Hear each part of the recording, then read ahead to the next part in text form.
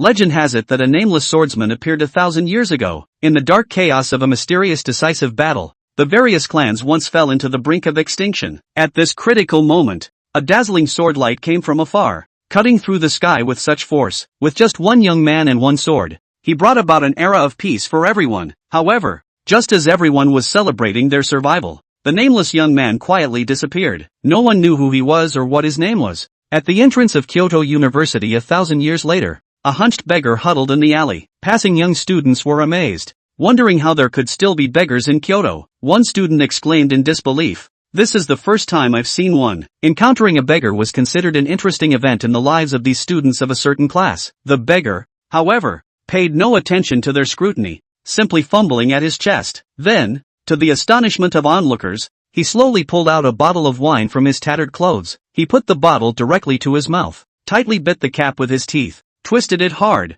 and with a crisp click, the cap came off easily. After doing all this, the beggar collapsed on the ground like a body with all its bones removed, soft and limp. His body, which was leaning against the wall, also slid down weakly and finally lay directly on the cold, hard ground. He struggled to aim the mouth of the bottle in his hand at his own mouth, and then began his real performance, blowing the bottle. "This guy is probably not a fool," someone whispered in the crowd. "People like him might just be those who have failed in the workplace seeking revenge, escaping reality in this extreme way, indulging themselves." Another person in the crowd continued, with a face full of disdain and sarcasm. This kind of escapism, in the eyes of this outspoken person, seemed too pathetic. Soon, these students dispersed. Encountering a beggar was initially a matter of curiosity, but once the curiosity passed, everything became dull, unless the beggar appeared again the next day. "Here he comes again." A student looked at the beggar blowing bottles in the alley, his face full of disbelief. He was the student who had mocked the beggar yesterday.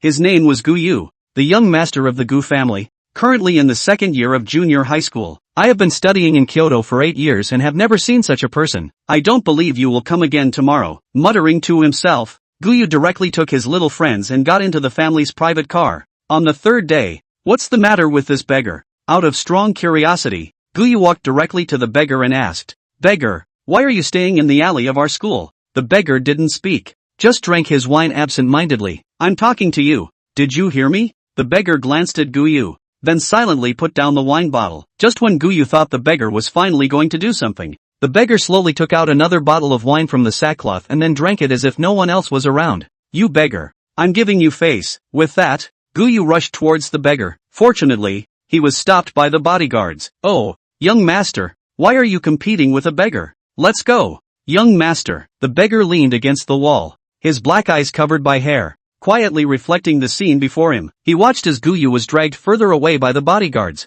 watched as the students gradually became accustomed to his presence, watched as the sun set and the moon rose, watched as the seasons changed, year after year, day after day. After a while, the beggar smiled, his laughter hoarse but not unpleasant. The corners of his mouth lifted slightly, but were already stiff. The next day, on the stairs inside the teaching building, 2 girls seemed to be chasing something, anxiously quickening their pace. Finally, when they were close to the first floor, Yu accidentally missed a step, and her body suddenly leaned forward. Yu reacted quickly and grabbed her. "Be careful." Fortunately, Yu's quick action stabilized Yu's body in time, preventing her from falling directly. Both of them were shocked by this scene just now. "My goodness, are you trying to scare me to death?" Yu did not answer Yu's question, but suddenly squatted on the step of the stairs, one hand covering her heart, the other hand unnaturally pulling her hair, breathing heavily. "Something's wrong. Something's wrong." Yu kept repeating this sentence. From the moment Yu started walking down the stairs, she felt that something was wrong, or perhaps, from the moment she left the classroom, an indescribable sense of unease swept over her like a tide. She could clearly feel her heart, as if it was being tightly gripped by an invisible and powerful hand. Yu inexplicably felt a wave of fear, a deep-rooted fear that seemed to be embedded in the depths of her heart, as if there were invisible eyes peering at her in the darkness. Yu became increasingly anxious, her voice raising a few notches. "Yu, what's wrong with you? Don't scare me." Yu looked up at Yu, and then her pupils suddenly contracted. Behind Yu, a phantom figure was quietly floating there. The figure wore a black mask that tightly covered most of his face, revealing only a pair of resentful eyes. On his forehead, there was a shocking bull-sized wound, which was like an open, hideous, bloody mouth, with a mixture of brain matter and blood mingling inside, slowly flowing out. The thick red-white mixture snaked down his forehead and over his brow like a wicked blood snake, and then slid down his cheeks with abandon, drop after drop, ticking down to the ground. Each drop fell as if it was a death knell ringing from hell, appearing especially clear and terrifying in this silent hallway. White Jade seems to know what's wrong. Big Head Wang, what do you think we'll do if we don't go to Bald Head's class? If Bald Head finds out, what will we do then? Underneath a huge ancient tree, 2 students were leisurely lying underneath to cool off. The dappled sunlight through the luxuriant branches and leaves sprinkled them with stars. What the hell? It's a bad idea to schedule this gym class at any time but the last class before school. Wang Defa skimmed his mouth with a disgruntled face. After a day of classes, I was already exhausted. How can I still have the energy for gym class at this time? Big deal. Next time we'll just give the bald guy a beating. Saying that, Wang Defa sat up straight and clenched his hands into fists, revealing an air of I'm not going to hell. Who's going to hell? That look as if he really wanted to have a big fight with the gym teacher. Sun Hu on the side shook his head helplessly. Don't try to be brave. If we really want to fight, how can we be the teacher's opponent? Sun Hu sighed and continued. But this class arrangement is really unreasonable, and it's no wonder we want to escape. Bald was the nickname they had acquired for their gym teacher. The 2 purposely skipped gym class and hid under this ginkgo tree to cool off. This ginkgo tree is located in the corner of the campus, and usually there are especially few people coming inside the garden, plus the fact that classes are in session right now and school will be over later, so basically no one will come. So the 2 of them also leaned against the thick roots of the tree without the slightest apprehension of being discovered. They chatted amongst themselves, talking about topics amongst the boys, ranging from cheats on games to gossip about the girls in the class. The leaves rustled in the breeze, as if they were also listening to their conversation. Chapter 16 Ghosts. Ghost trees. Ghost people, too. Do you think the White family really did that kind of thing? As they chatted, Sun Hu suddenly pulled on Bai. His face was filled with doubt and curiosity, and his eyes were firmly fixed on Wang Defa. Wang Defa frowned, then leaned against the tree trunk with his head in his hands. I think 80% of it should be fake. There's no need for the Bai family to be greedy for those tens of thousands of dollars. It's not going to do any good for the Bai family's company, is it? There was a hint of certainty in his tone, along with a few moments of contemplation. What's a big company doing? Idly coming over to swindle a commoner like you? Saying that, Wang Defa closed his eyes and enjoyed the next few summer days. I think that thug is 80% just some people who see the Bai family as bad and then arranged for them. Sun Hu heard it, but shook his head. But the internet is rumored to have evidence. Wang Defa grunted. Can you believe everything on the internet? Many of them are just made up for the sake of eyeballs. The Bai family has always had a good reputation in the business world, and it's too fishy for something like this to suddenly happen. Sun Hu was still a bit skeptical. Then if someone really framed them on purpose, can the Bai family find out? Wang Defa opened his eyes and looked into the distance. The strength of the Bai family is not weak. If they are really wrongly accused, they can certainly uncover the black hand behind the scenes. Don't follow the blind worry. Wait to see the subsequent development. But this month, since the White families received a lot of shock, just do not know why or delay to publish the truth. From the time of the incident until now, the Bai family has always maintained a silent attitude, which has also caused some skepticism among the people who originally trusted the Bai family. But either way, it wasn't something they needed to worry about. After all, it wasn't like it had anything to do with them, was it? At that moment, a breeze suddenly blew by, and Sun Hu involuntarily shivered. I say, Big Head Wang, do you ever feel a little cold? What are you kidding? Daddy, what kind of physical quality I am? How can I be cold? Now in the summer, you actually say cold. The body will not be. Chew. After a moment of silence, Wang Defa touched his nose. So what? It does seem a little cold. Sun Hu was just about to continue scoffing, but suddenly his eyes froze, and then he quickly pounced towards Wang Defa. Look out! Boo! The two fell to the ground in a hug, raising a cloud of dust. Asterisk. Sun Hu, are you sick? Before Wang Defa could finish complaining, in his eyes a tree branch suddenly stabbed violently towards the two of them like a poisonous snake. Wang Defa's heart was shocked. He did not think, is a foot-hard kick on Sun Hu? At the same time he is also a roll on the ground. Thrillingly avoided this blow. Asterisk. The branch directly grazed the corner of Wang Defa's coat, leaving a deep scratch on his school uniform. He kinda followed the school rules. At this moment, the ginkgo tree seemed to be completely enraged, and more branches came at them like wild snakes. Each branch carried the sound of a harsh wind, as if it wanted to put them to death. Sun Hu immediately climbed up from the ground, pulled up Wang Defa and shouted, "Run! This tree is crazy! You don't have to say it!" Wang Defa roared loudly, beads of sweat rolling down his forehead. The two stumbled along, occasionally glancing back at the ancient tree in the center of the garden behind them. During this thrilling escape, they were constantly being attacked and scratched by flying branches. A trail of blood appeared on Wang Defa's arm,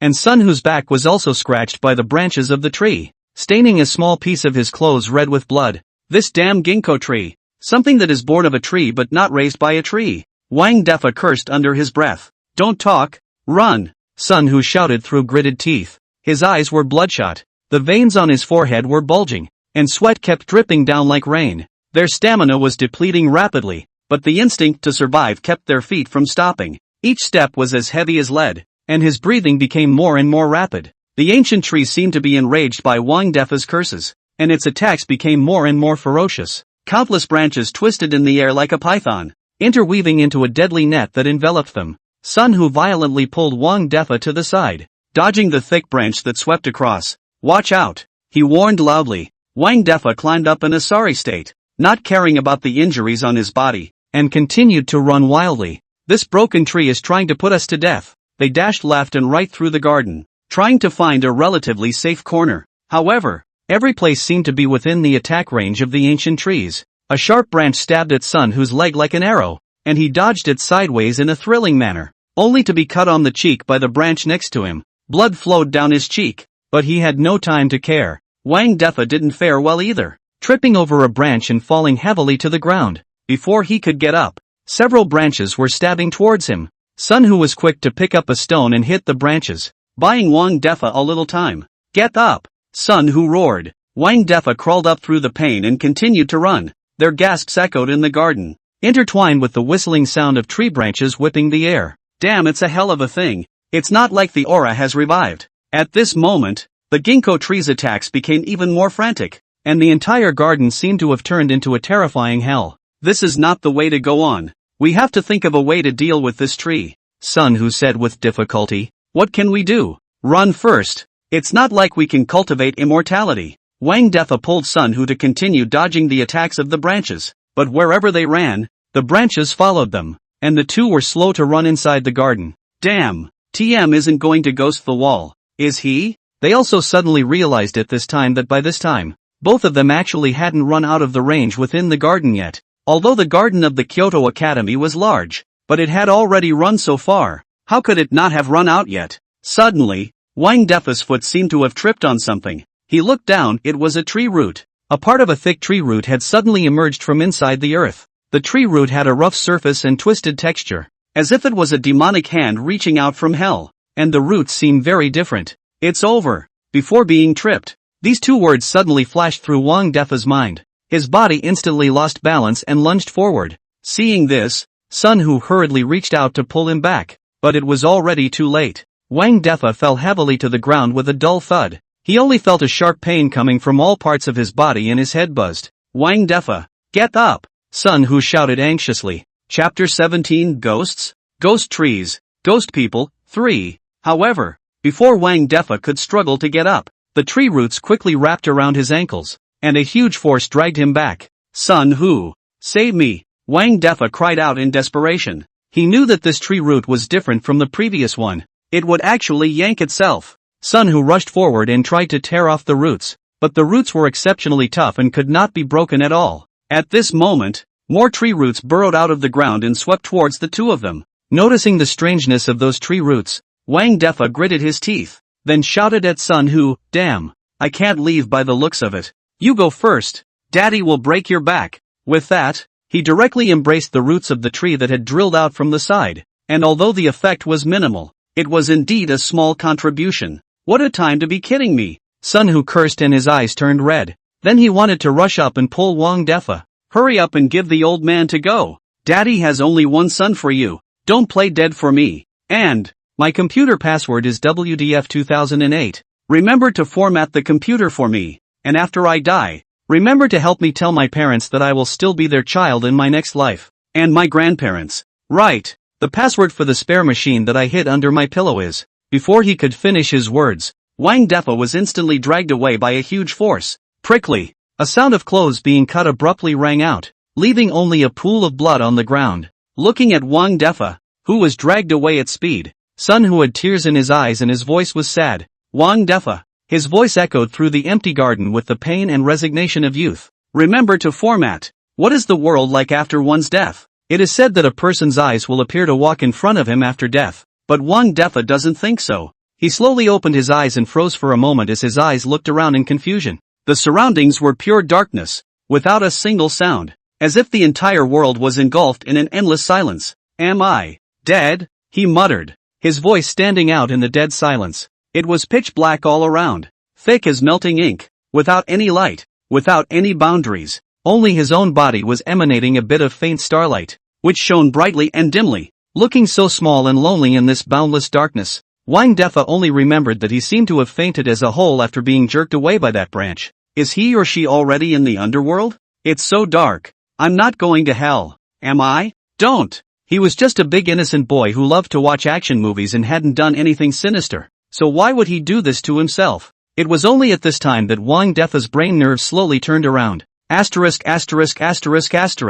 It's so hard to stumble upon an aura revival. And I'm actually Ed. Honestly speaking, when he first saw that weird ginkgo tree, Wang Defa was indeed stunned. He was a native modern man. Where had he seen such an unbelievable scene? However, at the moment of life and death, it was basically adrenaline controlling the brain, coupled with a strong sense of survival. Wang Defa didn't have time to react to what exactly was going on. It's only now when I slow down that I realize how thrilling and exciting the scene that just happened really was. But why let yourself die when you're so good at this kind of thing? I have not yet cultivated immortality, have not yet awakened superpowers as written in the novels, and have not yet properly experienced the caliber of the 38th technician. Why? Why do you have to let yourself die like this? Unwillingness, intense unwillingness churned in his heart like a raging wave. It was also when Wang Defa was filled with chagrin and resentment that a particularly blinding light suddenly appeared in the darkness. The light was like a sharp sword, instantly splitting apart the thick darkness.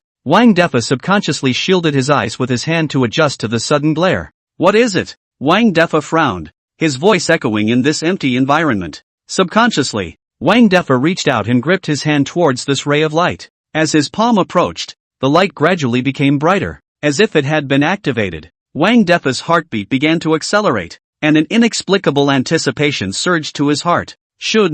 When Wang Defa's palm touched that light, the light instantly flourished, dispersing the surrounding darkness by a few points. The sequence has been awakened. Quietly savoring the rhythm of 1,000 autumns, the heart communicates with the God of all things. In the darkness, an unmanly, disembodied voice suddenly came out. A wave of joy immediately appeared between Wang Defa's eyebrows. I knew it. At dusk, the afterglow of the setting sun was like a thin golden veil, gently covering the entire academy garden. Viewed from a high place, the academy garden was circular in shape, surrounded by low-carved iron fences, and was almost as large as tens of hectares in size. The garden construction is located in the upper left corner of Kyoto Gakuen. A little further next to it are the dormitories of the academy. In the center of the garden an ancient tree is standing there quietly. This ancient tree is tall and thick. The trunk is twisted, as if carrying the vicissitudes of the years and endless secrets. Its bark was rough and dry and cracked, as if it were a piece of broken armor, and it was covered with lines of different shades, as if it was telling a long-ago story, and the luxuriant golden branches and leaves intertwined with each other, forming a dense green shade. However, underneath this seemingly vibrant appearance, there was an eerie aura. The remaining sun was like blood, and the red light that was like sobbing blood was reflected on the branches of the ancient tree, making those branches look as if they had been drenched in blood, emanating a chilling bloody aura. At the trunk of the ancient tree, a figure was being wrapped tightly in its branches. It was a living, breathing human being, his body twisted and contorted under the branches. The branches were like the devil's tentacles, strangling him to death and embedding themselves in his skin, leaving a shocking trail of blood. He was being strangled by the branches as he kept changing shapes, his face twisted from the extreme pain, his mouth wide open but he could only let out a weak whimper. He twisted his limbs with all his might, desperately trying to break free from this bondage, fear and despair in his eyes. However, the power of the branches was so strong that no matter how hard he tried, he couldn't get out of this cruel confinement. Sun, who felt afraid that he would not be able to fulfill his good brother's will. Right. No. Up. King. Big head. Can't help you. Format it. Mom and Dad, my child is ungrateful. Hell knows. I'll meet this kind of thing. In a trance of consciousness, Sun Who seemed to see a light inside the setting sun that was falling in front of him. At first the light was small, but gradually it became larger and more dazzling. The sequence has been awakened. Quietly savoring the rhythm of 1,000 autumns, the heart communicates with the God of all things. Chapter 18 Ghosts. Ghost trees. Ghost people. 4. Strange. Don't the Kyoto Academy people get out of school today? School should have gotten out a long time ago by all rights, right? I remember they were supposed to get out of school at noon, and now it's almost nighttime. So how come we haven't seen a single one of them? A bunch of reporters were gathering in groups of 3 or 2 at the entrance to the academy. Their eyes looked through the school gates and then onto the empty, deserted streets inside the campus. That's odd. Xiao Wei muttered. She then happened to catch a glimpse of the parents who stood anxiously waiting at the entrance of the schoolhouse. For some reason, Hoshi smelled traffic, almost out of professional reaction. She walked up and handed the microphone to the anxious middle-aged uncle in front of her. Hello, sir, do you know why this unusual situation occurred at the school today? Are you particularly worried since the child never came out? Hoshi asked with a concerned look on her face. Middle-aged uncle frowned tightly. Forehead bean-sized beads of sweat continued to roll down. His voice trembled. I'm not sure. This school has never been like this. My children usually go home a long time ago. Today this in the end what is going on? Calling the school teacher's phone also does not answer. Into and cannot enter. Can anxious dead me? A middle-aged woman anxious stomping feet. Her son is studying in the Kyoto school, but now cannot contact anyone. Naturally makes her heart anxious. The Kyoto Academy has always done a good job with security. For example, this energized double retractable door makes it almost impossible for people from outside to get into the campus if the security guards inside won't open the door. Moreover, if you forcefully enter the interior of the academy without the consent of the academy's security guards, you will be subject to the academy's pursuit. This is the same regardless of the situation. But the problem was, no matter how much the parents shouted and talked, the security guard sitting inside the security booth kept sleeping on the table and simply ignored the crowd. So some of these parents couldn't break in and see what was going on even if they wanted to.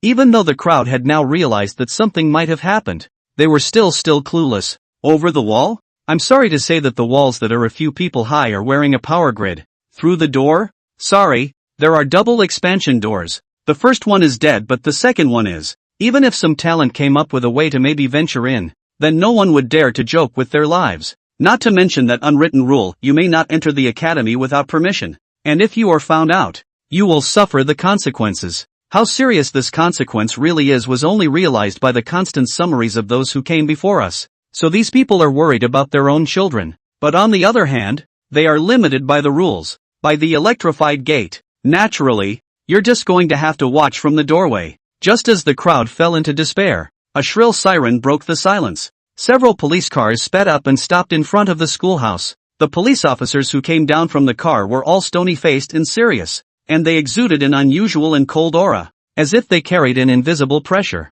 The police officer leading the group swept his eyes sternly over the crowd and bellowed, "Everyone, get out of here immediately. No one is allowed to stay." His voice was as loud as a floodgate, and he could not be doubted. The parents were stunned and frozen by the sudden rebuke, and after a short silence, someone shouted, "Comrade policeman, our children are still inside. Is something going on in there? I see that the security guard has been sleeping. It can't be food poisoning, right?" However, the police officers did not pay any attention, but quickly moved forward and began to forcibly remove the crowd. Their movements were relentless, pushing and shoving parents and reporters. Such a move naturally caused a commotion. One of them, Hoshi, tried to interview one of the police officers with a microphone to ask for specifics, but the microphone was snatched and thrown to the ground. "Filming is prohibited here. Get out of here. We'll take care of everything. These cops seem a little different." Hoshi looked at the smashed microphone on the floor and frowned involuntarily. The viewpoint gradually widens to the sky above Kyoto City, and you can take in the bustling city as far as you can see. And in one corner of the city, the Kyoto Academy stands out. At the academy centered on the ancient tree in the middle of the garden, a dense branch was extending continuously from the ground in an astonishing manner. They seemed like giant beasts awakening from their slumber with an unstoppable force, slowly writhing, stretching and elongating. Those branches were thick and strong, with rough and strange textures on the surface, as if they had their own consciousness. They kept spreading in all directions, and wherever they passed, the ground made a dull sound. Dirt was lifted, masonry was crushed, and even the sturdy concrete road was overwhelmed with a shocking crack. The supple but powerful branches seemed to carry an irresistible force that greedily wrapped itself around everything it touched. They first entangled the flowers and trees in the garden, and those delicate flowers were instantly drowned in this green torrent, losing their former luster. The original upright trees also in the branches of the winding, gradually bending, deformation, and ultimately be completely engulfed.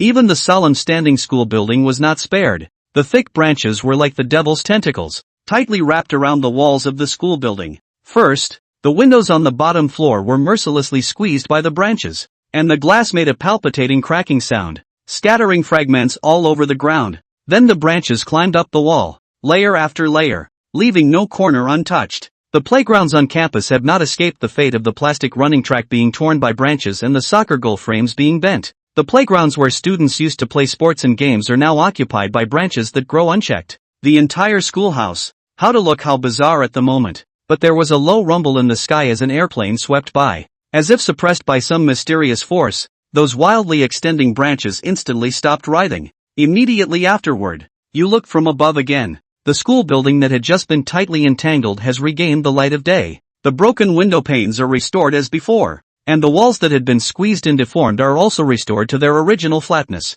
The playground reappeared in its entirety, with the track intact and the soccer goal frames re-erected. The ancient tree, too, seemed as if nothing unusual had ever happened, standing quietly in the center of the garden, its branches flourishing, as if everything that had happened before had been a terrible hallucination. The entire Kyoto Academy was back to its former self, serene and peaceful, as if nothing had happened. But the beggar understands that the sky is going to change. It's almost nighttime, after all. Chapter 19 Ghosts. Ghost trees, ghost people, Baiyu knew what was wrong. She looked at Lin Yu in front of her, or to be precise, the ghostly figure behind Lin Yu, and without thinking was suddenly pushed Lin Yu away, and then ran towards the stairs. Baiyu, what are you doing? Lin Yu looked at Baiyu in dissatisfaction, but Baiyu had already run out of sight at the moment. After hesitating for a moment, in front of the points and befriending the white family girl, Lin Yu still chose to catch up. Lin Yu chased after Baiyu while shouting loudly, Baiyu, wait for me. What in the world is going on? Don't you run around. Her voice echoed in the empty hallway with anxiety and disbelief. Lin Yu's footsteps were a bit disorganized due to her nervousness, and her rapid breathing intertwined with the sound of her footsteps. Fine beads of sweat also appeared on her forehead, sliding down her cheeks. Baiyu, it's too dangerous for you. Stop. Lin Yu's voice became broken from running. She tried to speed up to catch up with Baiyu, but Baiyu was running too fast, making her a bit overwhelmed. I didn't see her run so fast just now. Lin Yu gritted her teeth and still continued to chase after them. Baiyu looked at the shadow-like ghostly figure beside her. It would be a lie to say that she wasn't scared, but she definitely wasn't particularly scared anymore either. After all, you're getting used to being scared yourself, and there's usually only one reason why this ghostly figure appears. That is, one is still asleep. No matter what happened, once this ghostly figure appeared, Baiyu was basically certain that he was sleeping. It was a talent she'd been scared out of for nearly a month now. Seeing ghostly shadows equals sleeping on your own. Set formula seconds. So one must have fallen asleep between classes again by now. Baiyu took a deep breath, stopped, and slapped herself violently across the face. A crisp sound rang out in the hallway, but the scene in front of him didn't change in the slightest, and the ghosts were still following closely. No, gotta wake up soon. There's a math class to go to. Baiyu thought in his mind and pinched himself hard again. The pain instantly spread throughout his body, but the scene around him remained unchanged. At this time, Lin Yu finally caught up, and as she pulled Baiyu down, she panted, Baiyu, what the hell are you so mad about? Baiyu didn't say anything, since he knew that he was still sleeping now. He was definitely trying to find a way to wake himself up. You asked her why she was so sure. Dozens of times you don't get scared awake for nothing. As for why the pinch hurts so much, Baiyu, however, still remembered that she would feel cold even when she fell asleep with those cold hands covering her mouth. I don't know why I still feel cold when I'm asleep, but since I could feel cold before, it shouldn't be a big deal to feel pain now, right? Most of all, it seemed as if there had been a voice in the bottom of Baiyu's heart telling her to wake up quickly. It wasn't some intuition, but an actual voice telling her to wake up quickly. Just like now, wake up. In his ears, another disembodied voice came. Not sure what it is though and where the sound is coming from. but inexplicably gave Bai-yu a feeling of trustworthiness. And from the moment he descended the stairs, Bai-yu felt something was wrong. And that something was wrong stemmed from the unreality of his surroundings. It's a feeling that everything around you is unreal, that there is a sense of make-believe. Bai-yu's gaze swept across the walls of the building, and the portraits of celebrities seemed to become blurred and distorted. The steps under his feet also seemed to have lost their original solidity, becoming soft and illusory. Even Lin Yu's anxious face looked like it was separated by a hazy veil at the moment, making it hard to see. White Jade's eyes glazed over. She knew she was sleeping.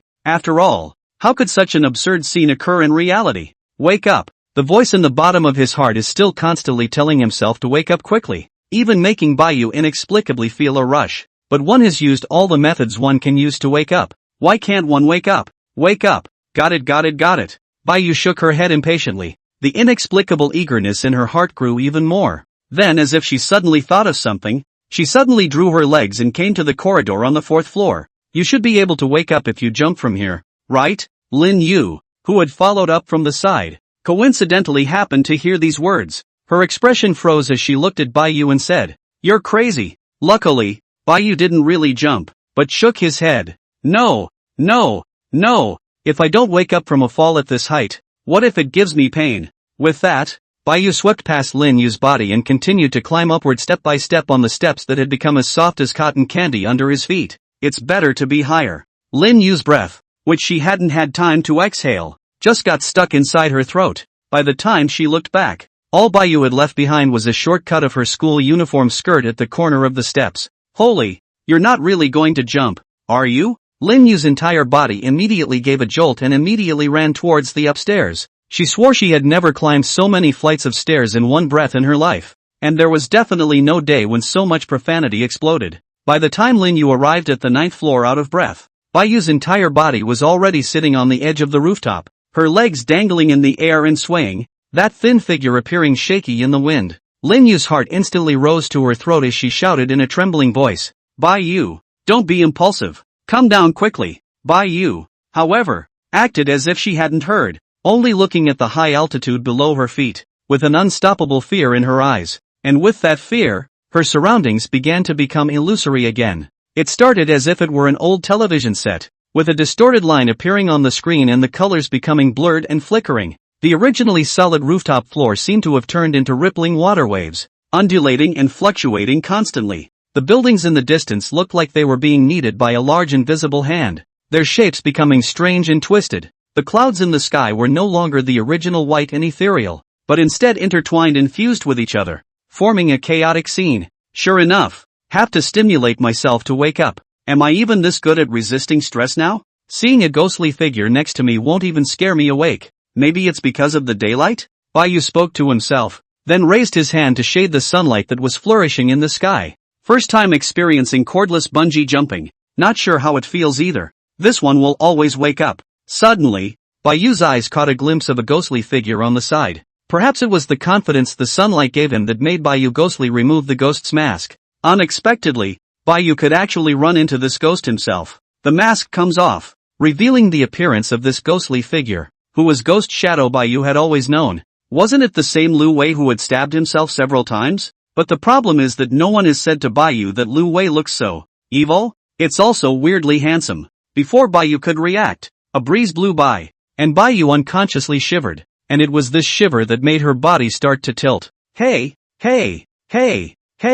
Ah! White Jade! Lin Yu's eyes widened in horror as she dove over to try to grab Bai-yu. However, her fingertips merely grazed the corner of the alabaster's coat. Chapter 20 Ghosts, Ghost Trees, Ghost People, 6. Bai-yu's body fell sharply, and the gusty wind whistled in her ears as if it were the hissing of a demon. At this moment, her mind went blank, her thoughts seemed to be frozen, and the whole world seemed to be left with only the sound of the whistling wind in her own rapidly falling body. Am I being a little impulsive? The second before he was about to land, this thought popped into Bai-yu's mind. However, it was too late. In the classroom, the setting sun shone through the already broken glass, and the soft and dim light constantly shone on the sleeping people inside. Teacher Yang, who had fallen asleep on the floor, had a haggard and peaceful face. Lin Yu, who was sleeping on the table on the side, still had a faint smile hanging at the corner of her mouth, as well as those students who had already passed out in front of her, who were in different postures, but were all immersed in a deep sleep. Bang! In the quiet classroom, there was a sudden, not-so-light sound. Hiss! It hurts. Bayu rubbed her knee that had just hit the corner of the table, her entire face a little scrunched up from the intense pain, her brows knitted together tightly. What it felt like to fall to her death she didn't know, but she herself was shocked enough to hit the corner of the table, raising her eyes to scan the vicinity of the classroom. Bayu, however, suddenly froze. What followed was intense fear, only to see that a weird tree branch outside the window kept spreading in from outside crazily. Those branches were thick and hideous, as if they were claws from hell. Some of the branches had already penetrated some people's bodies, and the picture was cruel to the extreme. The bodies of the students who were penetrated were instantly dyed red with blood, the wounds were a bloody mess, and the broken clothes and flesh and blood stuck together, indistinguishable from each other. Thick blood gurgled out, pooling on the ground in a shocking pool of blood. Some students were pierced through the chest, their hearts broken, their eyes staring vacantly at the ceiling. Others were pierced through the abdomen, their intestines dripping out, emitting a sickening odor. On the ground, outside the windows, there were still some branches and vines constantly extending, and they grew recklessly, as if they wanted to swallow the entire classroom. Wherever those branches went, tables and chairs were overturned, books were torn apart, and it was a mess. Am I still awake? Bayu muttered, his eyes full of disbelief. It wasn't until the tip of her nose smelled a fishy odor of blood that Bayu seemed to react and covered her mouth with her hand in a panic. Vomit. She's a little physically ill. Right at this moment, those crazy spreading vines suddenly accelerated their speed and swept towards Bayu as if they had received some instructions. Bayu panicked and tried to back away, but realized that he was sitting in a corner position with nowhere to run. What the hell was going on here? Bayu stared in horror, seeing that the vines were about to touch her body. All of a sudden, those branches stopped one after another, just as if they had been cast under a stasis spell. Afterwards, as if they had been cut off by some incomparably sharp weapon, they made a clicking sound of breaking, and fell helplessly to the ground from before the eyes of the white jade. Broken branches fell in a flurry, piling up in a twisted heap of obstacles on the ground. It was also at this time that Bayu realized that there were already an unknown number of vines like this one that had been cut down around him. They were stacked horizontally, neatly cut, and gave off an odor of decay. Is this something protecting itself? Although Bayu's brain sometimes didn't work well, he still reacted quickly at this time. As expected, as the next vines that rushed towards him were also bizarrely chopped down to the ground, Bayu had completely understood. Something unseen was protecting itself.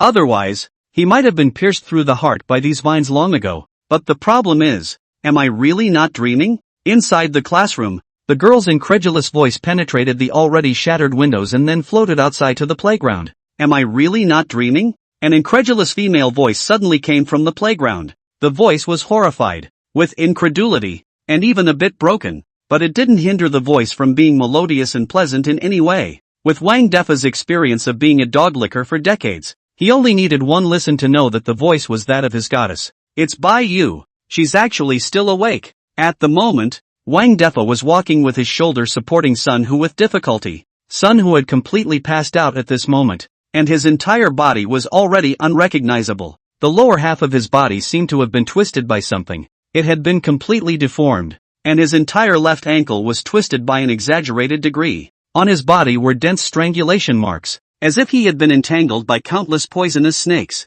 And Wang Defa on the side was no better. There were some green thick liquids all over his body, and those liquids emitted a pungent odor, as if they were some kind of venom. His clothes were so tattered and torn that he could barely cover himself, and his body was covered in wounds of varying depths, with blood seeping out. The whole person was as wretched as an evil spirit crawling out of hell. When his ears were slow to get a response from Sun Hu, Wang Defa twisted his head, and only then realized that Sun Hu had already passed out. He gritted his teeth, and then said in a deep voice, "Brother, you have to support me up. I don't want to be bereaved just after turning into Superman. You were quite handsome that time before. I will reluctantly admit that you just had that moment that was indeed a little bit more handsome than me." Wang Defa gasped for breath. Every word he said seemed to have exhausted his whole body's strength. Speaking of which, reverse Sun, what sequence did you awaken? His voice carried a hint of eagerness and anticipation, yet the only thing that responded to him was Sun Hu's faint breathing.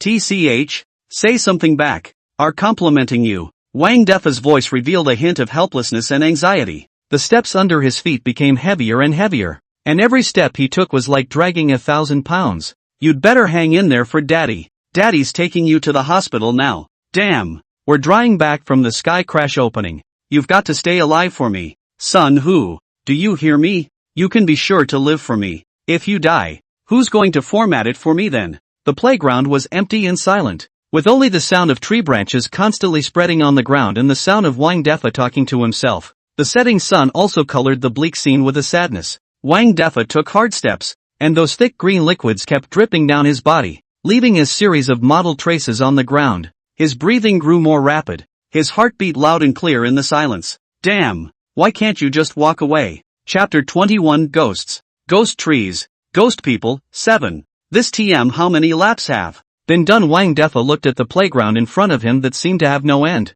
His eyes were covered with blood, and those eyes were full of exhaustion and despair. With that, he carried Sun Hu on his back, walking with difficulty in a circle. Phew, exhausted. I should have known. I might as well go to gym class. But until night fell completely, and darkness began to cover the land like a heavy curtain, he still hadn't succeeded in walking out of the playground as if it were cursed. Asterisk. Wang Defa finally fell down on the lawn of the playground out of strength. He panted heavily like a mad beast, his chest heaving violently, as if he wanted to squeeze all the air out of his lungs. Sun Hu also slipped off his body and rolled to the side. He should not meet the ghost wall, right? Wang Defa thought. Inwardly said that not afraid that is absolutely impossible. After all, everything that happened today is far beyond his understanding. The unimaginable sight, the ancient tree that would eat people, and this weird playground that he couldn't get out of, all filled his heart with fear. Gritting his teeth, he once again struggled to his feet with all his might, and with trembling hands, he carried Sun Hu on his shoulders. At the moment, the ear side of Sun Hu's breathing has become more and more faint, as the candle in the wind may be extinguished at any time, which also makes Wang Defa more and more fearful in the heart. Damn, that's weird. He had carried Sun Hu on his back in this playground already from dusk to night. The afterglow of the setting sun had long since disappeared, replaced by endless darkness. It's been so long, how is it possible that it hasn't gone out yet? But no matter how much one reoriented himself, he could never get out of the green lawn beneath his feet. The circle of track at the edge of the playground was like an illusory bubble at this moment. No matter how hard he tried to get closer, he could never reach it. One can never reach it on one's own. One can only keep stepping in place, forever stepping foot after foot on this seemingly soft but eerie lawn. But, are you kidding me? Wang Defa roared angrily, his voice filled with resignation and determination. His face was twisted with rage, and the veins on his neck were rippling. I don't believe I can't walk out. He gritted his teeth fiercely, his eyes rounded, and continued to take heavy but firm steps as he trudged forward in this endless darkness. It was only when a sudden sizzling sound came from the surrounding darkness that Wang Defa stopped that staggering step. Who? He bellowed, his voice echoing across the empty playground. However, no one answered him. The sibilant sound, however, was getting closer and closer, accompanied by a creeping chill. Who's where? Wang Defa tightly propped Sun Hu upwards, his eyes staring warily at the direction from which the voice came, his throat swallowing from nervousness. Still no one replied, while the chill grew stronger, as if it was going to freeze his blood. Suddenly, a black shadow surged out of the darkness and lunged towards Wang Defa. What the hell? Wang Defa subconsciously sidestepped to avoid it, but was still grazed by the black shadow on his shoulder, and a sharp pain came. What the hell? He snarled, his heart racing. At that moment, more black shadows came from all directions and surrounded them.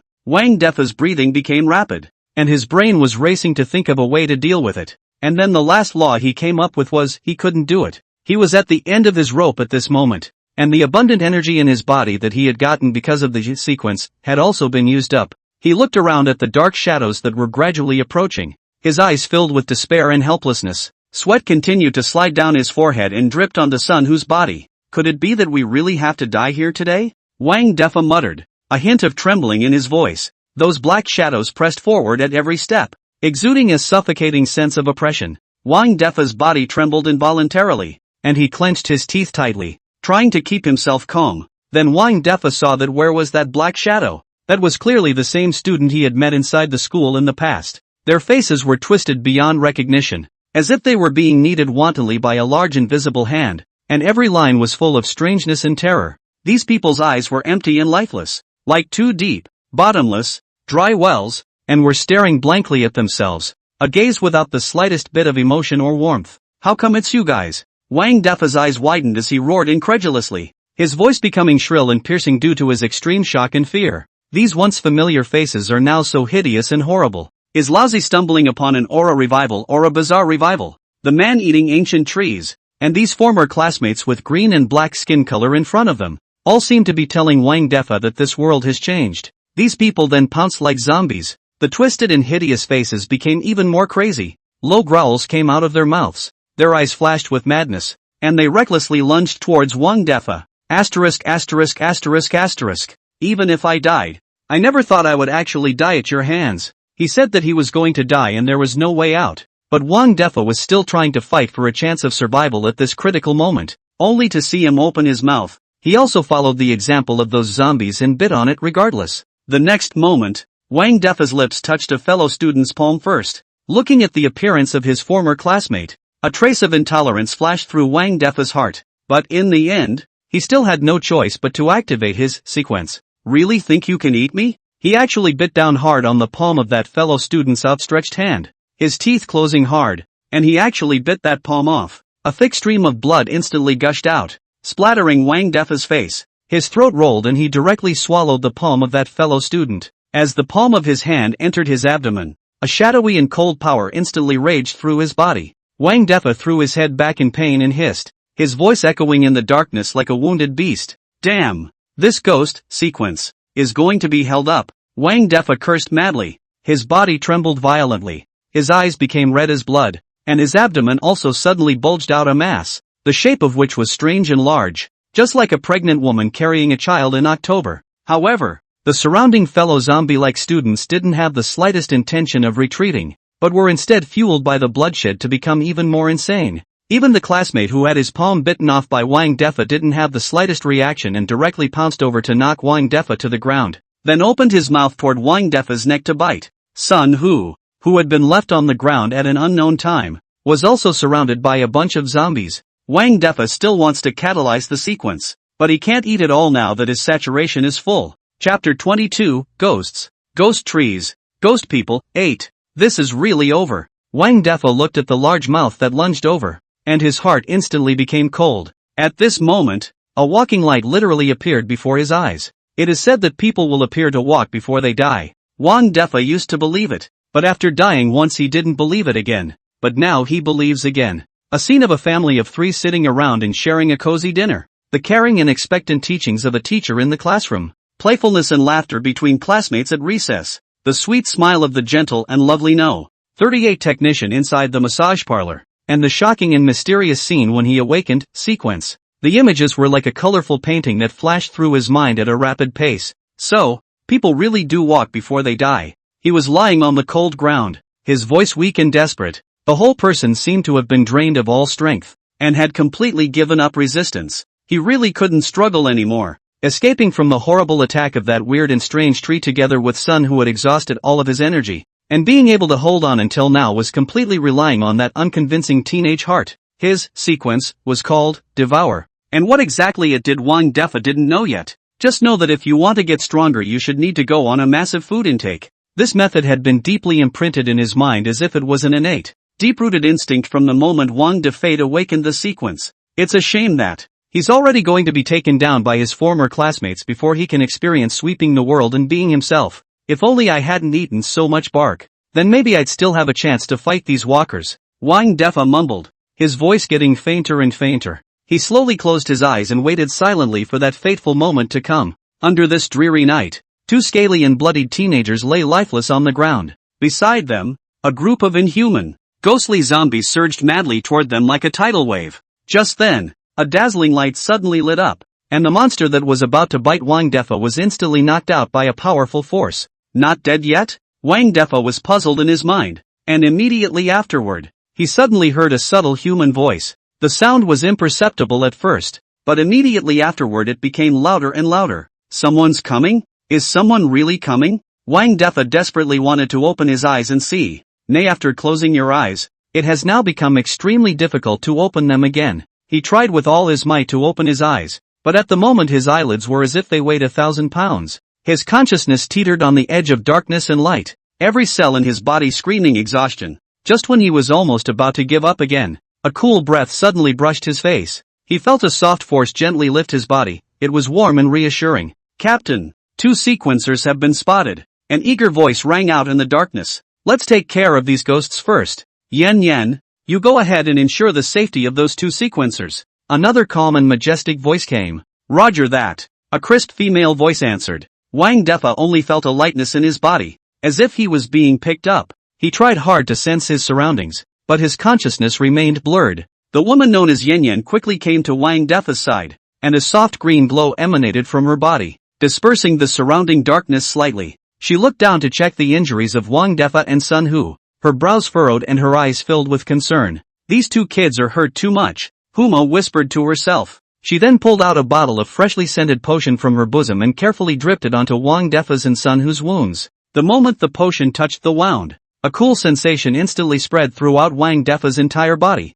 Even the pain in his stomach seemed to have lessened. Wang Defa's consciousness gradually recovered a bit under the pacification of this force. He struggled to open his eyes and saw a beautiful and unfamiliar woman looking at them with an anxious face. Not far away were a bunch of people in police uniforms dispersing what were called ghosts. I knew it. I knew all you people with powers were hiding them from me. Wang Defa spoke weakly, his voice breaking, but it was rarely reassuring. Let's start with whatever the hell is going on in the world. But the moment he saw the police uniform, he was reassured. It's the police. Li Yanran was slightly stunned and looked at Wang Defa with a strange gaze. Son, keep quiet for a while. Save your strength. And if you have any questions you can speak later. What a time to be in the mood for flirting. Wang Defa, however, did not care and continued. First go to save Sun Hu.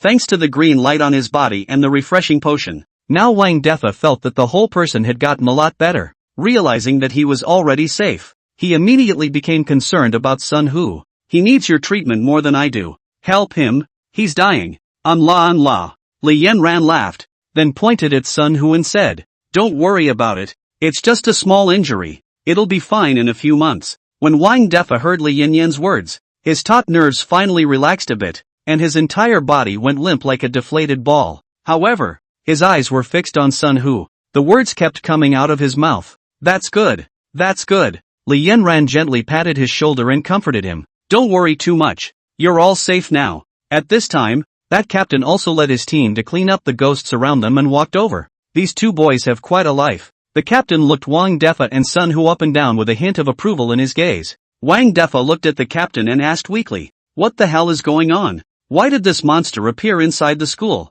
Is this world a revival of aura? Aura recovery? The captain took a drag on his cigarette, then laughed. There's no such thing as an aura revival. This world has been like this for thousands of years. Forget about that for now. Let me ask you, how did you 2 boys manage to not get dragged into the illusion by that ginkgo tree? Mirage. Wang Defa repeated, then thought of the sleeping students and teachers he had met on the road. So they were under an illusion. No wonder I can't wake up no matter how much I scream. Fixing his mind, Wang Defa said, Captain, I don't know why I didn't get hit by the illusion. Maybe it's because I awakened, sequence? This has nothing at all to do with whether or not the awakening sequence is pressed. The captain flicked the ashes of his cigarette and gazed into the darkness ahead. You boys are quite the self-starters. Calling on the captain here. Alright, I guess you don't know anything either by the looks of this kid. So I'll leave you alone. Captain me.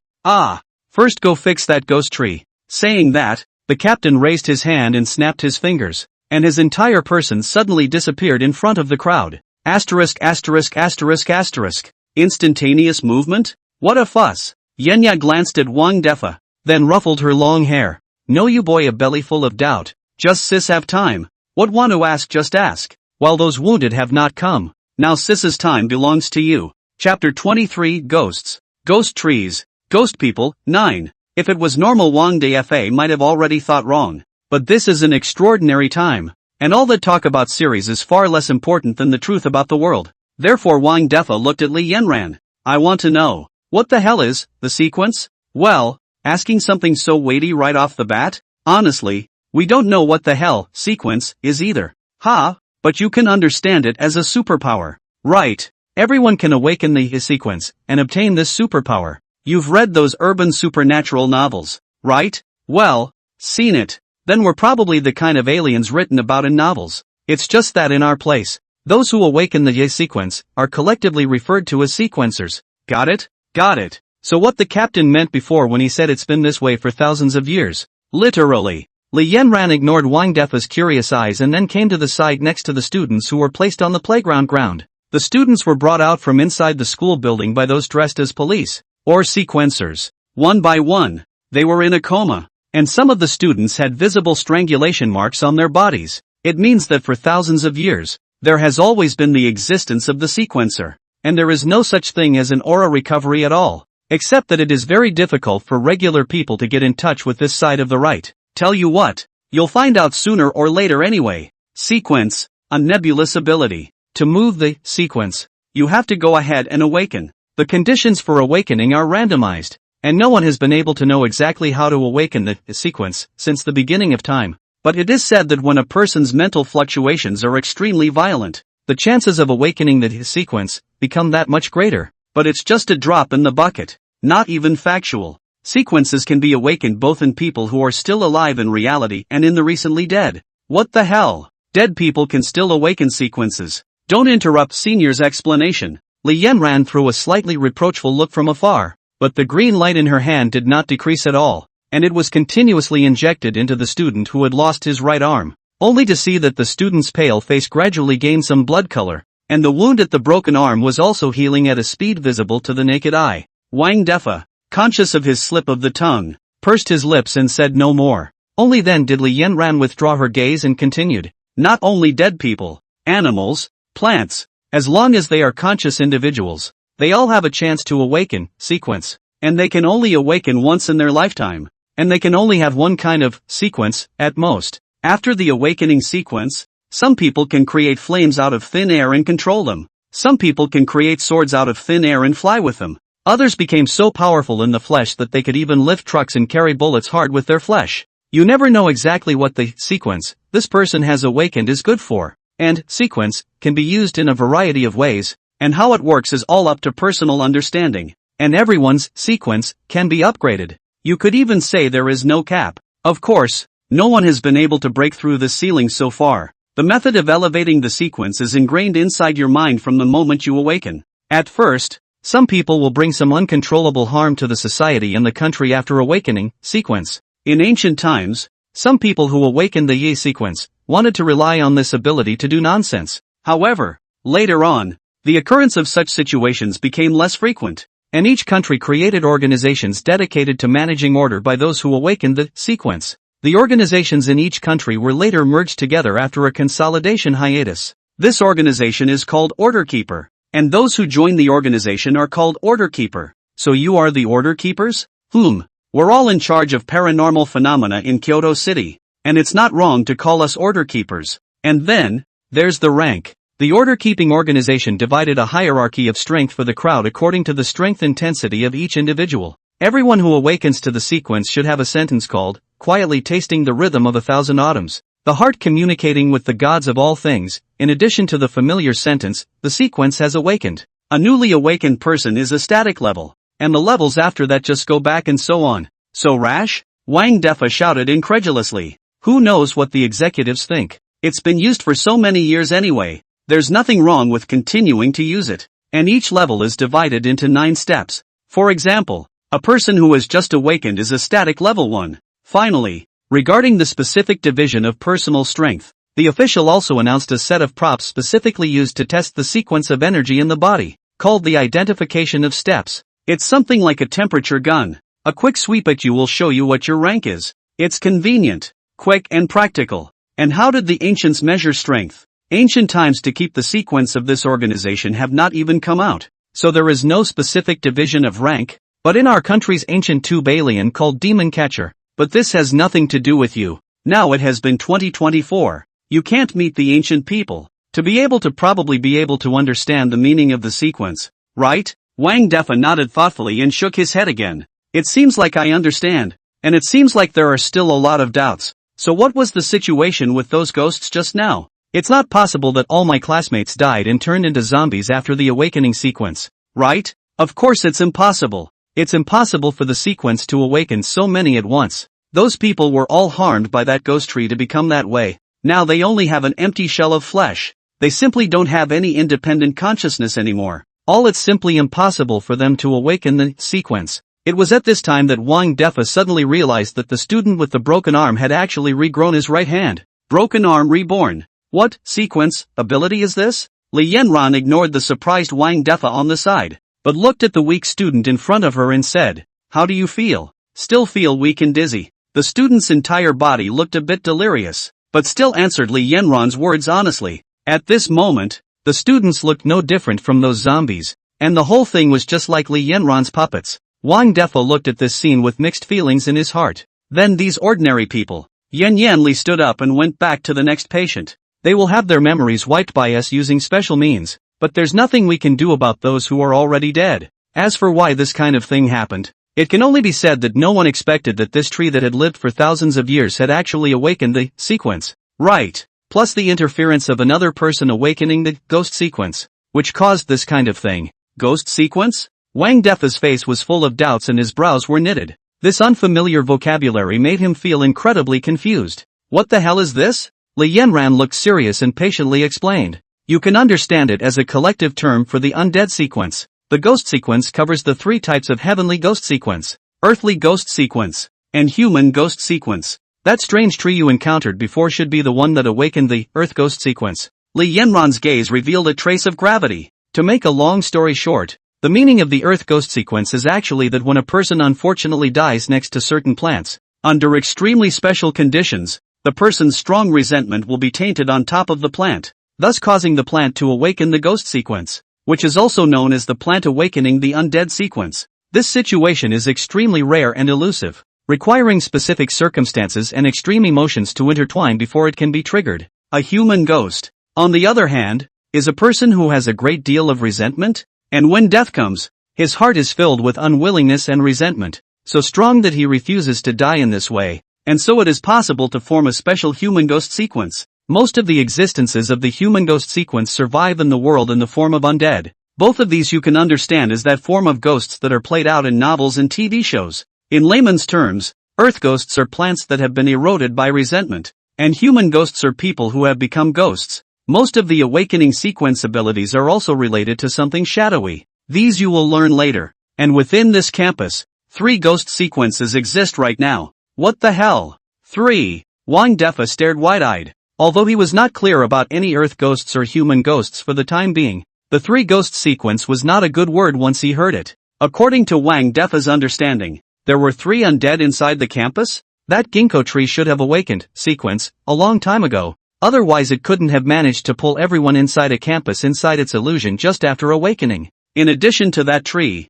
based on the previous sequence fluctuations, there are 2 other people who have awakened the human ghost sequence. Who? Li Yanran took a deep breath, then said heavily, I don't know. Ancient trees, thugs, students. 3 ghost sequences. Haven't been this hilarious in a while. Inside the alley, the beggar mumbled something in boredom as he looked at the flies not far away. The tattered clothes he wore swayed in the wind, revealing dirty skin. Resentment? Magical obsession. Can a person help a plant to awaken by letting their own resentment infect the plant even though they don't have the awakening sequence? Too bad ghost sequences are no good. Ginkgo tree. The beggar looked at the fly lying on the tree in fascination, and his eyes began to become lost, as if he were caught up in long ago memories. I seem to have seen this tree somewhere. Has it been too long? Also right. The beggar released a smile, but there was a hint of unspeakable sadness hidden in his eyes. Chapter 24, The Girl in the Duck Hat. He just sat quietly inside the alley, looking sideways at the entrance to the school,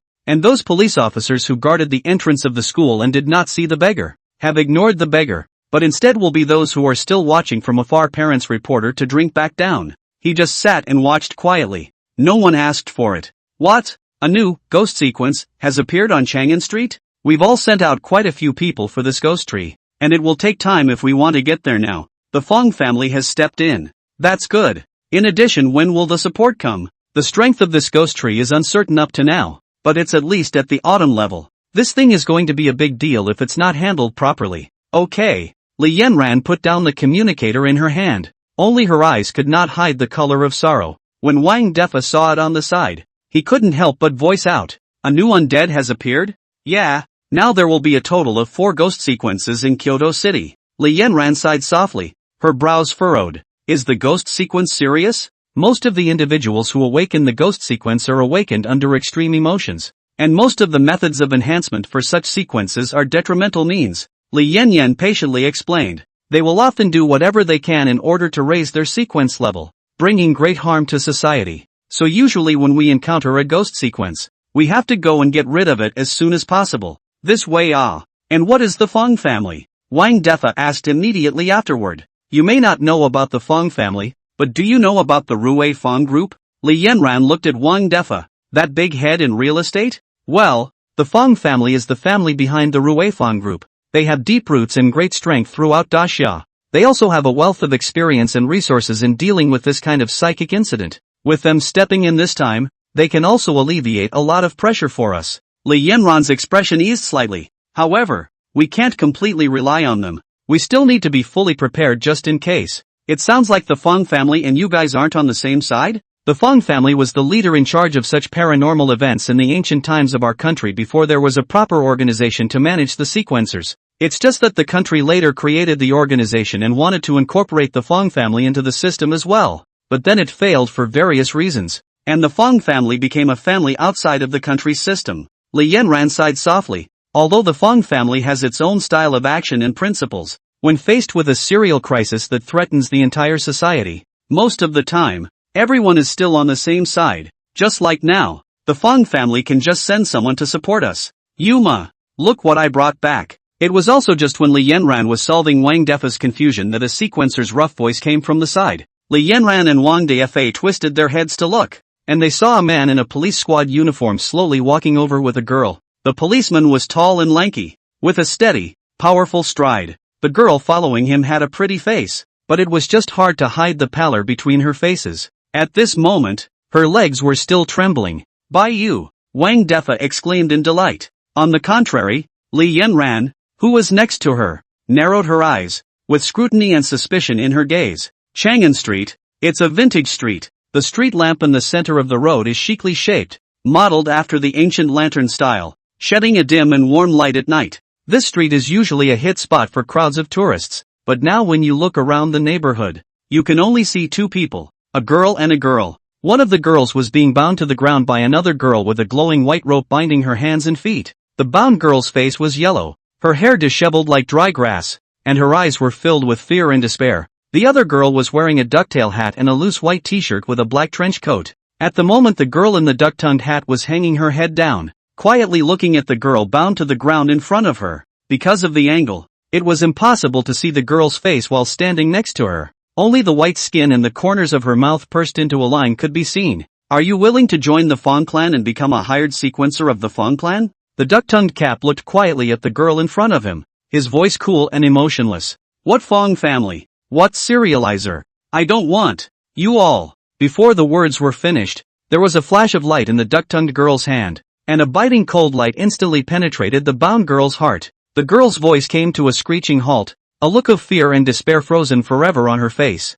Her body twitched slightly for a few moments, and then she was completely motionless. The girl looked expressionlessly at the body lying on the ground that was gradually losing its vitality, and gently raised her hand, and the glowing white rope disappeared. The girl on the ground, on the other hand, had a small sliver of ice condensed on her chest, covering it like a crystal petal. It was also at that moment that the cell phone in her pocket suddenly vibrated a few times. Slowly, DuckTales took out his cell phone, then tapped on the message bar. 1812. Fong Wentian, a human ghost sequencer, has appeared on Chang'an Street in Kyoto City. They're too busy with the ghost tree to worry about it right now. You just happen to be on duty in the neighborhood. Go over and help out. 1813. Fong Wentian, after capturing the sequencer, let's first see if the other party can return to the family. If the other party doesn't agree, then let's eradicate them. The last message then shows that it was just sent. 1835. Fong Wentian would go to the Kyoto Academy to support those order keepers.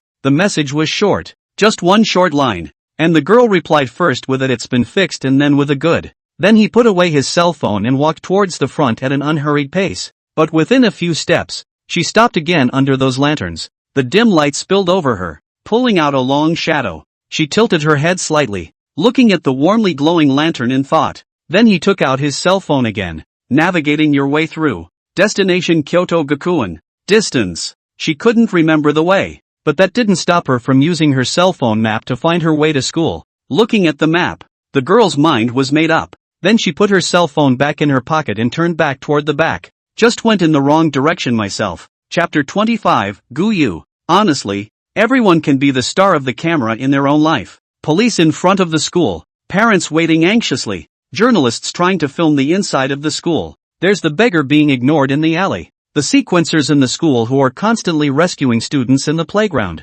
and the duck-tailed girl who is following the navigation. These are the people who are in the shot, but these are not the people who matter most right now. Rather, it was the captain who had gone to single out Ginkgo not so long ago. The difference in level between sequences is a world of difference as long as it's more than 3 orders. Most of these first sequencers to arrive were at static to 1000 levels of strength, and if they went to participate in a battle with a ghost tree that was at least autumn level, they might have been razed to dust by the aftermath of the battle. So most of these people are acting as logistics, and the strongest among these people was the captain who had reached the first stage of the rhyme rank, Guyu. Therefore if Guyu couldn't even beat them, then it was useless for them. The cannon fodder. To go. Yes, you heard it right. The vice president of the student council of the sophomore year of Kyoto Academy is the sequencer, and a sequencer with a level as high as rhyme. To put it another way, he's halfway through the sequence about the sequence. However, his ability to reach this level wasn't really all on his own, but had a certain external factor in it. But being only 21 years old and having reached the rhyme level was truly a reflection of one's own talent. Inside the garden, along with a distortion of space, Guyu instantly appeared in front of the trunk of the ginkgo tree. The entire ground of the garden had been completely covered by those intricate tree roots, as if it was a huge spider web, permeated with a creepy aura. Guyu was now stepping on a tree root, looking at the heavenly tree in front of her with a grave expression. As a student of the Kyoto Academy, Guyu naturally hadn't slacked off under this tree less often, but the thought of her former self actually lying down and sleeping under a tree that had awakened the ghost sequence, Guyu couldn't help but feel a pang of fear within her heart. It's no different than sleeping at night on a pillow that is the thigh of an evil spirit press. Back from a research trip, home was actually burglarized. Guyu muttered, her face filled with disbelief. He took a deep breath and tried to calm the waves within him. Something seems off about this tree. Guyu frowned as she looked at the giant tree in front of her. It was reasonable to say that when an individual like this type of grass or tree awakened to the sequence, they would generally have the same way of thinking as humans. But it had been so long since he had appeared, and he hadn't seen the tree react to Guyu. Could it be that this tree has no self-awareness? It was only stimulated to become like this. Just as Guyu was pondering, spots of green light suddenly emerged from the trunk of the ginkgo tree, and then a strange light shot out from it, directly at Guyu. Guyu's heart tightened and she hastily dodged sideways. However, the light was so fast that it still grazed his shoulder, leaving a deep scar. Asterisk.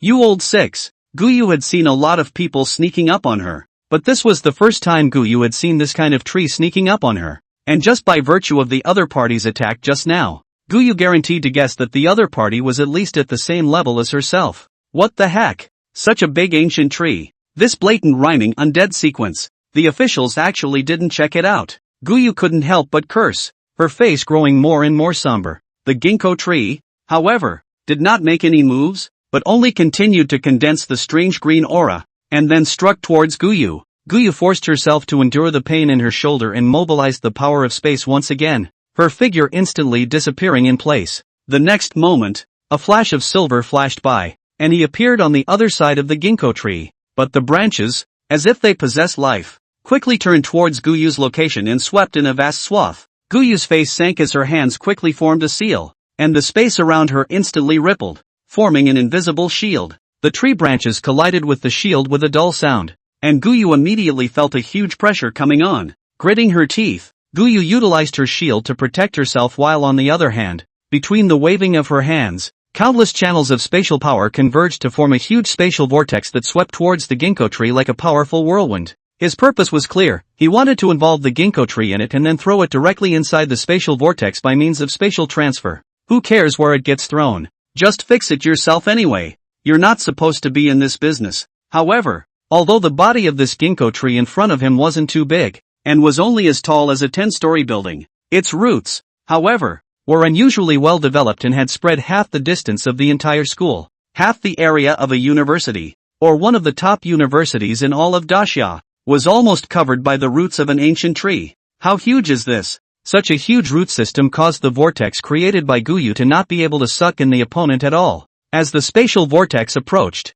as if the ginkgo tree sensed a threat, the green light on its trunk suddenly became more intense. Immediately afterward, those originally calm tree branches began to dance crazily, like a green whip, fiercely lashing at the spatial vortex. Each branch contained a powerful force, colliding and rubbing against Guyu's spatial vortex, emitting ear-piercing sounds. And as time passed, the branches of the ginkgo tree grew more and more, gradually forming a dense green barrier that blocked out the spatial vortex. Guyu clenched her teeth, veins rippling on her forehead as she continuously increased the output of spatial power. Get in there for me! Under Guyu's full force, some of the tiny branches were finally caught in the spatial vortex and instantly disappeared. However, the main trunk of the ginkgo tree remained standing and continued to release a powerful force as it attempted to break free from Guyu's bonds. Let me think about how Pops operates, Guyu murmured, then suddenly put her hands together and performed spatial instantaneous transfer once again. This time, he appeared directly above the ginkgo tree's canopy, his feet firmly planted on a thick branch. Guyu looked down, a hint of determination flashing in her eyes. He danced with his hands and recited under his breath as a mysterious rune appeared around him. As he moved, the space around him began to fluctuate violently, as if it was about to be torn apart. Those runes instantly transformed into a ray of light and flew to the surroundings of the ginkgo tree, forming a huge spatial cage and trapping the ginkgo tree tightly within it. The ginkgo tree frantically hit the spatial cage with a loud noise, but it was unable to break through the powerful blockade. Guyu gasped for air, beads of sweat rolling down his forehead. His eyes were fixed on the still struggling ginkgo tree, and his mind pondered his next response. Then he came to a conclusion that was to increase the horsepower, only to see the silver light on Guyu's body flourish. The energy in his body and injected into those runes like no money. His body trembled slightly. Obviously this huge energy output had placed a great burden on his body. But there was no way. Guyu only knew so many moves. Usually, one's opponent could just wave his hand and have the other dismembered by the power of space. Where did he know that this time? His opponent was actually at the same level as himself. As the energy continued to be injected, the light of the spatial cage became more and more dazzling, and the powerful oppressive force made the ginkgo tree's struggle more and more difficult. However, the ginkgo tree did not yield easily, and the green light on its trunk was like a burning flame, surging more and more. Suddenly, a twisted human face emerged from the trunk of the ginkgo tree, and they let out a mournful scream that was so shrill that it even caused Guyu to feel a stinging pain in her eardrums. Immediately afterward, a black mist spewed out from the mouths of these human faces, and the mist quickly filled the air, corroding the surrounding spatial cage. What's this again? Chapter 26, Gubu Ping. Guyu frowned at the mist that continued to corrode the spatial cage, but he was unable to find any extra ways to deal with it, as he only knew a few tricks. He wasn't a serious order keeper in the first place, and he was usually just rushed into doing tasks. Now that you've met a really tough tree, you're naturally at your wit's end.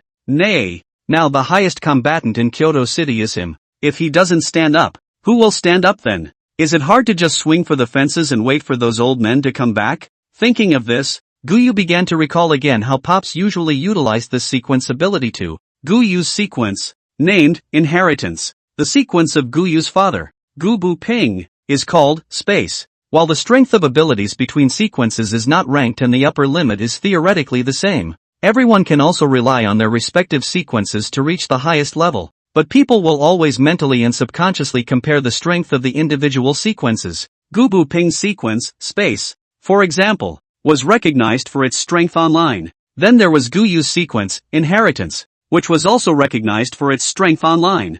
Guyu's ability was simple. She could transfer other people's sequence abilities and sequence strength to herself. The price is that the person who passes the sequence will lose their own sequence. And there are restrictions on the use of Inheritance. That is, the person who delivers the payload can't be more than 2 levels above their own strength at the most. And you can only try out the abilities you get by relying on Inheritance for 1 year. But of course you can cancel them on your own accord. After a year, your sequence ability will become Inheritance again. This was all something Guyu had learned from relying on experience. However, the 1-year experience card was only because Guyu was only static level at that time, and as long as Guyu raised the sequence level of Inheritance, she could obtain an additional year for every level. When she had utilized Inheritance to obtain Gubu Ping's ability, Guyu had already been at the first rank of the 1,000 levels at that time, so the time for the Space experience card came to 3 years. This year was Guyu's first year of using Space, And if inheritance wanted to improve,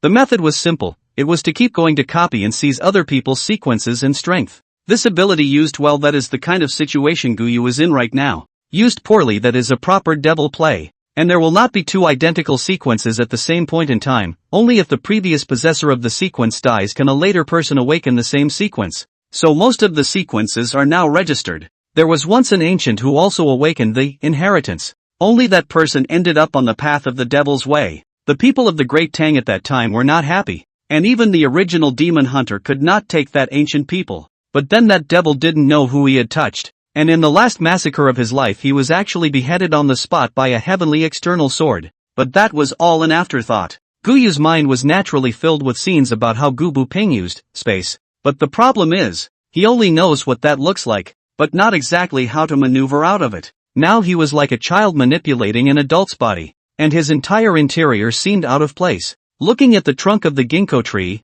Guyu again unconsciously recalled one of the methods that her old dad used to go out. As I recall, it was a quiet night with moonlight like water spilling over the courtyard. Gu Ping stood in an open space with a solemn expression, only to see his hands slowly raised, with light flickering in his palms. The space around him seemed to tremble slightly with it. Guyu, keep a good eye on me. Guyu, who was sitting on the ground on the side, was unimpressed, sitting dangling with a blade of grass in his mouth. Got it. Watch this. Gu Ping took a deep breath. His hands fiercely joined together, and a brilliant silver light instantly erupted from his fingertips. The light quickly coalesced into an incomparably sharp, silver-colored blade, the blade flashing with mysterious runes, and the air around it rippled with a ripple visible to the naked eye due to its appearance. Gu Ping's eyes blazed, and with a wave of his arm, the silver-colored blade chopped forward with a thunderous momentum. Wherever it passed, the space was easily cut open like a fragile cloth, revealing a dark crack,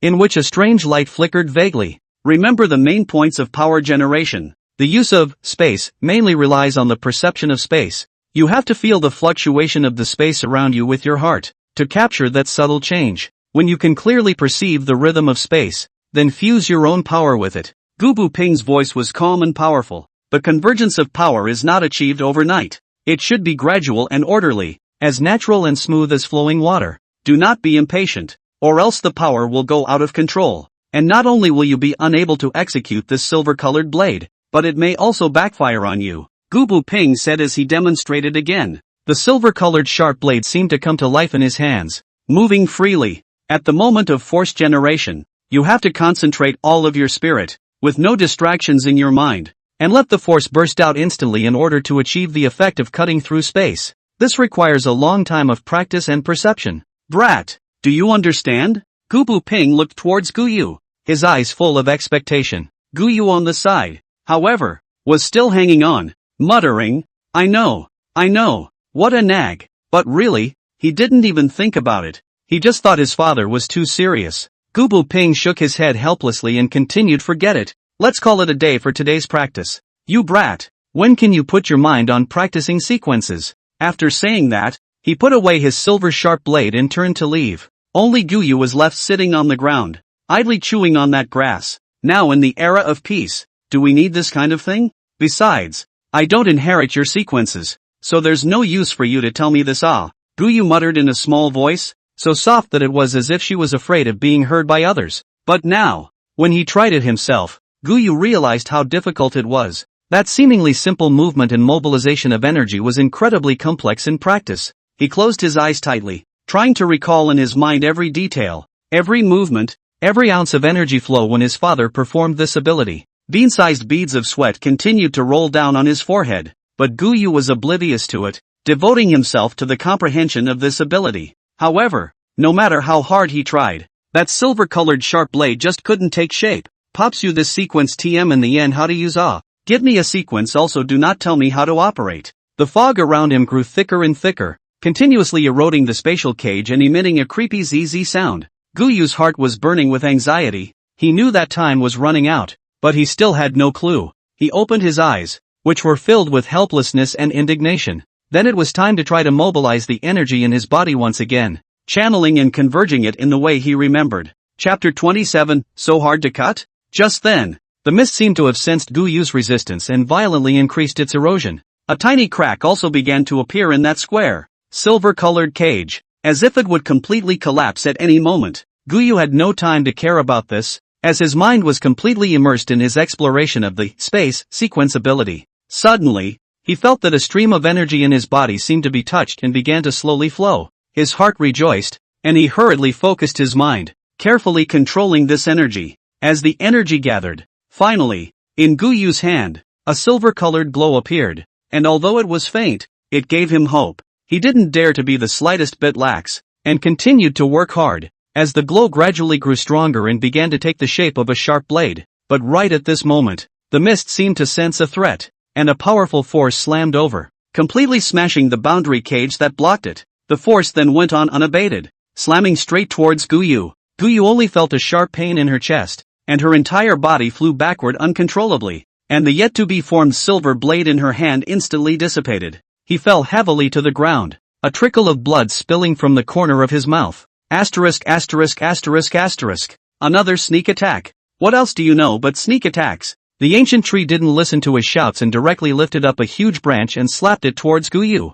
Guyu's pupils shrank, and in a moment of desperation, the silver light on his hand flourished, followed by a sharp blade that instantly molded itself onto his right hand. Guyu looked at the sharp blade on his right hand, and although he was still a bit unresponsive, he immediately stood up from the ground with a carp. Then the one holding the sharp blade slashed towards the branch that swung over. Ka-ching! The branch snapped at the sound, and a thick green liquid emerged from the break with wisps of smoke. The ancient tree also seemed to be enraged by this behavior of Guyu, and its entire trunk began to shake violently, its leaves rustling as if it were roaring in anger. Guyu was also taken aback by the ancient tree's reaction, but her face instantly improved when she realized that it worked. It is at the time of seeing that bubbling green liquid is like bleeding branches. Guyu cannot help but think of the time when I saw Wang Dafa. The other body seems to also carry this liquid, but now is not the time to think about that. The next goal for yourself is just one. Guyu looked at the main trunk part of the ancient tree not far away. It doesn't matter what you are, what the hell sequence you've awakened, but as long as you're still a tree, there's always no problem for me to cut your roots, right? Thinking that, Guyu directly charged towards the main trunk part of the ancient tree with the silver-colored sharp blade in her hand. Be a lumberjack for once today. Sensing the danger, the other branches of the ancient tree also attacked towards Guyu, bringing with them the sound of whistling winds and an aggressive momentum. Guyu's figure nimbly weaved between the branches and trunks, the sharp blade in her hand constantly waving, cutting off branch after branch. He dodged left and right through the dense attack of branches, each dodge just right, each swing full of power. His clothes were scratched by the branches of the tree, and a number of abrasions appeared on his skin, but he was oblivious to the pain, and had only one thought in his mind, to rush to the main trunk part of the ancient tree. As Guyu continued to go deeper and deeper, the ancient tree's attacks became more and more frantic. A huge branch swept across the room, and Guyu leapt up violently, using the branch next to her as support, flipping in the air and avoiding the blow in a thrilling manner. However, before he could stand still, several more branches stabbed at the same time from different directions. With a flash of silver light on his body, his entire body disappeared in place, and when he reappeared he had already come to a place only a few meters away from the ancient tree's perimeter. The closer he got to the body of this ancient tree, Guyu felt that the sequence energy in his body became harder and harder to mobilize. Even spatial instantaneous transfer became difficult to release, and the distance of each release was forced to be shortened by a few meters. Beads of sweat oozed from his forehead, and then he took in a big, violent breath as his figure instantly became a blur. In that instant, it was as if he had transformed into a phantom, weaving in and out of the gaps in the tree branches with great speed. Only heard a few brushes, and those branches were chopped off by him. At this point, his physical strength had already been depleted by most, but with his tenacious will, he still maintained his high-speed movement and powerful attacks. 7 meters, 4 meters, 2 meters. Finally, Guyu broke through the many obstacles and arrived at the main trunk part of the ancient tree. He raised the silver-colored sharp blade in his hand high and slashed towards the tree trunk with all his strength. Take. Clang! A crisp crash sounded, and Guyu only felt a numbness in her arm,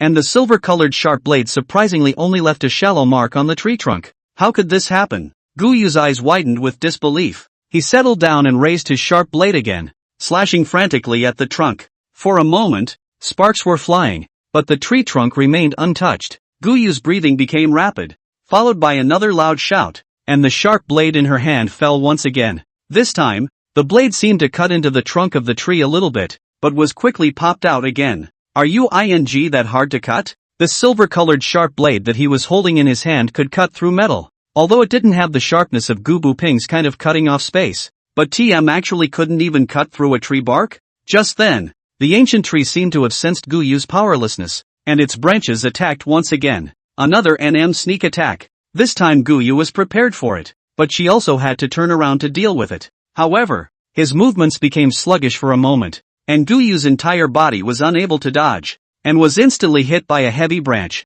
throwing her entire body out, before being sent flying. The last thought inside Guyu's mind was, this guy TM definitely more than just rhyme level It's just that at this time all those old monsters have gone to a meeting. Early no meeting, late no meeting, favoring this time to go to the meeting when a least heart level undead ghost tree popped up. What's the matter? Trusting yourself so much as a freshly appointed order keeper. Guyu suddenly thought of a sentence. The roof leaks and the ship is late and hits the wind. Chapter 28, The Ancient Sky Tree. On the playground, Li Yanran was looking into the distance with a worried face. Her brows were furrowed and her gaze revealed deep anxiety and unease. To the side of her were the busy sequencers and police officers. Sequencers are ultimately a minority, so there are some within the sequencers who are ordinary humans. Most of these people are in charge of logistics, or managing order. They were either carrying the injured or maintaining order at the scene.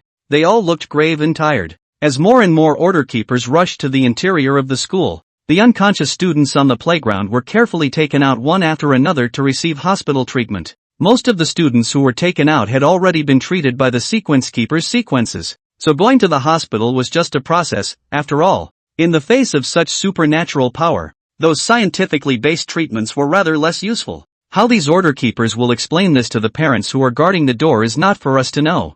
Huma, the death toll is now at least 1,000 people. This is something we can't hide even if we want to. One of the order keepers went pale and his voice trembled.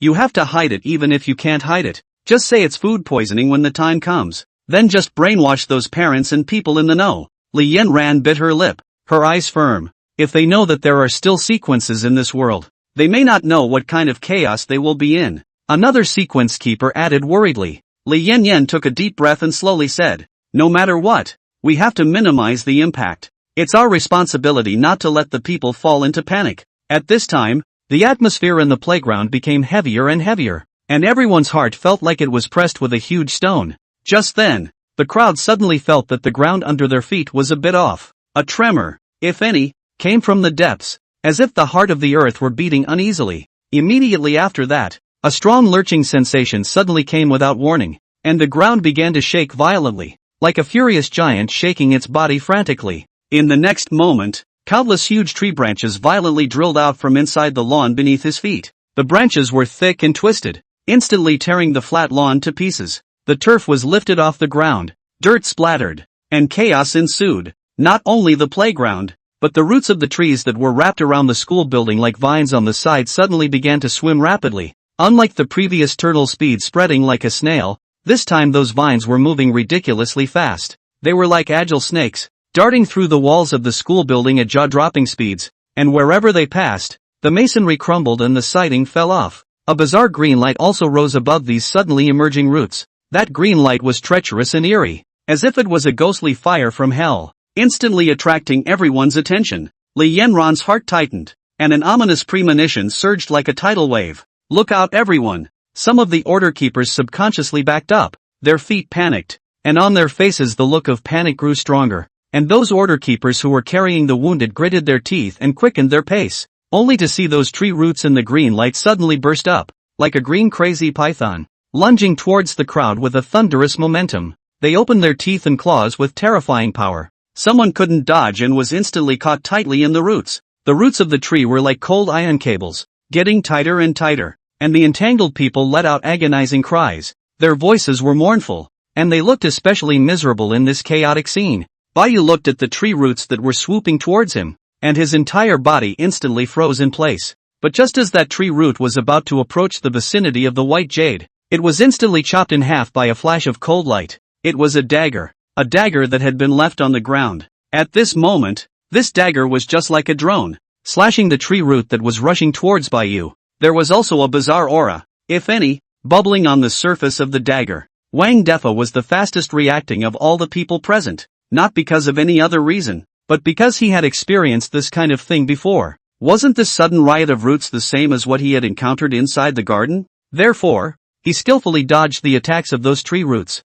and then rushed to Sun Hu's side to hurriedly protect his good brother. The killing power of these tree roots was actually not that great, not even at the static level. It can only be described as a slightly larger normal tree root. Li Yanran looked at those tree roots, her eyes stared, and a strong sense of uneasiness welled up in her heart. Without the slightest hesitation, she quickly dodged sideways, narrowly avoiding a suddenly incoming tree root. However, more roots followed, quickly putting her in a passive defense situation. She wasn't very good at offense, but her years of training could still get her by, while woefully dodging left and right. She was also barking down one hasty order in a hurried tone. The school building shook under the ravages of the tree roots. With broken window panes and falling masonry, the originally tidy classroom became a mess. With desks and chairs flying over and books scattered all over the place, the ground of the playground was covered with huge cracks, like a hideous maw that was trying to devour everything. Dust billowed up and covered the sky, making it almost impossible to see what was in front of them.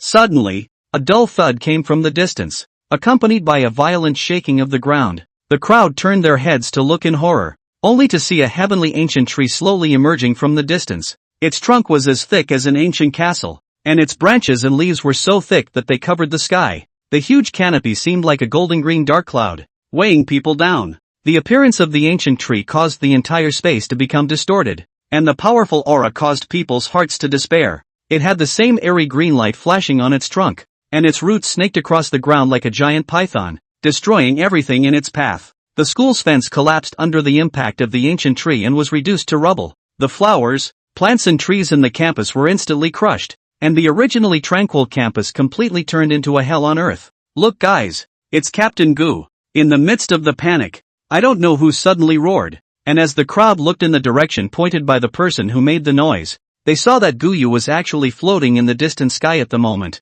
To the side of Guyu was the ancient tree that had suddenly risen to the sky. However, Guyu had clearly passed out, his body hanging helplessly in the air, swaying slightly with the air currents. Even his clothes had been shattered beyond repair, and the exposed skin was covered with deep and shallow wounds, with blood continuously seeping out, forming a shocking blood mist around him. OMG! What is that? What a big ginkgo tree! It came out from inside the Kyoto Academy. Chapter 29, The Beggar and the Girl. The people of Kyoto City looked at the ancient tree that rose up from the ground not far away in horror, and for a while, they were so shocked that they forgot to speak. Their gazes were filled with disbelief and deep fear, as if their souls were shaken by this huge and bizarre presence. Immediately afterward, the crowd saw the roots that spread from under the tree like a tidal wave. From the sky, you can see the ancient tree as the center, countless roots constantly emerging from under its crown, all the way across the road, with a destructive force to push down the buildings on the road,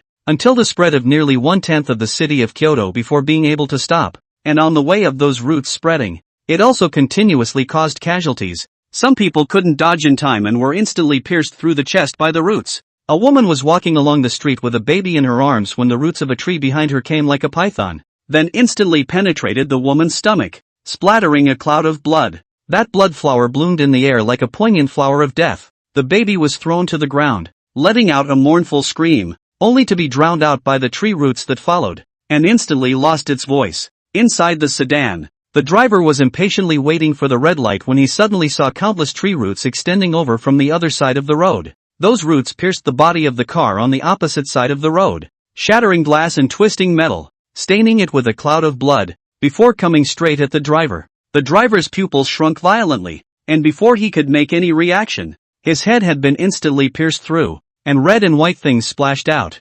Inside the residential building, the girl was standing at the edge of the balcony looking down at her feet. "Mom, look, what a big tree." There was still the innocence and curiosity of a child in her voice, yet the next moment disaster struck. The huge tree roots were like a giant spear, ruthlessly hitting the walls of the residential building. The entire building began to shake violently. A huge crack appeared in the wall, and the masonry fell down. "Run!" The girl's mother screamed in terror and rushed to her daughter. But it was too late, and with a loud bang, the residential building collapsed under the impact of the tree roots. Dust billowed into the sky, steel and concrete were mercilessly torn apart, and people's cries were drowned in the roar of the collapse. The girl and her mother were buried under the rubble. Life and death uncertain. In this apocalyptic scene, Kyoto City was thrown into chaos. There are only a handful of people left who can maintain what little composure they have at this point in time. Beggar's count as one. He was sitting quietly in the alley, sipping the small drink that was nearing its bottom.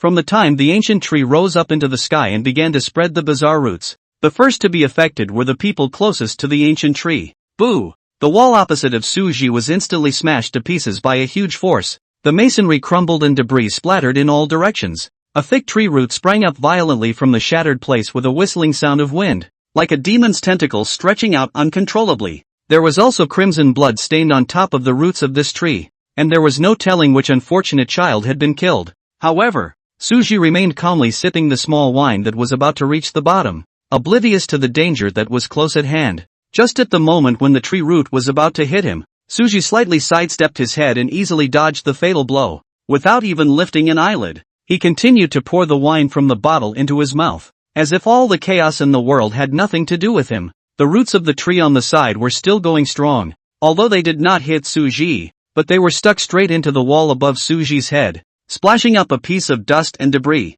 Those debris flew out like bullets and smashed into Suji's face, causing Suji to feel a stinging pain. The tree roots by his head, however, continued to spread, emitting a burst of ear-piercing sounds, as if they were sending provocations to Suji. Suji shook his head, thinking that he was afraid that he couldn't stay in this alley. It's a shame to find an alleyway that you've managed to find yourself in. The beggar slowly stood up, the tattered sackcloth swinging gently in the wind. He then nonchalantly patted the dust on his body, moving with a calmness that had survived the ages. Suddenly, bang! Another branch quickly emerged, instantly smashing a large crater in the alley's floor, sending debris and dust flying around like fireworks. Suji's brow furrowed as he sidestepped the splattered debris. This guy has quite a temper. Gazing distantly at the ancient tree not far away, Suji pulled the corner of his mouth. If he was still young, with his youthful temperament, he might have given it a sword to raise all the ashes. Unfortunately, he himself no longer had that much energy to care, nor was he at all powerful enough to do so. Even the sword was lost by itself. It was also at this time that the tree roots that were spreading wildly like demons finally stopped expanding. Although as far as the eye could see, the road had been completely covered by the dense tree roots. That coiled and intertwined look was like a huge and hideous spider web, trapping the entire Kyoto firmly. Still, there were a few places that were untouched. For example, this alley where Suji was currently staying. There was still a few meters of space inside the alley for Suji to move. Despite the narrow space, it was a rare shelter for Suji at this moment. But staying is definitely not an option anymore. Getting up, he lightly jumped onto the tree roots. Suji then casually threw out the clean bottle of wine, which arced through the air and landed in a pile of tree roots in the distance. Who cares about hygiene at this point? Standing on the root of the tree, Suji looked around, and wherever he looked, there was a dead silence. Most of those normally busy journalists, parents anxiously waiting for their children to be released from school, police officers maintaining order, and a host of ordinary people are dead. They were buried underneath these roots and became the sustenance of the ancient trees. That's the sequence. Before it, the power of the common man is so small, so insignificant. They didn't have the slightest ability to fight back and pressed on without a single bit of life. Life seemed so fragile and helpless in this moment. After sighing, Suji then took out a new beer from inside his sackcloth and skillfully opened the bottle and drank it. He stood on this tree root covered in cracks and blood, his body shaking as if he were a candle in the wind, and stumbled toward the outside. Every few steps, he lifted the bottle and took a big swig. His eyes were fluttering and disoriented, as if covered in a thick layer of mist, and they were unfocused and pressed, not looking at the road, but just blindly moving through the world by instinct and remaining memories. And also just opposite Suji, a girl wearing a duck-tongued cap was also stepping on the same tree root as Suji, lowered her head and focused on drumming her cell phone, walking towards Suji step by step. The brim of her hat was pressed so low that one could not see her face, only her pursed lips and white cheeks. One didn't look at the road. One was looking at his cell phone. Destination Kyoto Gakuen has arrived. It was also at this moment that an electromechanical female voice suddenly came from inside the girl's cell phone. The girl subconsciously looked up when she heard the beep. The beggar heard the beep and also lowered his eyes to the source of the sound. In the next instant, the beggar froze in place. Even the bottle of wine in his hand fell to the floor without realizing it. By the time Suji came back to her senses, the girl had already bypassed herself. The beggar turned violently and looked at the girl's back. His throat felt like it was choked by something. He wanted to call out to her, but he didn't know where to start. The girl, however, as if she didn't notice Suji's presence, just surveyed the school in front of her that had been covered by tree roots, and after confirming her destination on her cell phone, she lifted her leg and walked in. As far as the girl was concerned, Suji was just a passerby who had survived. Chapter 30, Rescue. Gradually, the girl's figure traveled farther and farther, and soon disappeared inside the beggar's field of vision. Ask, do you care about a passerby beggar? Guess not, right? So are the girls. Suji stared blankly in the direction the girl had left for a long time before slowly coming back to her senses. He bent down to try and pick up the bottle on the floor before it dawned on him that it had shattered. Frozen, Suji smiled bitterly. I didn't expect to see her here. Then one might as well go and stay somewhere else. It's better to keep yourself and her away from each other. Suru gently shook his head, his gaze filled with despondency. He shuffled his heavy steps and turned slowly, the roots of the trees crunching under his feet as he moved. The wind, blowing harder and harder, messed up his disheveled hair. He raised his head and looked at the golden-green leaves in the sky that were like dark clouds, and the emotions in his heart seemed to grow stronger with them. Forget it. His voice was low and almost inaudible. Suji tried to calm himself down, yet the girl's figure lingered in his mind. Even the alcohol that had been so hard to build up dissipated with the girl's departure. Lifting his feet, Suji also continued to walk towards the outside, because of the tree roots spreading and spreading before. At this time, the entire building near the academy had basically collapsed into a piece of rubble and was buried underneath the giant tree root, or those towering buildings that buried parts of the tree roots under the rubble when they collapsed. In short, the scene in this world is now as if it were the end of the world. Waving his hand and patting the choking breath nearby, Suru then aimlessly made his way forward. As for where to go, he doesn't know either. Just don't stay here anyway. Buzz buzz. It was also while Suji was strolling that a helicopter's roar suddenly came from the sky. The sound grew louder and louder from far away. Suji raised his head and saw several huge helicopters flying towards the ruins. The helicopters' propellers spun rapidly, churning the air around them and creating a strong stream of air. The huge wind pressure nearly made Suji a little unsteady on his feet, and he had to squint his eyes and cover his face with his hands to ward off the gusty wind. The plane slowly approached and landed in a relatively empty area. The hatch opens and one by one, personnel dressed in professional rescue suits quickly jump down. They are agile and well-trained. A number of them are still serializers. The first to come down was a tall captain with a walkie-talkie in hand, loudly directing his team into action. Carrying a variety of rescue equipment, the team members quickly dispersed and ran in all directions toward the ruins. Suji just stood by the side, quietly watching all of this. His eyes remained indifferent, as if the scene in front of him had nothing to do with him. It was also at this moment that captain also saw Suji not far away. In this situation, it was indeed a bit surprising to Wu Gang that he could still see a beggar. But Wu Gang didn't care much. A beggar, since it looked like he wasn't injured, there was no need for them to waste their energy to care for him. Their time was precious, and every extra second wasted could result in a fresh life lost beneath the rubble. Therefore, just after confirming the safety of the beggar, Wu Gang also put into the rescue operation together with those team members. Not far away, there was a police car driving by as well. Red and blue police lights flashed, cutting through the haze of this ruin. The officers quickly got out of their vehicles and worked methodically with the rescuers. There were more and more airplanes in the sky, too, and the roars were intertwined as if they were a rousing prelude to battle. Suji even saw the tanks, the steel behemoths slowly approaching, their heavy tracks crushing the gravel on the ground. Suji stood in place, looking at the tense and orderly rescue scene, but his heart remained barren. What are these officials up to? Could it be that they want to use the power of technology to defeat Sequence? Are you kidding me? At this time, a young policeman also noticed Suji. He did not ignore Suji's existence like Wu Gang, but directly Suji walked over. Sir, it's dangerous here. Please leave as soon as possible. The police officer's voice was gentle but firm. Suji raised her eyes to look at him, didn't say anything, and didn't move her feet. The policeman seemed to see Suji's confusion and helplessness. He sighed softly and said, "We are also surprised that this happened. But right now we are trying to rescue everyone who might survive. You have to believe, sir, that everything will be fine. You should go to a safe place first. We have a special car in charge of transportation. If you don't mind, you can go and wait up there for a while." He seemed to think that Suji was scared silly by that giant tree. "Trust us, sir, we'll sort this out." Suji's lips moved slightly, but in the end, he didn't say anything. He also obeyed and followed this policeman into a spacious rescue vehicle. A tense and heavy atmosphere pervades the vehicle, where several injured survivors are lying on improvised stretchers, and medical personnel are busy at the side. Every now and then a dying patient is also carried in the car. Suji found a corner by the window and squatted down, staring out the window with empty eyes. Outside, rescue efforts are still in full swing. Rescue tools are plentiful this time of year as well. Those cranes lifted huge slabs of concrete and excavators were struggling to clear the debris. From the ruins there would also be occasional weak cries from some of the people. "Uncle, are you hungry?" Also, just as Suji was drifting off to sleep, a timid voice suddenly rang out. Suji slowly turned his head and saw that a skinny little girl was standing in front of him, holding a piece of bread in her hand, with caution and a hint of expectation in her eyes. Suji froze for a moment and said in a hoarse voice, "I'm not hungry." "Oh." The girl took it at face value and shoved the bread in her hand directly inside her mouth. "Is uncle also someone who wasn't hurt by those roots?" "Aha." Suji responded faintly. "So am I." A brief smile appeared on the girl's face, but it quickly dimmed again. "But my mommy is buried underneath. The police uncle said he would help me find my mommy, and said he would send me to a safe place, but they've been looking for a long time and they haven't even found mom."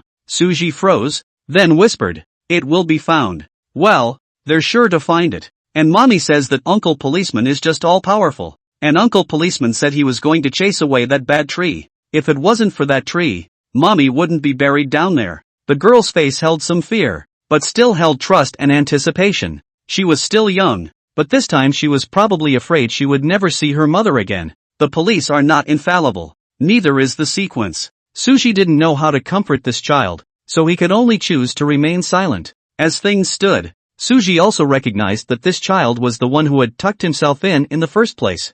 "I never thought I'd meet again one day." Chapter 31, Getting Out of the Car. The beggar and the little girl stayed inside the corner of the rescue truck like this, one looking out the window and the other looking at the beggar. "Uncle, haven't I seen you somewhere before?" "Maybe," the beggar replied casually, his eyes silently watching the tanks that drove into the academy. Does the officialdom really want to rely on these hot weapons to fight the sequence? It's logical that the official people should have arrived earlier, right? How come there's no one who can hold down the fort at this hour?" The little girl on the side cocked her head and continued, "Uncle, you don't look like you're too happy." The beggar was silent for a moment, and said slowly, "There are too many things in this world to make people happy." The little girl nodded her head as if she understood. "Then uncle, do you think there will still be someone alive in the academy?" "Will." After a moment of silence, the girl whispered, "Uncle, do you think I'm noisy?" Without waiting for Suji to reply, the girl continued, "I also think I'm so noisy,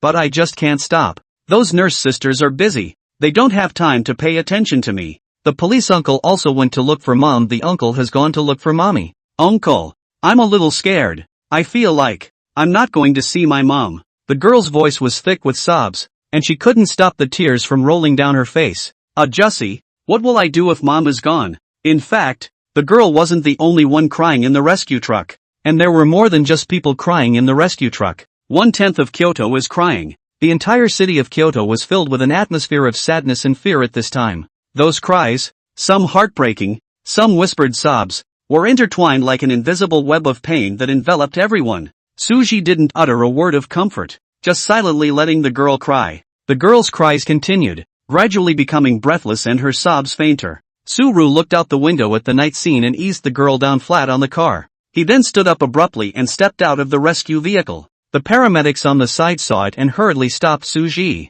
"Sir, where are you going? The car is about to start. You are the first batch to arrive. If you get off now, then I don't know how long the line will be to wait for this opportunity. Let me do it. If he doesn't run, I will." "What position is a beggar grabbing? Oldme still has a few houses in Jiangchang. Let me go first. I'm a senior member of the White Company. Brothers, let me go first. I have an old man and a young man." There are only a few dozen of these rescue vehicles in total. Each one was basically full of people. If you want to get in the car, one of the people inside has to come down. And now in this place, to continue to stay here is undoubtedly looking for death. So everyone wants to get in the car and go. Seeing Suji getting off the bus through the window at this moment, naturally the crowd surged. The fact that the car starts so slowly is partly their fault. If it wasn't for these people blocking the car and not letting it go, now maybe Suji this one car would have already started. These were all refugees who had been rescued, Or some lucky ones who had not been injured.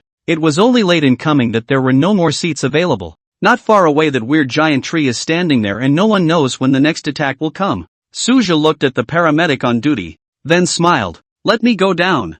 I'm just a beggar. Let's leave this opportunity to them. The paramedic wanted to say something else, but he was unable to meet Suji's eyes. As soon as Suji got off the bus, there were a few people who couldn't wait to squeeze into the car. They were like hungry wolves pouncing on food, afraid of losing this hard-won opportunity to survive. One of the burly men shoved the person next to him with force, yelling, "Get out of the way. Let me go first." A thin woman stumbled and almost fell to the ground as he squeezed her. Another middle-aged man wearing glasses was drilling into the car while turning back to the people behind him and yelling, "Stop squeezing. No one can get on if you keep squeezing." Yet his own movements did not slow down at all. The already small doorway was a mess, with people pushing, shoving, and crowding each other in a chaotic scene. Even the already small space inside the car became more crowded as a result. People's arms and legs crisscrossed each other and collided, and no one cared about politeness and modesty. Some people's backpacks were squeezed off, and the items inside were scattered all over the place, but no one cared. The cries of children and the curses of adults were intertwined together, making the whole atmosphere even more tense and depressing. As for Suji outside the car, he silently watched this chaotic scene without the slightest ripple in his eyes. He turned quietly and walked toward the unknown darkness, his figure fading into the chaos and clamor. That said, this confusion has its own part to play in why it happened. Suji suddenly got out of the car rather than having a clear conscience. It's not really about saving the world anymore either. The suffering of others had nothing to do with her, and the most she could do was to help her straighten out her sleeping position as she would a little girl. There's only one reason why Suru got out of the car. Looking at those tanks and armored vehicles around him that were constantly heading towards the inside of the academy, there was also the roaring sound that kept coming from the sky in the darkness of the night. Suru suddenly thought of a problem. If anything, these hot weapons are out to fight the ghost tree. So what was the girl there for? For a while, Sushi's mind was full of thoughts and finally came to a conclusion. The girl was a sequencer. She had also awakened the sequence and was one of the operatives in charge of this ghost tree. But the pace of Suru's feet vaguely accelerated. What the hell? A 10,000 level ghost sequence? How could these people possibly beat it? The more Suji thought about it, the more absurd he felt, and the anxiety in his heart grew stronger. You couldn't exterminate it even with a nuclear weapon. Suji couldn't help but mumble, his voice filled with helplessness. This ghost tree is now slowly awakening. These people still don't know how to get up there and provide nutrients to the ghost tree. This will only accelerate the awakening of this ghost tree. And Suru probably guessed why those high-level people didn't come. If nothing else, those at the top should be stalled. Looking at the soldiers who kept going forward and the hot weaponry that kept approaching the ghost tree, Suru couldn't help but secretly cry out in his heart. It's okay for these people to give it away. Why bring the beaver along with them? Chapter 32, Truly Treating Yourself as a Potted Vegetable. But before he could run a few steps, Suji saw the loud and clear sparks, as well as the roaring sound of the cannon. The official heat weapon coincidentally launched an attack on the ghost tree. Boom! Boom! Fire! Army Chief, does it really work if you do this? Even if it's useless, we have to do it. This is the commander's order. In the face of a superior's order, we have to obey unconditionally. On the airplane, the army commander in charge of commanding the battle gritted his teeth. To be honest, he didn't understand why the commander was doing this. But since it was the commander's order, since it was the unanimous decision of all the higher-ups,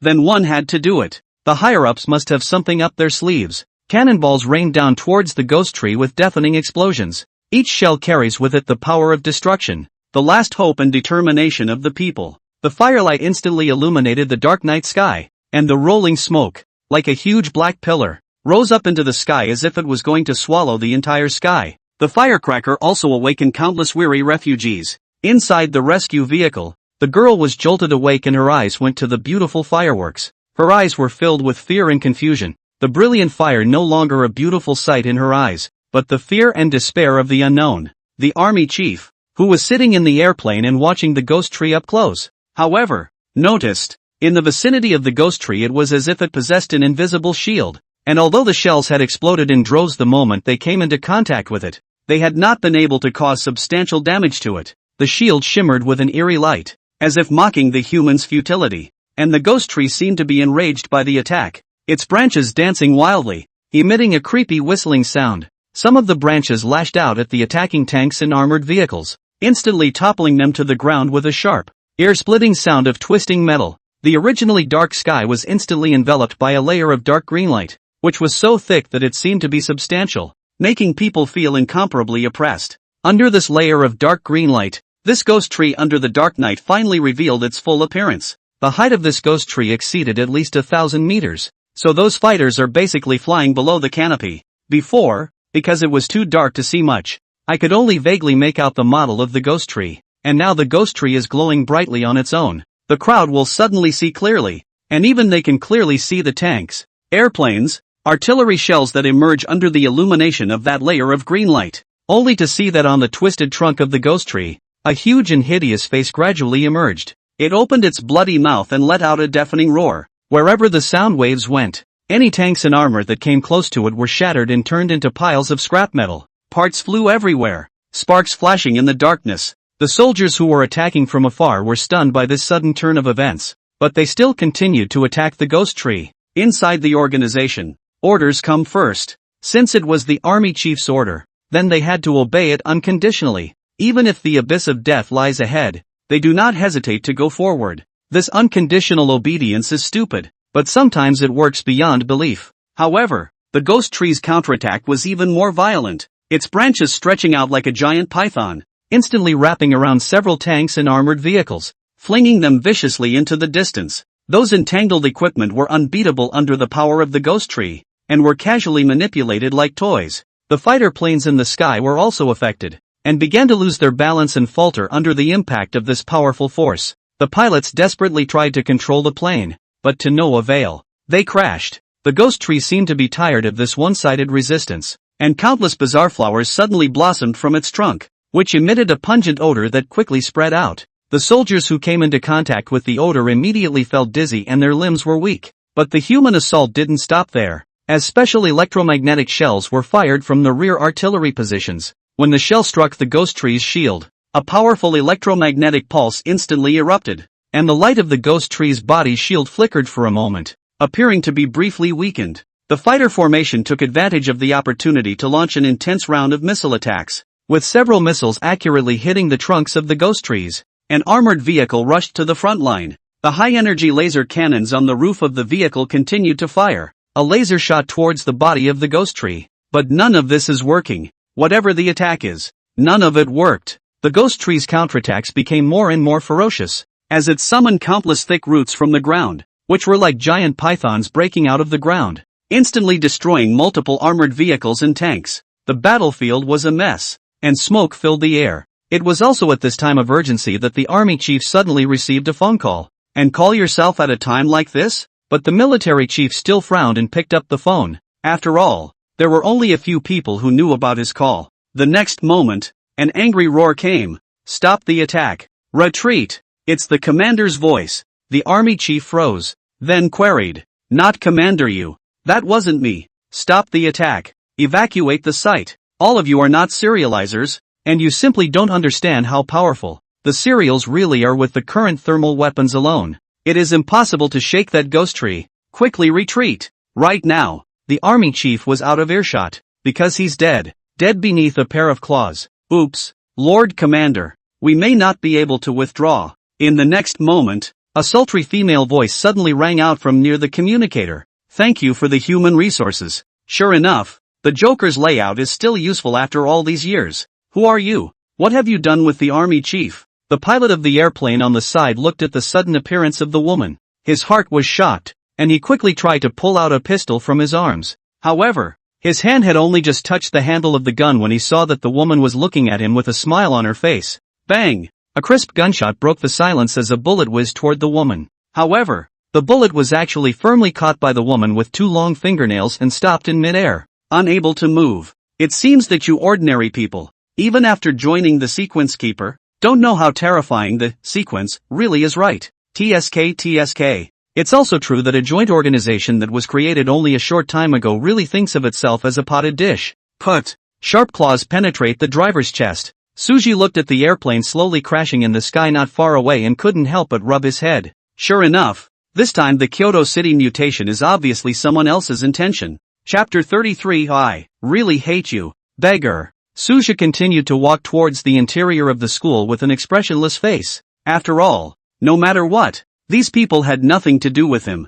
He just has to go and get the girl. Life isn't always smooth sailing though. Just as Suji continued to travel along the ruins to the interior of the school, a woman suddenly stopped in front of Suji. It was as if she had appeared out of nowhere, and as if she had been standing there all along. Suja lightly swept a glance at the woman. Then he smiled hypocritically. Boss lady, what a coincidence. The woman in front of her was tall, wearing a tight black dress. The slim cut outlined her delicate curves perfectly. Her shapely figure looked out of place in the crumbling landscape, like a black rose blooming in the ruins. At this moment, she was staring straight at Suji, the corner of her mouth hooked into a meaningful smile. That smile seemed brilliant, yet it did not reach the bottom of the eyes, but instead, it was permeated with a chilling coldness, as if it was a poisonous snake hidden in the darkness, ready to give a fatal blow at any time. Beggar, where are you going? The woman who was called the boss's wife by Suji smiled with a full smile. She seemed to be laughing happily,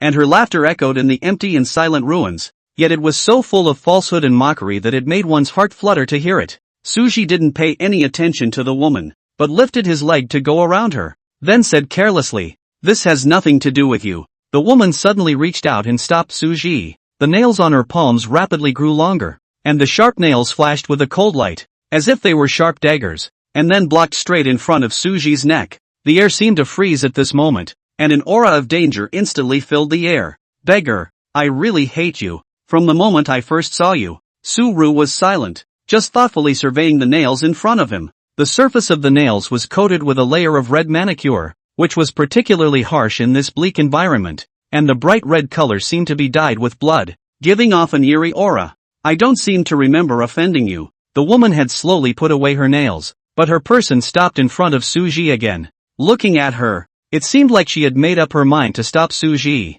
It's true you haven't offended me, but I just hate you. Remember when we first met? Suru thought for a moment, then calmly said, "Of course I remember. 5 years ago. Beggar, that's why I said I hate you. A lot." The woman interrupted Suji's speech. It was as if all the surrounding ruins had fallen into a deeper silence at that moment. "The first time we met, your obnoxious eyes just stared at me so quietly." "Right, it's what you look like now." The woman's voice raised a few notches with a hint of excitement and anger. "Those eyes. Those annoying eyes. Deep as an endless cold pool. Cold and calm, without the slightest ripple." When he quietly gazed at the woman, it was as if he carried a penetrating power that could see into everything, making Chance feel that all his disguises, all his secrets, had nothing to hide in that moment. There was no desire, no curiosity in those eyes, only an almost indifferent scrutiny, as if in his eyes, Chance was not a living, breathing person, but just an object, an existence that need not be cared about.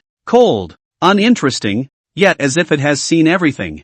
"I was thinking, you're a dead beggar. What are you pretending in front of me? A sequencer? Even now, that's what I think." The woman looked at Suji coldly, a twisted emotion in her eyes. "You see, even if I put a knife to your neck right now, you wouldn't be scared at all, wouldn't be alarmed. That's the only look you'll give me, as if I'm garbage. I really hate people like you. You seemed to see right through me that day." The woman looked at the man in front of her and her thoughts went back to when she first met him months ago. Inside the convenience store, Rose was quietly looking at the greasy fat man in front of her. Honestly, if it weren't for the organization's mission, she wouldn't bother calling a fat man her husband. But it's okay to put up with it for the sake of the organization's mission. Then that evening Rose met Suji, who had come over to buy wine. At that time, Suru was trading with Fatty. Then there was a casual glance at Rose. It was just a glance, but it made Rose feel as if she was deep in the ice. The kind of ice that seemed to penetrate the soul, with a sharpness that saw through all the hypocrisy and lies in the world.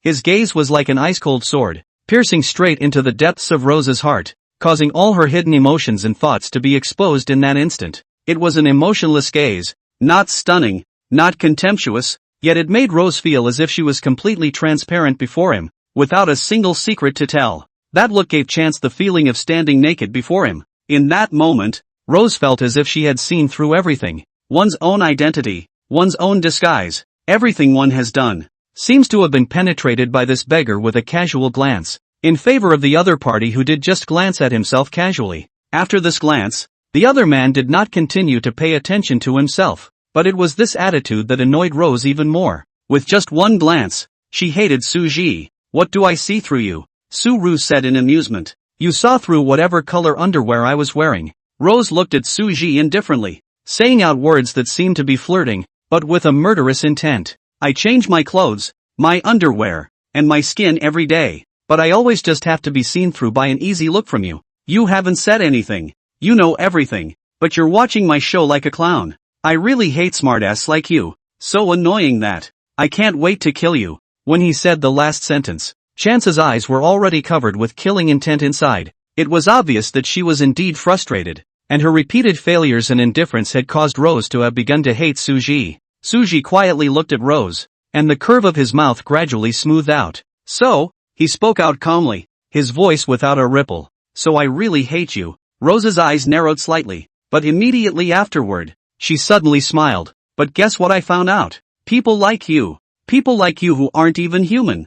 I can't believe you're in a hurry." Her laughter was harsh in the midst of the ruins, and there was a gleam of triumph in her eyes. "You will be impatient. You will worry." Rose approached Suji step by step, the smile on her face becoming more and more open. "So you're not emotionless." Her voice rose a few notches, with an excitement like she had discovered a new land. "Not sure why you're like this though." Rose cocked her head slightly, as if scrutinizing a rare treasure. "But if it stops you." She paused, her eyes revealing a hint of cunning. "You're supposed to be upset?" Rose laughed indulgently, a laugh that was full of provocation and malice. "Does still show different expressions?" The woman smiled as she looked at Suji, and that gaze seemed as if she wanted to see through Suji's heart completely. Suji quietly looked at the woman. Then Suji also smiled. That smile slowly bloomed on his face, but it didn't have the slightest bit of warmth, as if it was a cold winter wind. The woman stopped smiling when Suji smiled. Rose's face instantly became gloomy, and she stared at Suji dead in the face,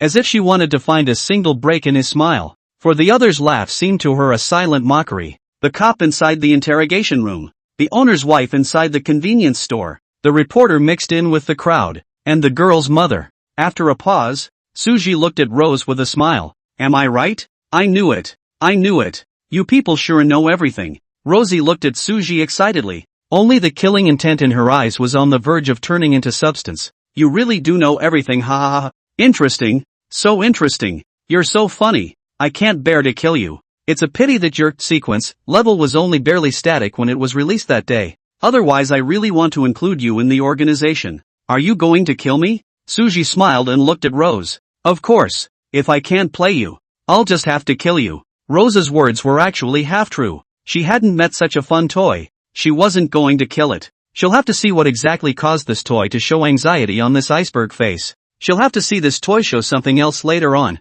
She'll also have to see. Shoo! A sudden sound of breaking wind rang through the air. Not a chance. Rose will never be seen again. Because she's dead. Heads fall to the ground. A sword lords. Chance's head rolled to the ground. That complex look of excitement and murderous intent still lingering on his face. But no more life. Noisy. Chapter 34, the beginning of a story. If you want to kill, then kill. If you want to fight, then fight. What's with all the nonsense? Dropping a broken sword in his hand that he had just picked up from the ground, Suji continued to raise his leg and walk towards the front. That sword may be in the past as the school club for wonderful performance props. Once on the stage flashed briefly light, carrying the passion and dreams of youth, or perhaps it was the club for members to practice tools. Witnessed the sweat and hard work of those students. Or maybe it's the same as it was just now, and suddenly it's a murder weapon for killing. But at the end of the day, it couldn't escape being left in the middle of these ruins, unremembered. Even Su-ru won't remember it.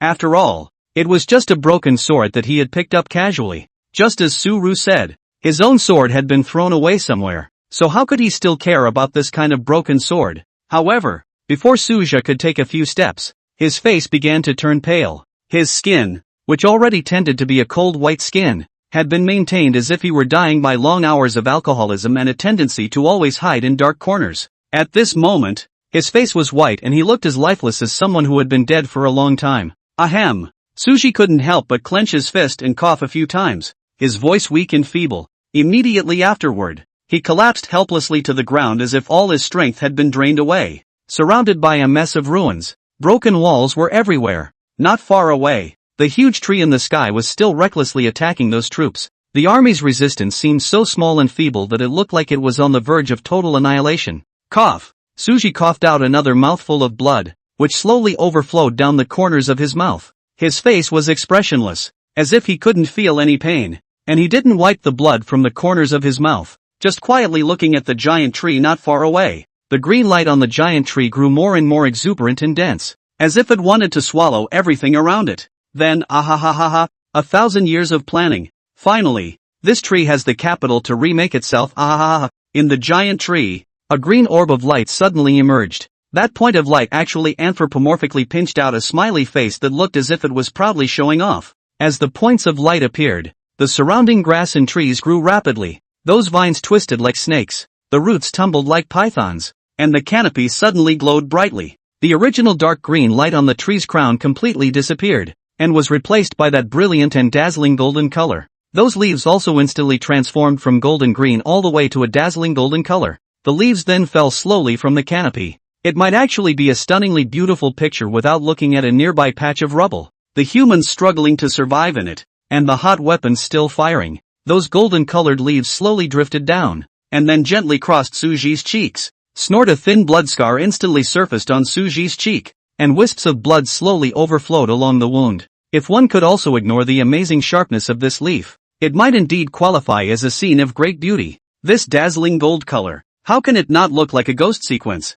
Right? Suru slightly sidestepped his head, dodging a golden leaf. The leaves cut across Suji's forehead, chopping down a strand of white hair, which gently fluttered in the wind and eventually slowly fell to the ground. Annoying. Murmuring a sentence, Suji slowly stood up again, then continued to walk towards the front. At this moment, the giant tree became more and more frenzied, and its golden leaves were like a dense rain of arrows that mercilessly shot at the army. The soldiers fought desperately against this powerful attack, but they still couldn't stop the death. Miserable screams rose and fell as one human after another fell. Their bodies were pierced by sharp leaves, and their blood stained the ground beneath their feet. What tanks? What warplanes? What combat suits? None of it is worth the slightest scratch of a leaf. Suji just stood in the middle of these ruins, slowly dodging these leaves while looking around for any nearby silhouettes. Where did the girl go? Uncle! On the battlefield where artillery fire roared and smoke filled the air, Suru's ears were filled with deafening explosions and shouts of killing one after another. It was in the midst of this confusion that he suddenly heard someone who seemed to be calling out to him with all his might. Suji subconsciously turned his head to look, only to see a girl standing alone not far away. Her figure looked so thin and fragile in the light of the battle. Just then, a stray bullet whistled and suddenly slammed down between the two. Boom! A loud bang, splashed a dazzling sparks, accompanied by rolling smoke instantly rose up. When the smoke gradually cleared, Suji finally got a good look at the girl. It turned out to be Bayua. Her face was filled with panic and helplessness, but her eyes were filled with expectation and dependence on Suji. Suji silently watched as Bayu skirted around the ruins that were already on fire and then ran towards himself. Uncle, why are you here? Suru did not say anything, just quietly looking at the girl. Uncle, why don't you speak? Bayu looked at Suji suspiciously, seemingly puzzled by the other party's speechlessness. Suji just watched quietly, then suddenly spoke out. Is this girl the carrier you chose? The look on Bayu's face suddenly froze, but it was quickly hidden from her. Uncle, what are you talking about? What carrier? Why can't I understand? I remember. Suji suddenly said something nonsensical, making the atmosphere around him a bit weird and mysterious. His gaze seemed as if he was trying to see through the white jade to another person, full of depth and contemplation. Slowly, Suji twisted his head around, casting his gaze towards the ancient tree in the distance that had already won a great victory. His eyes revealed an unspeakable emotion, as if he was reminiscing about the past. I seem to recall where I've seen you before, Suji muttered. His brow furrowed slightly as he tried to dig out the vague past from the depths of his memory. Bayu quietly looked at Suji and didn't say anything. Her eyes shone with a hint of curiosity and anticipation, and she also seemed to be interested in what Suji was going to say next. After a while, Suji finally came back to his senses and took a deep breath. So it's you. Bayu smiled faintly, a wry glint flashing in his eyes. She blinked and whispered, tell me about it? The beginning of the story goes back 1,000 years already. This is the story of a girl and a boy. They both come from ordinary families, live next to each other, and have known each other since childhood, as close as childhood sweethearts. As the years passed, they grew up together and shared countless laughs and tears. In their childhood, They made a vow that they would only love each other in this life, and made a marriage contract and an oath. Time passes, however, and the boy grows into a man, traveling to the capital with ambitions to pursue a career. On his way out, he made a promise to the girl that he would return to marry her when he was successful and famous. With unremitting efforts and great talent, the man finally got what he wanted and became the top scholar. It was at this time that fate played a huge joke on the boy. A powerful man fell in love with this handsome and talented young man. Faced with this sudden change, the man is in a dilemma. Chapter 35, Eternal Life. On the one hand, there is a former vow and a beloved woman, and on the other hand, there is the temptation of glory and power and influence. Boy doesn't know what to choose. If it had been the simple and sincere boy he once was, he might have chosen the girl without hesitation and given up power and wealth without a second thought. But today, the boy is not the same person he once was. In Chang'an, he steps into a world that seems to be as prosperous as a dream but is full of power struggles. The splendor of the palace dazzles him, and the lavish banquets of the powerful and noble gradually sink him. He began to frequent the residences of dignitaries, enjoying their boasting and solicitation. Those once unswerving love beliefs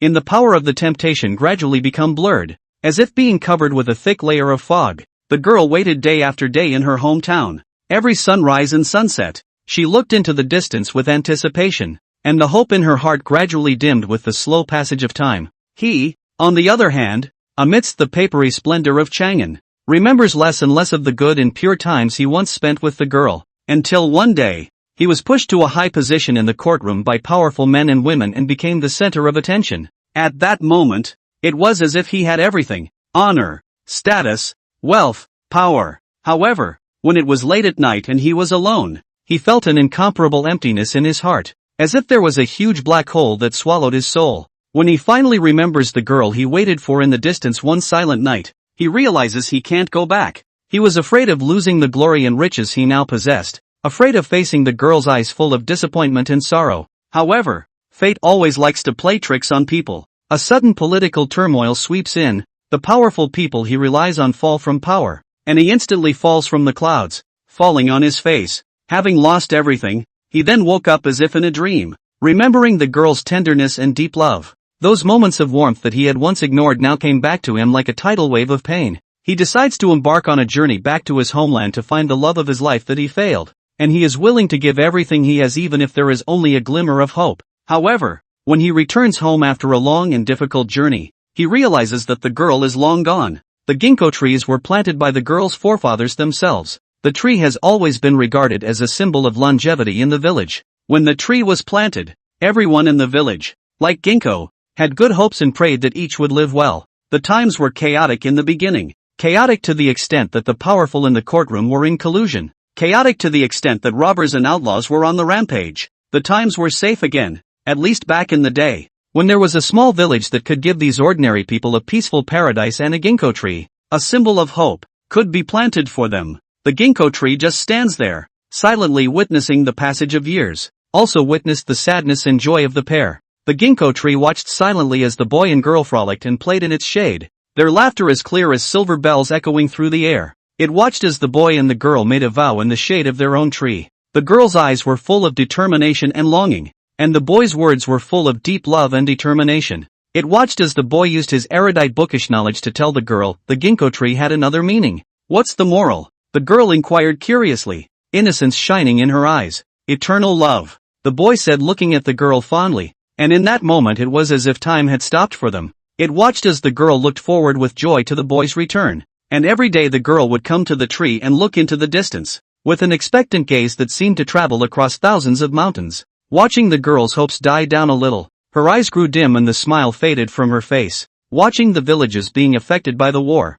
people fleeing in all directions, the once peaceful villages becoming devastated. In the end it watched the girl's life fade away, but could do nothing but let her body sway gently in the wind. The girl hanged herself from the tree, her white dress fluttering in the wind as if it were her last words. The war reached this isolated village. Houses were burned and fields were trampled. At the end of the day it watched as the boy returned in despair, his clothes ragged and his face haggard, and when he saw the girl's grave he collapsed to the ground and wept bitterly, his voice harsh and sad. "I was wrong. I was wrong." Everyone in the village told the girl that the ginkgo symbolized longevity, but the girl didn't live through the war that year. The war was relentless. destroying the girl's village and all her hopes for the future. The boy tells the girl it also symbolizes love. But the girl doesn't wait for the boy's love either. She exhausted her life in endless waiting and eventually left this world with a heart full of pain. From then on, the boy would come to the girl's grave every day to keep her company and pour out his thoughts and regrets. The ginkgo tree, on the other hand,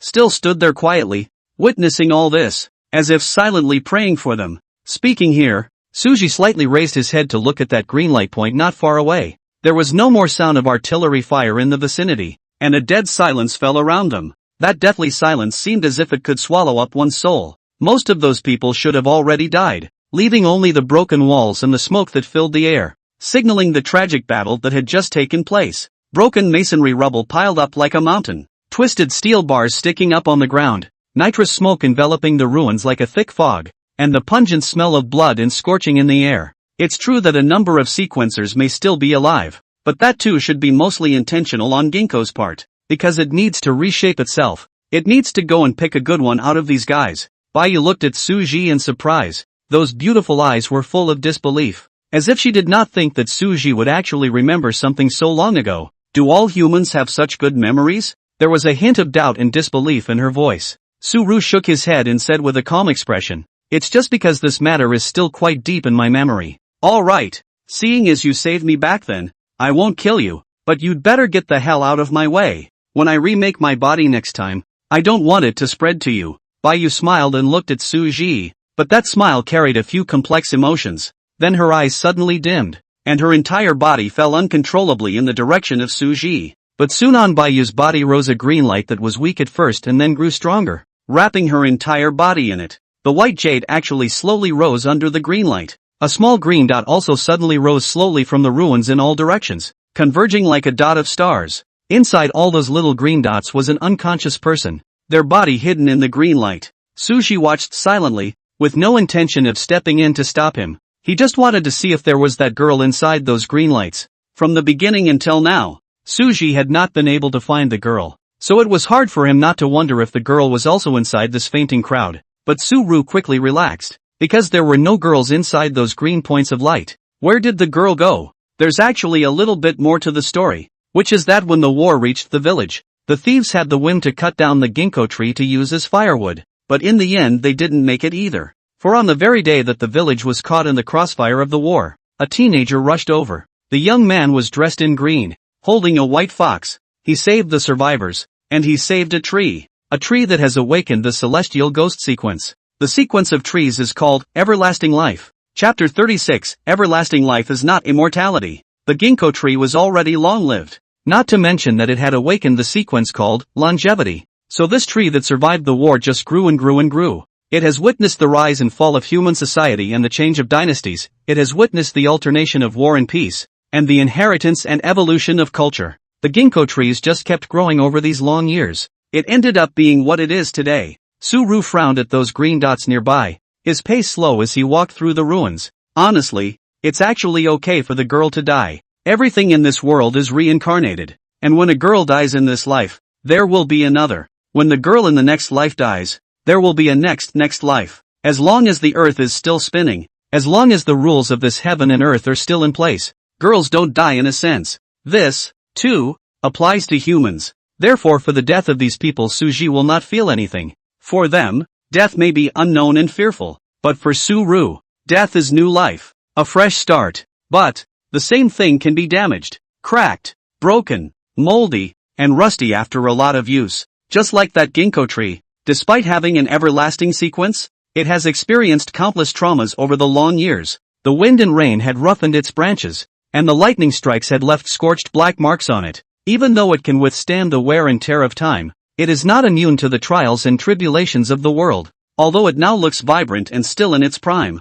But what if it were thousands, tens of thousands, or even hundreds of thousands of years? It is ultimately only everlasting life, not eternal life. It won't always be like this, and it has its own lifespan limit. In time, it will one day grow old and will die a dying death just as humans do. And what of the human soul? Souls, too, can be damaged but at least as with this tree, it will grow old and be washed down by time. But at least not right now. Right now it was still this ghost tree that had haunted the entire city of Kyoto with its own power. The current one was an existence that was only 2 steps away from reaching the god level. By the same token, the girl will die, but at least it shouldn't be now. Especially now after meeting myself. Thinking of this, the pace of Suji's feet also vaguely accelerated. But it's been so long, and Suji hasn't found a girl yet. So a bad thought came up. The girl's not dead, is she? It's not out of the realm of possibility. Suru frowned as he surveyed the nearby ruins and some of the corpses.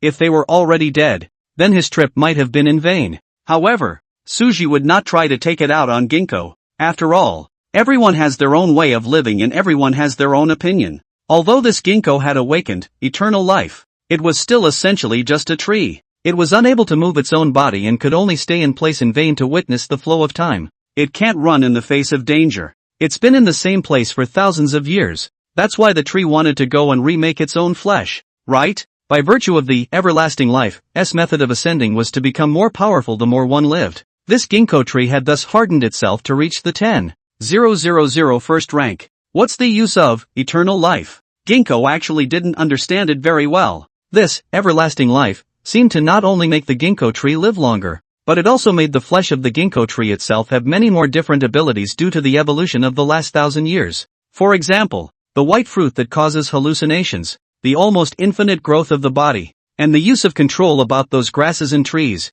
This is all brought about by eternal life. But remodeling isn't. Reinventing the flesh is not something it can decide for one tree, so it needs help from other serializers. And so it was that this scene played out today. But no matter what, it's still the same thing. It has nothing to do with Suru. Even if there was a little bit of that, at best, it was just saving the tree in the first place, plus just killing someone who might have been an accomplice to this ginkgo tree. However, Suru didn't believe that ginkgo tree didn't see that he had killed someone. Perhaps this behavior of his own was also seen as a default by the other party. After all, it was just a tree, and it was only natural for it to distrust those humans. As for how this guy plans to remake his flesh, it's actually almost done, isn't it? Next, all it needed to do was to pick the most suitable carrier for it among the circle of sequencers, and it could successfully become human with the help of that sequencer in the shadows. But this guy better be fast. After all, the officials are no slouches. In the ruins, Suji slowly stopped.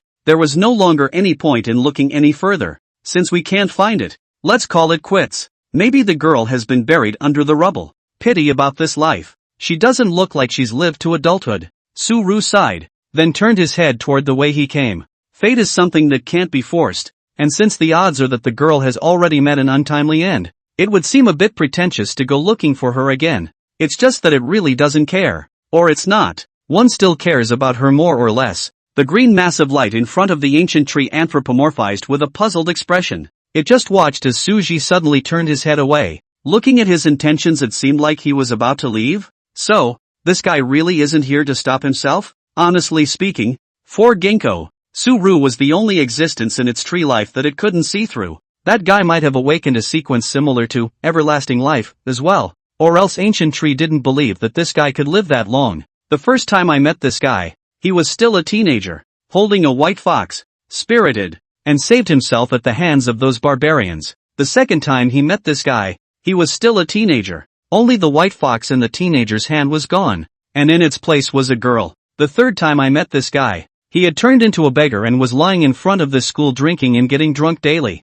Thousands of years passed between them, but Ginkgo remembers them well, because the image of the teenager saving the crowd from those barbarians back then was just too stunning. It was so stunning that even Ginkgo, who had now reached the 10,000 level, was still unsure if he could block that sword back then. That dealt with an ordinary person's sword. Anyway, that's how Ginkgo remembered Junior. But the teenager clearly didn't remember himself. Looking at Suji's departing back, from inside the ginkgo's lush canopy also slowly stretched out a few vines that were as tiny as snakes. Those vines strangely wrapped around the crowd trapped inside the green spots of light. Then, as if they were casting some kind of evil spell, the vines kept extracting some green photoelectricity from everyone's body. After losing those points of light, these people's faces also instantly became pale and emaciated, and their originally vibrant bodies began to dry out. Chapter 37, A Dramatic Appearance. While extracting the life force of these people, Ginkgo carefully surveyed Suji, who was not far away.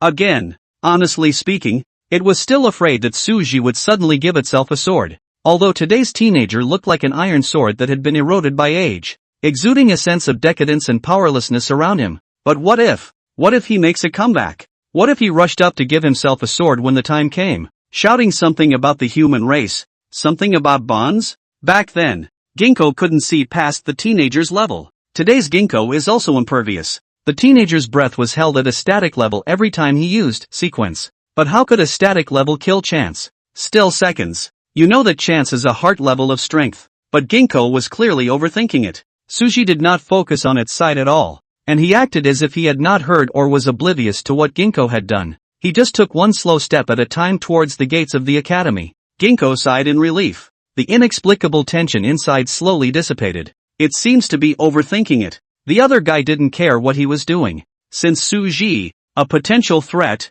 was no longer considered a threat, Ginkgo was about to start its big move. After working so hard to prepare for so long, killing so many people, and catching so many serializers so easily, it's definitely a good idea to pick the best carrier for yourself. It was also at this time that the ginkgo tree suddenly felt a faint vibration. The vibration was subtle, like a little ripple caused by a breeze across the surface of a lake, and came from the roots of his own tree that was buried beneath the rubble. But with 1,000 years of sequence enhancement, Ginkgo's keen perception soon came into play. It judged it almost instantly. There are people under the rubble. Ginkgo's complexion was condensed. A branch that was originally stretching was instantly tensed, and then wrapped in a stern aura, directly and fiercely whipped towards the middle of a ruin. That's where that vibration originated. Bang! There was a loud crash as the branches of the tree violently collided with the obstacles in the ruins.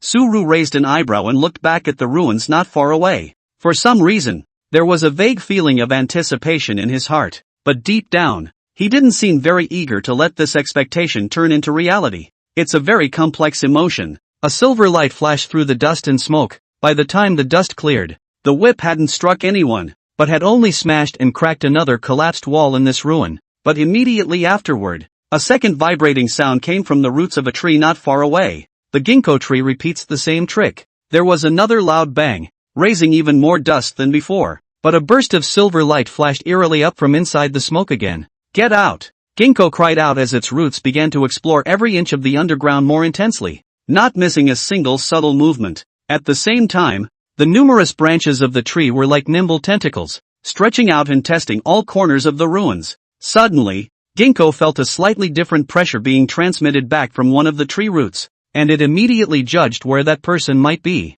A few tree roots that were on the side quickly intertwined into a tight net, matching the piece of branch that was laid down from the sky towards the inside of the smoke and swept it away. Just when Ginkgo thought it was still fruitless, a petite figure flashed out of the ruins. That's a girl. The girl's face was expressionless and scanty, and she was holding a cell phone in her hand, which was vibrating constantly from an incoming call, and it was this vibration that revealed her location. Ha! The ginkgo's branch that had wanted to continue whipping towards the girl instantly stopped. How did this girl, whose strength was clearly only at the 1,000th level, manage to evade her own probing? Or is it her sequence has shenanigans? What sequence is capable of masking the breath like that? On the ruins, the girl silently picked up her cell phone, and then connected to the other side. Hello, Shinobu. What do you mean? How dare you hang up on me? Do you know how critical the situation is right now? An urgent and irritated voice came from the other end of the phone. Aha! Shinoa Beaver's voice was as flat as water,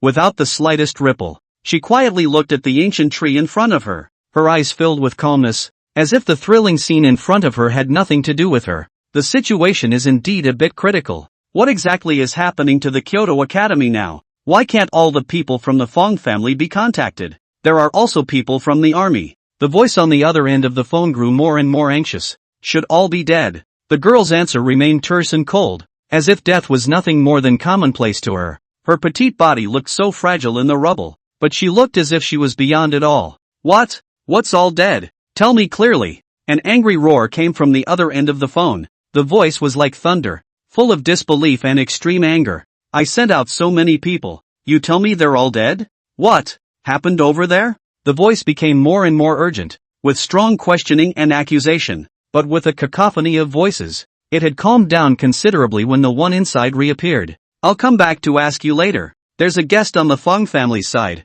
so remember to hurry up and figure out the situation over there for me. Even though efforts had been made to suppress the anger, the anxiety and majesty contained within could still be heard. as much as possible. The girl simply responded with 2 words, her tone still rippling as if none of this mattered to her. Lifting her hand to hang up the call, after casually tucking her cell phone into her pocket, the girl then continued to look at the ginkgo tree with a calm face. She might be a little bit dead. The girl's appearance was a bit dramatic, but it also managed to stop Suji in his tracks. Under this watery moonlight, the girl was standing quietly above these ruins. Her petite body looked more and more slender and tender in the hazy moonlight, as if a breeze could blow it down. A few strands of hair were clinging mischievously to her pale cheeks. Those clear and deep eyes were staring unblinkingly at the pale ancient tree in front of them. Alas! Sighing, Suji helplessly walked towards the girl's direction. It seems it's impossible to see death. However, Suji hadn't moved yet, but the ginkgo tree acted first, only to see those roots and vines surrounding the girl suddenly move violently. Then with lightning speed he dove towards the girl. Suji's eyes stared, almost subconsciously wanting to raise his hand to hold his sword. The grip was a hollow one. Feeling the emptiness at his palm, Suji froze for a moment. Chapter 38, Can't Beat It. But the whole man had already rushed up with his body a step ahead of his head, but Suji hadn't even arrived yet, and the girl dodged the blow herself. With a flash of silver light, the girl's body abruptly panned a few meters like a ghost, instantly flashing out from the encirclement of those tree roots. Although the tree roots' attack fell short, immediately afterward they quickly reversed their direction and lunged towards the girl. Thanks to the fact that the girl's instantaneous direction was towards Suji's side, Suji also managed to rush in front of those branches and blocked in front of the girl. New Beaver only felt a darkness in front of her eyes, and along with the arrival of a strong smell of alcohol, a tall figure appeared in front of her eyes. The smell of that wine was pungent and strong, and it seemed to have a refreshingly sweet flavor to it. And those tree roots that had originally lunged at the girl and Suji also suddenly froze. Dead beggar, what do you mean? Didn't I say you wouldn't be in charge of these things? Seeing Suru stop in front of the girl, Ginkgo's heart almost subconsciously thumped, but it still can't lose in terms of momentum. Suji raised his head, his gaze calmly looking towards Ginkgo. It doesn't mean anything. You want to kill someone? Feel free. Want to remake your body? That's fine too. Whatever you want. It's fine with me. Suru did think so. Whether it's a student, a journalist, a policeman, an ordinary person, or a sequencer. All of these people Suji pressed them. Ginkgo wanted to use them to remake their flesh, and Suji just pretended not to see it. Rose kind of people mixed into the city of Kyoto. Suji also did not reveal, but also just still do their own things. If it weren't for Rose having to get in her way, Suji might have been happy to see what else these people who started the unrest would do next. He is indeed as he says he is. He has no opinion and doesn't care about anything. Then why did you stand up and stop me? Are you with these people? I knew it. As a fellow human, you'd definitely help them, right? Ginkgo looked at the beggar, and there seemed to be unprecedented anger within his tone. Suji looked at Ginkgo in disbelief. How did this guy suddenly become so grumpy in a good reason? However, when it's time to explain, it's still necessary to explain. So Suji could only say helplessly, I'm not helping them, and I've never thought of stopping you. So try to ask. From the time I appeared until now, have I ever made a move against you? So what do you want? In fact, looking at the girl who was stopped by the beggar, the heart of the ginkgo tree has a hidden guess. I'm just here to take someone away, and after I take her away, these people can do whatever you want. I won't care, and I don't have the strength to care anymore, do I? Well, say, who are you taking? In fact, this kind of situation Ginkgo again stupid should also see the purpose of Su's resignation. This question it is mainly want to confirm. Horror. The beggar pointed to the girl he had held back. Asterisk asterisk asterisk asterisk you big master. Dead beggar. The old lady just wants to use her as a carrier.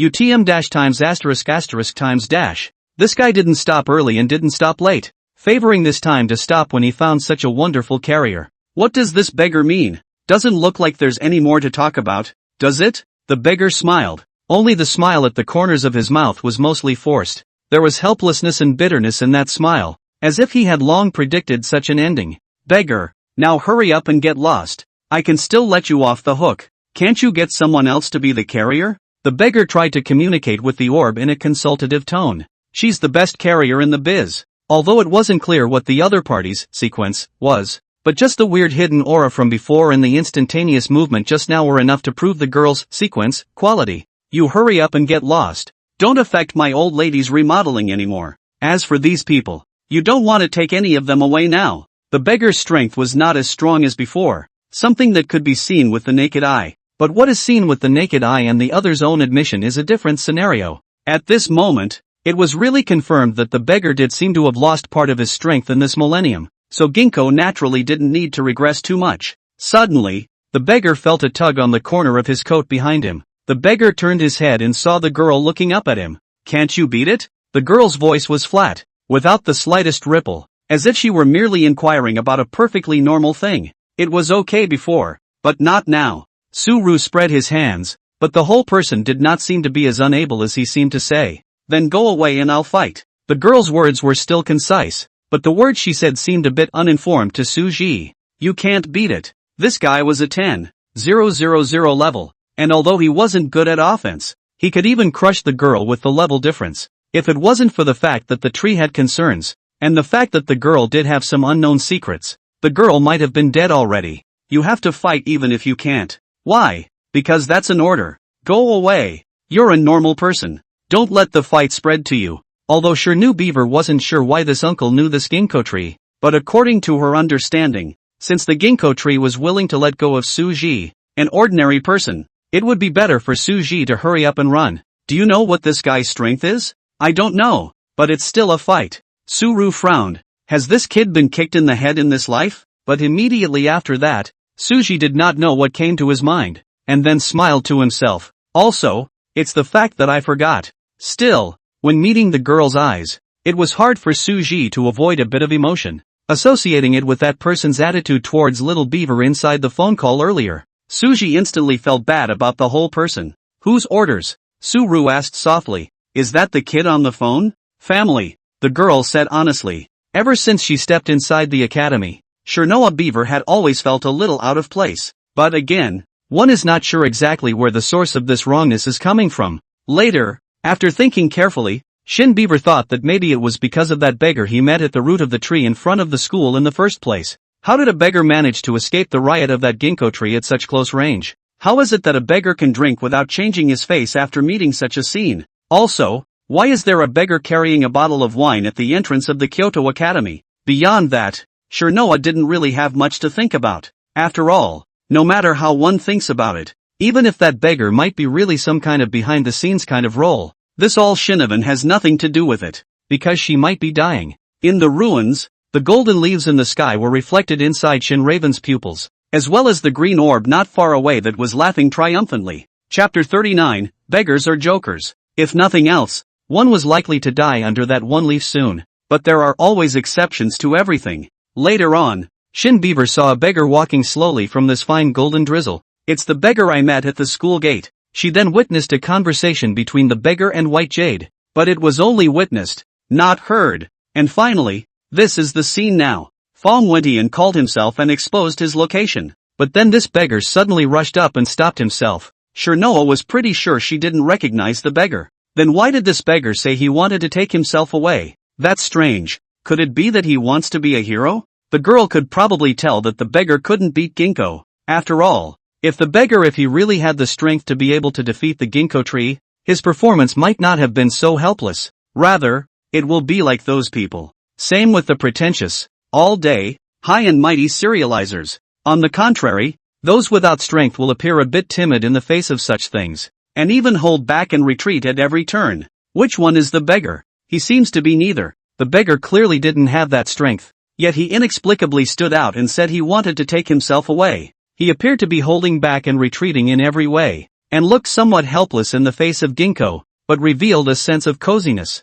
And the ginkgo tree seemed to scorn the beggar. This is very wrong. So Shirnoa Beaver spoke up. Can't you beat it? Although it was in a questioning tone, there was actually an answer in Shinoa's mind. Fittingly, the beggar's answer was not unexpected. It was okay before, but not now. Does that mean this beggar used to be at least as strong as this tree? But then it was then and now it is now. In what it was before, it's all for naught now if you can't beat it. Then go away and I'll fight. You can't beat it. You have to fight even if you can't. Why? Looking at the beggar's puzzled eyes, Shin Beaver calmly said, because this is an order. You go, you are an ordinary person. Don't be affected by the fight. No matter what level the beggar used to be, he was indeed just an ordinary person in the eyes of Shin Beaver now. Not that she thought the beggar was lying and bragging. After all, that's just the way she is as a person. It wasn't so much that there was any strange sense of trust in beggars, it was purely because that was her own personality. Any other person would have stood up like that and said that, and the girl would have believed it. So the two people who had only met for the second time talked as if they were a pair of old friends who hadn't seen each other for years. Beggars are used to it, girls are in character. Then the scene was played out. Such a question and answer scene. Whose orders? Family. Maybe it wasn't quite a family, but that was true. One's mission was supposed to be to come over and help these order keepers. Now that these order keepers were alive or dead, Fang Wendian had to explore the situation on his own again, so it was fine to remain here on her own, and the girl knew very well that she couldn't leave now. On the contrary, the beggar is not the same. The beggar would have been able to go. After all, that ginkgo tree would have spared the beggar. Even now the beggar is on the opposite side of the ginkgo tree, and the ginkgo is willing to let the beggar go. That's why the girl let Suji go. After all, Suji could have been free from being implicated. It wasn't that she was worried about harming Suji or anything, nor was it because of anything like being a fellow human and wishing Suji could live or anything. She's just doing it out of politeness and out of what she's been taught. And with this tree staring him in the face, he was certainly not going to wait to die. So himself and the tree will definitely have a fight. But you certainly can't fight it yourself. But you can't beat it. After all, it says in education, never give up until the last minute. So it's still a struggle before you die. That's it. Looking into the girl's eyes, Suji but realized how he couldn't find the look of the girl in the beginning. She wasn't her after all. Alas. Sighing, Suji suddenly flirted with a smile that carried a bit of bitterness and a bit of helplessness. But more than that, it was an unspoken emotion. The family gave you orders to fight through it? Sort of. Actually, it's just supporting these order keepers to be precise. But it's a good idea to say you fought in this situation. After all, you're going to die yourself if you can't fight. So in the end, it goes around and around. But you can't escape those two words, strength. You can't beat it. But, after a pause, the beggar pointed to his dirty cheek. You give me a kiss? Maybe I'll beat it. Beggars are jokers. But the girl said to the beggar, then squat down. The voice was calm and muted, without even the slightest ripple or ebb and flow. Suji froze, and for a moment, he was at a loss for words. You're a little tall for me to reach. If you can beat it, go ahead and do it. It took a long time for Suji to come back to his senses. That was actually a line he'd learned from someone. Except he hadn't expected to get a somewhat unexpected response. The kid's head may indeed be kicked in a donkey's ass. Sighing again, Suji suddenly reached out and touched the girl's head. The girl's head was still wearing a duck-tongued hat. Because of the hat, it wasn't very soft to touch, but it had a different kind of touch that made Suji couldn't help but rub it a few more times. It's the same as petting a small pet. I'm kidding, don't ever believe that again. But do need a favor. The man's palm covered the girl's head. Even though it was through a hat, Shin Beaver could still feel the heat. This wasn't the first time the girl had been touched on the head like this. I used to like to touch her head like this. But this was the first time she'd ever had her head touched by a somewhat scruffy-looking beggar uncle. There's no strange feeling. Just feeling a little dizzy in the head. Shin Beaver's eyes slowly darkened before her eyes. And then as soon as her eyes closed, she suddenly collapsed in the direction of Suji. Suji steadily supported the shaking girl. He then slowly raised his eyes, his sight staring straight at the ancient tree in front of him. You pick one. His voice was still as hoarse and powerless, but compared to earlier, it had an additional irresistible majesty. Pick what? The green point of light flickered, gazing at Suji with suspicion and vigilance. Thousands of years of intuition told Ginkgo this choice could be crucial. Let me go with this girl, or I'll destroy you before I take her. What do you mean, beggar? Not surprisingly, Ginkgo was enraged. Posturing won't fool me. Dead beggar.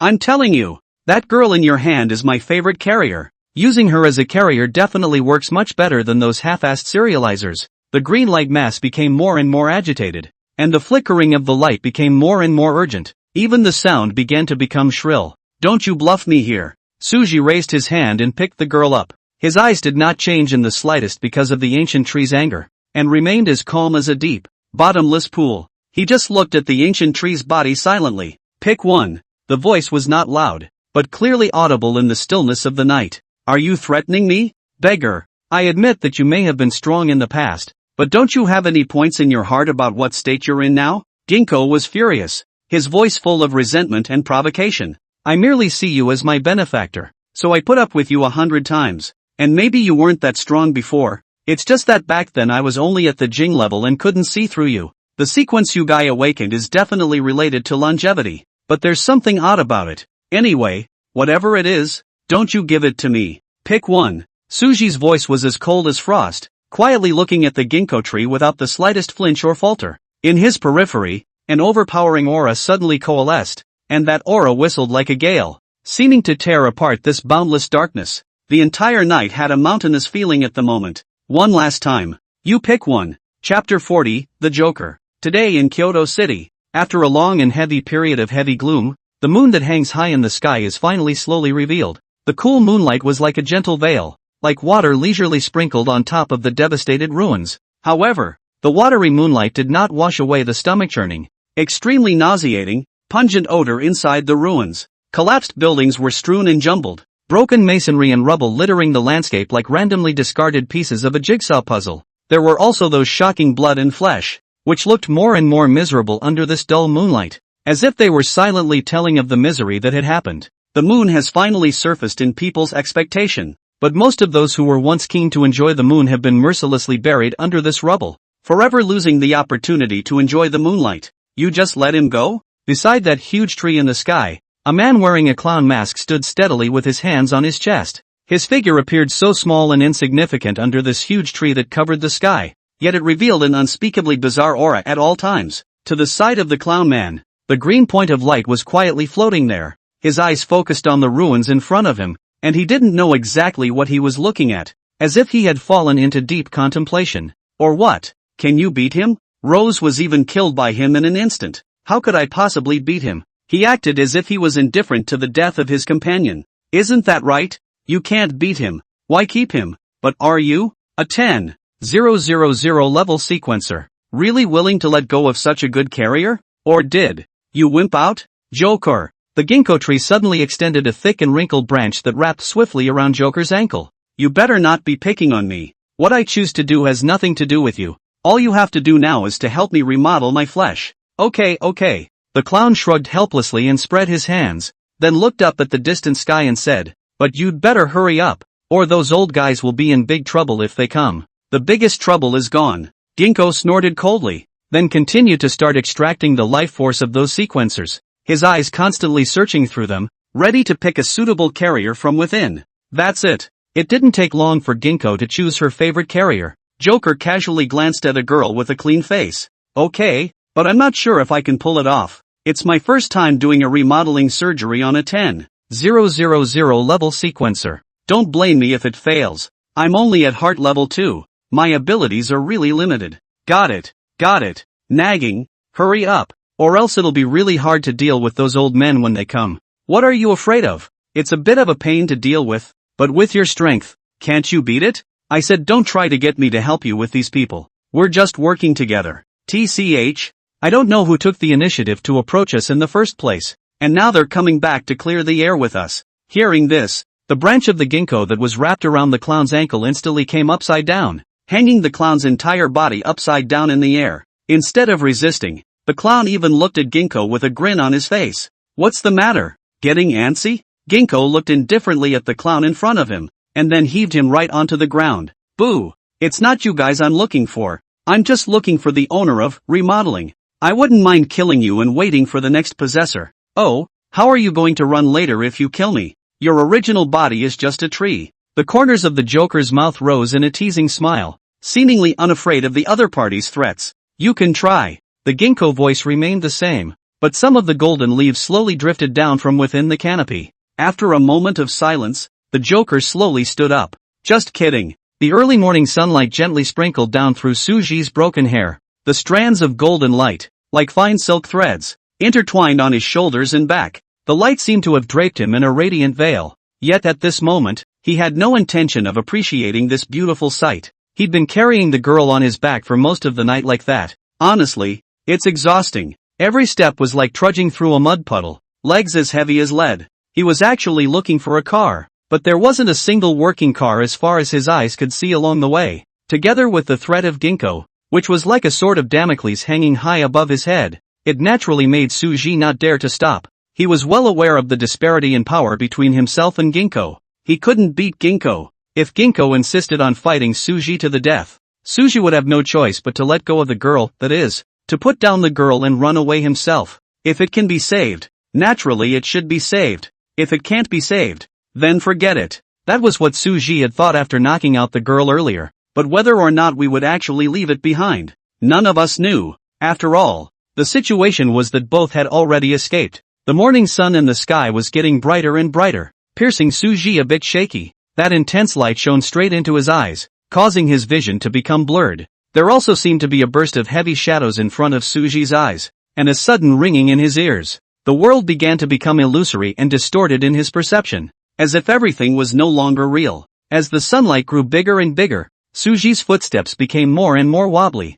Each step carried a stagger, and his body's exhaustion had reached its limit. In the midst of the ruins, Suji just crashed to the ground defenselessly. Wisps of bright red liquid dipped underneath him, like a demonic blood flower that stung in this barren land. The girl was still sleeping on Suji's back, oblivious to this sudden change. Before his consciousness drifted off, Suji seemed to hear a helicopter roar. "Captain, 2 more refugees have been spotted here. Help!" But as the helicopter slowly landed on the ground, Wu Gang froze for a moment. The fainted man on the ground. How come the more I look at him, the more he looks a bit like a beggar before? But Wu Gang remembers that this beggar should have already been taken away by the rescue truck last night before. Can't wait to think about it. Wu Gang rushed to order those people to start the rescue. Their rescue operation had been going on all night, starting from the very center of the area to the edge of it now. Everyone had stayed up all night. Their eyes were bloodshot, but still no one had slacked off in the slightest. And as rescuers approached,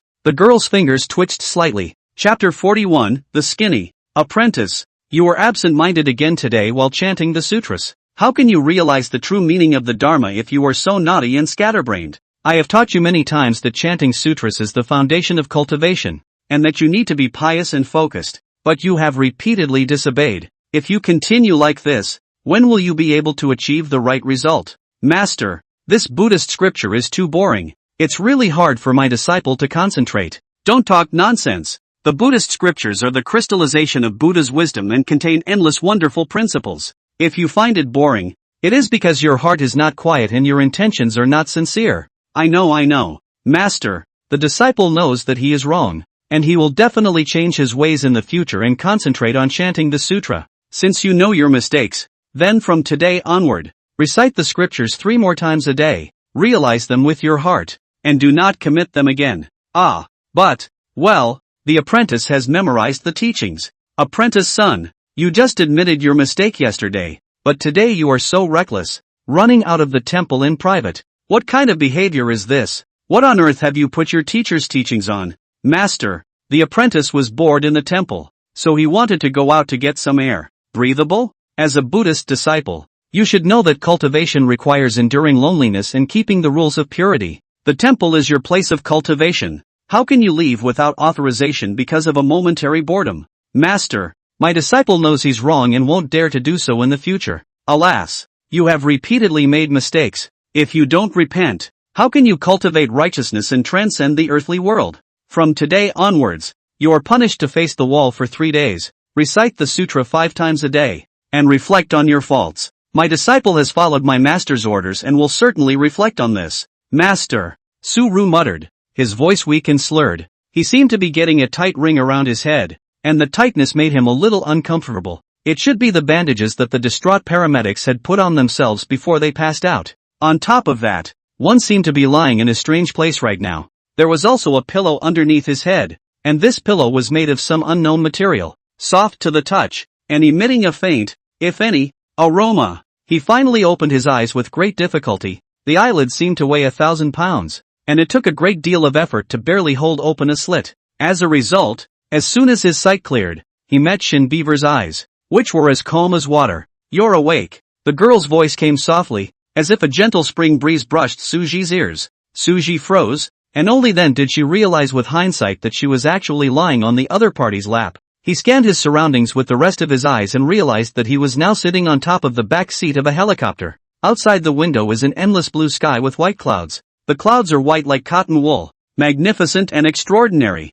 like a grand and gorgeous painting. There was also a faint smell of disinfectant in the cabin. After coming back to his senses, Suji for the first time seriously surveyed the girl's appearance. The girl's skin was like snow. It looked blown out, yet it carried a cool texture. as if it was unearthly. Those clear and pure eyes were looking at themselves with a faint sense of detachment, like autumn water in a cold pool, making it hard to catch. The look appeared somewhat out of place on the face, which was on the younger side of the spectrum, yet had a different sense of charm. On her head the duck hat had been removed, but the trench coat and white t-shirt remained on. Because of the removal of the duck-tongued cap, those fluffy black hairs were falling messily over the girl's shoulders and down to her chest, like a recklessly waved ink painting. 2 strands of dorky hair, one long and one short, also emerged from her head, playfully sticking up, adding a bit of cuteness and animation to her cool demeanor. Soo-young had reason to suspect that she wore the hat to suppress the 2 strands of dorky hair and to make her hair look less fried. It's exactly the same, Soo-ru muttered. What exactly? Shirnu Beaver looked at Soo-ji, and although it was a question, his tone was exceptionally calm. Her voice was crisp and airy, with a slow, soft accent. Nothing. Soo-ru slowly closed his eyes. He was well aware that it was just the mold that looked exactly the same. Although he had closed his eyes at the moment, Soo-ji was still able to keenly feel that the girl's cool sight was quietly watching himself. The sight seemed to carry the slightest hint of coolness, yet it somehow made him care. A minute passed. As if time had frozen, Soo-ji could feel that the gaze had not shifted in the slightest. 5 minutes slipped by, and the air around them seemed to grow heavier, the watching eyes still there. After 10 long minutes of waiting, Soo-ji finally couldn't help himself. He slowly opened his eyes and looked at the girl with a tone that carried a few points of helplessness and voiced out, "What have you been staring at me for?" As soon as he opened his eyes, he saw the girl looking at him silently, just like a statue. "You just looked at me too." The girl spoke slowly, her voice still calm. "But I'm not staring at you all the time either. This is very rude behavior on your part." Saying that, Soo-ji also unconsciously educated himself. "You look good." The girl's answer was simple and direct, her face still without much expression. Soo-ji was stunned, but he didn't think that he, a scruffy beggar, could be complimented on his good looks one day. "Do you look okay on your own?" Soo-ji could no longer remember. After so many years, appearance was no longer important to him at all. "It's just a skinny thing." Still, it's hard to avoid a ripple in your heart when you've been complimented. Even if it looks good, you can't keep staring at people. Soo-ru still held his ground. Shirnu Beaver slightly tilted her head, her gaze still not moving away from Soo-ji as she faintly said, "What looks good? Naturally I want to look at it for a while longer." "Okay, but what is this we're in now?" Sitting up from the girl with difficulty, Soo-ji leaned back against the padded back of the back seat. "I had just forgotten that I had been lying on someone's lap. You fainted. Those paramedics saved you, and I called for a private jet to take you back to River City after they put a few bandages on you." The girl's simple words were appalling. In fact, there was no need for the girl to say more. Soo-ji could probably tell. After all, Soo-ja had seen the city below the airplane when he had just sat up. The streets of the city were sparsely populated at the moment. Vehicles were sparse, and most of the stores along the street were closed, with only a few still open. Maybe it's because of the Kyoto City mutation. It looks like there's no hiding it officially. It's also true that so many people have died. How can they still be hidden? The plane circled over the city for some distance before it finally landed slowly and stopped on the tarmac on top of a tall building in the center of Zhangcheng. Soo-ja looked out through the window and could still see a few staff members busy on the tarmac. When the helicopter came to a stop, the hatch slowly opened. Soo-ja took the lead and stood up. He stretched his somewhat stiff body and then walked towards the outside. But before he could take a few steps, Soo-ji twisted his head around again and looked at Shin Beaver. "Why don't you come down?" The pilot on the side was also waiting intently near the hatch, oblivious to Soo-ru's behavior. Or rather, everyone here ignored Soo-ji's existence. They only cared about the orders of those masters. Everyone was like a robot in their own way, and didn't pay attention to the arrival of a few people, because she was sitting inside the helicopter. This time Shin Beaver was looking down on Soo-ja. She lowered her eyes slightly, her expression still cool. "Legs are numb." Chapter 42:909. Soo-ji seemed to understand Rose a little bit. No wonder Chance wanted so badly to make himself break defense and show a different expression. Turns out it's because it's really fun to do. Looking at Shirnu Beaver's expressionless look, Soo-ji also had the same kind of thought that Rose had out of the blue. But thought for thought, he ended up honestly standing still and waiting for the girl to get off the plane. The wind was whistling on the tarmac. Soo-ji followed Shin Beaver towards the entrance leading to the interior of the building. There was a staircase at the entrance, and they went down it, the hallway being somewhat dimly lit. At the bottom of the stairs was a closed metal door. Shinobu stepped forward and pressed the doorbell, and within moments, The door opened and a uniformed staff member appeared in front of them. "Ms. Shin, welcome back," the staff member said respectfully, bending over slightly with just the right amount of smile on his face, neither fawning nor cold. Shin Beaver nodded slightly and led Suji into the door. The space behind the door is spacious and bright, with minimalist and atmospheric decor. They walked down a long corridor, the carpet thick and soft underfoot. On one side of the corridor were those hotel-like room doors with door numbers on them, and at the end was a special elevator, and a staff member on the side pressed the button, and the doors opened quickly. "Come in." Shin Beaver looked at Suji and gestured for the other to come in. By the time Suji walked inside the elevator, the two of them were left inside this space at the moment. A quiet atmosphere filled the air. Suji didn't ask the girl why she brought herself here,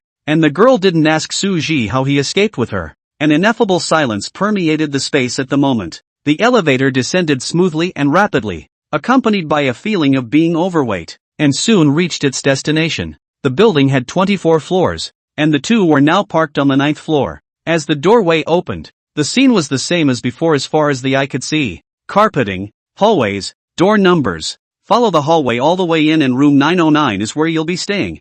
Noah Beaver's voice broke the brief silence, and her gaze went to Suji. Suji raised his eyebrows and looked at the girl curiously. "What do you mean by bringing me here? Why does this place look so much like a hotel?" The girl nodded, her gaze as calm as water. "This is the hotel. You stay here, and the rest, later." Clunk! The elevator door closed just enough to isolate the two. Suji stood outside the door, looking at the closed elevator door in front of him with a bit of amusement. Actually used the sequence on himself. "Girl, what kind of sequence is this? Space class?" I actually forced myself to move outside the elevator. However, this was also because Suji did not resist. Of course, there was no such need to resist. After all, if one really resisted, one would definitely not feel good either. Ahem. Coughing in a low voice, Suji had the sense to walk towards the end of the corridor. It didn't take long for Suji to find the room with door number 909. Opening the door of the room with the black room card that had appeared in his hand at some unknown time,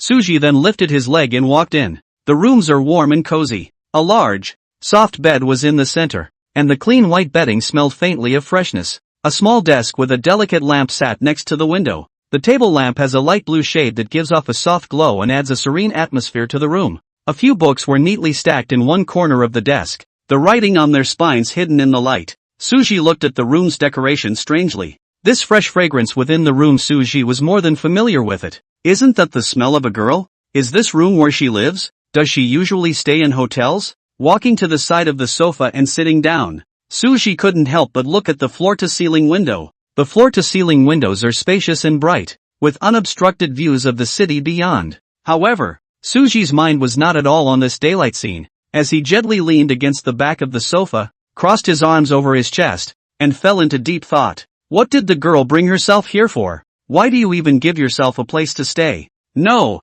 shouldn't one's original intention be to just run away after saving someone? How come you're in a hotel with your eyes open? And what the hell was that family thing the girl was talking about? I think her last name is Little? Which one? Xiao or Shin? I haven't heard of a family with the surname Xiao in all the years I've been alive. Right? It was also at this time that Suji seemed to react. He himself hadn't even asked the girl what her name was. The girl hadn't asked Su Young either. The way the two talk to each other is even a little off. Suji felt his head was a bit messed up. Not only is it messy, but it's also a little painful and dizzying. The pain was as if there were countless fine needles going through his mind, each one stimulating his nerves. But he was left with no expression other than a furrowed brow. TSK. With a light TSK, Suji slowly closed his eyes. Whatever. Let's just get some sleep and ask the girl when she arrives if she's not okay. He couldn't stay here all the time, so he'd find a time to leave Jiangcheng directly. It was true, as Suru said before, that it was better for him and the girl to stay away from each other.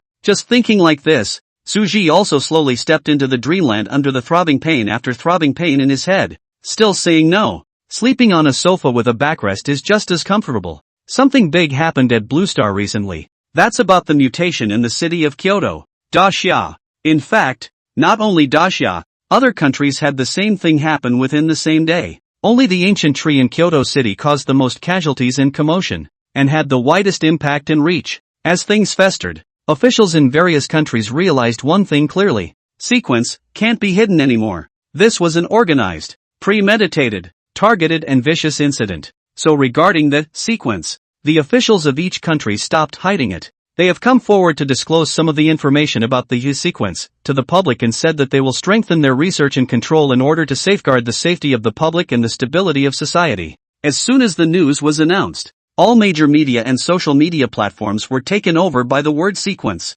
Some were horrified and worried that the existence of the sequence would break the existing peaceful life. Some were curious and tried to find out more about the secrets of the sequence, and others were skeptical, believing that it was just an official hoax. But the last kind of people were soon overcome by some videos and have been transformed into the first two. In the midst of this chaos, various forces also began to stir. Chapter 43, Shin of Bamboo, Resignation of the Old Years. Some groups suddenly came forward and said they had been working on the sequence for many hours and were immediately in a position to make huge profits and breakthroughs from it. They trumpeted their findings, wanting to get their name out to the masses. Some of the so-called families also suddenly came forward and said they would take care of everything. These families claimed to possess unique sequence, inheritances and secrets, and had long since possessed hundreds of years of heritage. There are also a number of organizations that have suddenly announced their appearance on major platforms. Some organizations claim to protect the rights and interests of ordinary people, while others claim to explore the ultimate mysteries of the sequence.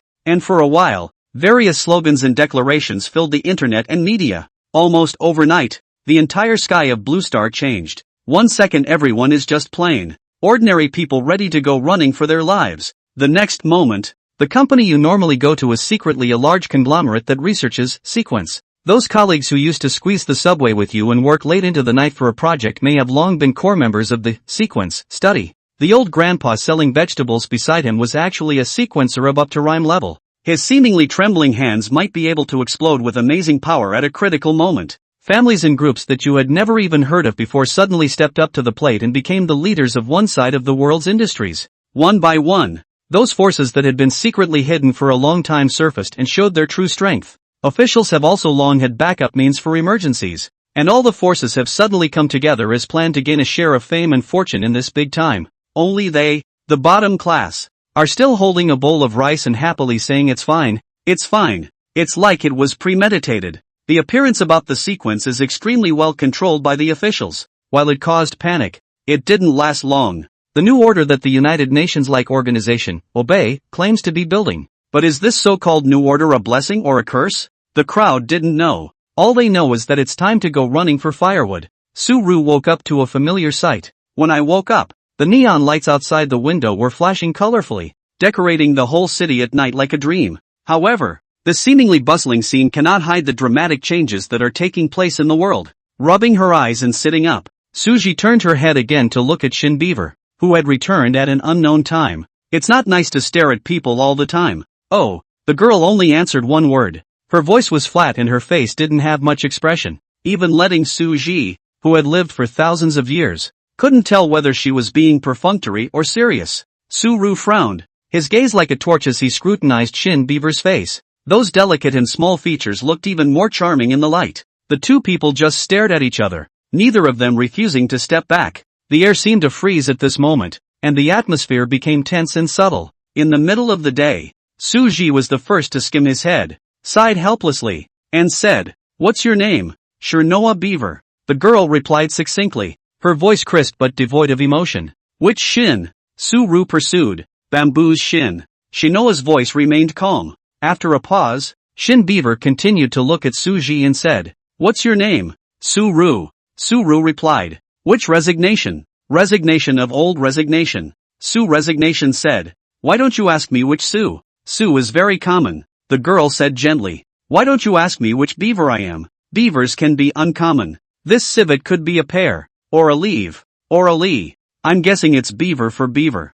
Without spending too long on this topic, Suji's gaze went back to looking out the window. "What do you mean?" The girl tilted her head slightly, seemingly not understanding the meaning of Suji's words. "What did you bring me here for?" Suji turned his head to look at the girl sitting on the edge of the bed again. The girl's body was still dressed in a trench coat and white t-shirt, her messy hair falling casually over her shoulders. "We don't seem to have crossed paths. What do you mean by bringing me directly inside your room? Middle of the night, hotel, lonely man and woman. Stop." Soju was decent. Shin Beaver, however, didn't feel bad about it. She seemed to have gotten used to the environment and took everything in stride. The hotel suites here are basically full, and it would be a pain in the ass to get you a room. You saved me, and I'm sure as hell not going to let you sleep on the street like you did before. How did you know I used to sleep on the street? You're too dirty. Shinobu replied very directly, without the slightest hint of euphemism. She stretched out one finger to point at the sofa behind Suji.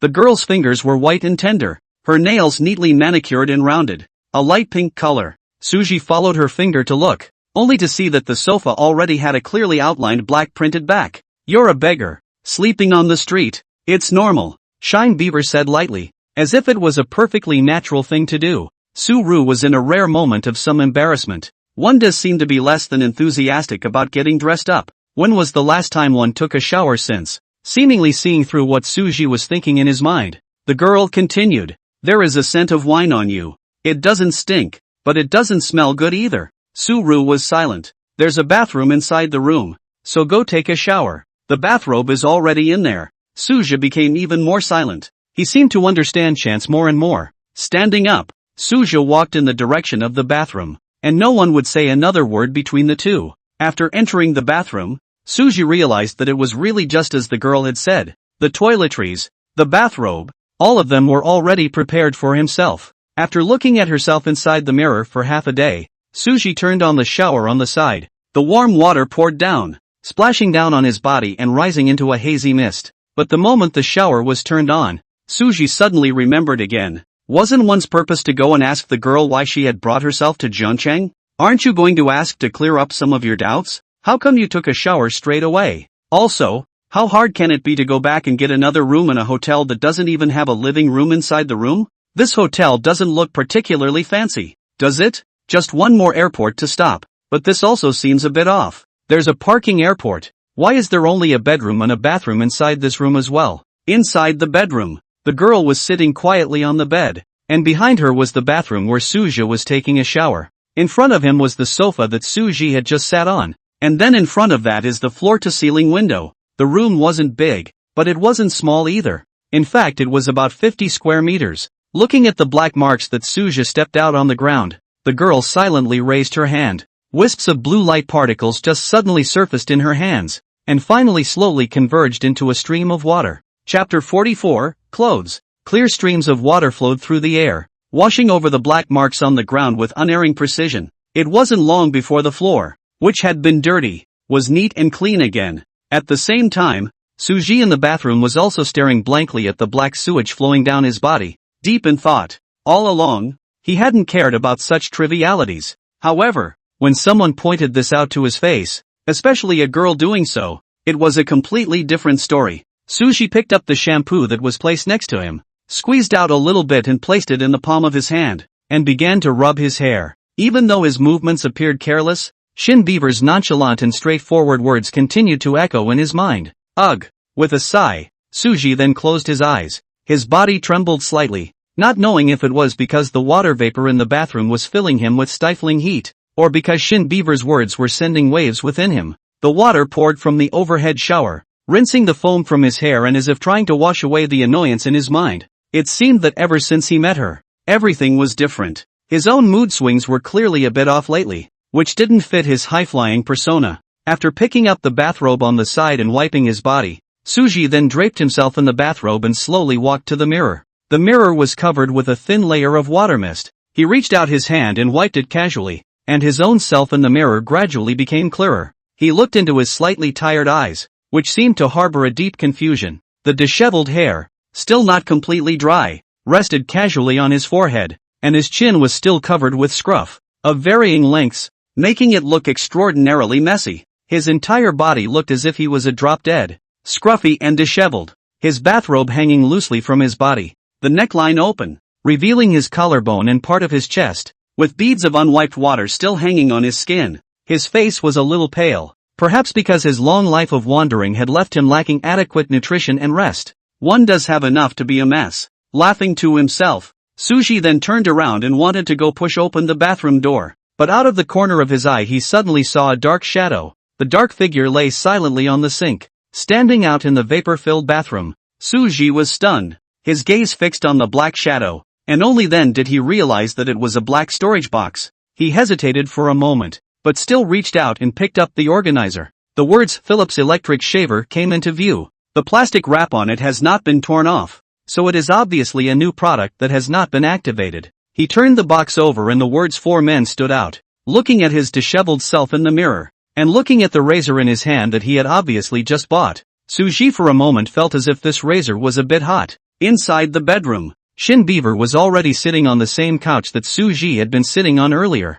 At this time, she was just like Suji before her, gazing out of the window distantly, not knowing what she was thinking about. Outside the window, neon lights flashing, traffic, the bustling city night scene in her eyes but seems to be just a piece of illusory light and shadow. A brief silence fell over the room as the sound of water running inside the bathroom died down. Then there was a sound of footsteps, which came from far away and seemed to carry some kind of hesitation. But at last that footstep stopped. It didn't take long for the sound of a razor starting to continue, the slight buzzing of the razor being loud and clear in the quiet room. Shinobu just listened to the commotion in the bathroom, her eyes looking out the window at the night scene. Click! The bathroom door opens. Shinoa Beaver looked back, only to see Suji walk out. The scruff on his chin was gone, and the whole person looked much more refreshed. He was draped in a wide bathrobe, his body slightly slimmer but still well defined. The shaggy hair was falling out in front of her forehead at a loss for words. Actually, what Shinu Beaver said wasn't wrong.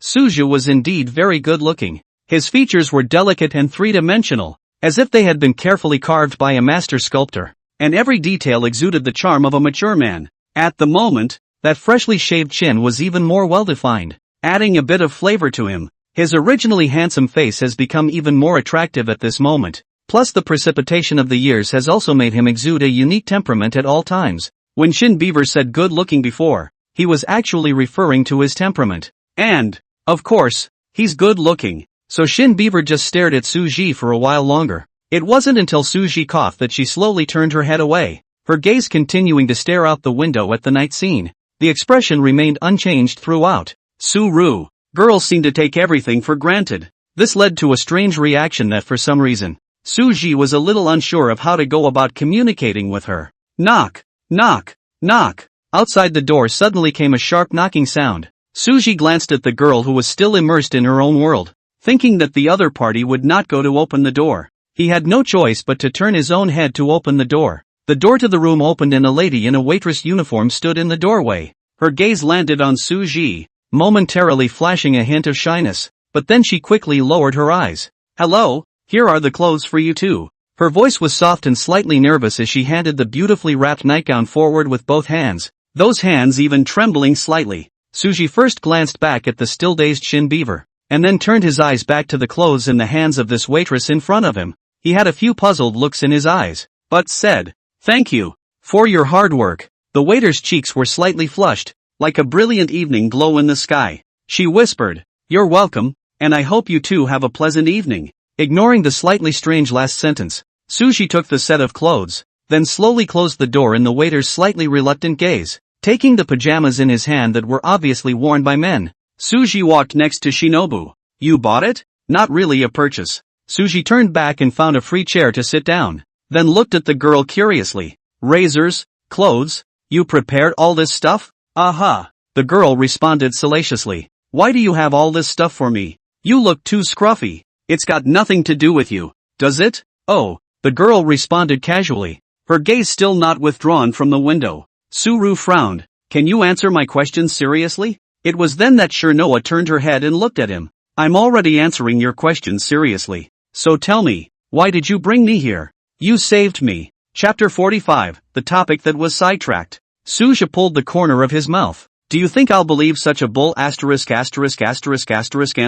Even after saving you, you could have done better than to bring me, a stranger, to where you live, right? Although this is a hotel according to the girl, this room 909 is clearly the girl's permanent residence. After all, the toothpaste inside the bathroom, the wash cups, all showed obvious signs of use, apart from the bathrobe on his body. Basically Suji didn't see any disposable items for use inside this room. Normal hotel rooms were equipped with these things that were basically disposable, but this place was obviously not. Moreover, Suji also realized that every time he tried to ask about something, the girl would always interrupt herself. Now, for example, in the face of his own inquiries, the girl just lightly spit out the word "oh," and put him off. Suji rubbed his head, only to feel a wave of irritation, and stood up helplessly. Fine. Whatever. There was compromise in his voice. It's fine if you don't want to answer. After saying that, Suji lifted his leg and walked towards the door. His step seemed a little heavy, and as he reached the door his hand tightened on the knob,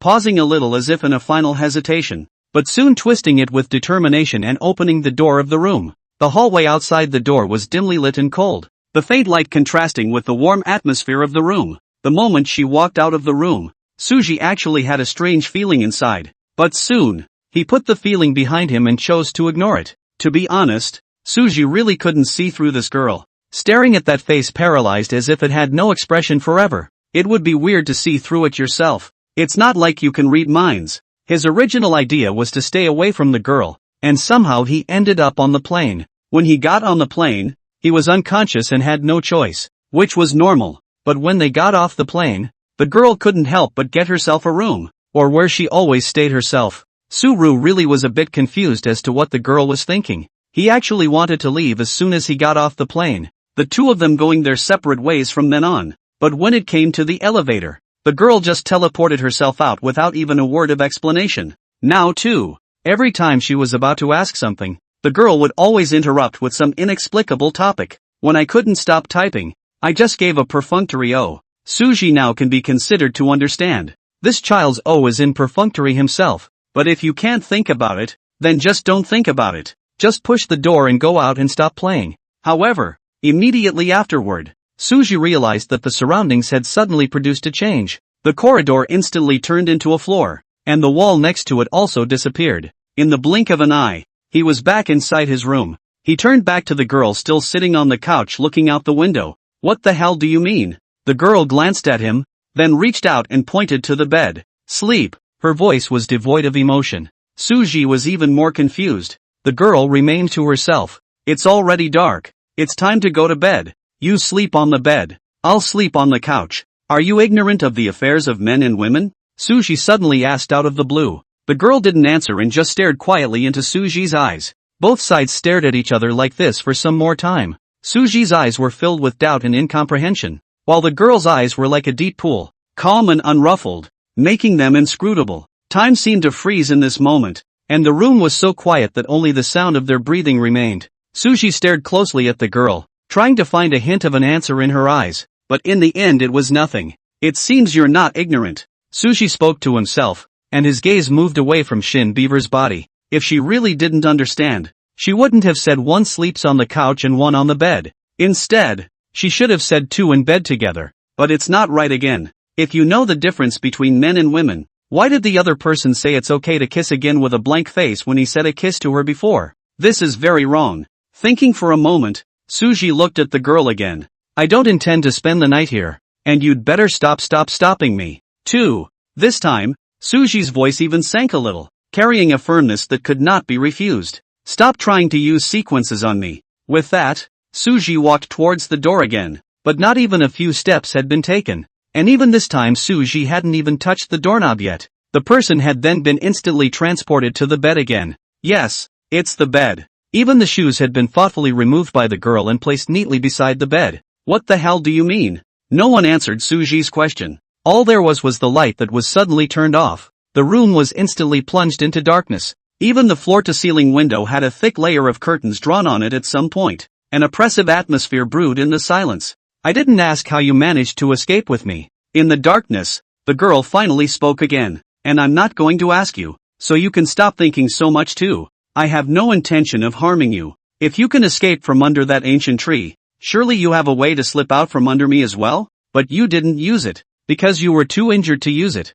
or because you were worried about hurting me? Why do you keep trying to sneak away when you obviously enjoy spending time with me? Where did he act like he enjoyed spending time with girls? Suji did not understand, but before he could ask a question in return, the girl had already continued to speak to herself. Did you and I know each other before? Not recognizable. Then why did you keep screaming my name when you were unconscious? Suru, while sitting on the plane, you kept calling out master and my name. Am I your master? After a moment's pause, the girl continued. But I'm not going to ask you. I'm not curious about these things, so you can stop asking me too. I don't ask you. You don't ask me. That's enough. You're a bum with no job. Yet you've awakened the sequence. I can give you a job. In the darkness of the night, the girl quietly played her own calculations, and step by step, she set a trap for Suji. And Suju? He was lying in bed, his brow furrowed and his mind racing. After living for thousands of years, for the first time, his brain was a little short. He didn't realize that this time the topic was still being forced off by the girl. Chapter 46, Adoption. A small sliver of the morning sun's shimmering light carefully spilled in through the cover of the curtains. The faint ray of light was like a shy visitor, shining just right on the sleeping figure on the couch. Seemingly sensing the gentle caress of the sun, the girl's eyebrows quivered slightly, and then the butterfly wing-like eyelashes slowly opened. Underneath her eyes was a deep sense of exhaustion that was undisguised. Twisting his head to look at the bed, the person who was supposed to be lying on the bed had long since disappeared, leaving an empty and cold space. The girl didn't say anything more. She just kept to herself and coalesced another stream of water from her hand. This time, the cohesive stream of water seemed to flow a little faster, and the crystal-clear mass of water shimmered with a strange light in her hands. After surveying the mass of water in her hand thoughtfully for a moment, the girl waved her hand to disperse the streams. The tiny droplets of water scattered in the air like a brief, dreamy rain shower. Standing up, washing and changing her clothes, the girl was ready to go out. As soon as the door to the room opened, a figure stood outside. It was the attendant who was cleaning the hallway, the mop moving in a regular rhythm in her hand. Ignoring the waitress, Shin Beaver walked around her in the direction of the elevator. Just as she passed the waitress, the girl thought about it and stopped. "Hello, I'm staying in room 909. Could you please change my linens and I'll pay for the cleaning as usual?" The waiter hurriedly stopped what he was doing and responded with a warm smile on his face. "Yes, ma'am. We'll take care of it as soon as possible for you." Just the waiter looked at the girl's back, and it would be a lie to say he wasn't excited. "Let yourself prepare a set of men's pajamas yesterday. There was another thieving handsome man when you answered the door yourself, and today it's a change of sheets." Hiss. Ling Kitching couldn't even think about what really happened last night. Is this the first time a college student works part-time and meets something so exciting? She can't wait to go and share it with her sisters now. And this girl is much better looking than those showbiz stars. And that uncle looks pretty rich too. Sister Lee also told herself before she took her leave that the person who lives inside this room has a big relationship behind him. A relationship, so that she can properly provide for Murphy. Adoption? These two words inexplicably appeared inside Ling Kitching's head. Good-looking girl, a rich-looking uncle, lonely man and woman, sharing a room. The next day the man also lifted his pants and disappeared. The girl behind the big relationship. What is this if not a package? It's just that the guy actually got off on it too.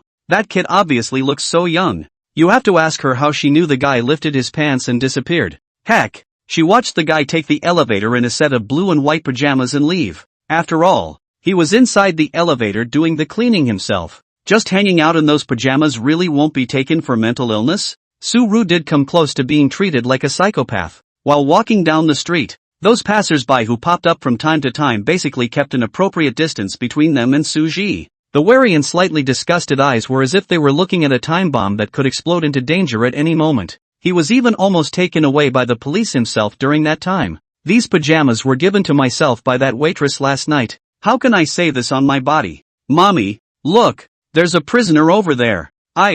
Silly child, where is this prisoner? Let's stay away from him. This person may have a little brain problem. Maybe he ran out from inside the hospital. Su-ru. Yes, the blue and white outfit looks like an inmate who ran away from the inside of a mental institution. It's really hard not to get the wrong idea with that weird color scheme, but Suji felt that if he had run out with a bathrobe on, he might have been locked up inside the interrogation room by now. As for his original beggar's suit, Suji didn't know where to go either. He seriously doubted that the girl had lost it again with her bizarre sequence. Last night the girl broke into a lot of talk, but it went around and around without getting to the point. Suji listened in a daze, so he simply treated it as a bedtime story. It was still light when I woke up, but the girl was asleep, so Su resigned and went straight away. It's that simple. He also gave himself a change from his bathrobe to his pajamas before he left. Simple. Dry. As for where Suji planned to go, he hadn't thought about it yet, but as long as he didn't continue to stay in Jiangcheng, it was fine to go anywhere. As Suji kept moving forward, the sky was getting brighter and brighter, and the people he encountered on the road became more and more numerous. Not far away there were also two passers-by sitting on a bus stop bench talking about the sequence. One of them, slightly chubby, with beads of sweat on his forehead and a look of eagerness and excitement on his face, said, "Brother, you have a wooden fish brain.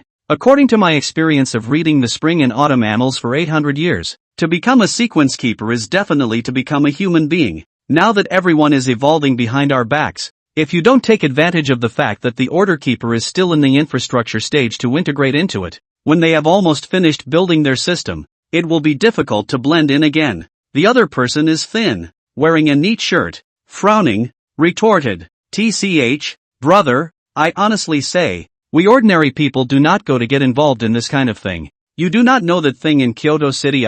Ordinary people are completely grasshopper." The fat point of the person anxious straight pat thighs, raised the volume of voice said, "Words cannot be said. We are not impossible to science and technology to cultivate immortality well." The thinner one sneered. "Ha!" He twisted his head to the side, no longer paying attention to the other. Fatty was still unwilling and continued. "Think about it, this is a rare opportunity. If we can become order keepers, then we will have status, wealth, and power, won't we? Who would dare to look down on us then?" The thin man shook his head and said, "Don't think too simply. How can it be that easy to pass this order keeper's examination? Besides, even if we pass it, the rules and dangers inside are not something we can easily withstand. The example of Kyoto City is right in front of us. How many ordinary people went in and ended up in a miserable situation? You are just too timid and conservative. You're always afraid of the wolf in front and the tiger at the back. How can you accomplish anything great? The world is changing.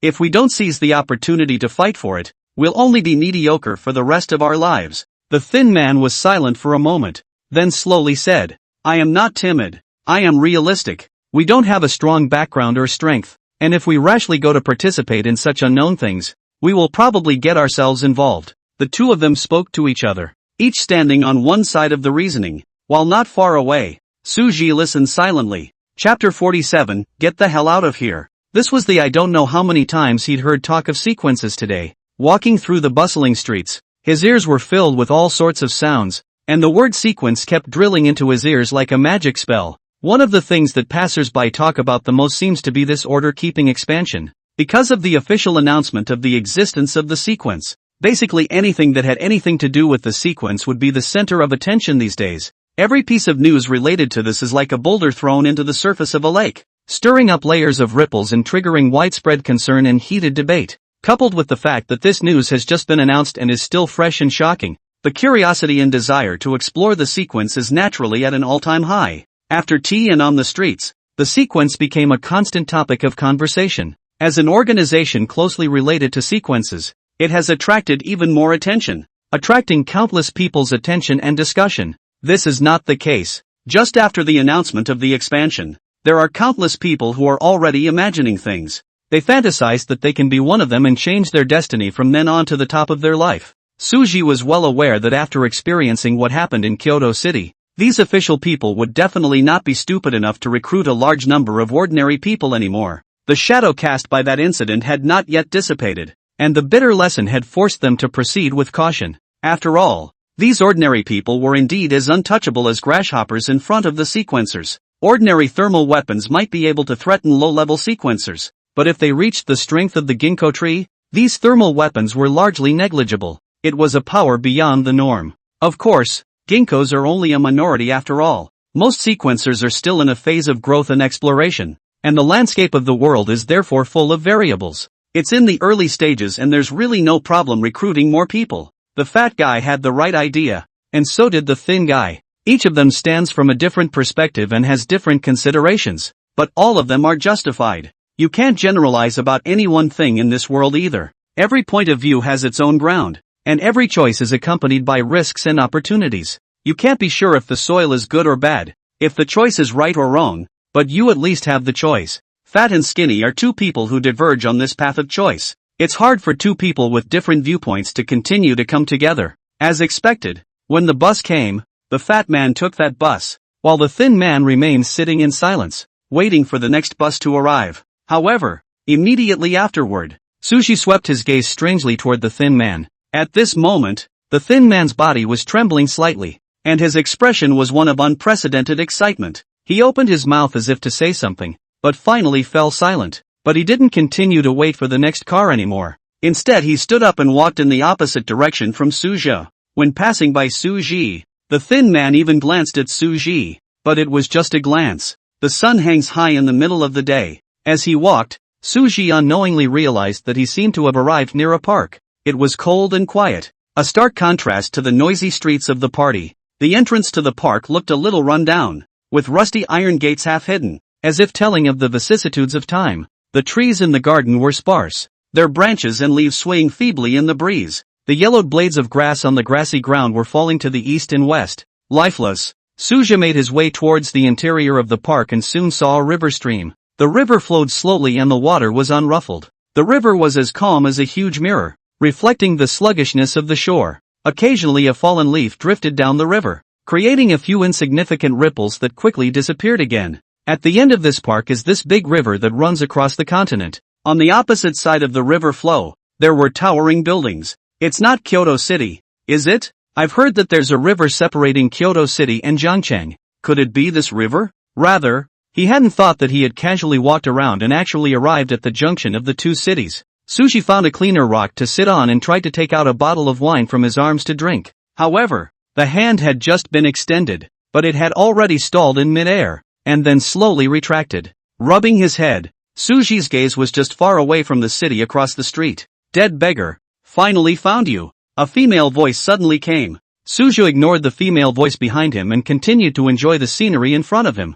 The river flows leisurely, as if it were a long river of time that never stops. The sunlight poured over the river, shimmering with a fine golden light. Like a dream, Suji's thoughts also drifted far away with the river. Hey, are you deaf? The female voice sounded again and became sharper, breaking Suji's contemplation. He frowned slightly before slowly turning his head to the source of the voice, only to see a petite girl with a pretty face glaring at him angrily. The girl's willow eyebrows were raised, a pair of big soulful eyes were full of anger at the moment, and an extremely suppressed low air pressure was permeating all around her. She was wearing a dark green dress, the hem of the dress gently swinging with the breeze, which further set off her graceful figure. Her pale skin was colored with a layer of redness because of her anger, and her delicate face was a little twisted because of her anger at the moment. A long, shiny black hair fell like a waterfall over her shoulders, and a few strands of it were blown around by the wind and plastered against her anger-filled cheeks. There seemed to be a few hidden flashes of green in her eyes. In response, Suru simply said 3 words. Get out of here. He's not in a very good mood right now. UTM, beggar, you took the carrier I wanted. I haven't even said anything yet, but you told me to get lost first. The girl was furious, her voice almost squeezed through her teeth. Suji, on the other hand, stood quietly by the riverside, his gaze cast into the distant sky. He saw a large, athletic bird burst out of the river and cling to a fish that was swimming lazily in the water. The fish, caught by the big bird, struggled desperately under its sharp claws, its tail swinging frantically, each swing filled with a desire to survive and a resignation to its fate. The fish's tail slapped the river, splashing a piece of crystal clear water, flashing colorful light in the sunlight. Its body kept twisting, trying to break free from the big bird's claws that were tightly binding it like an iron clamp. But in the end, it was still unable to resist the big bird's power that was so strong that it was desperate. Finally the fish are taken by the bird and swim together in the air. What are you doing running to Jiangcheng? Suru ignored Ginkgo's impotent rage and continued to calmly enjoy the scenery in front of him. Chapter 48. I'm kidding. Are you even listening to me? Looking at Suji's careless appearance, Ginkgo simply hated her teeth at the moment. Nay, the backstory that the other party had left in her young heart was just too tall, so she could only superficially scold this person who was like a psychopath. If she really wanted to make a move, even though she was now a 10,000 level first stage powerhouse, she still didn't really dare inwardly. It was a very strange and complicated feeling. Although the young man saved her tree and some village people with a sword at first, it left an indelible mark on her young mind. Instead of becoming bland with the wash of years, this mark has become deeper and deeper like a deep gully. Ginkgo took a deep breath and tried to calm her churning emotions, trying to calm herself down as quickly as possible. Forget it. Not with you, old man. But answer me first. Why are you in Jiangcheng as well? I'll tell you if you tell me. Listening to Ginkgo's incessant questioning, Suji simply fell back onto the grass with his hands spread out, eyes open and shut. Ginkgo's face was full of questions. How could she not understand what this guy was saying? But she probably understood Suru's character about as well as she could. So once you get used to being pissed off, you'll be fine. After all, Ever since she had stumbled upon Suji a few years ago, Ginkgo had wanted to go and talk to Suji every now and then. Sometimes Suji would hitch a ride on this tree of hers, and other times she would sit alone in silence inside the deep alley and stare. Ginkgo was actually curious as to what exactly Suji's sequence was. After all, sequences have uniqueness and uncertainty. No one knows what his sequence is until Suru says so, unless another person awakens the same sequence as him after his death, and then the name and role is released by the next owner. You'd basically have trouble speculating exactly what the other person's sequence is. Take Ginkgo, for example. Everyone thought she was an Earth Ghost sequence, a ghost tree that was eroded by people's grudges, thus giving birth to the sequence. But she was not. Although her sequence birth was related to the girl who was mercilessly abandoned by the boy inside the village, and was even affected a little bit, the sequence that was awakened was everlasting life, though. Ghost series, undead sequence, etc. These various classifications are divided by the basis given by humans based on their own perceptions. The purpose was actually to make it easier to distinguish between the types and roles of some sequences. Therefore there was not really a specific standard for whether Ginkgo's everlasting life counted as one of the ghost sequences or not. However, according to Suji's opinion, if you want to divide it, you can actually count it as a category of heavenly ghosts, belonging to the ghosts and spirits born from the concentration of the essence of the rules of heaven and earth. After all, Ginkgo is in a sense considered the girl who hanged herself from a tree 1,000 years ago. The girl was already dead, yet survived in such a unique way that she could be considered one of the categories of the undead. I've answered you. It's your turn to tell me. What are you doing in Zhangcheng? You call that an answer? Ginkgo's eyes widened, disbelief written all over her face. Her gaze was fixed on Suji, as if she wanted to see something in his unperturbed expression. Suji, however, was still lying on the grass, looking at the sky, and said leisurely, "Count." One did get to River City with one eye open. Ginkgo, however, was distinctly unconvinced. "Okay, beggar, you like to play mysterious for me." After cursing Suji dirty words in a low voice, Ginkgo twisted her head and wanted to leave. But at the moment she turned around, her footsteps slightly lurched, as if some thought suddenly flashed through her mind. Immediately afterward, she turned back with great speed, her eyes revealing a hint of cunning, the corner of her mouth slightly rising. With a few unsuspecting looks at Suji said, "What about the girl you took away? What are you looking for her for?"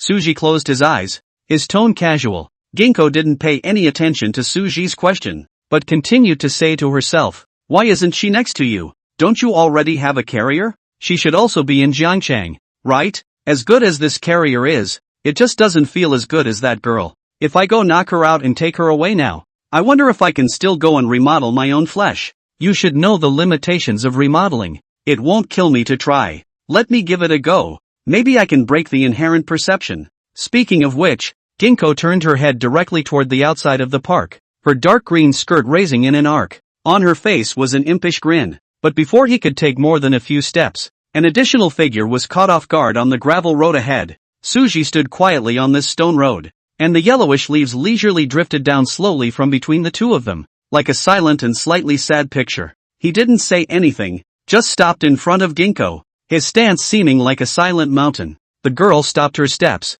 slightly tilted her head to look at Suji, and said with a light hum, "You finally stopped pretending to be dead. I thought you were planning to lie inside this park for a few more years. It's a nice setting, and it does suit you to lie down at night." Suji did not say anything, just still staring at the Ginkgo without turning his eyes. That focused gaze like it seemed to be racking his brain to think about something extremely important. A sudden blast of cold fall wind blew through, causing Ginkgo to shiver involuntarily. "Hey, dead beggar, what do you mean this time? Even if you stopped me before, you're still stopping me now?" Suji remained silent. Only the original indecision in his eyes was slowly replaced by a wave of determination, and with the change in Suji's eyes, Ginkgo instantly felt an invisible pressure come over him. "What do you want, dead beggar? You don't want to fight me, do you? You're not really going to do it, are you?" "Holy, I'm kidding." This time Ginkgo's voice took on a trace of imperceptible trembling. "How can I put it? It's the same as when you were a toddler and saw a man with a pistol kill hundreds of people without blinking an eye. And then at the end of the day, when that man is holding a gun to your head, he suddenly has mercy and lets you off the hook. And now you're all grown up and you've got a pistol of your own. No, you've got a Gatling of your own. But then you run into that guy, who's still standing motionless in front of you, seemingly hesitating to shoot you as if he's going to shoot you." That's about as close to an adjective as Ginkgo can come up with. One can pull out a gatling and sweep the opposite side into a hole, but the opposite side can also give themselves a second with a headshot. That was as much understanding as Ginkgo was currently able to come up with in a human body. Alas! With a light sigh, Suji's right index and middle fingers were slightly raised together, keeping you as a curse after all. The autumn wind suddenly became more and more violent, and it lifted up a yellowed leaf and scattered it between the two of them in an unruly manner. Dead beggar, you play for real? Without even thinking about it, Ginkgo wanted to pull out his own gatling and give the opposite side a few shots, but then Ginkgo suddenly realized something sadly. His own body, as it is now, seems to be a bit incapable of carrying a gatling. The limits of remodeling you should know. Before this feeling of being dead, it was as if Ginkgo heard Suji's previous sentence again. I seem to have played myself out. Chapter 49, Plain and Simple. Lin Yu, why did you run here? A clear shout suddenly came from not far away, like a stone thrown into the surface of a calm lake, instantly breaking the tense atmosphere of swords and crossbows. Su-Ru and Ginkgo turned their heads to look at the sound, only to see a girl dressed in a simple casual dress, walking slowly with a brisk pace from not far away. The sunlight poured down on her body as if it had draped her in a soft glow. Su-Ru narrowed his eyes slightly, a hint of doubt passing through his eyes. Ginkgo, on the other hand, was like seeing a savior, and a look of surprise instantly blossomed on her face. She immediately ran quickly to the girl and then gave her a sharp push, catching the girl off guard. Before the girl could react, Ginkgo ducked behind her. After Ginkgo stopped the girl between herself and Suji, she suddenly let out a grief-stricken cry. Whoa, by you. This uncle molested me. Suji was silent for a moment after hearing this. The right hand that had been half raised slowly lowered, a complex and elusive expression on his face. Bayu's face changed first, and a wave of surprise and anger welled up in his heart. Then, she frowned and looked sternly at Suji, but immediately afterward, Bayu also froze. Uncle? Bayu let out a cry of surprise. Aha! Suji answered in a low voice. You guys know each other? Ginkgo looked curiously at Suji and Bayu, her eyes filled with doubt. Bayu also reacted instantly and immediately said, This uncle saved my life. Lin Yu, did you just say he molested you? Bayu looked at Lin Yu strangely, his heart filled with suspicion. To her, the older man didn't look like someone who would do something like that. If Lin Yu said that Suji was going to strangle her, maybe Bayu would still believe it. Ginkgo was also rare in his silence. No, this beggar has saved a bit too many people. How else are they all girls? But by utilizing Bayu to stop in front of her, Ginkgo also felt some rare sense of security. But right now she just wanted to stay away from Suji immediately. This guy did not have such a temper in the past, and now he is still anxious when he says a few words about that girl. Bayu turned her head towards Suji, her eyes carrying a question. Uncle, what's going on here? Lin Yu, how did she? Suji did not say anything, just silently turned around and left from this stone path. Hey, why don't you say something? Uncle? Bayu looked at Suji's back as he turned around and left, and subconsciously wanted to chase after him, but she was suddenly hugged around the waist by Lin Yu behind her. Shiratama, good thing you're here. Wow. Feeling the tightness behind her, Bayu sighed helplessly and gently patted Lin Yu's hand, saying, Lin Yu, don't get agitated first. What exactly happened? You have to say it clearly. Uncle, he really molested you? Towards the end, Bayu's voice hesitated a little. Ginkgo was also slightly stunned physically, and the eyes that were hidden behind the white jade were also somewhat evasive. That, you'll take that as a. Let's not talk about that for now. Bayu, what are you doing here looking for me? Bayu didn't see that some yellow pollen that appeared from nowhere suddenly spread near her. Bayu only felt a strange aroma coming to her nose, causing her to go into a bit of a trance. She tried to focus, but her eyes began to blur and her mind slowed down. Her eyes gradually lost their luster, and her eyes became dull and lifeless. I've come to find you to go along to sign up for the order. Hearing Bayu's words, the other man revealed a satisfied smile. Then what are we waiting for? Let's get going. Su-Ru felt as if she had met a little too many familiar faces recently. Why else would one or two of them run into themselves? But now that it was clear that the other party's purpose was to blend inside the Guardian Order, there would be no point in bothering with it yourself. It's not like keeping order has anything to do with yourself. At this time, Suji still do not know. He will soon have 1,000 relations with the order-keeping organization. Along the way, apart from the Ginkgo and Bayu that he encountered at the beginning, Suji didn't encounter anyone else. Suji was following this river current all the way. He had spent the day walking from the hotel to the street, from the street to the park, and now in the late afternoon to a beach. Suji stood quietly on the beach, looking at the vast and boundless river. The breeze gently brushed his face, bringing a hint of coolness and revealing a deep serenity in his eyes. The last place where the rivers converge is the sea, and they are rushing on, all the way forward, as if they have a clear goal and direction. And Suju? He has no purpose, no goal, no dream. He's just a passerby who quietly drinks and watches the show,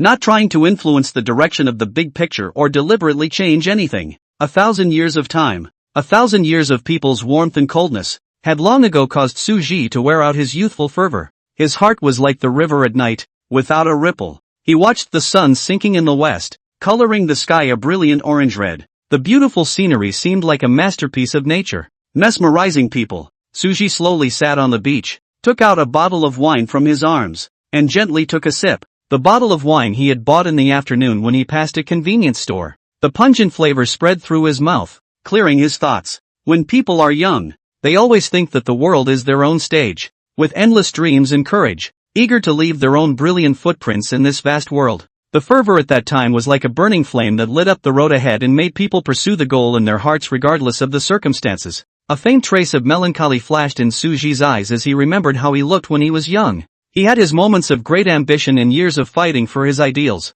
However, time flies, the years go by like a shuttle, and those former passions have long since faded in the long years. Nowadays, he has gone through the vicissitudes of 1,000 years and has seen all the sorrows and joys of the world. He no longer had the impulsiveness and recklessness of his youth, replaced by a deep calm and equanimity. He understands that life is like this river, with ups and downs, calm and waves, but no matter how much splendor and frustration has been experienced, it will eventually return to the ordinary. Everyone can be a protagonist in their own world, but everyone is also a passerby in that world. We play out our own stories on the stage of our own lives, yet inadvertently become supporting characters in other people's stories. The word life is nothing more than being born and living. But where is the amazement in life? Plain and simple is true. Ahem. Suji reached out and covered his mouth, the violent coughing making his body tremble slightly. A burning sensation came at his throat. I seem to have choked myself. Rustle. A grinding sound of shoes on sand came from a distance, as if someone was approaching. Suji didn't pay any attention to it, still taking big gulps and trying to get drunk. At the moment, all he wanted to do was to indulge in the short-lived pleasure of alcohol. But suddenly, the bottle in his hand instantly disappeared under a burst of silver light. Suji froze. Chapter 50, Beginning of Threats. He sat frozen in place, his eyes looking at his empty palm. The silence around them seemed to be infinitely amplified, with only the slight sound of the wind and the waves echoing in their ears. Suji didn't say anything and didn't turn around. He just looked at his palm, not knowing what he was thinking about. Rustle dash the sound was getting louder, like a rhythmic drumbeat, pounding on his heart one at a time. Suji silently lowered his right hand and slowly dropped it to his side. His gaze fell on the river that reflected the moonlight. The river shimmered silver under the moonlight, like a flowing galaxy. The first thing to appear in his afterglow was a pair of small white shoes, followed by the corner of a black trench coat. That person didn't say anything either,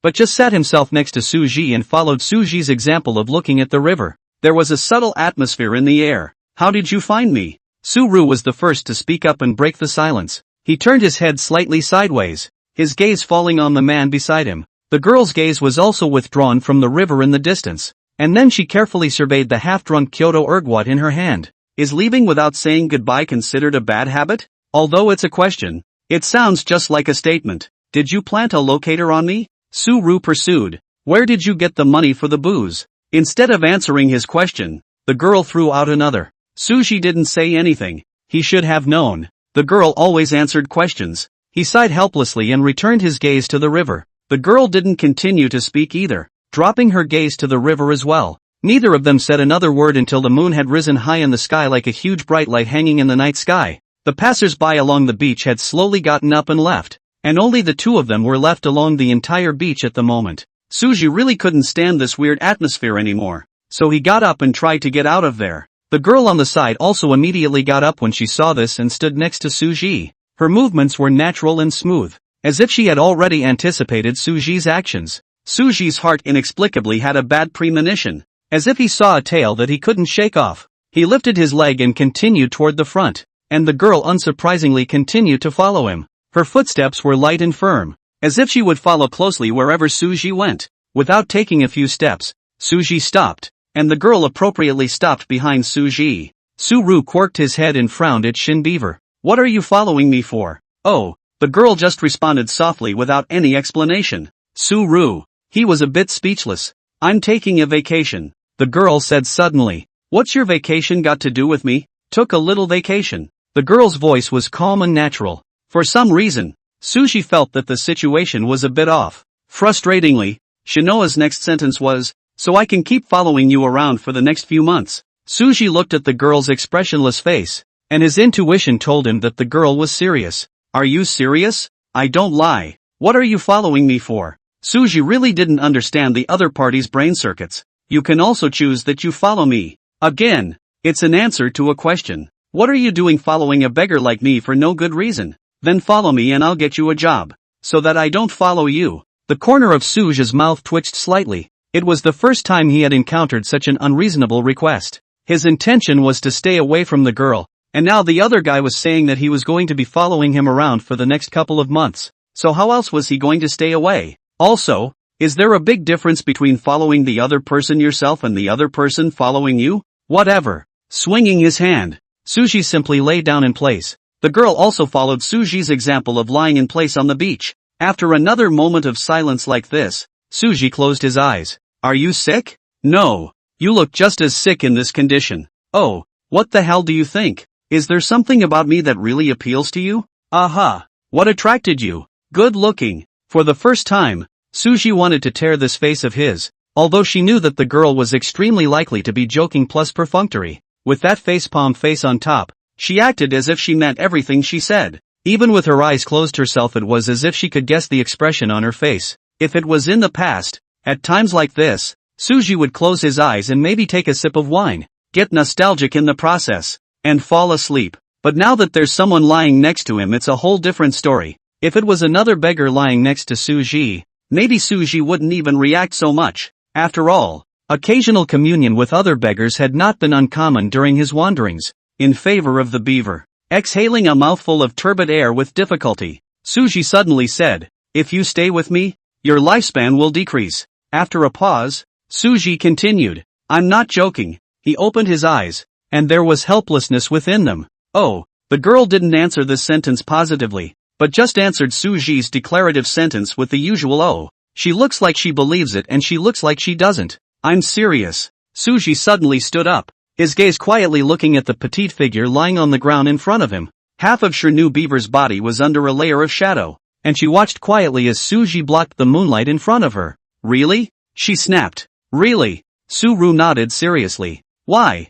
You're better off not knowing. I find that my sequences improve quickly if I stay with you. Then why are you? What? I'd say my sequence boosts will go fast if I stay with you. After a moment's pause following Suru's example, the girl continued. I'm serious too. The two men stood facing each other in the night, with a few grains of sand still clinging to their backs. It took half a day for Suji to accept this ridiculous fact. Staying with yourself, the sequence will ramp up fast? What kind of ridiculous boost is this? Is there really such a sequence? Therefore Suru did not hesitate to question it. After all, Suru had never heard of such a sequence even after living for thousands of years. The girl just said, oh, just managed to talk the topic to death again. Suru tried to ask the other party what the sequence was, but the girl just replied oh. Oh. You owe a big head hammer ah. Only after a long time did Sushi speak again. Are you serious? There was a sense of powerlessness in his voice. Aha. Chapter 51, Continued Threats. The girl even broke into a nod this time, as if in order to ensure the truth within her words. Two strands of dorky hair, one long and one short, on her head also rose and fell with her movements. And the closer you get, the faster you improve. That's something I've tried. These words echoed in the air, causing Suji's first reaction to be absurd to the extreme. When did you discover this boosting method? Kyoto Academy. When you were in my way. The girl was also serious about talking to Suji this time. Actually, I noticed it before at the entrance of the academy, but at that time, I just brushed past it, so I didn't look deeper. Suru fell into a deep thought. Sequence boosting methods are unique. How did you reach the 1000 level if this is really your boosting method? Suji looked at the girl and suddenly threw out a crucial question. The girl, on the other hand, blinked and didn't say anything before continuing. Oh, that O word once again brought the conversation to a standstill. You're saying that staying with you will reduce my lifespan? Noticing that the atmosphere was not right, the girl also took a rare step to take the lead in opening her mouth to break the deadlock. Su-ru nodded. Does this have anything to do with your sequence? The girl continued to press the issue, and it seemed to her that something like reducing the lifespan of those around her could only be explained by the sequence. Suji looked at the girl in a complicated way, then spread his hands and said, sort of. So because of this reason you are unwilling to follow me? Shirnu Beaver's gaze locked onto Suji. You can understand it that way too. Su-ru's tone had a hint of helplessness in it. Let's go then. Saying that, Shirnu Beaver suddenly went up and pulled Suji's spread out right hand. Before Suji could react, she had already been pulled by the girl and stumbled a few steps. The girl's hand was soft and delicate to the touch, causing a strange feeling to well up in Suji's heart. But now was obviously not the time to be thinking about such things. No. What are you doing? How much is that lifespan reduction roughly? The girl ignored Suji's struggles and continued to ask. Unclear. Suji was obviously still not reacting from the girl's brain gyrus at the moment. His thoughts were still in a state of confusion. Is it your life expectancy that's being reduced? The girl was unforgiving. It's not, said Su-ru, trying to calm herself down. Then no, said the girl calmly. It's not like you know how much life expectancy to subtract. But I know I'm a solid sequence boost. It's not like it's reducing your lifespan anyway. What do you care? You say you're worried about reducing my life expectancy, but it's not like I care. That problem solved. Let's go. Saying that, the force on the other party's hand increased, and just like that, he tugged Suji towards the way he came. Suji tried to break free from the girl's restraints, but found that the other party's strength was surprisingly strong. What's going on here? This flesh body of Suji was actually still in the category of human, and without using sequences, he was just an ordinary person who was slightly so much more powerful. But then again, his physical qualities were definitely not comparable to those of normal people. Therefore at this point when he realized that he couldn't break free from the girl's small hand, his first reaction was that the other party's sequence could be a flesh class? But think of the space transient before. What the hell is this kid's sequence? Suji was now pretty sure that the sequence on Shin Ravens was something that had never been seen before, or else he always had a bit of a clue. This is elemental and physical again. But, what do you want to move up the sequence that fast for? Although I'm not sure how old the other person is, it's definitely not more than 20 alright. Less than 20 of the 1,000 levels of the 9th rank. One step short of reaching the autumn level. Looking at the entire history is already considered to be the first 3 people in the ancient world. Did that family you were talking about earlier ask you to do this? Thinking about it, Suji could only think of this possibility. Sort of. The girl nodded, not explicitly saying yes or no.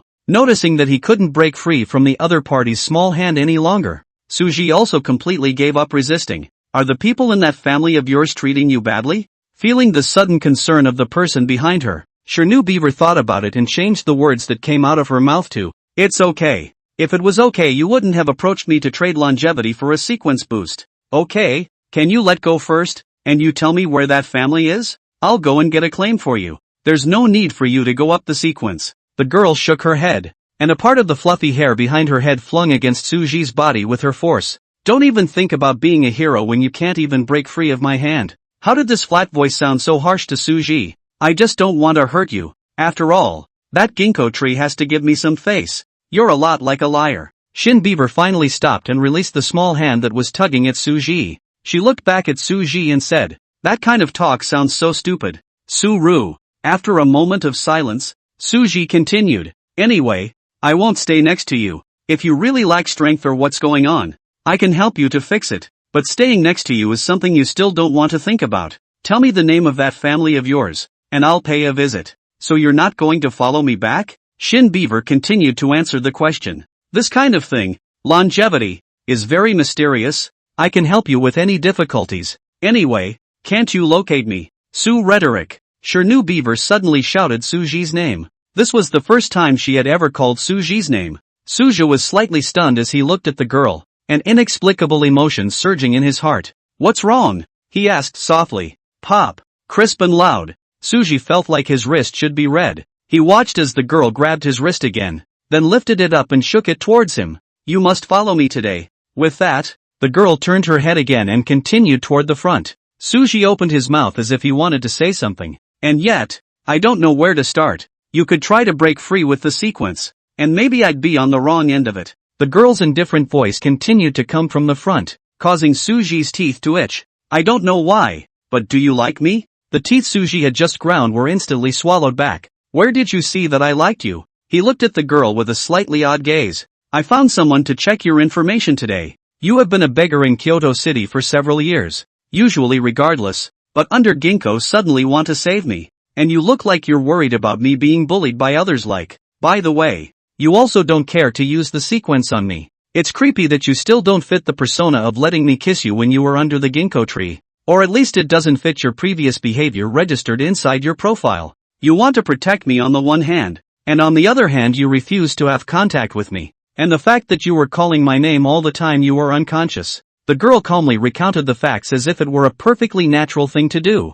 For Shiny Beaver, the rest were indeed facts. Except for the last one, which she had made up. So you should like me. The girl's voice didn't have the slightest rise or fall, calm as if she were stating a theorem. What kind of strange logic is all this? Suji finally found his voice, a hint of helplessness and crying in his tone. I've saved a lot of people. Not just you. Oh, let's say you're doing it out of a sense of justice. Then, Chapter 52, A New Life, A New Identity. Su Young stopped speaking, and he really didn't know what else he could say to break the awkward silence. He wanted to try and struggle a bit, but still he couldn't break the girl's shackles. Helpless, simply he let the girl pull him away. He silently looked at Shiny Beaver's back, which looked a little blurry under the moonlight. Is she really just doing this because she simply wants to move up the sequence? The night went by in the blink of an eye. Because of what happened with sequence, and the constant expansion of the order-keeping organization as well as the strict requirements of the officials. Nowadays,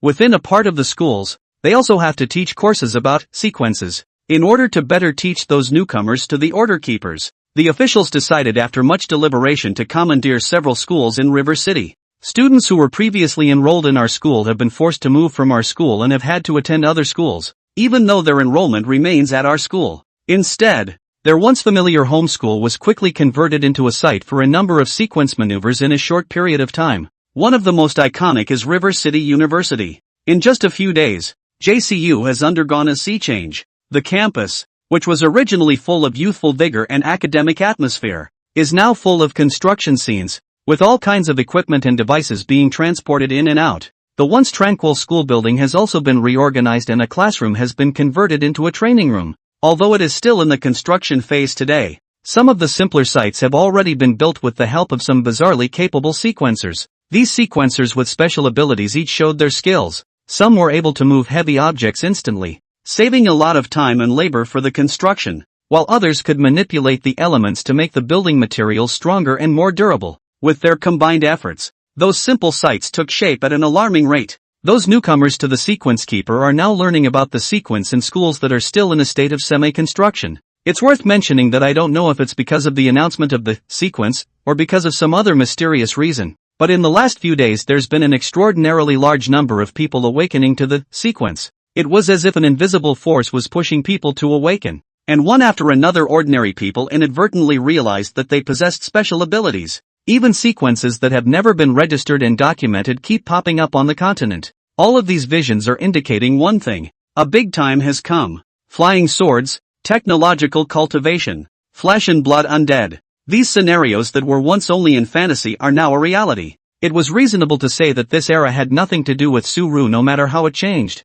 After all, he was just an ordinary person who had awakened to the sequence. He didn't have a strong background or extraordinary ambitions. He just wanted to live an ordinary wandering life. Chestless or wimpy, that's what he is. In this magnificent change of the times, he is just like a drop of water in the ocean. Small and insignificant. But it's a whole different story with someone forcing their way in. Especially since she forced her way in to get herself to be her teaching assistant. Yes, it's the teaching assistants. Until now already sitting on the road to Jiangchun University, Suji was still a little bit not slowed down from this news. Last night after Suji didn't resist, the girl used her cell phone to rent a small car to take the two back to the hotel. While sitting in the back row, the girl grabbed Suji's wrist the whole way like that. Suru actually wanted to show that he wouldn't do something as stupid as jumping out of a car. Nanoha Beaver pressed on, ignoring himself. Later on, the two of them slept in the hotel for a while before Suji was called up from the sofa again by Shin Beaver. The reason was that she was going to work and she herself was going to act as her teaching assistant. This one is also the job she found for Suji. Suji's first thought at the time was that he must not have woken up yet. How else would I have heard such strange things? But until now, sitting in the car, looking at the not so far away near the Zhengcheng University, Suji realized that he was really still too behind the times. A 16-year-old girl became a teacher. A 1,000-plus-year-old man himself turned assistant coach. The girl's age was also asked by Su Young this morning. Suja felt that she would never forget that conversation this morning for the rest of her life. You're a teacher? Aha. Teaching what? Teach those sequencers. Most of you? 16. You went to be a teacher at 16 to teach people who are probably older than your dad about sequences? I don't have a dad. Wait. I thought you said you took a vacation. I thought you took a little vacation. Didn't you also say you never lie? So what's going on now? Facing Suru's question, the girl rightfully turned away. I've got a set of clothes for you, so you can change in the bedroom and I'll change in the bathroom. When it's time for class, all you have to do is stay on the sidelines and watch. The answer is not what was asked. That's just the way it is. And so it was that Su Ji had inexplicably become an assistant teacher. Looking back on this series of developments, he wondered to himself. It was as if fate had played a joke on him without realizing it, thrusting him into this completely unfamiliar role. After experiencing those things yesterday, Su Ji's state of mind had also undergone a subtle change. It was as good as it got. And anyway, things had come to this point, and it was useless to dwell on it yourself. There didn't seem to be any harm in continuing to lie flat, after all. He would have been as small as a drop in the ocean in the midst of this great, sweeping era. Staying close to the girl as a personal assistant might not be a bad idea. This way, he could also observe what kind of people were around the girl in passing. Maybe even find something interesting in it that will add a different touch to your dull life. For example, it's kind of fun to stay around girls right now. It was better than the monotony of the old life. Although sometimes it was almost red warm from the girl's exasperation. But it was better. His own changes Su Ji himself knew best. Only when he stayed with her did he become that much more human. But that's only because she's the reincarnation of Beaver. It's what makes him tolerant, hesitant, and a little shaky. If she's just Shin Beaver and not Little Beaver, then now she may have become a carrier for Ginkgo. Sujio is a very realistic person. He's not as righteous or as passionate. His juvenile feelings have long since been worn away by time. The only thing that will make him have a little bit of mood swings is if he meets a few acquaintances. But all in all, one now has a new identity after Beggar. He also had a fresh start in life. Chapter 53: 5-star review.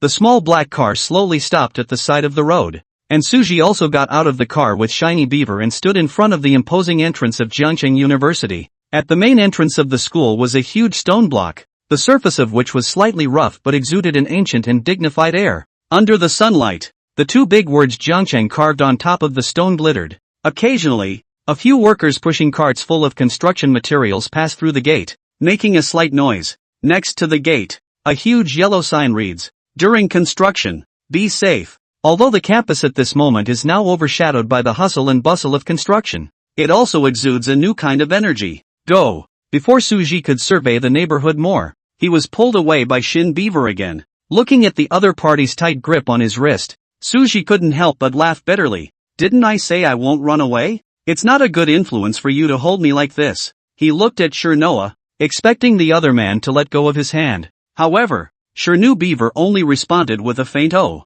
Whether or not the impact is good again has nothing to do with Shiny Beaver. Being able to quickly improve your sequence by engaging with Suru is what you should be concerned about. Besides, she wasn't technically an order keeper, only an exchange student. So even if it brought bad influence to the order keeping, it had nothing to do with himself. Not to mention that this place is basically full of serializers nowadays. It's not like it's a real school. So in not caring about the impact, it doesn't make much sense. Pulling Suru around a part of the buildings inside the school and turning around all the way, the two of them finally arrived in front of an office building. The sound of construction was faintly heard from the distance, and there was a faint smell of smoke and dust inside the hallways of this office building. Su resigned to carefully measure the environment of this office building. The walls are clean and white. There is not a trace of debris. By the look of it, I know that it is just constructed not long ago office building. So the question is, why are officials so impatient? The school hasn't even been remodeled yet and I can't wait to teach those new bloods.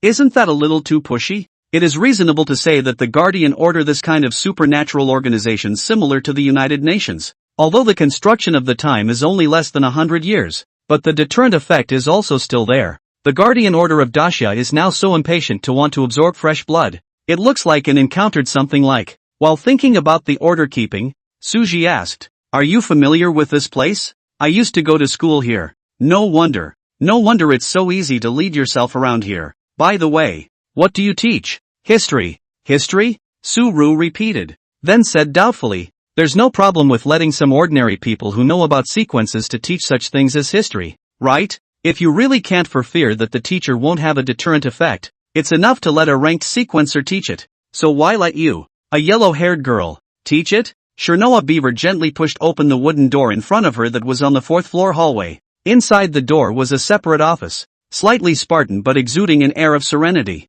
She said slowly while condensing a stream of water to clean the dust inside the house. "The time for the construction of the order keeping is too short, and it's only less than a century in terms of heritage, so the history they know is basically incomplete. I come from the Fong clan, and my family's heritage allows me to know perhaps a bit more in their opinion, so I was given this position. Of course, I can also choose to muddle through and work perfunctorily." After a short pause, the girl continued, "But that would be immoral." Suru suddenly realized why Shosu had arranged for Shin Beaver to come to the historical bishop. The feelings are because of Shin Beaver's character. "You can't talk morals to me." Saying that, Suji pointed to his reddened wrist. The girl glanced at Suji's wrist and stopped talking, just focusing on condensing the water element and continuing to rinse the dust inside the house. A light vapor filled the office, and sunlight poured in through the windows, reflecting softly on the wet floor. "But I'm sure I won't really teach them all either." When the room was cleared and Suji sat on his but on one of the wooden chairs,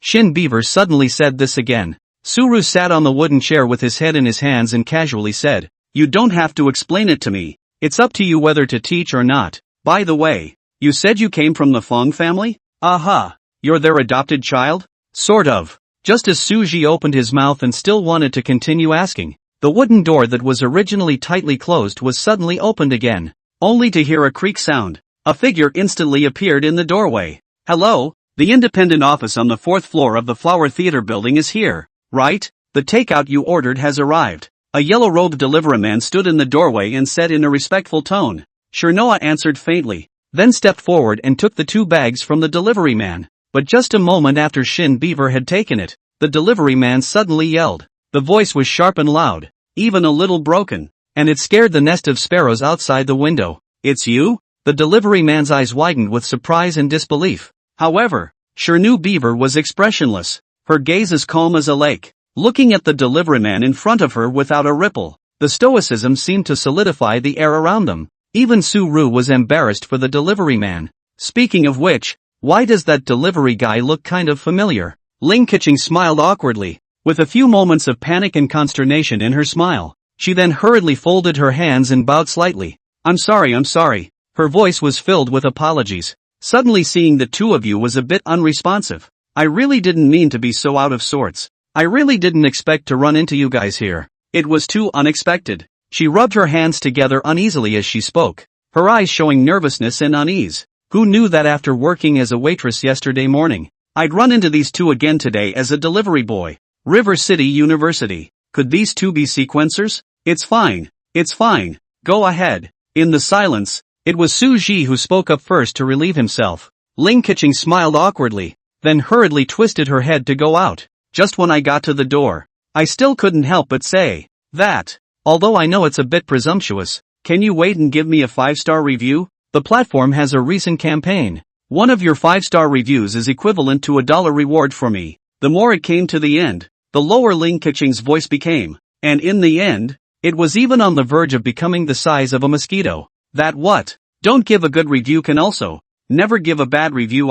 I go first. Bang! Heavy slamming of the door. Sushi suspected that if it wasn't for the fact that Shin Beaver had just scrubbed the room of dust, maybe this time both of them would have been showered with dust. Looking at Chernoa Beaver still standing still, like a quiet statue, Sushi couldn't help but feel a little amused. He walked up slowly, his feet making a soft sound in the quiet room. He then took a takeaway of his own from Shin Beaver's hand as a matter of course. It was only when he was drawing away the takeout, looking at the other party's calm eyes, Sushi's heart couldn't help but have a bizarre thought. You aren't going to be shocked, are you? Hearing this, Shin Ravens raised her eyes to calmly look at Suji. In her eyes there was a unique indifference and detachment. No, I was just thinking about giving her a favorable review. Chapter 54, Gathering of Acquaintances. Su-ru let out a light laugh. What's there to get entangled in? It's not easy for people. Give a favorable review. Really don't want it. Ignoring her is also possible. She just acted so out of character.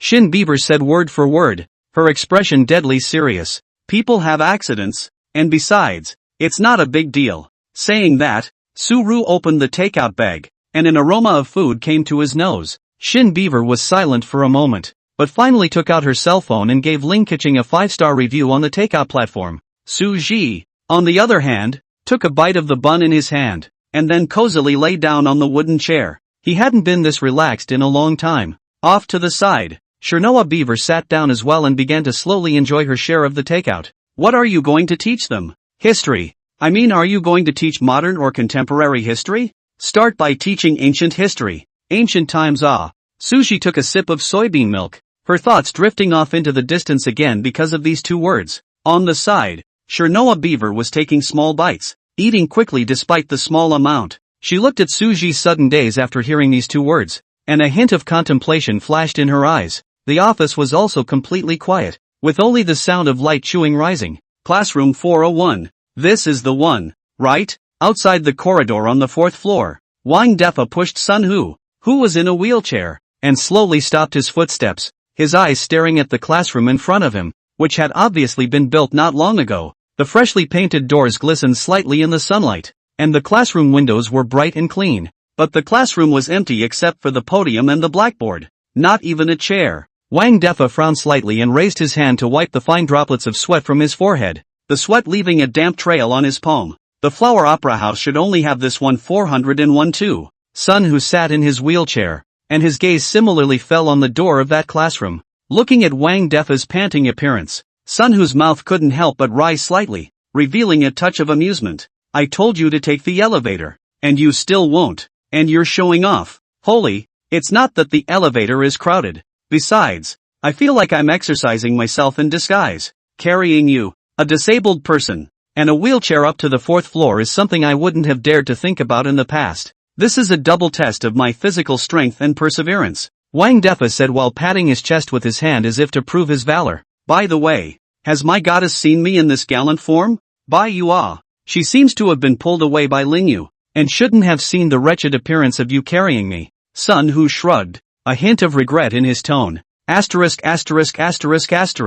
I'll kick you down now. Wang Defa's eyes widened with rage. He made a move to kick Sun Hu's wheelchair, but stopped moving at the last moment, only to mutter under his breath. I can't believe we both just suddenly became reserve order keepers. Sun Hu ignored Wang Defa's posturing and spoke with emotion. Wang Defa also stopped tossing and looked at the classroom's door number that said 401, and couldn't help but reveal a smile. Yeah, and as long as we wait until we reach adulthood, we'll be able to transfer. Speaking of which, being able to remodel a school building so quickly is still thanks to Bai Yu her family. After all, people's daughters study here. It's only normal for the Bai family to provide some manpower and material resources. But this classroom doesn't look much different from the usual ones, does it? It's also a lot more simple. Speaking of Bai Yu her family, that rumor you should know, right? That's for sure. Except I really didn't think that one could get so big. I think that the person who can teach my goddess this kind of character, even worse, will certainly not be bad.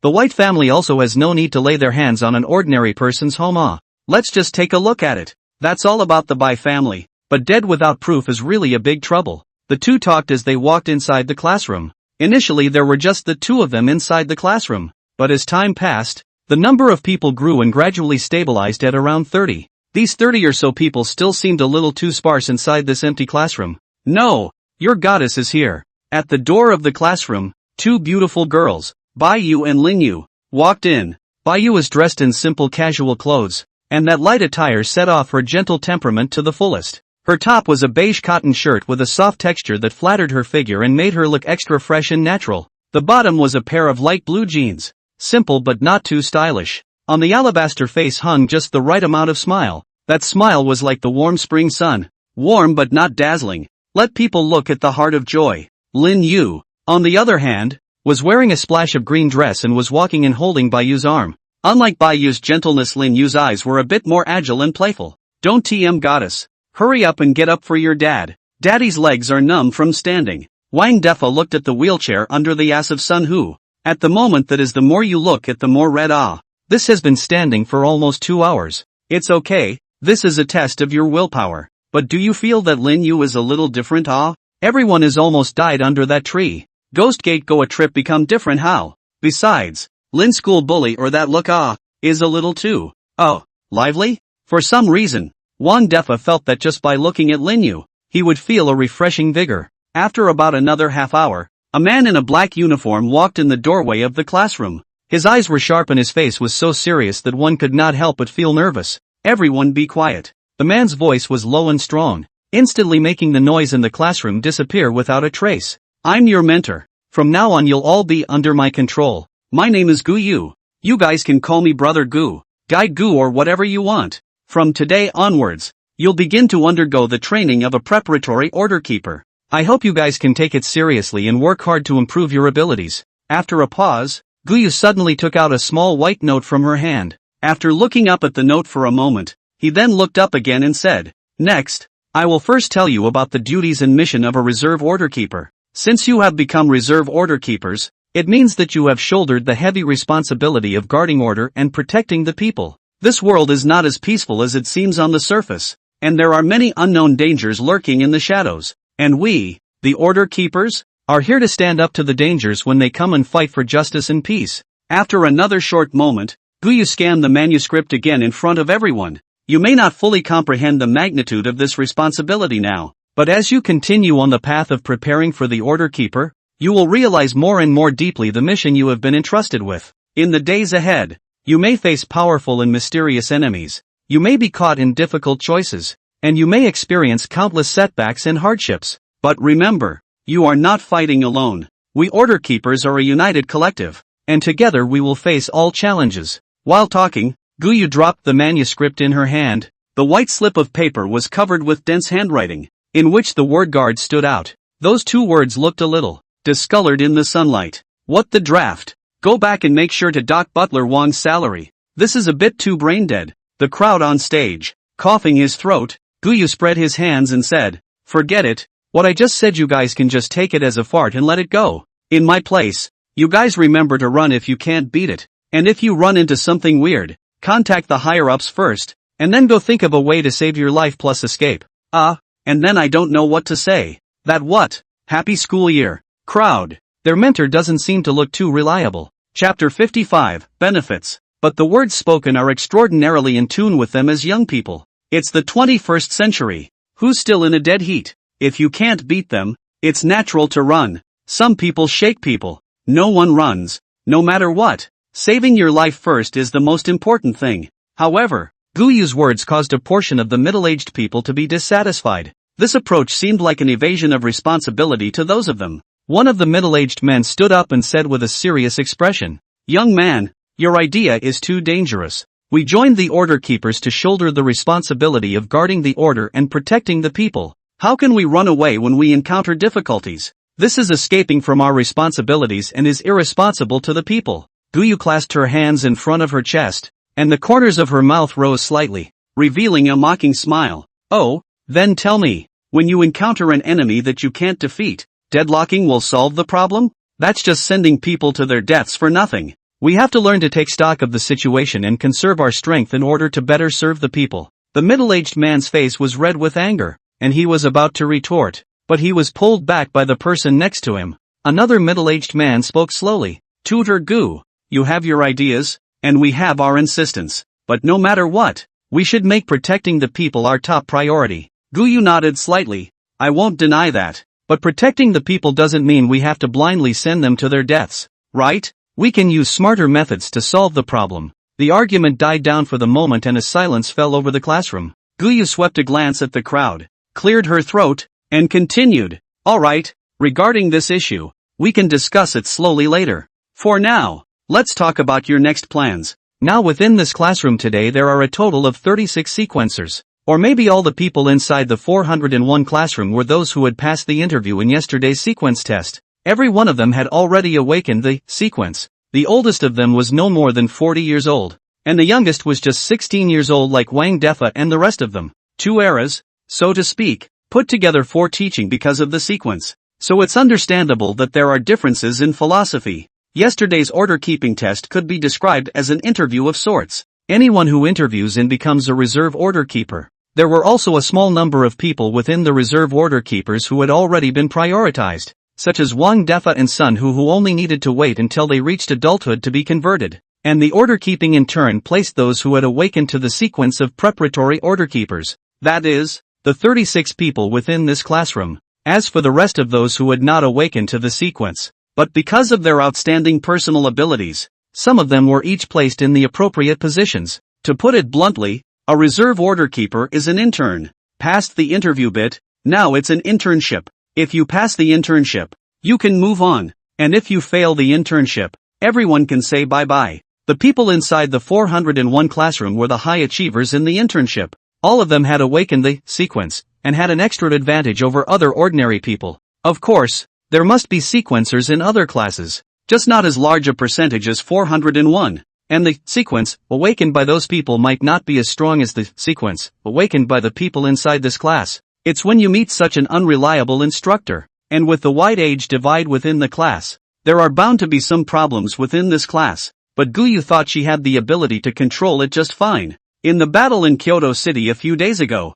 I heard that in the end, a high-ranking person arrived and saved some of the people. While the ginkgo tree was destroyed by the high-ranking person, Guyu was one of those who were saved. Each of them, the sequencers, basically had very little life force left in their bodies by the time they were rescued. If it weren't for the arrival of a meta-healing sequencer, all of them would have basically died of physical weakness. However, that therapeutic serializer is not omnipotent, and the people he can save are limited, so he can only pick out some good seedlings from that pile of serializers and save them, and as for the rest of them, they can only be left to fend for themselves. So the survival of Sun Hu, Wang Dfa, Bai Yu and these people was inevitable. As long as Ginkgo didn't kill them, then Shou Su would find a way to save these people. After all, these people could all be geniuses of the new generation category, but other serializers aren't so lucky. Your sequences don't look that strong to them, and are not that valuable on their own, so people's save slots won't fall on your head. To put it bluntly, it's the word interest that makes the difference. You have no value to utilize, so naturally, Shou Su will not waste time and energy on you. It's like a regular guy in that fight. They have no awakening sequence, so their only value to Ginkgo is to provide their own life, so they also became the first to be killed. And the sequencer will at least be given a deliberate release by Ginkgo, leaving a way to live. And within this living path, another part of the population will be saved by the order keeping because of the value of their own interests, and will succeed in coming back from the dead to meet their new life. Only after recuperating from her injuries, Guyu didn't expect that she would actually be arranged by the higher-ups to become a mentor again. He's still a college student himself, but since this was Uncle Lee's arrangement, it was fine for him to obey. Isn't that what teaching is all about? It wasn't easy. One just had to learn how Pops taught it. For the next month you will have closed management training. Guyu's voice echoed in the classroom. Her voice was unprecedentedly serious and earnest. In a month's time there will be questions from us, the instructors, to give you a test. Successful as soon as you reach the age of majority, you can officially become a sequence keeper. Failure is no matter. This month we will give you to take care of your family relations. Some still need to work, do not worry. The organization will give your family to carry out a certain amount of financial subsidies. So just feel free to train with me for the rest of the month. Do any of you have any objections to what I've said? The crowd shook their heads. After all, this was all something they knew before they arrived. It's closed training, but people still pay for it. That's a motivation now. Although the times have changed a bit now, money is still the main thing, and people give a lot. It's good that none of you have any objections. So I'll go ahead and call your history tutor to teach you a little bit about the history of the sequence. After all, if you want to learn something, you have to understand it first, don't you? Walking out of the classroom, Guyu's entire body breathed a sigh of relief. Although his former self was already considered half an official, it was still inevitable that he would feel some pressure to give these people lessons.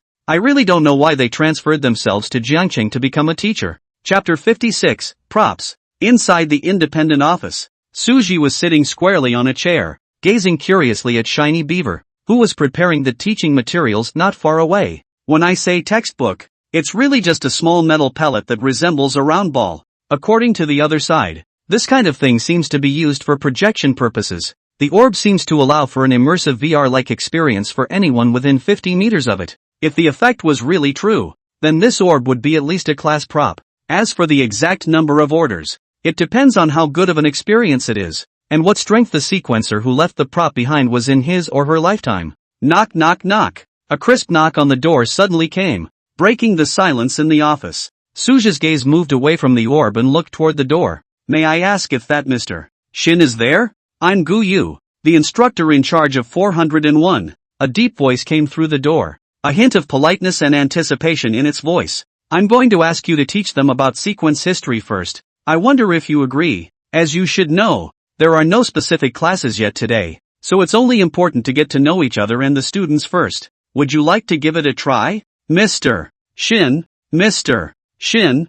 Suji looked at Shin Beaver with a strange gaze, while the other party collected the orb with a cold face and put it inside her black trench coat, then got up and walked towards the door. Suji also only had to get up. After all, how do you say that he is now also considered to have a serious job? Though one doesn't have a teaching license, one hasn't met the leader, one doesn't know the exact salary, and one hasn't signed a contract. But no matter what, one is not a hobo anymore. So work is still a bit of work. The two of them walked to the door of the office, with Shin Beaver in the front and Su Zhao in the back. Only just as Shinu Beaver wanted to open the door, Suji had already taken a step ahead of him and held the door handle steadily. He applied a slight force and twisted it gently, and the door opened silently. From Suji's arm, a fresh and light scent of shower gel was leisurely emanating. Shinobu quickly reacted that this would be the smell of body wash. Suji's movements were skillful and natural, as if this set of opening the door had long been deeply engraved into the bone marrow. He casually retracted his hand, and his finger bones inadvertently grazed Shin Beaver's cheeks. However, the moment the door fully opened, both parties froze. Suji previously thought it was Gu Yu, but it turned out to be this brat who had previously taught himself a lesson in front of the school. Gu Yu, on the other hand, looked at Suji and said with a shocked expression, "You're Mr. Shin? Didn't the profile say that shiny beaver was a woman?" Gu Yu immediately took a step back and looked up at the door sign. Independent office was in 5 large letters. It's here, isn't it? Who is this man? Is it possible that the information is wrong? It was at this point that Suji shook his head, pointing to the Shirnoa he was standing between the two. She is, and I'm the teaching assistant. Gu Yu followed the direction of Suji's finger downward, and only then did she see Shin Beaver's head. At the moment the other person was looking at himself with a cold look. Gu Yu's first reaction was that this uncle really loves to joke. How can he still talk about his own daughter like this? The second reaction is don't be ridiculous. It wasn't really Gu Yu's fault. After all, the information given to him by the higher-ups about this history teacher only had a name and gender. Photos, ages, biographies are not available. That was why Gu Yu was so shocked. For a change you see a little kid who looks like a teenager saying he's your co-worker. And by the time it's time to go with you to teach those 20-somethings, you can see how ridiculous this kind of thing is. Jean. Shirnoa Beaver finally spoke. Her voice was soft with a slow accent. She didn't think the other woman was being rude. After all, being short was her own fault, and she did go off on her own days. Oh, Gu Yu subconsciously responded while stepping back and making way for a path. Just looking at the backs of the two people leaving, Gu Yu couldn't help but frown. Who is that handsome boy? Why does it feel a bit familiar? The heartbeat is better than the action. Gu Yu still immediately picked up her cell phone and crackled as she typed in a flurry of numbers. Hey, Uncle Lee, why didn't you tell me my coworker was a minor? Also, who is this Shin Beaver? Why is there such a thing as an assistant teacher? Why don't I have an assistant coach? I want an assistant coach too. Without thinking much about why Gu Yu would appear here, Suji followed behind Shin Beaver and continued walking towards the classroom. When he came to the door, Suji wanted to continue to go ahead and open the door, but Shin Beaver grabbed the door handle and twisted it first. Suji curiously looked at Shin Beaver. Not knowing why, he felt that the other party's movements seemed to be a little, faster? She seemed to be in no hurry in everything she did, and could even be described as a bit slow, so this sudden quick movement was also naturally captured by Suji. Come in. Oh, is here. Scratching his head, Suji felt that he was largely overthinking things. Walking into the classroom, the entire inside of the classroom was instantly silent for a few moments. Suru first looked at Shin Ravens, and then his gaze looked at those students inside the classroom, landing on the two somewhat familiar people, Wang Defa and Sun Hu, then Bai Yu, and finally meeting Ginkgo's gaze. Hiss, what are you doing in River City? I've come to find you to go along to sign up for the order. Then what are we waiting for? Let's get out of here. You're a teacher? Aha. Teaching what? Teach those sequencers. In this instant, Sushi thought a lot. In fact, it wasn't just Suru. Ginkgo and Baiyu had thought about it even more than him. Ever since Baiyu had experienced being taken hostage, it was as if she was haunted by something ghostly every night after nightfall. But every time at the last minute another voice would appear to soothe her inner panic. This bizarre situation didn't gradually get better until after he himself was confirmed to have awakened the sequence a few days ago. But it's only getting better. One still encounters that ghostly pressure on the bed whenever one goes to sleep at night. Everyone around him said that Baiyu had awakened the sequence, even those sequencers. But Baiyu knew very well that he hadn't heard anything about sequence has awakened at all. She pressed on with no awakening sequence. She didn't know anything about boosting or the name of her sequence. All she knew was that a ghostly thing seemed to be haunting her. She now had reason to suspect that the damn thing was the one that had truly awakened the sequence. Chapter 57, Establishing Authority. It was only because something had wrapped itself around them that the men couldn't even tell what was really going on. White Jade longed to seek the help of the Order Keeper. She desperately wanted to get out of this disturbing state, yet was never able to do so. She struggled to explain this to the Order Keepers, telling them that she had never awakened the sequence at all. But none of those people believed her. They were just adamant that Baiyu had awakened to the sequence and had already become a successful person. And they kept persuading her not to think too much. In the midst of it all, Father did believe her. Nah, even if you believe that, there's nothing practical that can be done at home. After all, it was far beyond what they, as ordinary people, could handle. And due to the heavy pressure within the Bai family, Baiyu could only be arranged by his father to enter the Order of Keeping. Because a few days ago, there were some more disturbing rumors coming out about that thug Lu Wei's house. Lu Wei, the thug who once held up Baiyu, has had another sudden change of heart inside his home. His father had suddenly died in his hospital bed, and his mother had been supposedly beaten to death by the White family long before that. As for that sister, is also a strange disappearance. The whole person has disappeared. Most likely has also been met with bad luck. Once this matter came out, the White family, which had just slowed down for a few days, was naturally pushed to the top of the storm again. After all, no matter how you look at it, it seems that only the White family has the ability and reason to do such a thing.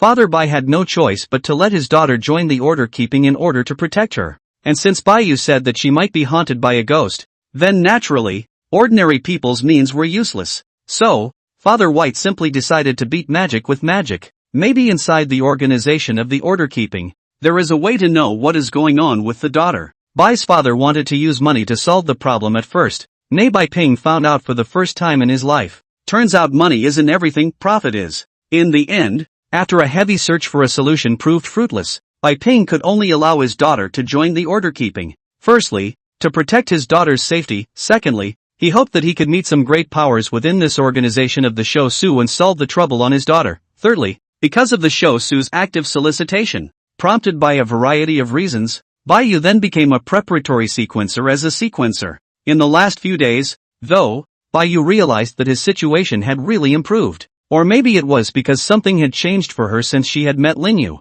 The story also begins when the two men woke up in the same hospital room a few days ago. Since then, Baiyu was surprised to find that as long as he stayed with Linyu, he wouldn't have that damn nightmare again in the middle of the night. And as long as he stayed with Linyu, he wouldn't run into some weird things again. And as long as he stayed with Linyu, anyway, as long as he stayed with Linyu, Baiyu realized that the ghostly thing that haunted him never appeared. That's why Baiyu stuck to Linyu and even bought her over. Although to the outside world it seemed like it was Linyu, a high achiever from a commoner's family, who had climbed up to Baiyu, a rich young lady. But in fact, only Baiyu knows. In fact, is his own initiative to pester Linyu? No way. She really can't stand to eat half of the meal from the rice suddenly ate a bloody eyeball. Can't accept the ghostly face that suddenly appears at the side of one's head while washing in the mirror. Can't take that eerie sight when I close my eyes in the middle of the night anymore. The only way to avoid those things is to stay with Linyu. Ginkgo was never thought that he actually met the dead-suit beggar again.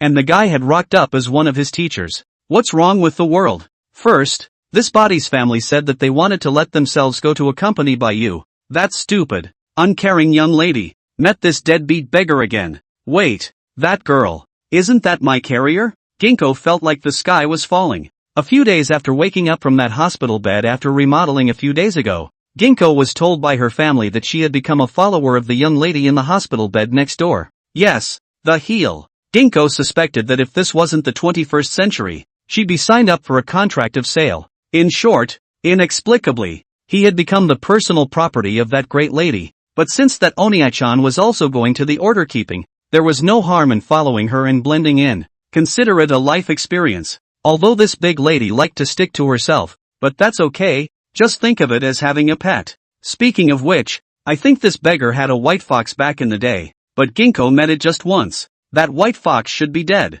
After all, there's no sequence, and unless you're in the grass or undead category, you still can't escape old age and death. Even if you find some tech guru to remodel your body, you still can't live forever after all. So what exactly is the sequence of this beggar? Lifespan and swordplay again. Creepy as hell. Aside from Ginkgo and Baiyu, the two people with more emotional turmoil, the rest of them basically each had their own shock as well. The shock came when Shirnoa came on stage and said, "I'm your history teacher. Just call me Shirnoa." It was the climax. And Baiyu looked at her former best friend with a hell of a look on her face. A middle-aged man even frowned and said, "You, how old are you?" 16. Shirnoa Beaver said calmly, "What's the problem?" "Problems? Big problem." The middle-aged man wanted to slap something to express his anger, but realized that there was no table or anything at all. So he could only dry roar in place, "This is nonsense. I used to talk nicely." The voice came to an abrupt halt, because the middle-aged man had disappeared from inside the classroom.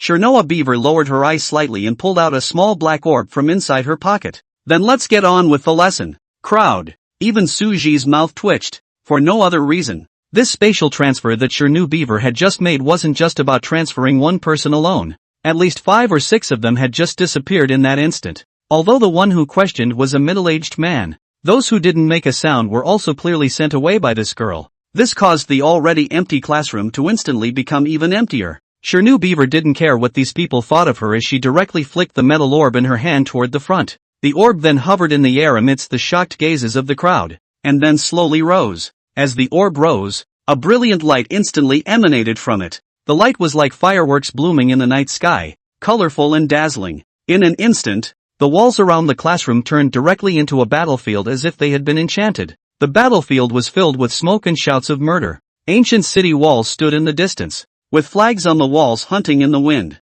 Soldiers dressed in armor and holding weapons fought bravely. Between the light of swords and shadows, blood splattered. Sun, who was sitting in his wheelchair when he saw a soldier holding a large sword on the opposite side of the road charging ferociously. The soldier's eyes were filled with killing intent, as if Sun, who was his father's murderer. There were cracks all over that soldier's armor, but it stood out with a stern look. The large sword slashed straight towards him, emitting a harsh whistling wind sound. Sun, whose pupils snapped, and his heartbeat instantly missed half a beat. But the next moment, the soldier with his sword penetrated through Sun, whose body. With a clanging sound of cold weapons meeting and colliding, a bloody head also rolled over from under the wheelchair at Sun Who's feet. That head's mouth was facing Sun Who's feet, and the head's eyes were rounded and filled with blood. Blood was still bubbling from its break. That blood gurgled out like a thin dark red stream, slowly spreading out on the ground. Sun Who couldn't help but cover his mouth as if he had already smelled that sickening smell of blood. This scene is still a little too heavy-handed for a 16-year-old kid like him.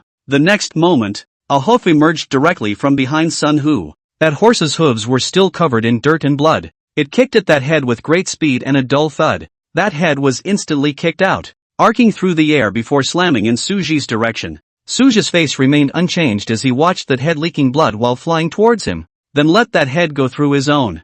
Gee, that's so realistic. It looks like there should be a 7th or 8th order. Chapter 58, World Background. Due to the overly gory scene, some of the people could no longer control their dry heaves. There were even those who had begun to yell out in terror. However, Shine Beaver didn't pay attention to those people, and just explained to herself, "This scene you are seeing now is all something that was created virtually through the mapper. What the created scene looks like depends on what's going on inside the head of the person manipulating the mapper." Saying that, the scene in front of everyone's eyes had changed once again, and the nearby environment had instantly switched from a battlefield to a place above a river. The torrential river was rushing. The river was full of warships. The flags were flying, and the firelight rose up to the sky, illuminating the entire night sky. This scene, a famous battle in history where the few won the many, is called the Battle of Red Cliff. The voice of the Shining Beaver resounded unhurriedly in this battlefield. like clear spring water flowing in people's hearts. For some reason, as her voice rang out, those same people quieted down, their thoughts unconsciously soothed by the other's voice. Their gazes were fixed on the scene in front of them, and their entire being seemed to have been transported to that distant era of history. The turning point of the battle was Huangai's fraudulent surrender and successful implementation of the fire attack. And the successful execution of the fire attack is that east wind. With that said, the scene in front of him changed once again. The crowd came from the river to the top of the hill again. The mountain wind was whistling, and a man was gently shaking his feather fan, looking at the sky with a grave expression. He was dressed in a long robe and a spandex scarf, and he looked especially ethereal in the wind. "The hour has come," said the man softly. The voice is light, but as if it carries an irresistible magic generally. In an instant, the wind was howling from the southeast. The wind came so suddenly, so violently, as if it were the will of heaven descending upon the earth. "Your grandma. Looking at it, I kind of want to help the Han dynasty." Wang Defa looked at the scene in front of him, and always felt a little strange tickling in his heart. In the next moment, the scene in front of them shattered with a bang, and the crowd was once again back inside the classroom. Zhuge Liang set up an altar at Nanting Mountain and borrowed the east wind, and the Sunlu Alliance defeated Chao's army. But it's not the Battle of Red Cliff I'm going to talk about. The glow of that orb in the sky gradually became smaller and smaller, and finally slowly drifted into Shin Beaver's hand. Zhuge Liang was the first person to awaken the sequence, after the Eastern Han Dynasty. "You guys just remember him, and you should take the test later." Crowd, what the hell? What I'm going to talk to you about now is about the mapper, which is what this orb is that I just gave you to use for projection. Without waiting for the crowd to ask questions, Noah placed the orb on the table. The orb looks flat in the amount no one would have thought actually has such amazing features. This kind of props with special abilities, we call them sequence props in full, or props for short. Crowd. In ancient times, because of the niche of the sequence,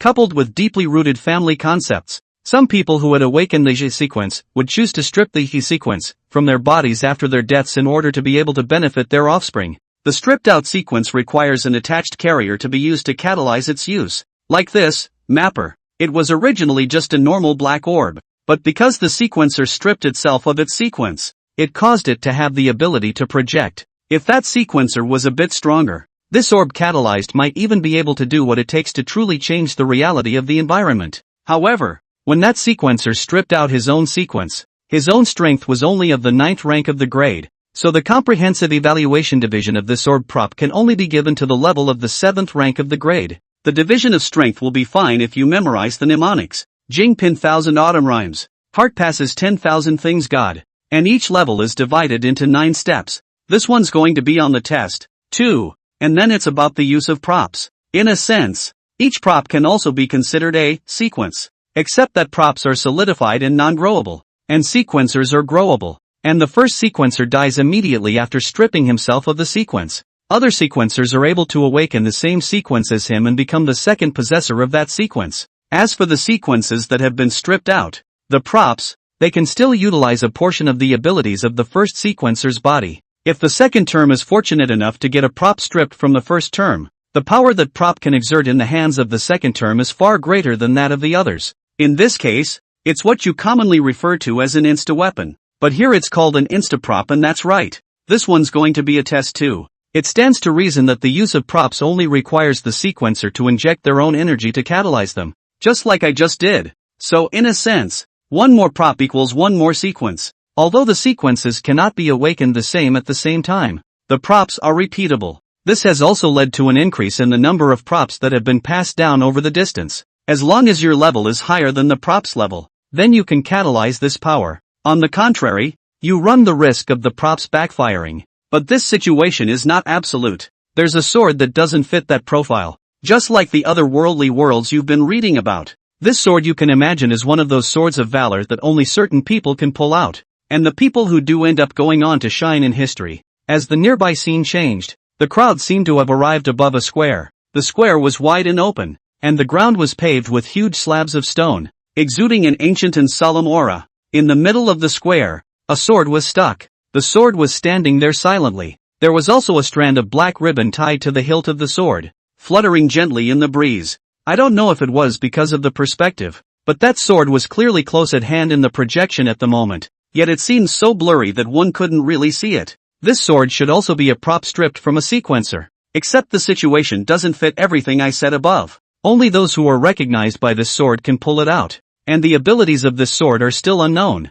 But it has one characteristic. After a pause, Shin Beaver said slowly, "It's sharp." There was once a foreigner whose physical body was cultivated to the 10,000 level who was slashed to death by one of this sword's one-time heart level possessors. As for whether or not it can cut through the object and god levels, we're not sure. But within the 1,000 years so far, there's nothing this sword can't cut. This sword is located in the center square of the order-keeping headquarters. If you guys are interested, you can go and pull it out later. If you pull it out, then congratulations. You're basically confirmed to be the protagonist of this era. And even if you're not, there's still a place for you in this era. The flat voice of Chernoa Beaver was completely inaudible as congratulations, but it made the eyes of the crowd on stage light up. Is it brave to draw your sword? Is that the protagonist of this era? I don't know why Ms. Shin said that, but since she said that, she must have her reasons. Ahem. In the midst of the excited atmosphere, Suji suddenly coughed in an untimely manner. Ginkgo under the stage was also looking at Suji with a different kind of gaze. Inside her eyes filled with a curiosity and doubt. Chapter 59, Lying to Them. Although the sword appeared somewhat blurry in the line of sight, as if it was shrouded in a mysterious mist, making it impossible to really see its exact appearance in any way. However, just this faint outline made Ginkgo's mind instantly recall the sword held in the young man's hand 1,000 years ago when he first saw it. The sword's shadow in that memory and this vague existence in front of him actually had a marvelous sense of fit, as if it had resonated across a long period of time at this moment. And after seeing Suji's coughing appearance, Ginkgo was now completely sure. The so-called Sword of the Brave was undoubtedly Suji's. The so-called Sword of the Brave was the one that Suji owned. However, judging from Suji's expression and reaction, he didn't seem to know anything about it. Suru did clam up a bit, but it wasn't the middle-of-the-road sort of valor epithet that kept him from holding back. After all, that was just a description, a metaphor. Nor was it Suji himself who suddenly met his sword again.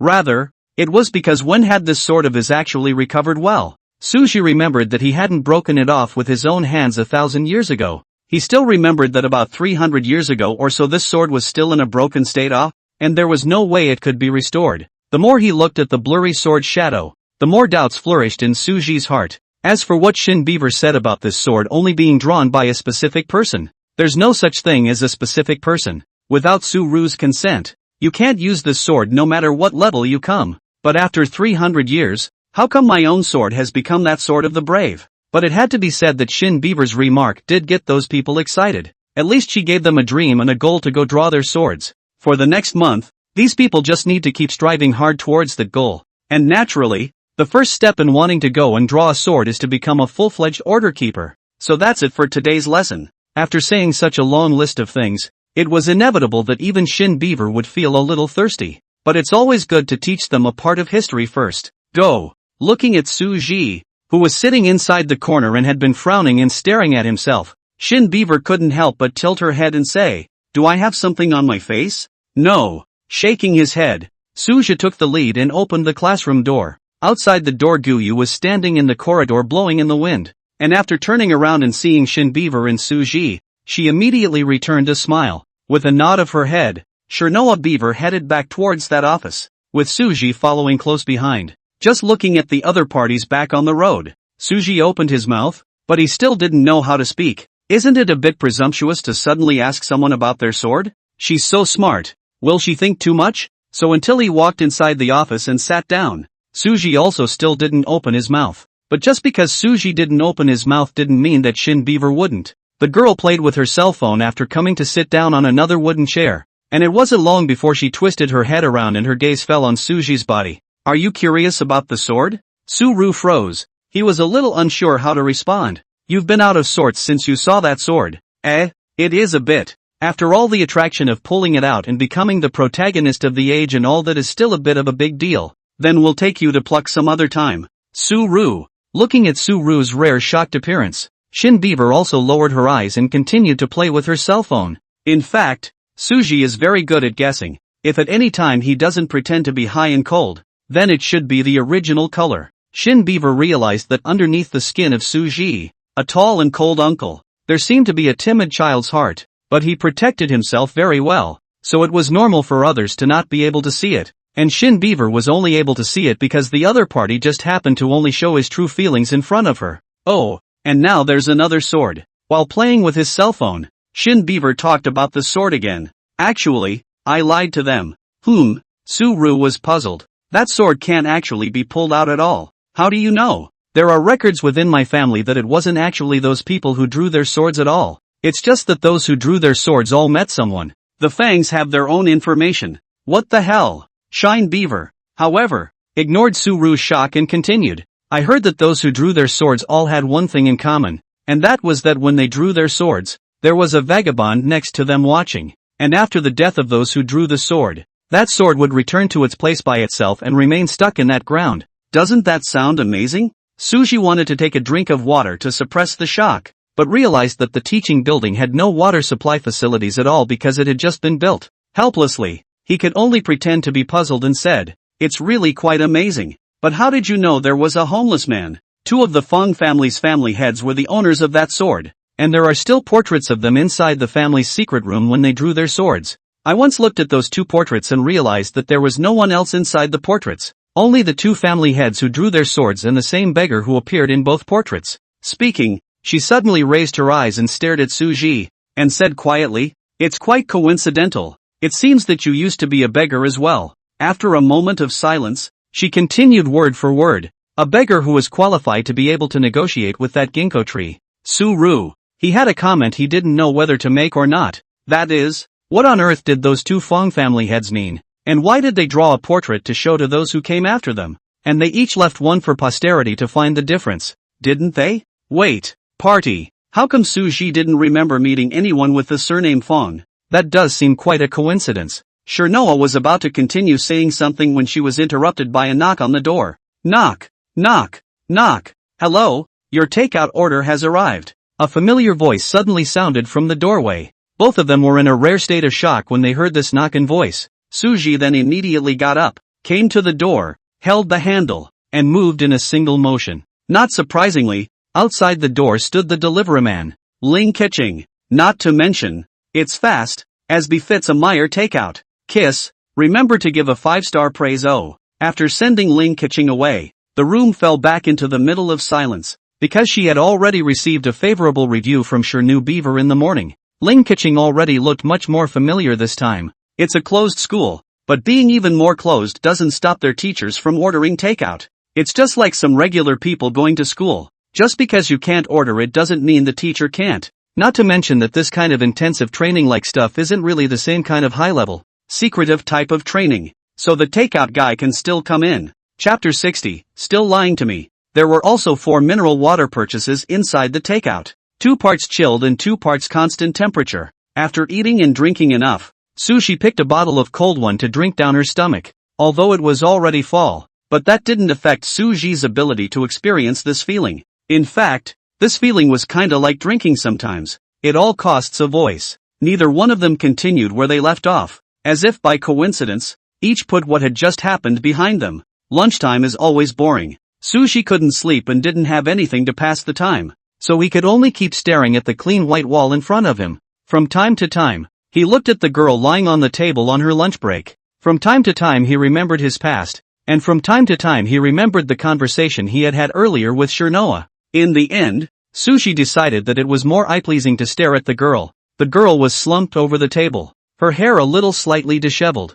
a few light strands falling down by her cheeks, adding a bit of playfulness and softness to her. The only time she could look less cold was when she was asleep. There was still a faint pink color on her cheeks. Really, very similar. This quiet eventually lasted until the girl was called away from her lecture by the director of classroom 402. Before leaving, Shin Beaver, however, told Suji that he didn't need to follow him. She also left her cell phone with Suji, saying that Suji could play with her cell phone if he was bored. "I don't mind if you play any games." After a moment's silence, she continued, "But don't you get some inexplicable website?" Su-Ru. He actually wondered what was inside the other man's head. Or is the other person just waking up so they're still a little disoriented? How else could you say such a thing? Only after staring at the other party's cold demeanor for half a day did Suji say for sure the girl was serious. Who the hell taught her this stuff? Aren't you afraid I'll slip away? Suji remembered the way the girl was afraid she would jump out of the car and run away when she came here this morning. Fear not. I've got you on a locator. Suru, are you serious? He really couldn't tell if it was a joke or serious for a moment. The girl ignored him and just took the little black metal ball and walked away. Suru guessed the odds are that a few more people are going to be thrown out by Shin Beavers. When the girl left, Suji also played with his cell phone as the girl wished. Her cell phone's wallpaper was blank. It had no password, and all it had in it was some software for office use. Suji didn't open people's photo albums hastily. After all, it was very rude. Things like cell phones, Suji has watched others use them many times, but he himself is still a person who grew up watching items like cell phones. But to say that it was used, this was the first time for Suji. How? It's kinda easy to play. It's similar to playing with swords. After casually downloading Plants vs. Zombies 2, Suji began to experience this supposedly popular game. Speaking of which, should I ask Boss Shin myself what my salary is? He didn't think it was out of the question to buy a cell phone to enrich his life.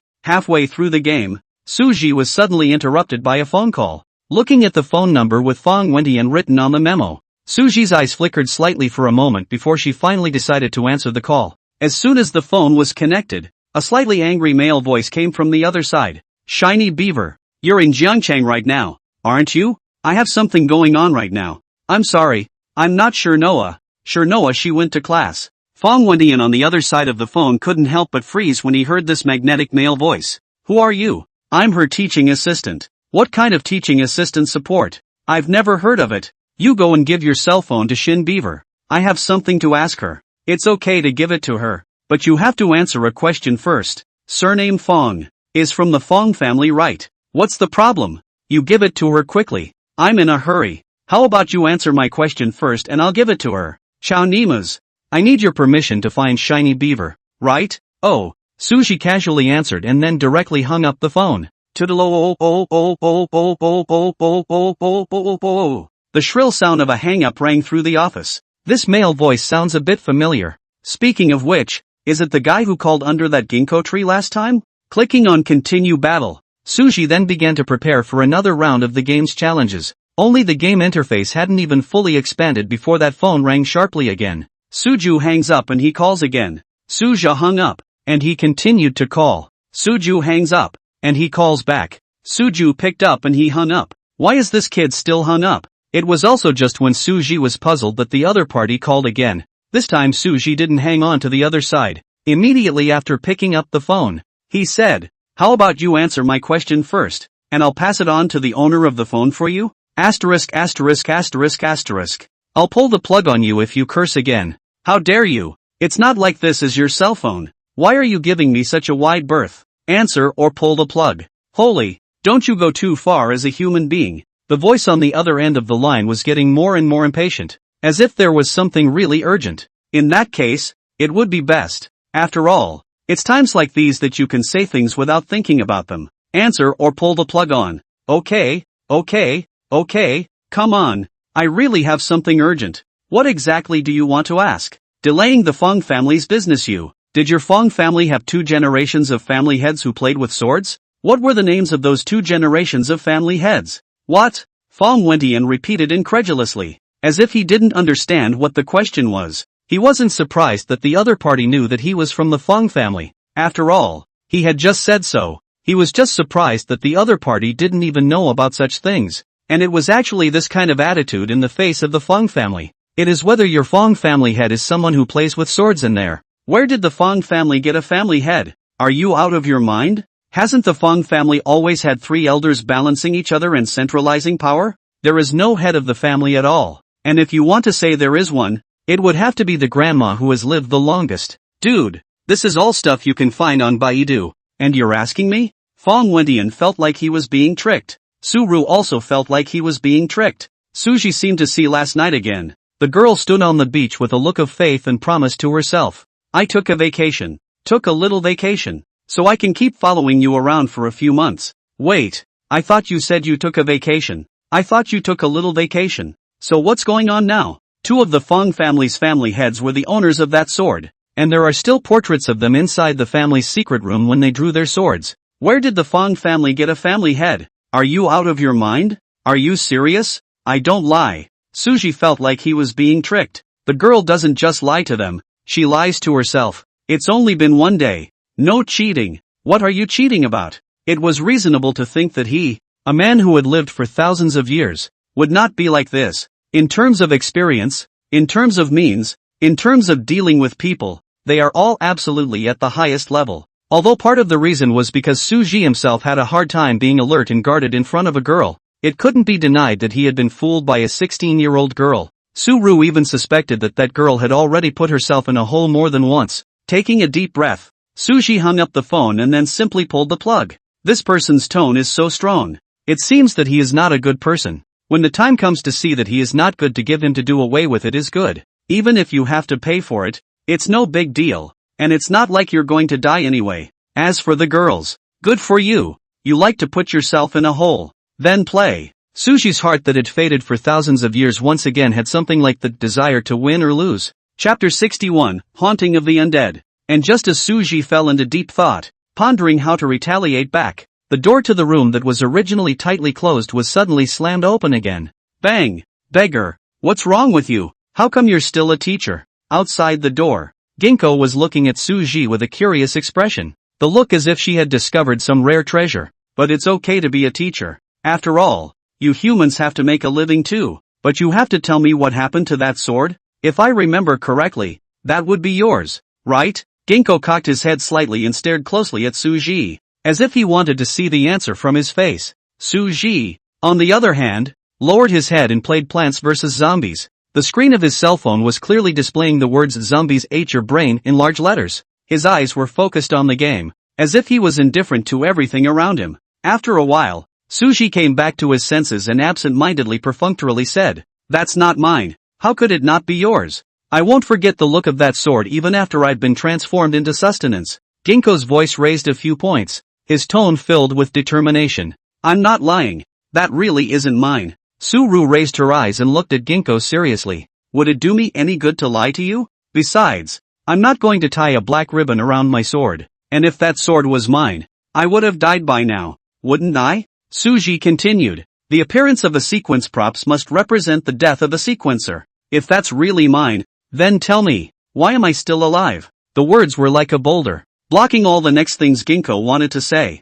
Yeah, Ginkgo had forgotten that the appearance of sequence props required a sequencer to strip their own sequence, and serializers who lose their sequences die instantly. Although that sword was not known to be a sequence, it definitely belonged to the category of props as well. Since it was a prop, the serializer who created it must have died. Then Lin-san, go out if there's nothing else, and close the door by the way. Suji's tone was flat, as if he was driving away an insignificant person. Who says I'm okay? I've got things. Something big. As a teacher, you should care about your students' lives. Ginkgo crossed her arms and said with a straight face. Su-rhetoric glanced at the appearance of the Ginkgo, although the heart is a little curious about each other out of what happened before coming to find their own. But well, I'm just a teaching assistant. If there's anything you don't understand you can go to Mr. Shin. What does that yellow girl know? You recognize by you, right? It's the girl who was sticking next to me today. I can't believe you didn't notice. You should recognize it by now even if you don't.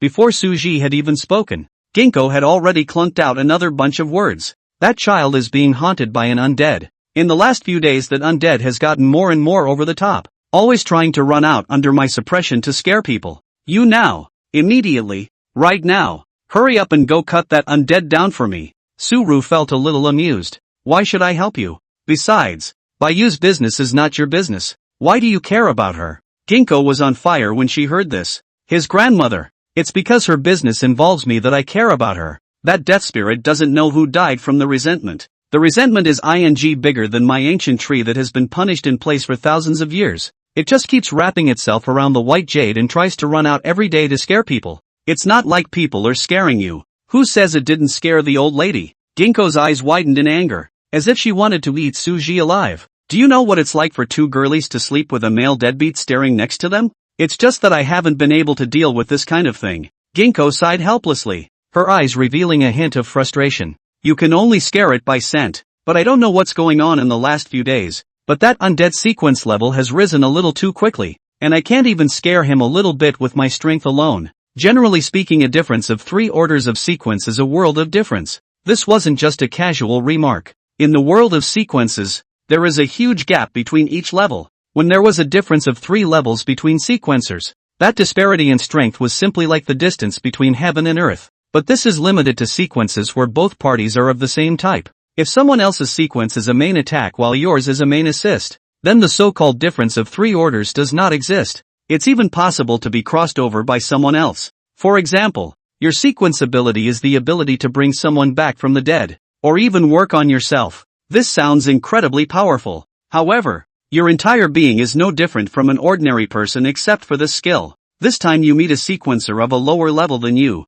and that sequencer's ability is just plain manipulating flames. Fight the two and you'll realize that as many lives as you have, they're not even remotely as important as someone throwing a fire at you. Of course, this situation is rare. You are able to resurrect others. Naturally, there are fewer bodyguards around or something. And you can also inhibit the use of other people's sequences by virtue of the aura pressure caused by the level difference between the two sides. The more levels above him you are, the more severe the inhibitions become. Maybe people's manipulated flames are suppressed by you into manipulated embers, sparks, and grains of fire, but you can only suppress it, not stop it completely. This is when you can go and trade wounds with that person with your own resurrection trait. Ginkgo has clearly stumbled into this situation now. Her sequence was everlasting life. And for dealing with something like the undead, it would be hard to do much with her means. Although this body of Lin Yu has also awakened the sequence, and it is also an undead sequence. But how to say it? It's hard to say. Luckily Ginkgo thought how powerful the undead sequence of this body was before. Had I known, it would have been better to choose that kid named Guyu as a carrier. If it had been a Ginkgo that was still at the first rank of 10,000 in the past, there might have been a way. But now, reinvented she, the strength was actually the same as a newly awakened sequencer. Of course she could also activate the backup hidden energy source, only there's no need for that. After all, Suru was a ready-made endless energy source. At first, the trace of resentment of the young girl in Ginkgo's body was what Suru helped to cut off. That's why Ginkgo ran to Suji in the first place. Chapter 62, Lu Wei. Do you think I have the power to help you decapitate that undead? How come you didn't? You were trying to get into a fight with me yesterday. And the other day, you want to kill me even if I'm a 10,000 level. You always have a way to kill an undead whose level doesn't exceed 1,000 levels, right? I lied to you. I actually couldn't beat you at all that day. Beggar, your lying is really getting less and less gold now. Ginkgo skimmed her mouth, obviously dissatisfied with Suji's answer. Suru, he wasn't really kidding. The first time he had to take on Ginkgo, Suji was still really unsure if he could fight. And he even thought about running away. The second time was because Ginkgo's strength was greatly reduced, and Suji was certain that he could kill the other party. Dead beggar, the strength of this undead is not even as good as the girl who haunted me 1,000 years ago. What are you hesitating for? How come you won't agree when I ask you to do a favor? We're your students anyways, right? And I let you and the girl go before. Suji sighed and his whole body slumped down on the wooden chair. He closed his eyes and said softly, believe it or not, there is really no way I can deal with that undead. My sequences weren't meant to specialize in this sort of thing. Then was then. Now is now. And for something as nebulous as the undead, you should go to the Order Keepers. Maybe there's some kind of Taoist type of existence in there. Those Order Keepers could have solved it a long time ago. Do you think Baiyu didn't try to find it?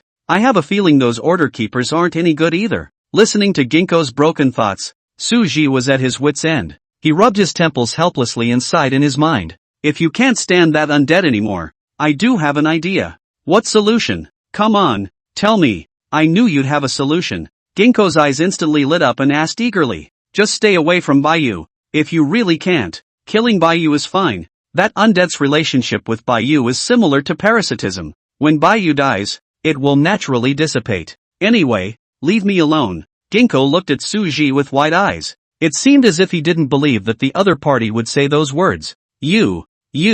Ginkgo opened her mouth, wanting to speak but not knowing what to say. It was only after a long time that she exclaimed in annoyance. What a way to go about it. I would have killed her long ago if I could, but she's living with me now. If something happens to her, I'll be the first to be suspected. It's not like I haven't tried staying away from that ninny. It's not like I haven't tried subtly telling her that I don't want to spend time with her, but she's just dead set on coming up. What if that deadbeat comes out uncontrollably one day while I'm in the shower? Then won't my innocence be gone? Towards the end, Ginkgo's voice even took on an aggrieved tone. The great lord of the blue sky. For Ginkgo's first experience of human life, she stumbled into this kind of thing. Carrier selection is not as good as expected even if, and now after joining the order keeping freedom is also restricted. Next to a big lady who was eyeing at her every day. Where did she suffer like this when she used to be a tree? In the old days she would have just cracked a whip. But I have to say there are more interesting things to do after becoming human. What she had previously only seen and heard in the books and from the storytellers,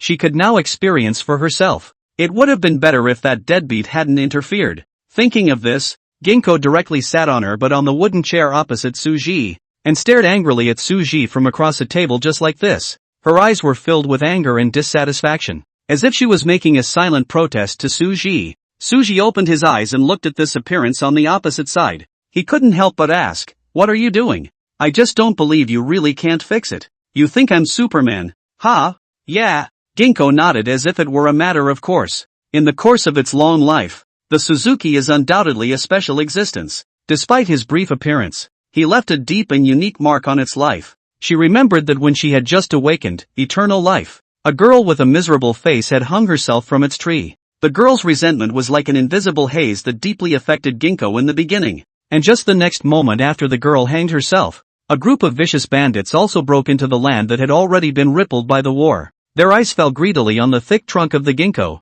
their minds calculating to cut it down and use it as firewood for the fire. Seeing that he was about to lose both his mind and body, Suji suddenly appeared. Ginkgo could still remember that Suji had immediately put a sword on his trunk after realizing that he had become an essence. If the fox in his arms hadn't stopped him in time, Ginkgo felt like he would have been dead in the first place. But in the end she took a sword. However, that sword did not exterminate Ginkgo, but instead helped Ginkgo get rid of that extra strand of consciousness inside his mind, or got rid of the strand of resentment. So now when faced with this kind of sequence situation similar to that which was personified by the grudges of the undead, Ginkgo's first thought was of Suji. After all, I've been through something similar myself once. Looking at Ginkgo who really intended to stay put, Suji couldn't help but think of Shin Beaver again. Why do they all like to play around? TSK. Helping you is impossible to help you, whether you believe it or not. Anyway, I really don't have that ability anymore. Even if I do, I definitely won't waste it on you.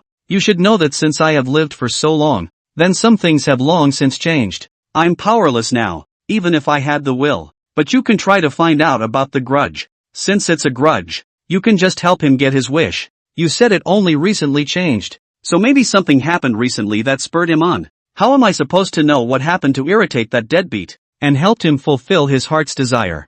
I don't even know what his name is. Name's Will Lu. Suja took a sip of mineral water, then tapped the next level on his cell phone screen. That grudge spirit is called Lu Wei. His current strength has already reached the 3rd rank of the grade. He has risen quite fast. Most of the methods of boosting the undead sequence are detrimental. Have there been any deaths on your end lately? Or something spooky? This is a place where order keepers are trained. Where are the lives and so much more? Then there must be a reason why he's ascending so quickly. You can communicate with him when you have the chance. After all, if he really wanted to claim his life, you would have died long ago. Okay, if it's okay you should go. My boss is coming back. Chapter 63, Throwing in a Stone. Boss? Beggar, you have a boss? Ginkgo's face was full of surprise, and his words were thick with incredulity. I've become an assistant teacher. Naturally I have a boss. If you don't leave, it should be too late. Suru raised his head slightly, looking at Ginkgo with a calm expression. Okay, so want to drive me away? I go is not okay. I will go to try your stupid solution first then. If it does not work, I will come back to ask you later. Beggar, you're really old now. You're starting to be a parasite. Grumbling disgruntledly, Ginkgo still stood up and headed for the door. It didn't help that there was already a crisp footstep outside the door. Although it was normal for students to look for their teachers, it would be inconvenient for Ginkgo to continue talking to Suji if the people outside the door came in. Just the moment the door to the room opened, Ginkgo coincidentally locked eyes with the visitor from outside. Shin Beaver stood in the doorway with a cold face. Her gaze first paused on Ginkgo for a moment, then shifted to Suji, who was sitting in the chair behind her, playing with her cell phone. Finally she brought her eyes back to look up at the Ginkgo. For some reason, Ginkgo always felt a little uncomfortable being looked at by this yellow-haired girl. Could it be because of the psychology that students bring with them when confronted by their teachers? Neither of them spoke, but it was Shin Beaver who gave way first,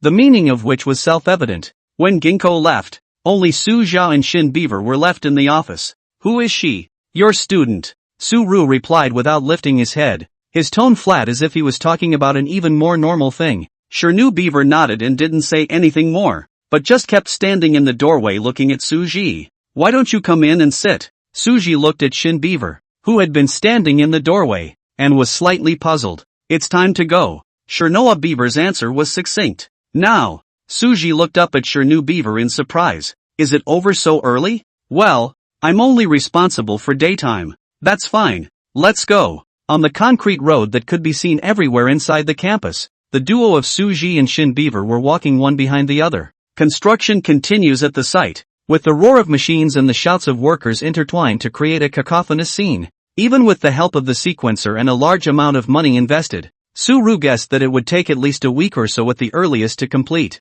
Boss Shin, ask you something. Suji opened his mouth as he walked. Aha! What's my salary? Looking at Shin Beaver's back, Suji continued. A job always has to have a salary, right? Did you work today? It's supposed to be my job to keep you company, right? The teaching assistant is just a convenient way to keep you company. Then what do you want the money for? Go get a cell phone. Good. Shinoa answered and didn't continue speaking. Suji thought that the other party would continue to say something, but after waiting for half a day he didn't wait for the other party's latter words, about exactly how much his salary is and when it will be paid. The other side is not saying anything but Suji didn't continue to ask. After all, it was good that the other party knew. The sun is gradually setting in the west. The afterglow is like a golden veil gently sprinkled over the whole campus. Suji followed the girl, stepping on top of each other's shadows 1 foot at a time. Foster? There's nothing wrong with that. A trace of complex emotions surged in his heart. There was helplessness,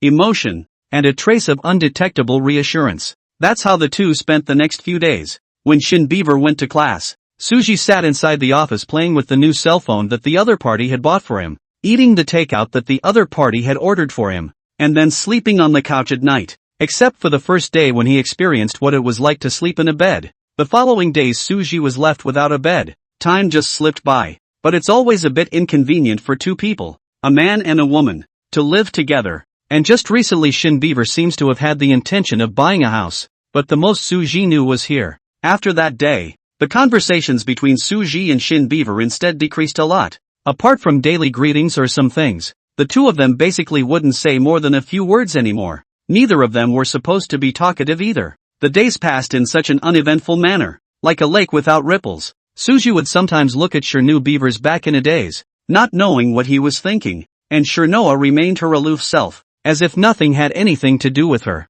It's as if everything has changed, and then it's as if nothing has changed. Suru's life was as uneventful as ever. Those students don't need him to worry about. Usually even if there are come to ask questions or also come to look for Shiny Beaver. For Suji, in addition to Ginkgo and Bayu will still ask goodbye from time to time, there will be no one will come back to ask about him. This mundane person sitting in the office and playing games every day. The interesting thing was that Bayu the child didn't know what to think, and seemed to have imagined Suji to be that kind of very powerful hermit and tall person under Ginkgo's brainwashing. One day the kid even took the time to come by and ask once more if Suji was some kind of retired sequencer. After all, Bayu had seen Suji's appearance as a beggar. A month ago the other party was still a beggar, but now he has suddenly become a teacher. It's very thought-provoking any way you look at it. Therefore, in Bayu's opinion, her thoughts were just as they were when they first met. Suji is definitely a handsome uncle with a story, only she was not in a position to ask more. After all,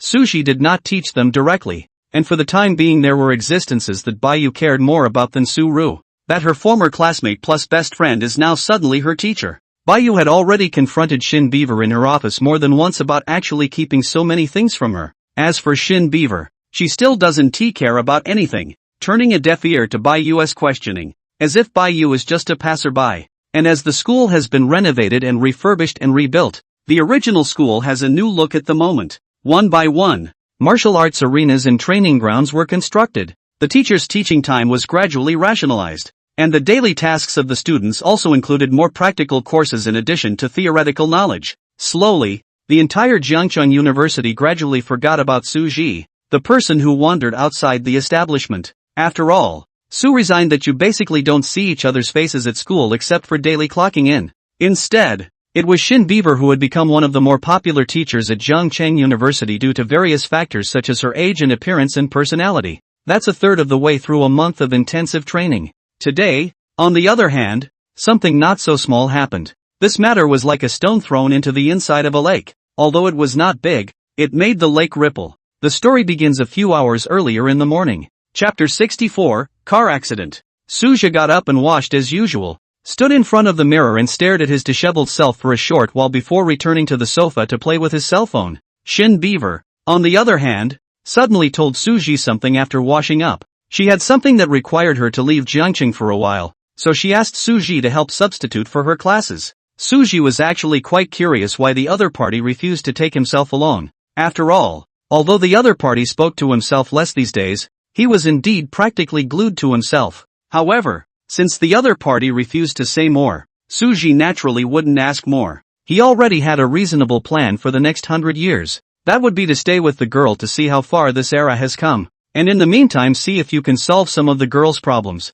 and subsequently just leave the girl one day when she doesn't need you. After this 100 years, the girl would die, and Suji would remain in this world, becoming a witness to the last era, so on and so forth, with no end in sight. Perhaps it was because he had been educated in Buddhism in the past, and now Suji had become much more Buddhist in his old age. If it was before, maybe Suji would have stalked the girl to follow her out. That's where the change comes in. Not long after Shin Beaver left, Suji traveled to Juncheon University by car alone. As for what kind of lesson to give those students, Suru has not thought about it for the time being. However, most of the history Suji thought that he had known a little bit about it, so when the time came, he would just continue with what Shin Beaver had told him last time. Then there was no more. The internet car Suzaku was riding and got into an accident. It was the first time he had encountered such a thing. The early morning sunlight had just fallen on the streets of the city, but it was instantly clouded by this sudden disaster.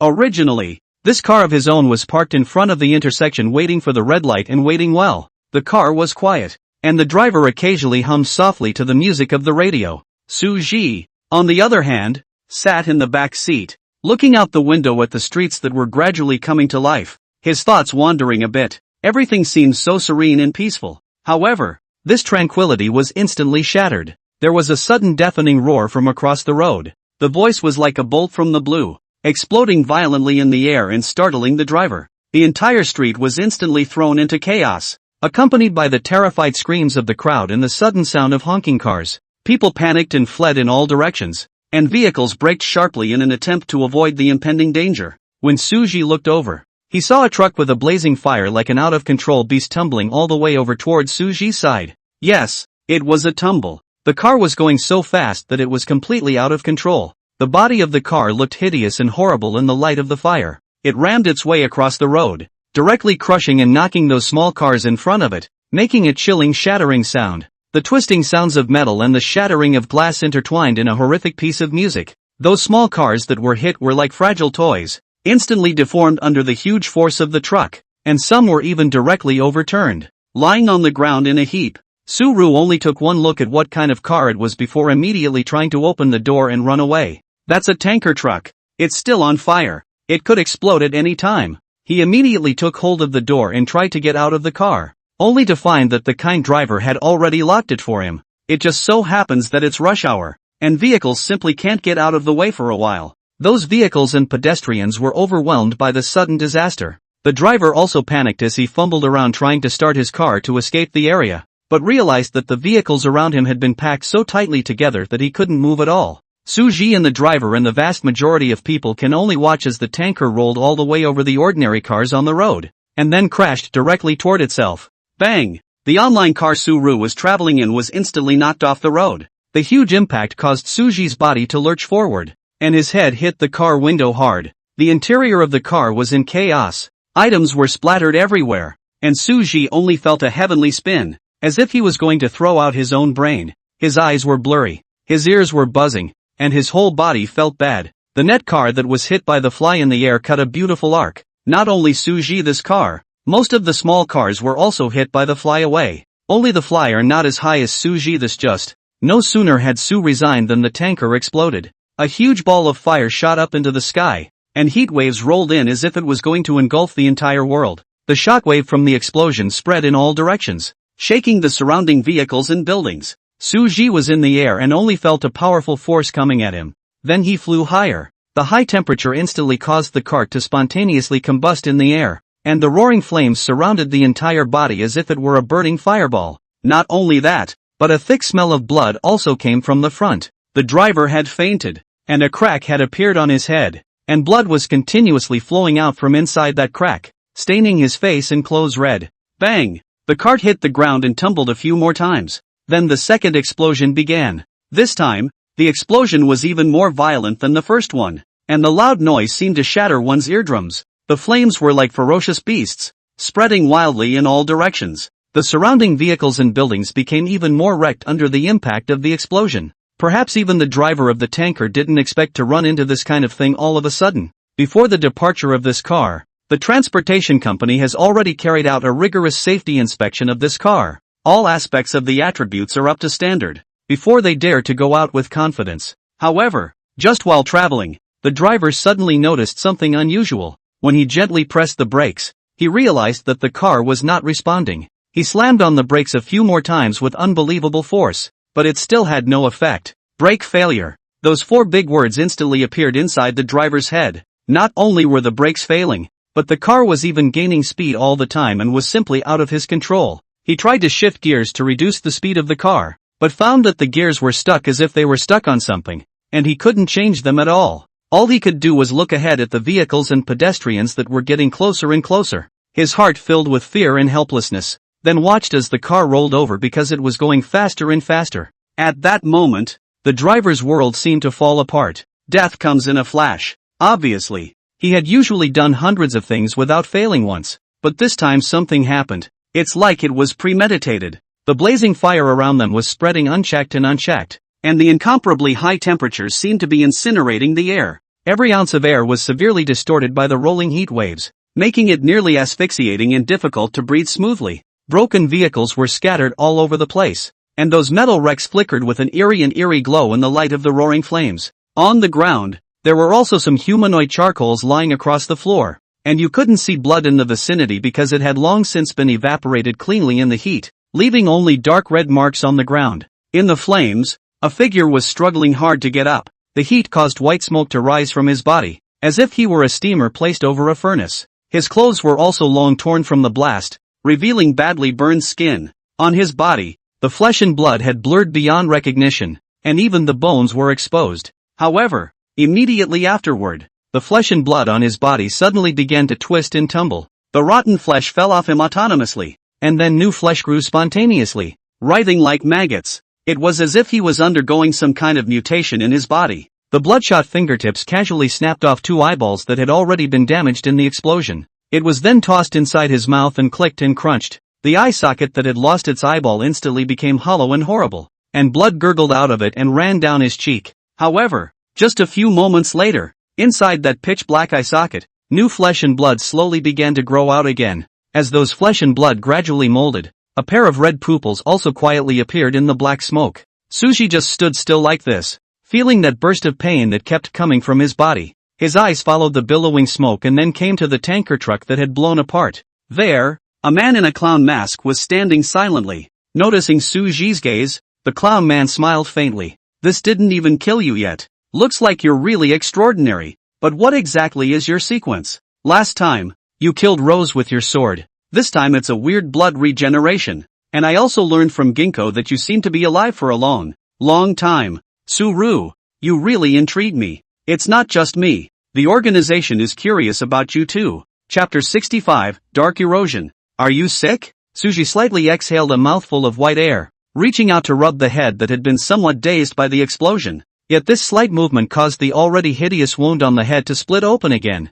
"Yeah, I do have a disease." Being scolded by Suji, the other party, instead of not showing the slightest hint of sulking, responded to Suji cheerfully. Suji helplessly closed his eyes, the annoyance in his heart growing stronger. After a moment, he couldn't help but curse again. If you have a disease, cure it. He couldn't for the life of him figure out what the man was thinking by blowing himself up for good reason. "But I can't cure it anymore." There was a hint of despondency in the clown man's tone, yet an eerie calmness lurked in it. "If you can't cure it, stay away." Suji opened his eyes, and at this time, his eyes had once again turned into the appearance of a normal person. After slightly moving his muscles and bones, At this moment, he looked no different from a normal person except for some blood still remaining on his body. The clown man didn't continue to speak. He just stood there quietly, his gaze fixed on Suji, his eyes full of curiosity and inquiry. In his eyes, Suji was like a treasure full of mysteries, making people want to dig into its secrets.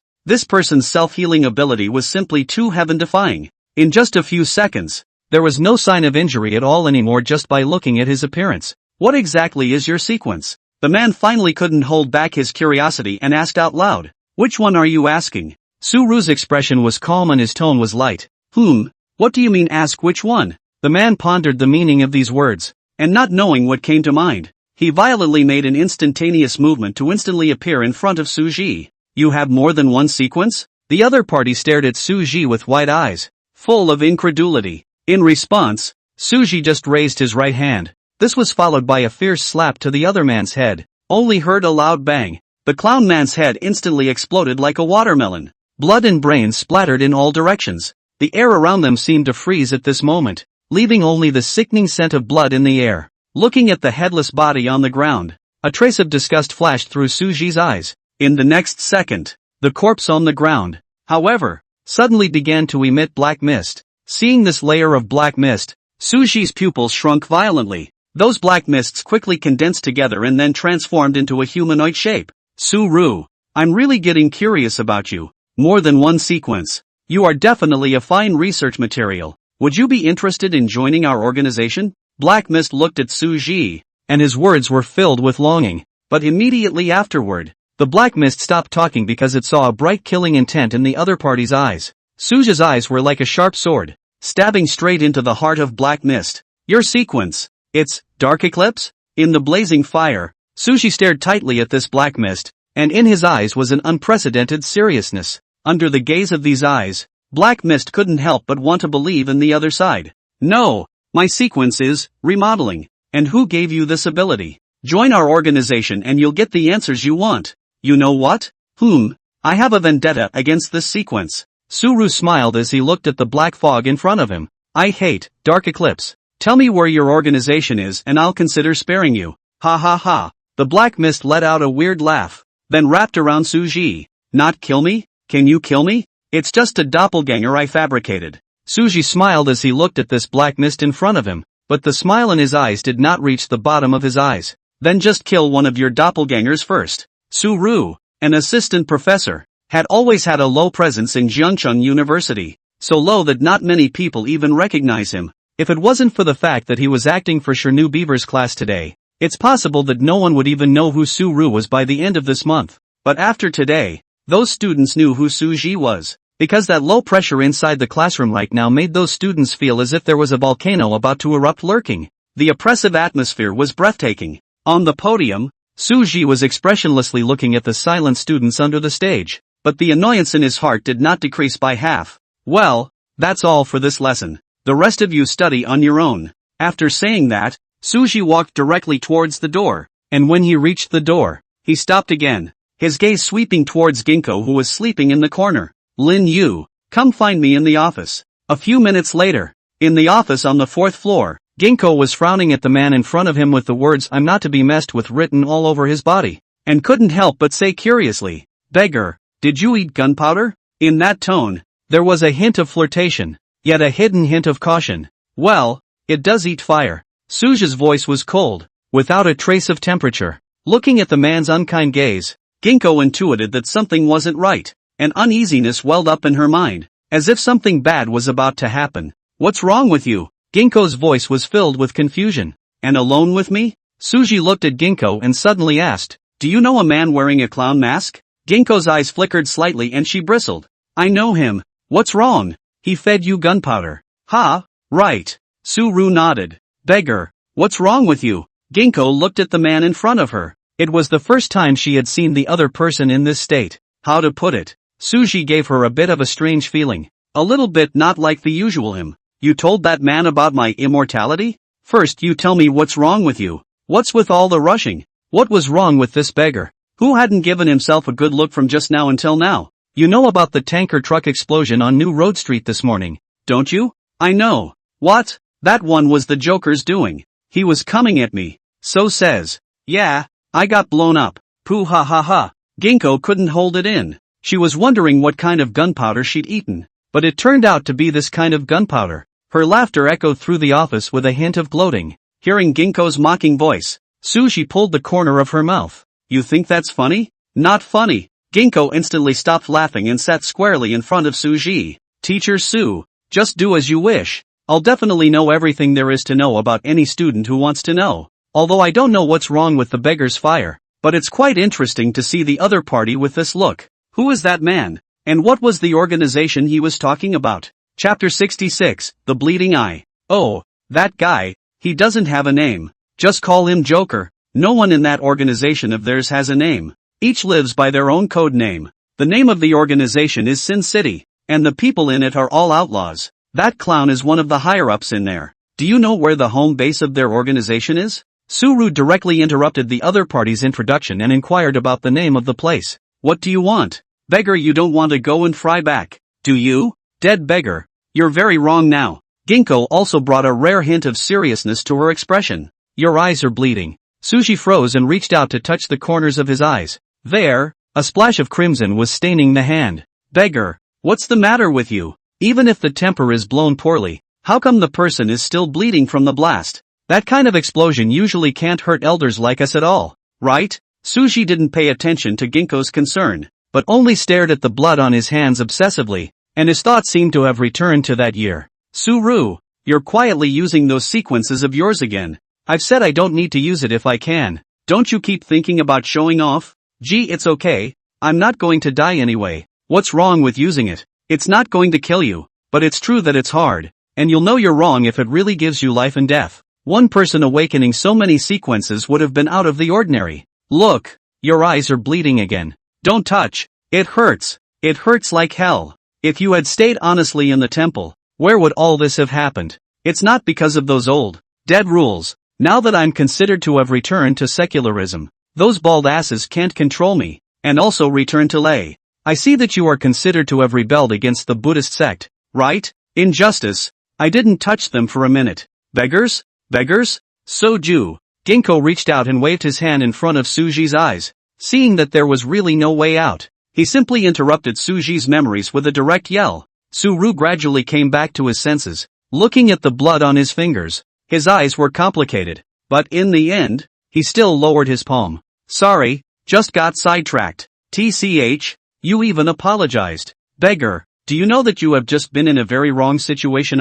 It looks like your eyes just turned red. Hey, tell me honestly, what exactly is your sequence? And why do you want to know where people's home bases are? Do you realize you've been acting like a gas tank all morning today? The corners of Suji's mouth twitched slightly. Why do you always want to know what my sequence is? Curious. Ginkgo shrugged. You tell me where their base camp is and I'll tell you one of my sequences. Okay? Really? Ginkgo's eyes lit up slightly, then stared at Suji and said, You promise not to lie to me? Seriously. Deal. Sindhu's home base seems to be on top of an ice island as far as I know. A few hundred years ago someone tried to take me to transplant me to that neighborhood, but unfortunately I couldn't stand just hearing them talk about the 4 seasons of constant snow, so I politely refused them, and that's all I know. Beggar, tell me quickly what your sequence is? Her eyes were filled with anticipation. What's the difference between what you said and what you didn't say? I at least told you they were in an icy place. Beggar, you're not allowed to play favorites. Okay, I have a sequence called Immortality.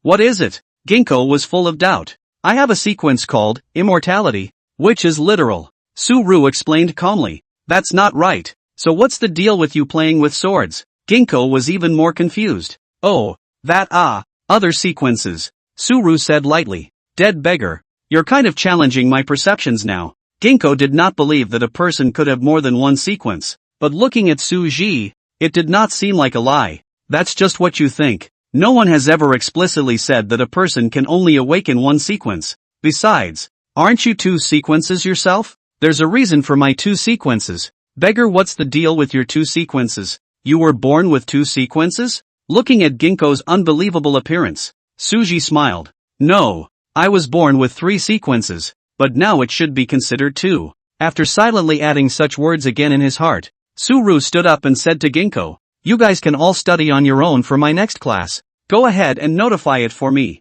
What are you doing? You just went on strike without that yellow girl? I'll find out where you said Iceland is. And of course, it's true that I'm too lazy to give you guys lessons. Retelling history is a boring thing, especially since there are still some of you students out there who don't believe the history I tell. It's not as if the history you teach is at all like what's in the textbook. Okay, remember to help with a vacation. Ginkgo looked at the beggars departing back. The vigilance in her eyes finally relaxed. God knows how depressing this beggar is today with a gas can. Luckily it's a little better now. In fact, beggars have a variety of sequences. Ginkgo has long been partially prepared psychologically. After all, longevity and swords are two things that are generally hard to put together. Unless it's one of those what a sword fairy kind of things but that kind of thing doesn't even appear inside the sequence. Or at least Ginkgo has never heard of it. But the problem is, did the beggar just say that his sequence is called eternal life? Ginkgo suddenly seemed to realize something, and her entire brow furrowed as she instantly rose from her chair.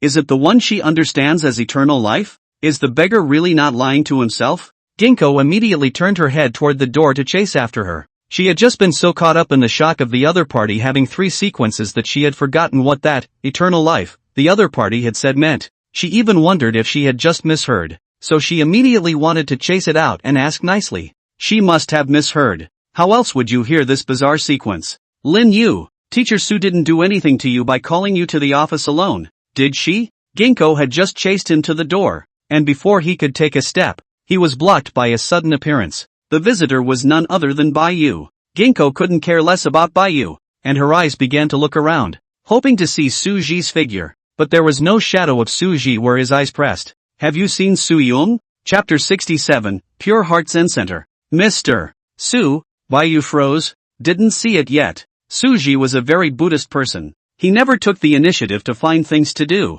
nor would he take the initiative to do something. To put it more bluntly, he's a salted fish who gets by. Only when something really involved him would Su Ji really care for a little bit then. If it was simply a matter of being bombed and provoked by someone else, Su Ji probably wouldn't have ventured this idea of finding Sindu's lair. But if there's a person inside the Sin capital whose sequence is Dark Eclipse, then the meaning is completely different. Dark Eclipse, this sequence is weird. It works by eroding someone's mind and manipulating their soul. The black mist from before was that man's soul, only it was mimicked by Dark Eclipse in the form of a black mist. And there's another great feature of Dark Eclipse. Not only can it manipulate other people's souls and minds, it can even graft its own soul onto the other person's body. In a sense, the possessor of the Dark Eclipse sequence only needed to keep finding a suitable physical body for himself. Then by constantly grafting souls, the sequencer could also achieve immortality. It was because of this characteristic that Su Ji wanted to go and find out where Sindu's lair was, or finding out where the owner of that Dark Eclipse sequence is.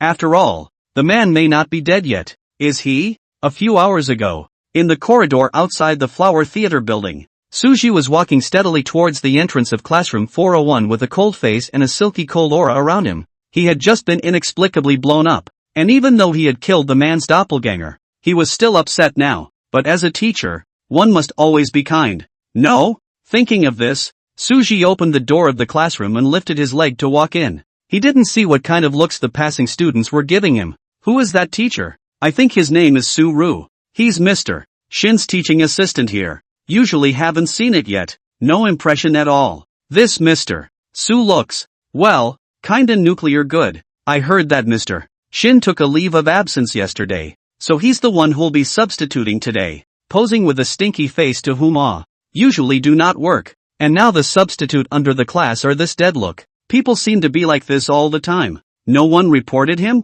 He doesn't seem to be under the school's control. Not only him, Mr. Shin doesn't seem to be under the school's control either. The two of them seem to be from the Fong family. Right. Those students' broken thoughts Su Ji naturally didn't hear, but he wouldn't feel anything if he did. Walking into the classroom, Su Ji prepared for class with empty hands. About the matter that Su Ji will come to substitute for the class. These students have also had the news for a long time, so it's not very strange. But the first time to be taught by this person, the sense of novelty is still there. And although this teacher looks handsome, but it seems that the temper is really not very good. The whole person around the perimeter is permeated by a low air pressure. Su Ji didn't pay any attention to the student's dissension under the stage, but just cleared his throat and asked, "Where did you guys get to in the last class?" No one answered him from the stage, and it was obvious that Su Ji, the teacher, was not very popular. It was only when Bayu kindly told Suji that Suji was able to continue along with the content of the previous lesson.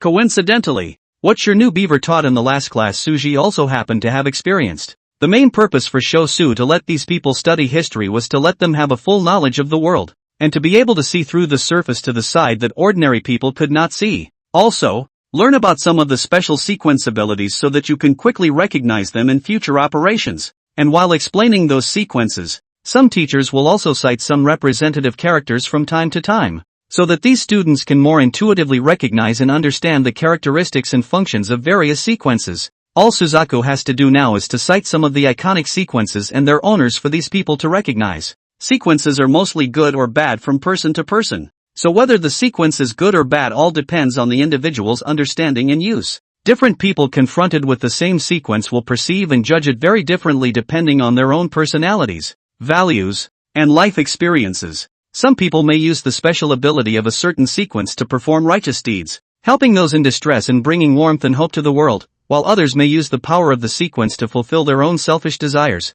embarking on a path that is not accepted by the world and bringing endless pain and disaster to others. But there are also sequences whose possessors are just inherently bad seeds, or rather, once such sequences come into existence, then their sequencers can definitely be planned into the category of evil. These types of sequences tend to have extremely powerful and dangerous characteristics, and most of their possessors either did not have a very fulfilling childhood experience, or after experiencing something, their hearts were corrupted by darkness and gradually lost their sense of humanity and their desire for goodness. These people grow up without feeling the love and care they deserve, and in their place are indifference, loneliness and pain. These negative emotions then bind them like shackles, thus causing them to awaken some vicious sequences. When they acquire those special sequences, their already fragile psychological defenses instantly collapse, and they are no longer bound by traditional morals and conscience and begin to become unscrupulous. One of the most famous cases done by such people is the extermination of the Pure Heart Zen Center.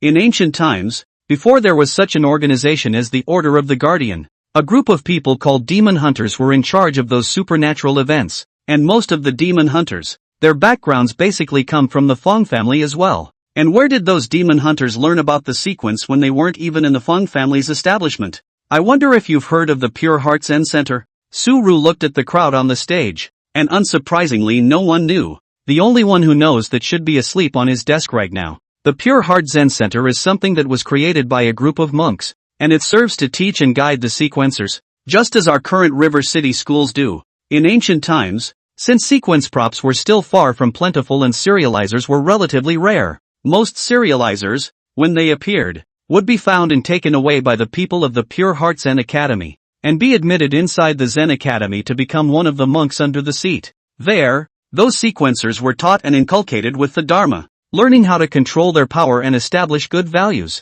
Although the life in the Zen garden is monotonous, it can give them a relatively stable and safe environment, and once those serializers can't stand the life in the Zen garden, they can return to the world and return to their homeland. And most of those sequencers who rejoin the secular world will also be taken under the Fong clan's tutelage. To put it a bit more bluntly, the Zen garden is the place responsible for taking in those sequencers, usually teaching those sequencers and guiding them to have a good value and not do anything out of the ordinary. And the Fong family is the shareholder behind the Zen Center. And those monks will go to work for the Fong family when they return to their hometowns and work for the Fong family. The two go hand in hand and you can't have one without the other. After a pause, Suji continued. But then I realized that the lack of one could actually still continue. Chapter 68, The Wheel of History. Although there is a special prop inside the Zen garden that can locate those awakened sequencers, there will always be some that slip through the net and escape the Zen garden's search. Within those serializers there will be a few more who have awakened some vicious sequences that make them lose hope in this world and think of revenge against this society all the time. And then those people got together and created an organization called the Plague. Although they have an organization now, but the deterrent effect is still far less than the Zen garden. They are not able to in the Zen garden as well as the use of special sequence props to find those serializers, so that they join their own organization. They can only in the vast sea of manpower by virtue of their own manpower to search for. Good, not easy to find a sequencer. The other party is still a monk who came out from inside the Zen garden and received Buddhist teachings. Even if you can find some new people every day as well, compared to the Fong clan and the Zen Academy, the members of this organization, Plague, are just too few. Most of the newly awakened sequencers will also be found and taken away by the Zen garden. And most of the sequencers who return to their homeland from within the Zen garden will also be taken away by the Feng family, and only a small portion of them will be found by the plague. And most of those small portion of them will not be willing to join an organization like the plague. And so it was that decades after the plague was created, they finally realized something. As long as that perception prop inside the Zen garden that could find the sequeler existed for one day, there was no way the plague would ever get out of the way. As long as the Feng family still exists for one day, then the plague will be suppressed by them to death inside the sewers, like a rat that can't stand uprightly. And so a conspiracy of things against the Zen center begins. It's reasonable to say that it's impossible for an organization that's been newly built for decades to shake the two big mountains of the Zen Academy and the Feng family. But if this organization is next to royalty, then everything will be different. There is a man inside the plague whose name is not known to be anything, but his sequence is Dark Eclipse. Dark Eclipse works by compelling and controlling people's minds. The primary, Dark Eclipse, doesn't directly control your mind,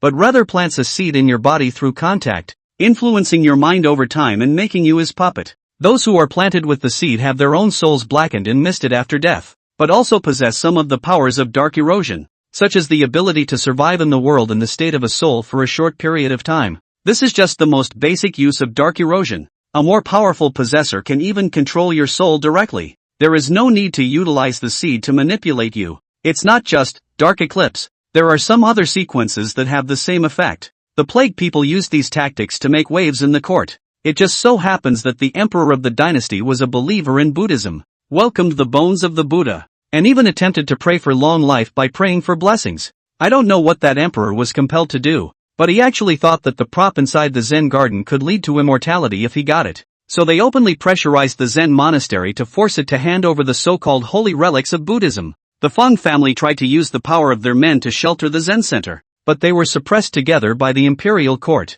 Plus there were some problems within the Zen center as well. So it was. Wait, Mr. Su, I have a question. The speech was interrupted, but Suji was not annoyed. After all, he was already in low pressure right now. The one who asked the question was a kid sitting on a wheelchair. If Suji remembered correctly, this guy seemed to be called Sunhu? What's your problem? Meeting Suji's line of sight as if he was looking at a dead man. Sunhu swallowed his saliva, but still continued. The emperor you mentioned believed in Buddhism and even tried to seek immortality through praying for blessings. Right? Right. Is this Emperor Tang Yizong? Exactly. Then did you also say earlier that what's his name Pure Heart Zen Academy was exterminated? Yes, but as far as I know, Tang Yizong promoted Buddhism during his reign and didn't do anything to massacre Buddhists. The man who massacred the Buddhist sect was Tang Yizong's cousin, Tang Wuzong, right? But then that would be historically incorrect. What's not right?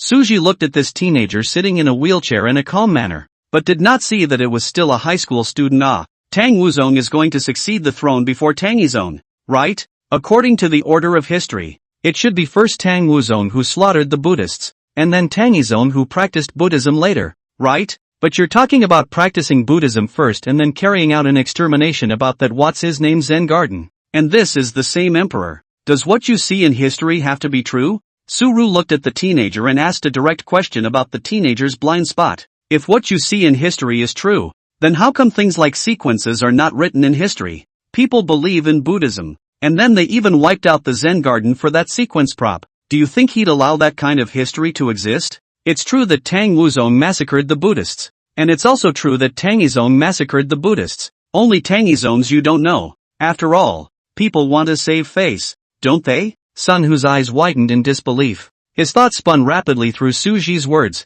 trying to make sense of this intricate historical vein. Mr. Su, are you saying that Emperor Tang Yizong deliberately concealed his history of massacring Buddhists? When Tang Yizong was on the throne, he already had an extreme desire for immortality. When he heard that there were cereal props in the Zen garden that could help him live forever, what do you think he would do? It was also natural that the Zen monastery would not easily hand over such things. Thus, instigated by the plague organization and under the compulsion of some people in the court, Emperor Tang Yizong gradually lost his mind. He pressurized the Zen monastery regardless of the consequences, even going so far as to use force. In order to preserve his ruling image and royal dignity, he is bound to cover up this bloody history. He vigorously promoted Buddhism and tried to create the illusion that he was devoutly devoted to Buddhism so that future generations would only see his reverence for Buddhism and forget his atrocities. But why would a sequencer be killed by an ordinary person? Even if the newborn sequencers inside the Zen garden aren't very powerful, the older ones should be at least as strong, right? Sushi suddenly felt that this senior student's brain might be a bit unclean. He said helplessly, "Do you think there are no masters within the plague? Do you think there's just one plague that looks at the Zen garden with displeasure? Can you guess why desperate people in novels fall straight into the devil's path? Why?" Sun, who stared blankly at Suji, seemingly not understanding the other party's meaning. Because fast, when desperate, falling into the devil's way is the fastest source of power you can get. Although pestilence is small in number, they are backed by countless underground organizations. Their high-end combat power is awesome, and they had the support of the imperial court at the time. What about the plague now? Sun, who suddenly came out with another sentence. Now, Suji froze. The other party's brain circuits were quite new. Now it's natural to be exterminated by yourself. History is made up. Don't believe it. But Tang Yizong is really a dim king. Tang Wuzong also did slaughter the Buddhist. The author said all the fun. We just look at it. Don't believe it. Oh. Chapter 69, A Simple Search of the Land. However, this kind of thing Su-ru was definitely not going to say it out loud. So he simply came up with a sentence. Life isn't eternal. The long river of time will treat everyone equally, including the plague as an organization. No matter how powerful it was before, one day it will disappear from the river of history, just like the Pure Heart Zen Academy. After saying this, Suji also briefly summarized the characteristics of some of the sequences and how to deal with them. His explanations are clear and organized, and they include a portion of his own understanding and ideas about the sequence. After speaking, he slightly scanned the classroom, and his eyes fell on Ginkgo, who was sleeping on the table inside the corner. Lin Yu, come out for a moment. Honestly speaking, Sushi thinks that there is nothing wrong with the empty classroom before. After all, that kind of classroom also avoids the bad habit of students sleeping on the table, and in a sense it also helped the students to exercise. But you have to let Suji choose. He must still bring the table. After all, who was once not a student anymore? Time goes round and back to the present. Sushi came to the door of Jiangcheng University and originally wanted to rent another online car to go back. But after thinking about it, he finally gave up. There's no harm in walking back, and the hotel is pretty close to your side anyway. He also saw a number of police cars and ambulances on the way. Even after a morning, the casualties caused on the new roadside of the street are still being counted. After all, tanker trucks explode, and there are definitely quite a few fallout effects from something like that. And surely there must be an official investigation to understand why this happened and why. Arriving at the door of the hotel's room 901, Suji then skillfully used that black vice card to open the door. Suji actually didn't really understand why Shin Beaver was staying inside the hotel. After all, it wasn't like she looked like she didn't have money. But this had nothing to do with Suji. After all, where he lived was the same for him. Where is this so-called place of constant snow in all seasons? Suja had simply not developed any forces or made any connections in these 1,000 years. The few people he himself used to know should all be dead as well. So now for going to an unfamiliar place, he could only use the most primitive and easiest way to find it. That's searching into a cell phone. The phone unsurprisingly gives some of the more popular places, like Greenland, like Antarctica. But Suji couldn't really search out one place after another, could he? But it doesn't seem like this look is out of the question. Raising an eyebrow, Suji realized that this method seemed to actually work. There are only so many places with Iceland plus constant snow in all seasons. Wouldn't it be better to just get on a plane and go carpet searching out place by place yourself? It was also not clear if the possessor of that dark eclipse was the one he was looking for. If so, then the master's revenge could be avenged, and the grudge of the Zen garden's destruction could be understood altogether. If not, well, then it's up to you to go do the people a favor, right? At the very least,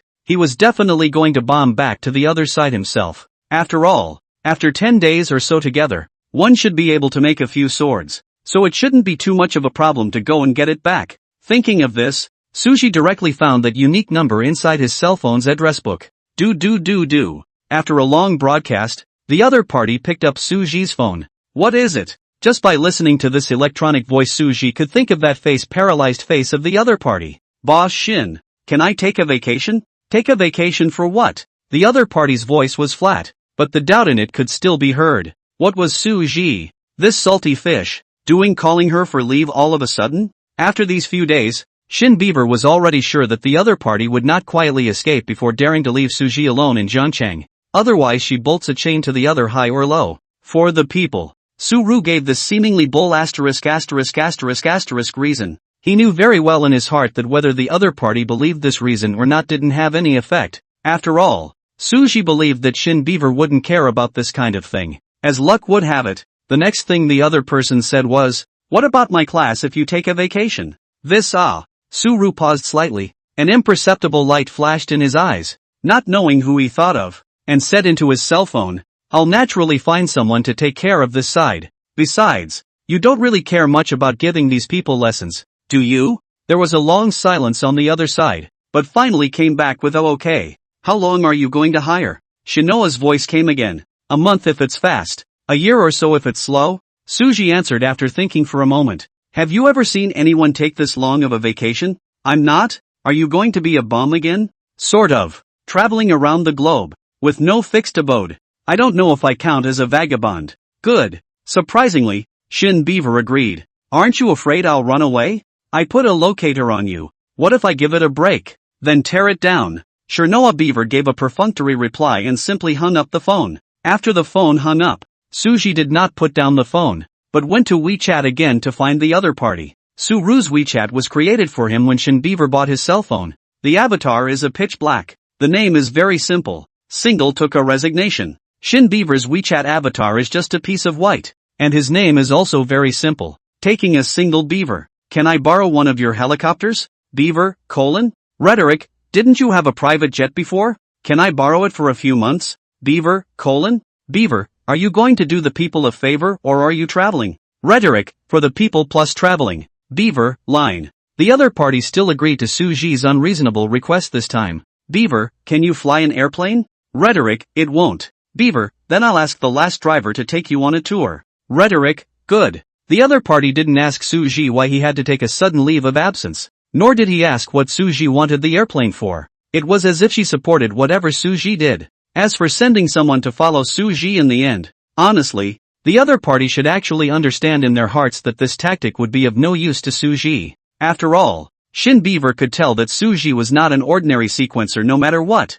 Sending a driver to follow Suji would at most play a supervisory role. Besides, Shin Beaver seemed to have a way of locating Suji's position on her own. The kid didn't really put a locator on himself, did he? It shouldn't be. And I don't have any instruments on me that can be used to locate it, right? If you're hard to say, you can only say it's this cell phone. But the problem is that the other person could have found them long before they had a cell phone. It didn't take long for Shinoa to send another message. "Beaver, the driver will be there for you by 10 o'clock tomorrow morning. Just tell that driver where you want to go." Rhetoric, "Good." At this point, the conversation between the two was completely over. It should be said that Shin Beavers are pretty efficient at what they do. After lying on the sofa for a while, Suji then scratched his head again. But in this case, one still needs to go to the school to find Ginkoa. The other party should agree to give himself a substitute class, right? I don't know where Shin Beaver has gone, and he didn't say when he'd be back. Chapter 70, City Under the Ice.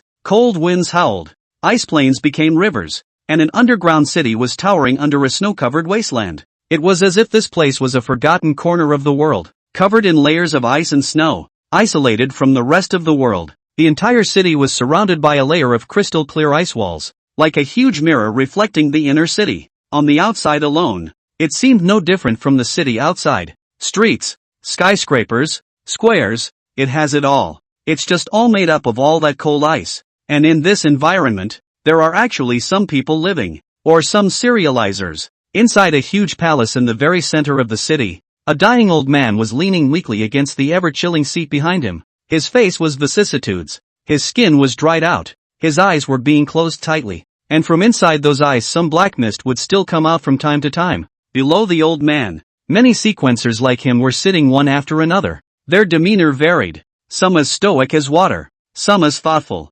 Among other things, the Joker was reclining carelessly on an ice seat, still wearing his unchanging mask. This scene was just like the morning court of a king in ancient times, except that these subjects now had their own seats to sit down together with the old man at the top. The palace was silent, with only the faint sound of cold air flowing echoing quietly in the air. It was a long time before the old man spoke with difficulty. "The people planted inside the sequence have been discovered." His voice was hoarse and heavy, and when the words fell, it was like a boulder being thrown into a calm lake, causing ripples to spread out, only to quickly return to silence. "Our location may have been partially revealed. Ahem. So from today onwards, everyone will try not to go out. And when the wind passes, we'll continue to look for the materials we each need. As soon as the words fell, a burly sequencer stood up violently. Wait? Then how long do we have to wait? Are we going to keep cowering here? His voice was as loud as a flooding bell, echoing through the palace. Everyone whose sequences want to be upgraded will have to reach out to the outside world.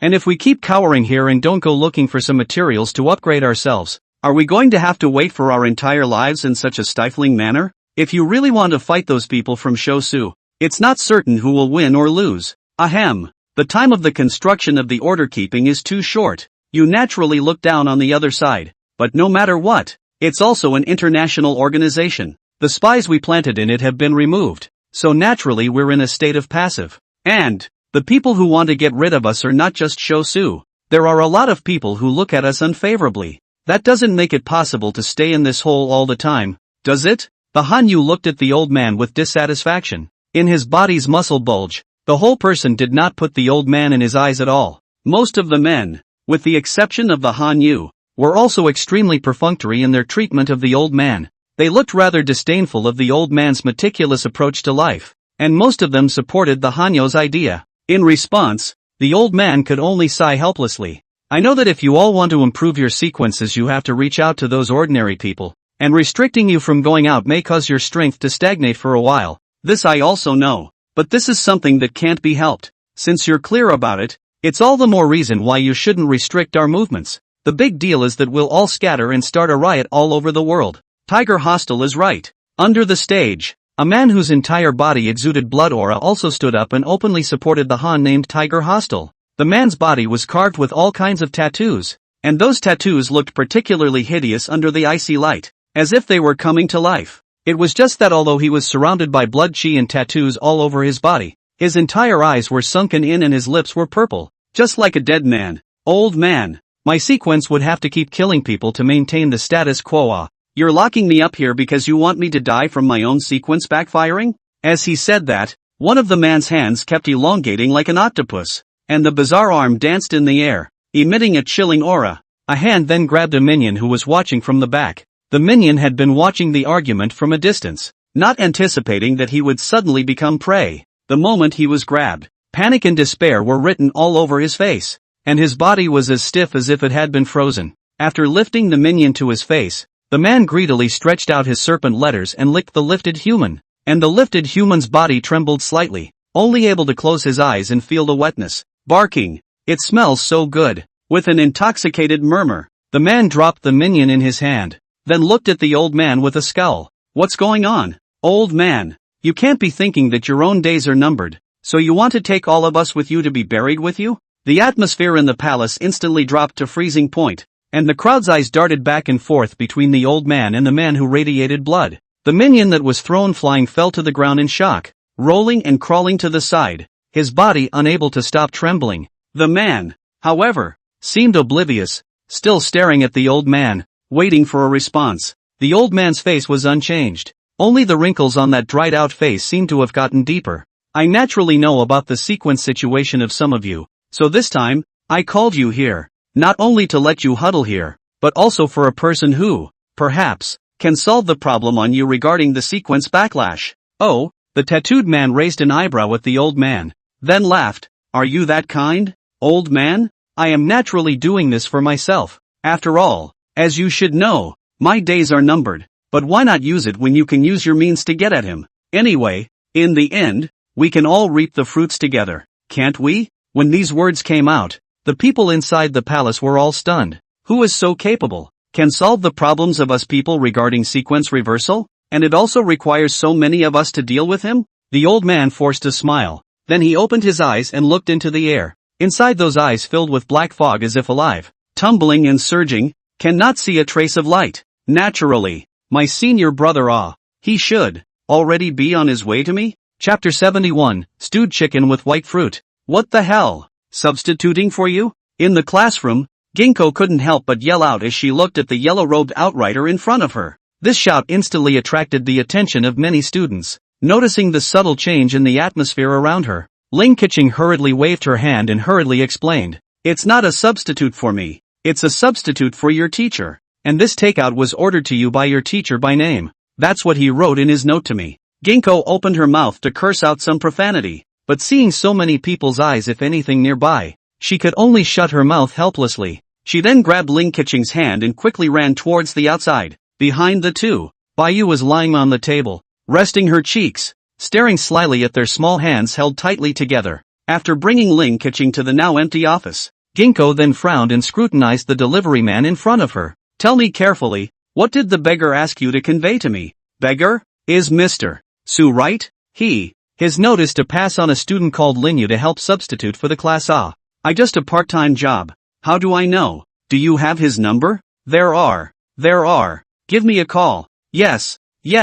Ling Keqing panicked and pulled out the smartphone whose casing was already yellow in her pocket, turned it on and then handed it to Ginkgo. After holding the cell phone, Ginkgo directly utilized the takeout platform a phone call to Su-ru. Hello. A rambling voice came from the other end of the line. Su-ru, is there something wrong with you? Letting me sub for you? And ordered me a chicken stew with white fruit? What do you mean? Let me eat myself? Ling Keqing, who was on the side, couldn't hear the other party's voice since Ginkgo took over the cell phone. All she could see was that Ginkgo was dancing around with her cell phone cursing something, but she didn't find it unseemly. She just simply thought that these sequencers were so good that speech could manage to somehow shield people. She pondered in her mind. That said, if she were to be a sequencer as well, wouldn't she be able to get a sum of money for attending this training as well? After a while, Ginkgo ended the conversation, and then handed the phone to Ling Keqing. Okay, I'm done communicating with him. You can go now, and take this takeout for me before you go.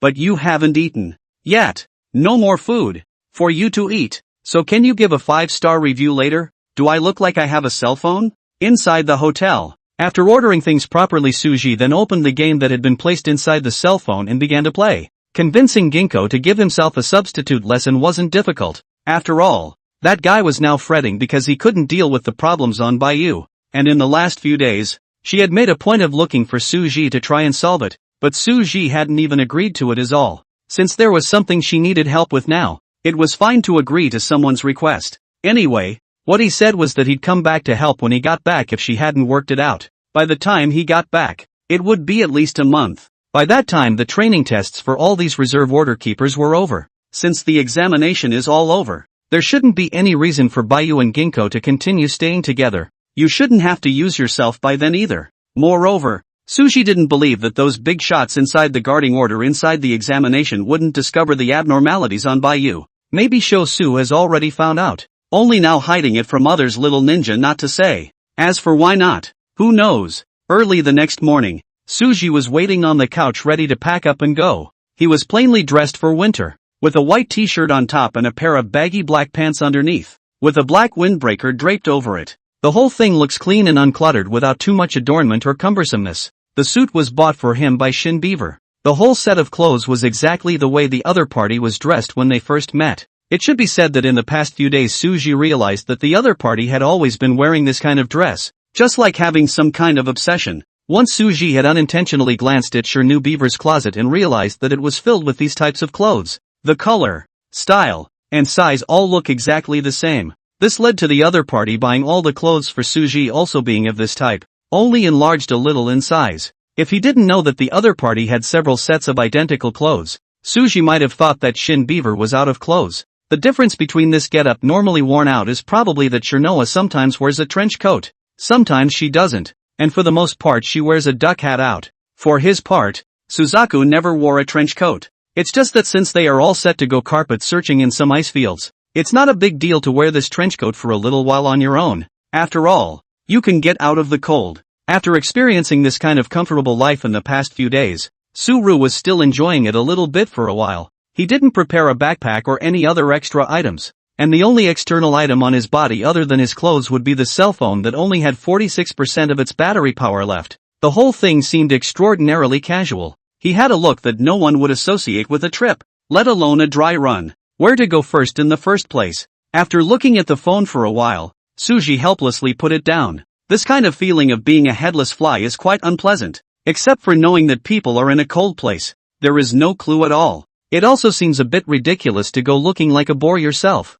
It's as if you've been given a clue and you're ready to jump straight to the boss. But the problem was, Suji really didn't have any spare time to play with any layers, find any clues, and beat them one by one. He now says in his own game-playing thoughts, he just wants a quick pass. Anyway, the blue planet is so big, you can't just travel around the world and find it. Suru didn't think that the organization called Sindhu could escape the search of this thing in his hand. Raising his hand, Suji's hand was holding an orb that emitted pale yellow light particles. According to the Buddhists, this should be considered relics, right? Unfortunately, this relic doesn't live forever, nor does it have any other use, and the only use for it would be to find sequencers. Sequencers appearing in the frigid lands. Think about it and you can guess something is very wrong. Chapter 72, Do I Look Rich? Putting the sherry away, Suji then began to ponder on his next course of action. Of course, he knew that with only this little clue to go looking for Sindhu's hiding place, it was undoubtedly a needle in a haystack,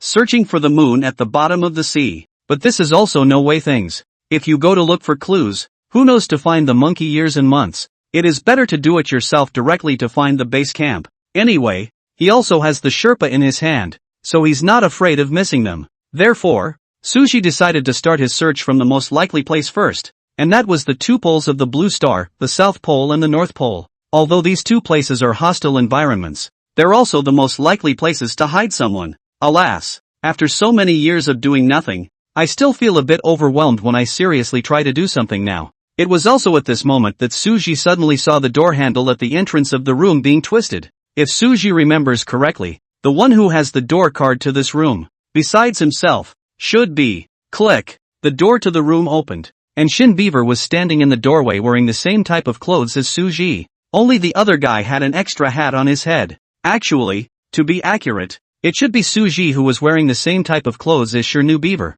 but none of that mattered now. The other party naturally noticed Suji's strange eyes, but did not say anything, just walked in as if no one else was there, and then opened the closet, took out a set of clothes and then walked into the bathroom. It didn't take long before there was a subtle sound of water running inside the bathroom. Suji silently opened his cell phone and looked at the time. 7:49. Still early enough to play games for a while. Once the three zombies were over, the sound of water running in the bathroom died down as well. Shin Beaver walked out wearing another brand new set of identical clothes, and then sat on the bed that Suji had only laid on once. The other woman's hair was still wet, falling in slight curls over her shoulders and smelling faintly fresh. She sat quietly on the bed, then pulled out her cell phone and played with it with a focused expression. Suji glanced at Shin Beaver and didn't say anything, just silently skimmed his head to look at the window, watching the scenery outside. The sunlight poured into the room through the floor-to-ceiling windows, but it couldn't dispel the dreary atmosphere. The two stayed so still that time seemed to freeze.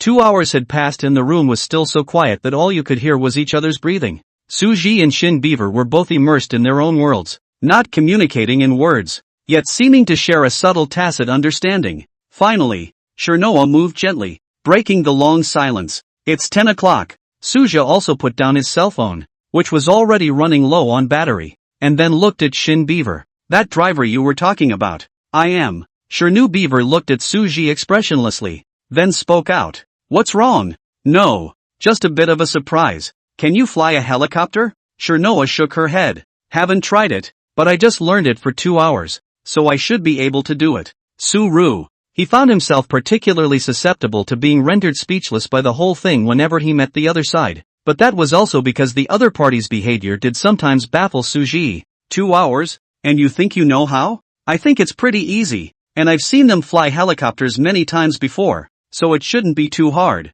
Boss Shin. Something like flying an airplane is no small matter. If you really can't, you can call that pilot from last time over as well. It's not going to kill you. So what are you afraid of? Shinoa Beaver removed the hair plastered to her forehead, then said flatly, Don't worry. If you crash, I'll protect you. So tell me, where are you going? Suru was truly speechless. What else could he say? He simply followed the other man's pattern of answering the question. Why did you come back all of a sudden? Take care of things and don't come back. You handled that so quickly? Usually, you only have someone else substitute for a day, right? That's why it's normal for me to come back for 1 day, but it's not normal for you to take a month's vacation. After a pause, she continued calmly, or even a long vacation of at least a month, at most a few years. So where are you going? Are you sure you want to follow me? Aha. You don't care about the reserve order keepers over here? Didn't you arrange for someone? Shinoa Beaver got off the bed and then pulled a brand new duck hat from inside the closet and put it on her head.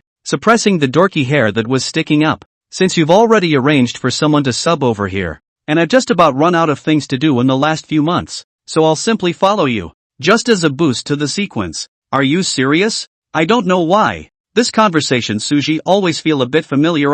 Seriously. Sure Noa nodded her head, then looked up at Suji. So where the hell are you going? To the South Pole. After Suji said these words, Shin Beaver's entire body became a bit more doubtful to the naked eye. What are you doing in Antarctica? Aren't you the driver? Just do the driver's thing and don't worry so much about the rest. Saying that, Suji then also stood up from the sofa and came to the door. Shirnu Beaver looked at the other party's obvious non-answer appearance, and did not say anything more, just also casually cleaned up a bit and followed Suji out the door. Unlike Suru's empty hands, Shin Beaver also placed a backpack at the door. It was a black backpack with a simple design but revealed an understated texture. Suji didn't see it before, but now that it was carried by Shin Beaver on his back Suji realized it. How can I put it? There's a sense of the kid going to school. After a roundabout way, the two came back to the place where they got off the plane in the first place. Those staff members on the side who were responsible for clearing the tarmac hadn't even changed. Suji looked at Shin Beaver's back and couldn't help but ask a question in his mind that had been confusing him for a long time.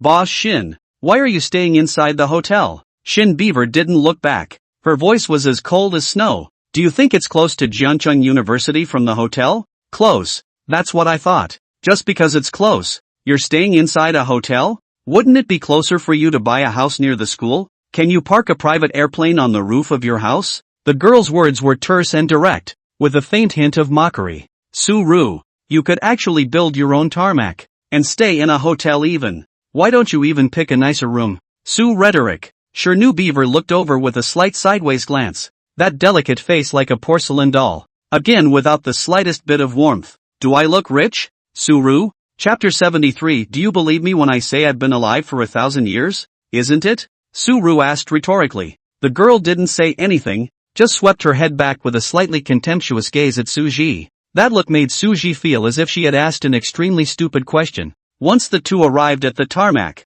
Shirnoa Beaver skillfully walked towards the helicopter and opened the hatch, making preparations before takeoff. Suji, on the other hand, stood on the side, still somewhat uncertain in his mind. After all, it's not a reassuring thing to have someone who's only had 2 hours of helicopter piloting lessons to take him to the South Pole. Is it really okay? Suja asked again. Shin Beaver didn't answer, just focused on checking the dashboard. A moment later, she looked down at Suji. No emotions could be seen in her eyes. Come up. Suji hesitated for a moment, but still boarded the helicopter. With the roar of the propellers, the helicopter slowly rose into the air, and the city below became progressively smaller. To Suji's surprise, even though the other party's movements looked a bit raw and unskilled, they showed a sense of organization and flew quite smoothly. After a period of time like this, Shin Beaver suddenly spoke up. Suji, why do you want to go to the South Pole? Suji didn't say anything. His eyes wandered to the blue sky and white clouds outside the window.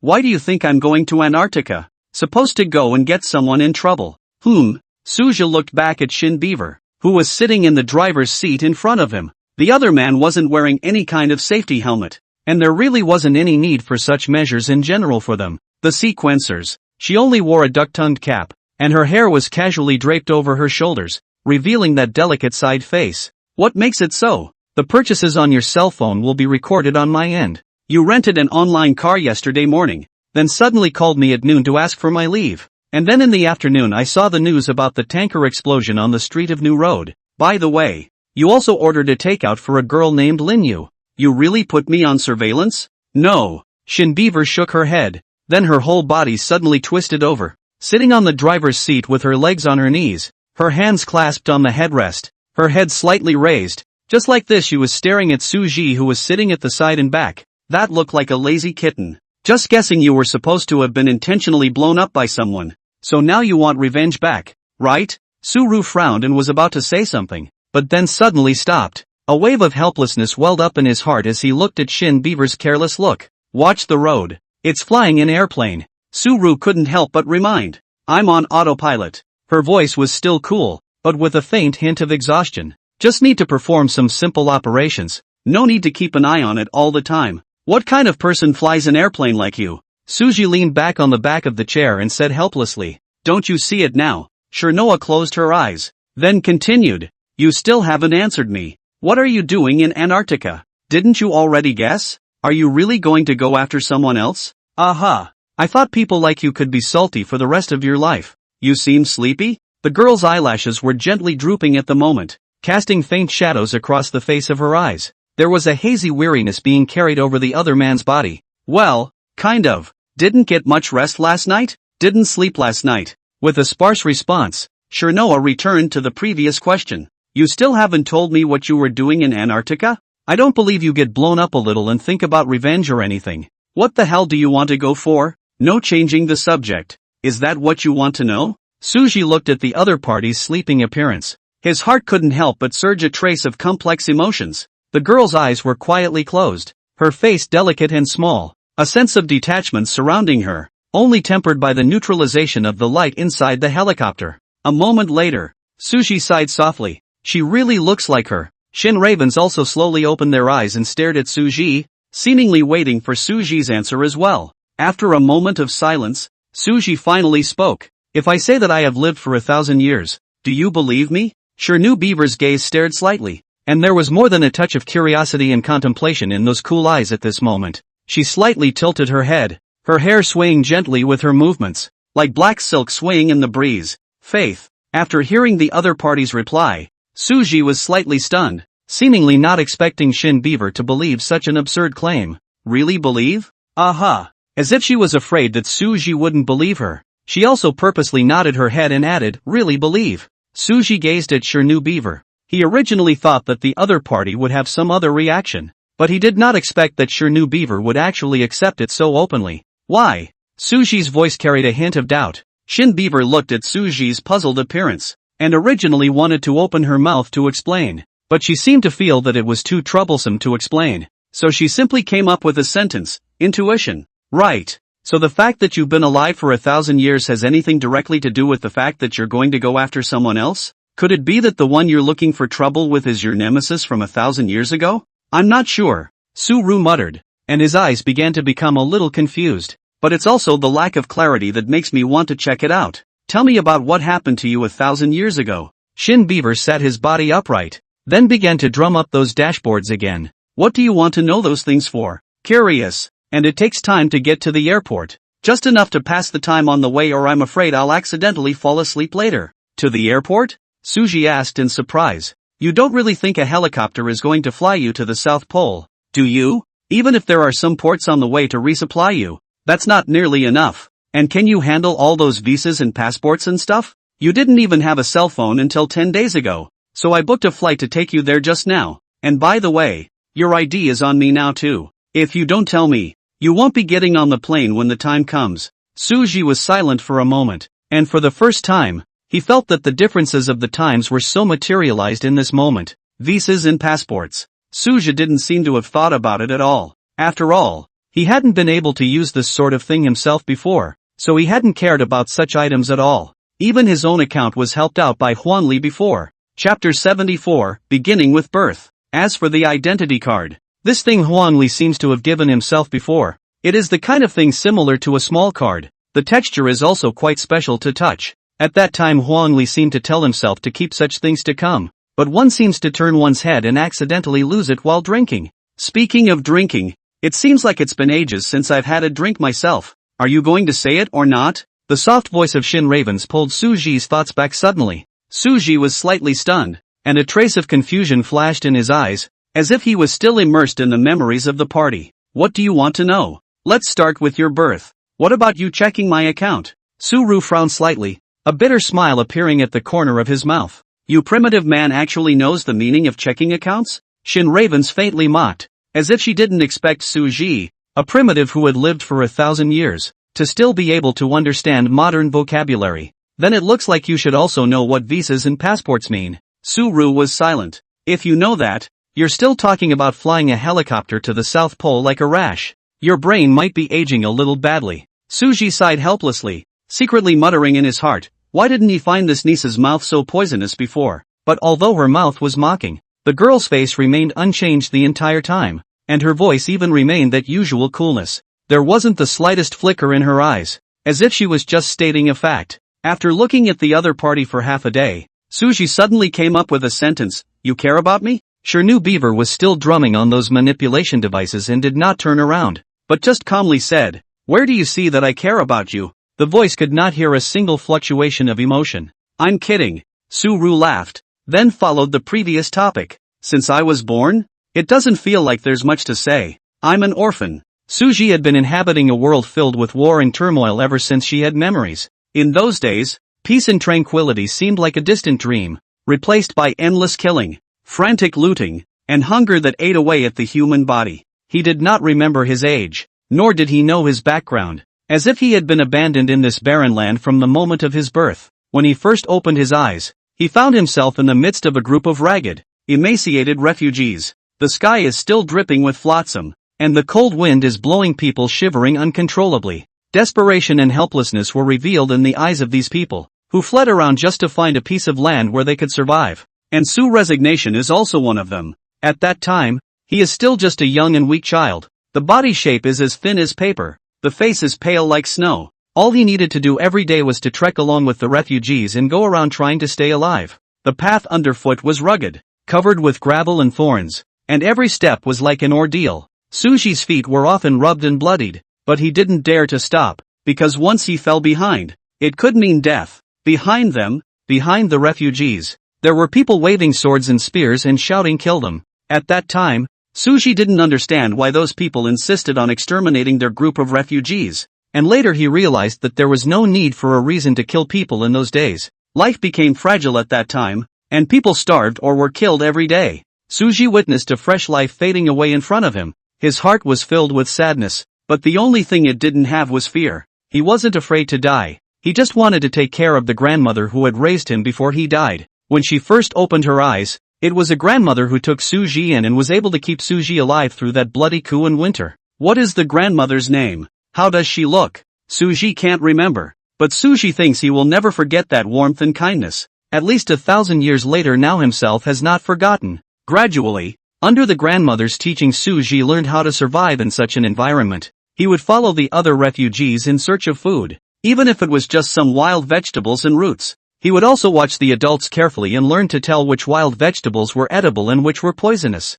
Sometimes they were lucky enough to find some wild fruits, but the food was far from enough to satisfy everyone. Suji would carefully hide the food he found and wait until he was too hungry to stand before taking it out to eat a little and share it with that old grandmother. Day by day quietly passed. The grandmother finally left the world, leaving Su resigned alone to stay alone in this cruel world, struggling to survive. He didn't know exactly what else he was living for, except that one lived. It seemed, just for the sake of living itself. Suji could only helplessly follow those refugees who were still alive to continue migrating southward, searching for a place for them to stay. There were fewer and fewer familiar faces on the road, but more and more new ones, and while their group of refugees kept having people die for various reasons, the group instead grew larger and larger. Su-ru did not remember the year, only remembered that snow he met twice, once with eyes open and once to Gangnam. When the refugee team stepped into the land of Jiangnan with great difficulty, the sky even sprinkled with snowflakes again. This south of the river, which they had once regarded as a place of hope, now looked both strange and serene under the cover of snow. The picturesque landscapes of Jiangnan were in stark contrast to the desolation and dilapidation they had experienced along the way. However, Suji's heart didn't have much joy because he didn't know if he would be able to find a place for himself here. Their group of refugees carefully traveled through the villages and towns of Jiangnan, eager for help from the locals. Some hypocritical villagers, seeing their misery, would pretend to be compassionate, send some food and clothing, and coax some special refugees to stay at his house. These particular refugees tend to be beautiful young women or strong men. The non-hypocritical villagers, on the other hand, are wary of them, fearing that they will bring war and disaster, and want to drive them away as a group. As for the kind villagers, Su-ru has not met them. Su-ru had only met hypocritical villagers. All Suji knew was that after eating the food given by those villagers, he fainted himself. When he wakes up, he realizes that he has been locked in a cage and has become a piece of cargo bound for an unknown land. The surrounding flatbed trucks still held quite a few people who were the same as Suji, and those who were locked inside the cages included both men and women, but only the elderly were absent. Suji didn't yell angrily like the others, nor did he cry like those children. He just sat stagnantly inside the cage, letting those flurrying snowflakes cover him as if he had lost his soul. His empty gaze traveled through the falling snowflakes and landed on a blank space in the distance. What is it that people live for? The sequence has been awakened. Eternal life. Sequencers never die. Upgrading method, unable to upgrade. This is the sequence in which Suru's first awakening occurs. Later on, Suji realized that the war that had shrouded him for almost his entire childhood was known in history as the Inshu Rebellion. Chapter 75, Itinerary. At the beginning of the war, and Lushan, who was the minister of the province, used the pretext of worrying about the danger of the country and the secret edict of crusading against Yang Guozhong to raise an army in Fanyang, which was as strong as a bamboo, and captured the counties and provinces in Hebei. In later years even Luoyang and Chang'an were not spared. Suji's group of refugees escaped from there at the beginning. In the same year there was the mutiny at Manhwa, in which Tang Xuanzong was fleeing to Manhwa when the generals accompanying him mutinied, killing the prime minister Yang Guozhong and forcing Tang Xuanzong to hang Yang Guifei. The following year, Prince Li Hang ascended the throne on his own in Lingwu, and appointed a group of generals to begin to quell the rebellion. Unfortunately, when they started to quell the rebellion, Suji had already been captured by those villagers and escorted to Luoyang. It was with great difficulty that he fled to Jiangnan with these refugees, eager to seek a place to live, only to be sold by these people to those rebel-controlled areas in a turn of events. Sometimes Suji thought, if he was born so many years earlier, is it possible to experience the so-called Kaiyuan Shangshi? If he was born so many years later, at least Tang Suzong Li Hung has already put down the rebellion. The society is also relatively stable a lot, but it's just that his eyes were open to a pile of refugees, and he was uprooted all the way, and in the end, he was sold back again. The dividends of the times themselves are not eaten, but the black profits are a lot. So you've actually been a beggar before? Shin Ravens listened to Suji's sentiments, but their focus was clearly off. More than beggars? Suji smiled to himself. That smile was full of bitterness and helplessness. Not only have I been a beggar, begging for scraps from those rich and famous people, I've also been free labor, being used like an animal. By the way, later on I also became a monk, being scolded by those moralistic bald asses. I also, Suru, Shernu Beaver suddenly called out softly. This, eternal life, of yours sounds so wimpy. The self-deprecating smile at the corner of Suji's mouth smoothed out slightly, and his eyes flickered slightly, and after a moment, he softly said, is that so? It does sound a bit wimpy, but it's okay to be a bit of a wimp. Shernoa Beaver lowered her head slightly and began maneuvering the helicopter into a slow landing. Her voice was as cold as ever, but it sounded inexplicably softer. Suji froze, seemingly not expecting the other party to say this. After all, it's not like you're a very strong sequence. Immortality is just not dying. It's not like it's painless. If you don't have the ability to do that and try to be a hero, you're going to end up in a bad place, aren't you? So it's okay to be a wimp. Suru, you're quietly using those sequences of yours again. I've said I don't need to use it if I can. Don't you keep thinking about showing off? It hurts like hell. The same words, although the kanji that make them up are different, have a surprisingly similar context. Suji's gaze that was originally dull also suddenly began to become deep,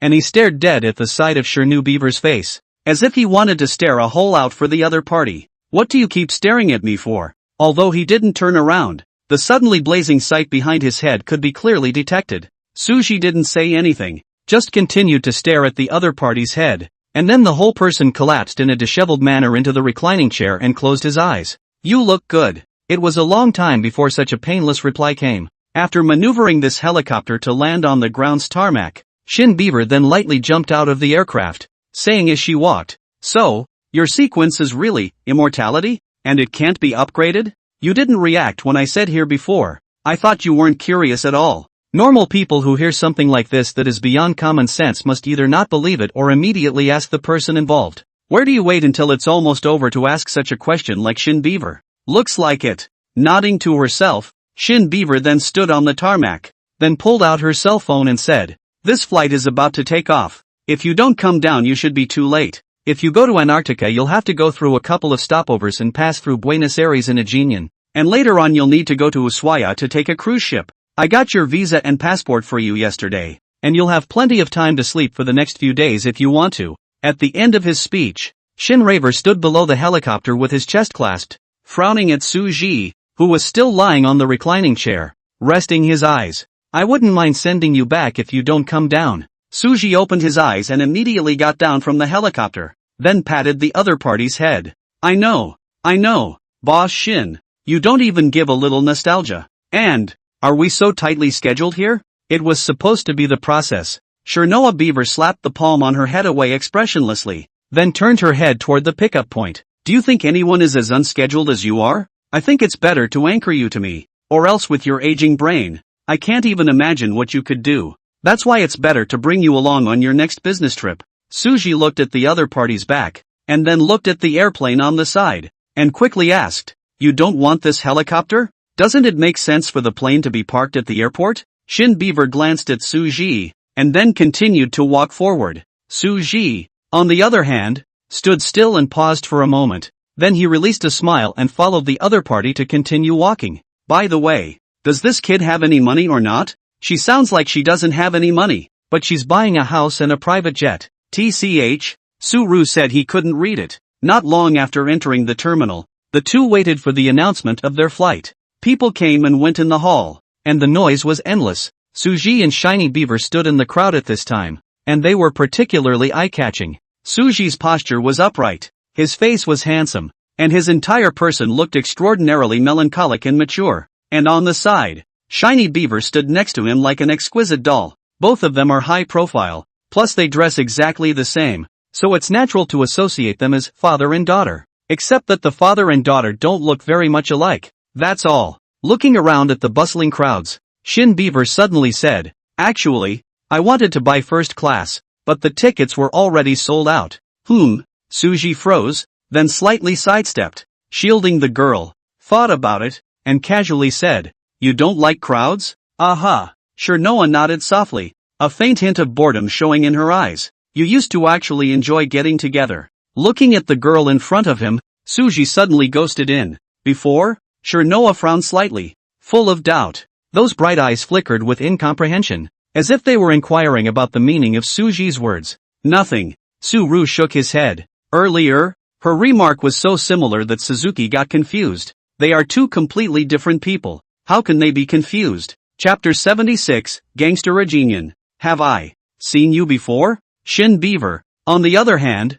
quietly stared at Suji, catching the loopholes in Suji's words and not letting go. Suji was momentarily speechless, not knowing how to answer. He looked at Chernu Beaver's cool eyes, and a complex emotion welled up in his heart. And since when do I like to get together? Chernoa continued to press. Suji thought to himself that he shouldn't have slipped up for a moment. He patted the girl's shoulder helplessly, and then he owed it to himself to walk inside the boarding gate. It's time to get on the plane. Chernu Beaver frowned slightly as she looked at Suji's back, secretly pondering in her heart what the other party had just said. But in the end, she also followed and walked inside the airplane. Inside the airplane, Suji found her seat and sat down, closing her eyes and trying to calm herself down. Images of the past kept surfacing in his mind, and those memories intertwined in his mind like fragments. Chernu Beaver, on the other hand, sat next to him and quietly looked at the side of Suji's face, as if she was trying to find some answers in his silhouette. Before, it was Suji staring at Shin Beaver,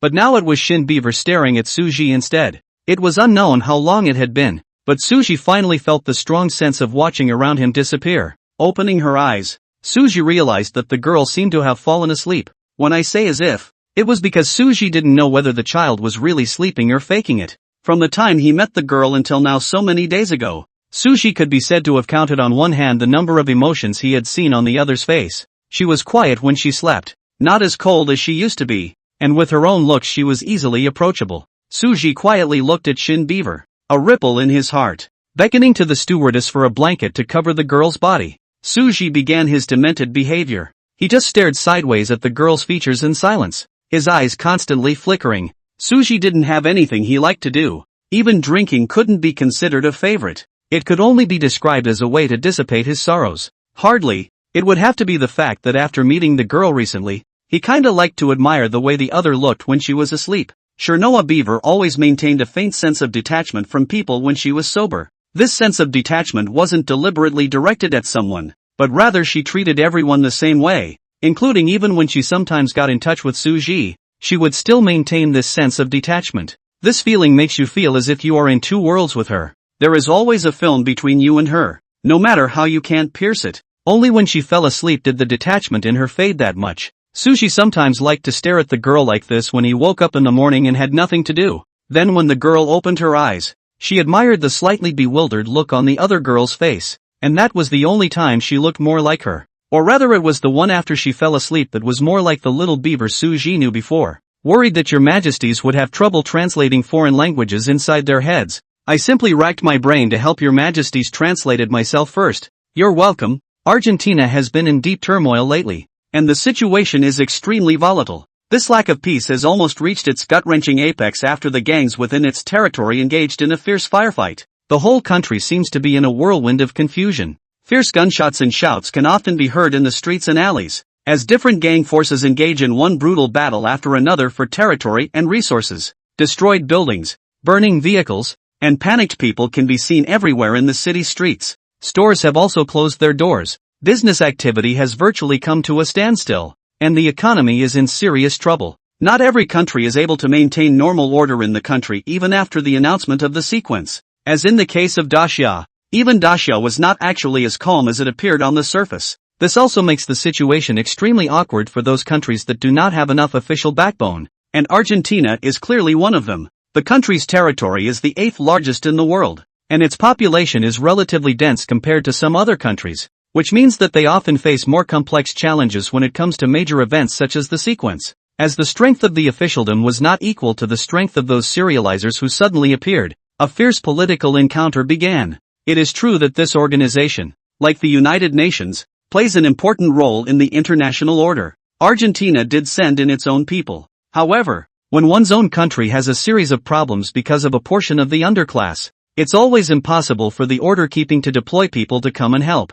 As a result, Argentina's official organization, the Argentine Order, is now in an unprecedented predicament because of the lawless gangs under its control. The authority of the government has been seriously challenged, and law and order seems so fragile in the face of violence. Schools were forced to close, factories were shut down, and the normal functioning of society was almost completely disrupted. It's as if Argentina has become a country ruled by gangs, by thugs. The key point is that Argentina today is in a state of severe information blockage, and it has become extremely difficult for some news to get through. This is also because most of the country is occupied by gangs. On the surface, Aegean appears to maintain a certain amount of openness. Some of the airports and ports here still show a welcoming gesture to the outside world, as if inviting people to come and rest. However, when people arrive at these places with great expectations, they may no longer be greeted by the amiable official personnel as before, but by a group of masked, gun-toting, black-clad men with cold and chilling faces.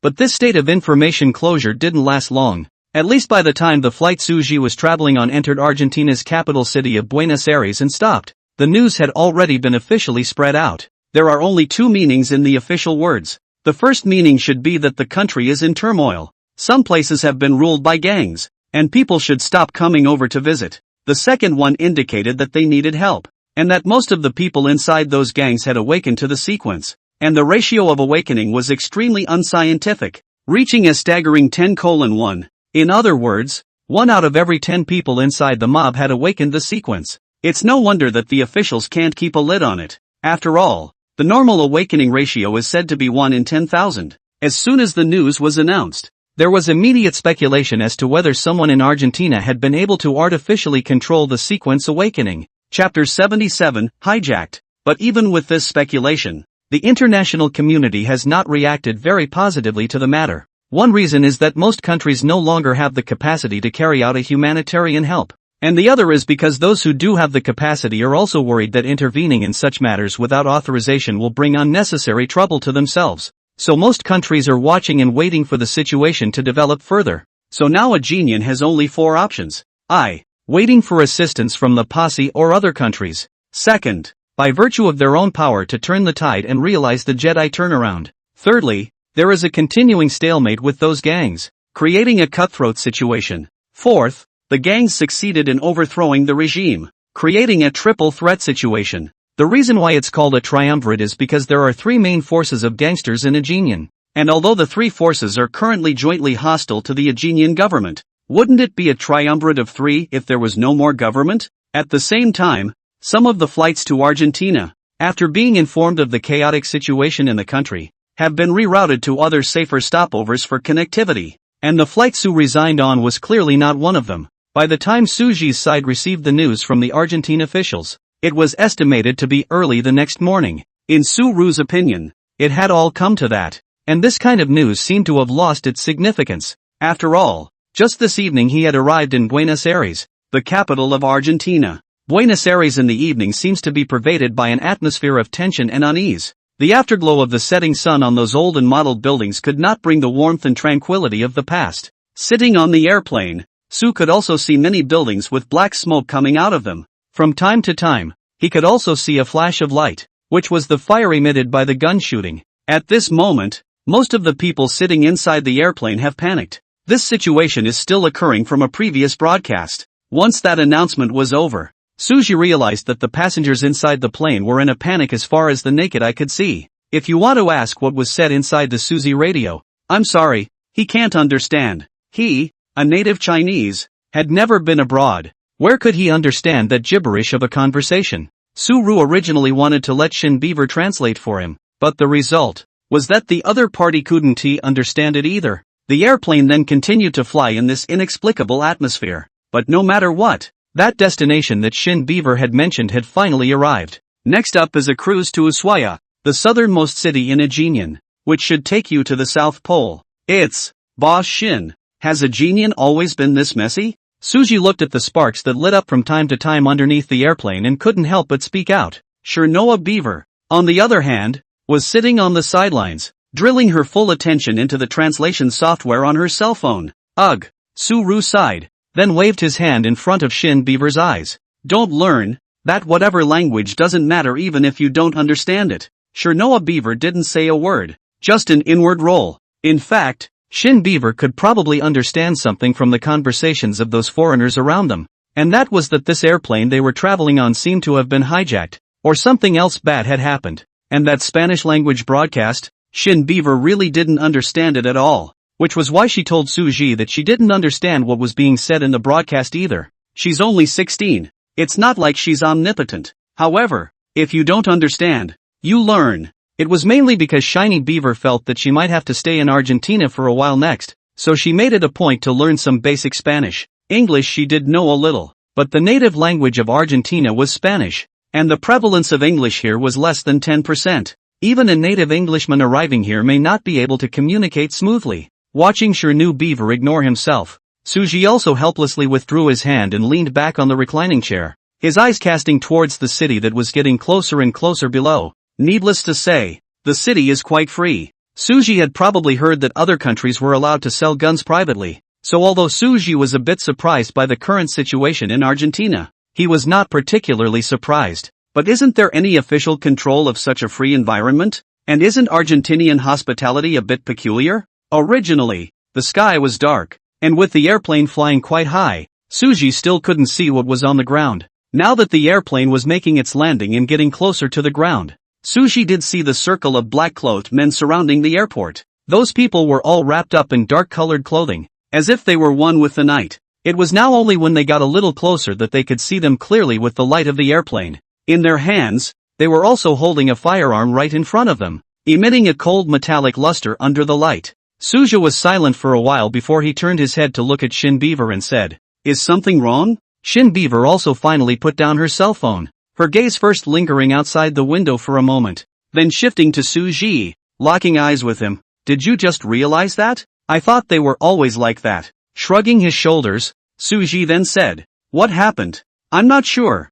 but it looks like our plane has been hijacked from across the sky." Shernoa winked and voiced her suspicions. "I don't need you to tell me to realize that. Where are the dozens of people holding guns surrounding an airport to greet travelers?" Bang! A gunshot came violently from outside the plane, accompanied by a bright flash of light and the sound of shattering windows, and the already chaotic atmosphere was suddenly replaced by screams and panic. Immediately after that, a coarse voice suddenly came through the loudspeaker. "Listen to the people on the airplane. Get off immediately and put your hands on your head. Otherwise we will take more drastic action." "What's he talking about?" Suji looked at Shernu Beaver, who in turn shook his head. "I can't understand it either." Her calm voice seemed so different from the panicked sobbing of those nearby. Immediately afterward, that coarse voice once again came through the loudspeaker, the tone of which was full of ferocity and impatience. "Move faster." Everyone must disembark from the airplane. Anyone who dares to delay will bear the consequences. The passengers inside the airplane became more and more alarmed by this constant threat.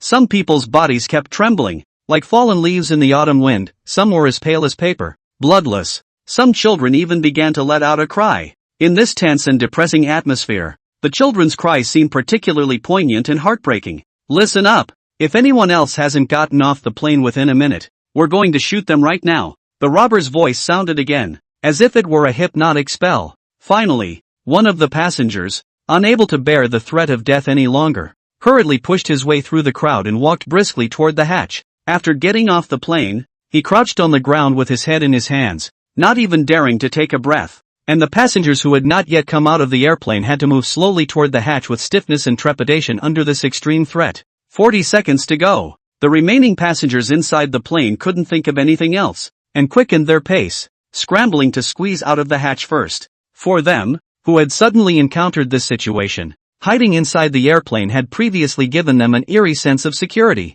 However, this sense of security was not permanent after all. It was so fragile that it shattered at the slightest touch. Chapter 78, Times have changed. There were probably only 3 of the few people in the room who could still remain calm. One of them was Su Ji, the other was Shin Beaver, and there was also a foreign man with a cold face and wearing a suit. The man had blonde hair and blue eyes, and a face like a knife. At this moment, he was sitting quietly in the back seat, his eyes revealing an elusive composure, as if the chaotic situation in front of him had long been commonplace for him. While all the other passengers swarmed toward the hatch in a panic, the man stood up unperturbed and straightened his collar with grace and ease. His movements were as natural as flowing water, a stark contrast to the panic around him. This person had boarded the airplane in the middle of the journey, and he was also the only sequencer inside the entire cabin other than Su-Ru and Shin Beaver. It was no wonder that people were so relaxed. After all, having the strength of an autumn rank 5th step was indeed much more powerful than the pile of minions outside that couldn't even reach the highest rank. The man seemed to have sensed their gazes and slightly turned his head sideways, his gaze briefly meeting Su Ji's before he spread a smile. Then, he took a few strides to the aisle in front of the two. At this time, there were few passengers left inside the cabin, so his behavior did not affect those who were only concerned about escaping. Standing in the aisle, the man's eyes fell on Shin Beaver without a second thought. He narrowed his eyes slightly, a hint of amazement flashing in his eyes. Then his eyes turned to Su Ji, a few more points of speculation in his eyes. This gentleman, the little girl beside you is your daughter, isn't she? The man opened his mouth and asked, his voice low and magnetic, and in extremely standard Mandarin. Su Ji was slightly stunned and was about to deny it, but was already preempted by Shin Beaver who replied, no. The corners of the man's mouth rose slightly, revealing a meaningful smile. Oh, so you guys are? Shin Ravens gave Su Ji a thoughtful look and did not answer the man's question. Su-Ru, on the other hand, skimmed his head and no longer looked at him. His gaze slowly fell on the pile of passengers sitting around outside holding their heads together, then coldly said, this has nothing to do with you, right? The man, however, didn't care about Su Ji's attitude. His gaze always remained on Shin Beaver, as if he was deeply attracted to her. This beautiful young lady, it's admirable that you are so calm in this chaotic situation. Su Ji still looked out of the window, secretly pondering in her heart, why did this sentence sound so strange? Is this the way foreigners like to speak? As you can see, we're surrounded by a bunch of robbers right now. Oh, sure. Noah nodded, then followed Su Ji's example and looked out the window. The man frowned in displeasure as the two men pressed on without giving themselves a second thought, but good breeding still kept him smiling. With young lady's likeness, I don't know what terrible things would happen if she was captured by those people. Coincidentally, I happen to be a sequencer, and my strength isn't bad at all, so I'm capable of taking care of that group outside. But unfortunately Charles now has a mission in hand, and can't expend all his strength on those minions, so for those poor passengers, Charles is also unable to help. At this point, Charles paused slightly. However, if we let the young lady suffer miserably at the hands of those people, Charles can't bear to do so. So Charles decided to take Miss and this, brother beside Miss, escape from here together. I wonder if Miss is willing to do so. Su-Ru understood. This was to court a spouse. He coughed softly and turned his head, his gaze straight at Charles. We appreciate your kindness, sir, but we don't need your help. Charles slightly raised his eyebrows, seemingly a little surprised by Su Ji's refusal. Sir, you may not be aware of how dangerous the situation outside is. Those gangsters won't show any mercy. With me here, I can at least keep this beautiful young lady safe. Shin ravens also finally withdrew their eyes from the window, but did not speak, only staring at Su Ji in a watching posture. Su Ru said helplessly, "Thanks for your concern, but we have our own plans." The smile on Charles's face faltered slightly, but quickly returned to its normal state. "Sir, in case you didn't know, it would be very unwise to act alone in this chaotic situation. Besides, my mission does not prevent me from protecting you, and I don't think you represent the wishes of the young lady next to you. Do you?" Charles's gaze locked on Shirnoa, as if waiting for her response. At the same time, the hijackers outside started yelling at the remaining people inside the cabin. "The few people left inside, hurry up and come out. Otherwise we'll rush in. Don't blame us if we go off." With that leader of the robbers then fired a few shots directly into the sky. Many of the passengers' bodies shook uncontrollably under the gunfire and sparks. Charles inside the cabin didn't wait for Shin Beaver's response after all, and helplessly, he shook his head slightly and sighed softly. "You will regret your decision today." His voice was still low and magnetic, but there was a faint hint of regret in his words. With that, he, too, got out of the airplane through the hatch. When those robbers saw Charles, they immediately turned their guns on each other. After all, Charles's outfit and that laid-back look easily alerted the robbers. "Crouch down immediately and hold your head, and then hand over all the valuables you have on you." The robbers' roars echoed in the air with a threatening intent. It was the first time Les had run into such a wild traveler. In the face of the crowd's threats, that traveler, instead of being afraid, even rose his chin, revealing a haughty look. He slowly raised his hand, and just when Les thought he was going to hold his head and surrender, the other man simply straightened that collar as if the robbers around him didn't even exist. "Do you not want to live? Don't you understand what we're saying?" Les cursed in broken English. After so many years of social mixing, Les really did not bring fear. Long so big his hands of human life is still less? After becoming a sequencer, that twisted and powerful force had made him more and more arrogant and cruel inside. As far as he was concerned, there was hardly anyone in this world that he dared not mess with. Times have changed, so it was that the anger in Les's heart was instantly ignited at the sight of Charles's disdainful gaze. He didn't hesitate to pull the trigger straight away. Bang! A crisp, loud gunshot exploded through the air, echoing throughout the airport. Killing people is just a headache, and times have changed anyway. This is the age of the serializer. Such commoners should honestly prostrate themselves at the feet of their own noble sequencer. Chapter 79, Illusion. Thinking about it, Les couldn't wait to see his opponent die under his gun. The bullet that was fired also unsurprisingly pierced Charles's head. The powerful impact caused a thumb-sized hole to explode in Charles's forehead, and blood burst out violently like a fountain, splashing a shocking blood flower in the air. Droplets of blood splattered everywhere, some landing on the ground and quickly swooshing into a dark red flower of death, others splattered on surrounding objects, leaving mottled trails of blood. Charles, however, did not fall as he usually does. His body swayed just slightly, and then it was as if nothing had happened. Still standing there steadily, the ever-flowing blood slowly slid down his cold cheeks, leaving a sinuous dark red trail on his face that emanated a chilling aura. Charles smiled slightly, a touch of eerie submissiveness in that smile, before continuing to lift his leg towards the crowd below. Les's eyes were wide with disbelief. He had never seen such a bizarre scene where a man could move around with his head pierced. After a brief moment of shock, Les then raised the pistol in his hand in horror, then without hesitation simply emptied the clip. Bang! Bang bang! Bang! Gunshots rang out one after another, and the impact of the bullets caused Charles to keep backing up, but he laughed recklessly as if he couldn't feel the pain, and then continued to leisurely walk with his legs up. "Quick! Shoot him! Shoot him!" Les shouted hoarsely. The robbers under his command, who had already been terrified, also raised their guns and fired wildly toward Charles after hearing Rice's order. Bullets poured down on Charles like rain, and his body became instantly riddled with holes as he was continually hit. Every bullet that entered his body brought out a spray of blood, and the bullet holes seemed to be a hideous bloody mouth, constantly gushing blood outward. But Charles continued to take one determined step toward Les. Each step seemed to weigh heavily on the tip of Les's heart, causing his fear to grow. This is not scientific. How can someone be alive after being hit by a bullet in the dice? Les looked at Charles, who was covered in blood and approaching towards him like a bloody man, as if he could hear the sound of his heart beating frantically at this moment, which was like a beating drum and shook his ears. His breathing became rapid and disorganized, and fine beads of sweat broke out on his forehead. In the grip of fear, he felt as if he were in a bloody nightmare, unable to break free or wake up. In this instant, the fear within him almost reached its peak. as if some mysterious power had mobilized the deepest emotions of fear within him. He tried to make his sequence, but realized that his body was no longer at all responsive. All he could do was stand still with his gun raised and watch as the other man walked slowly towards him. Tick-tock, tick-tock. As Charles approached, the sound of blood falling to the ground became louder and denser,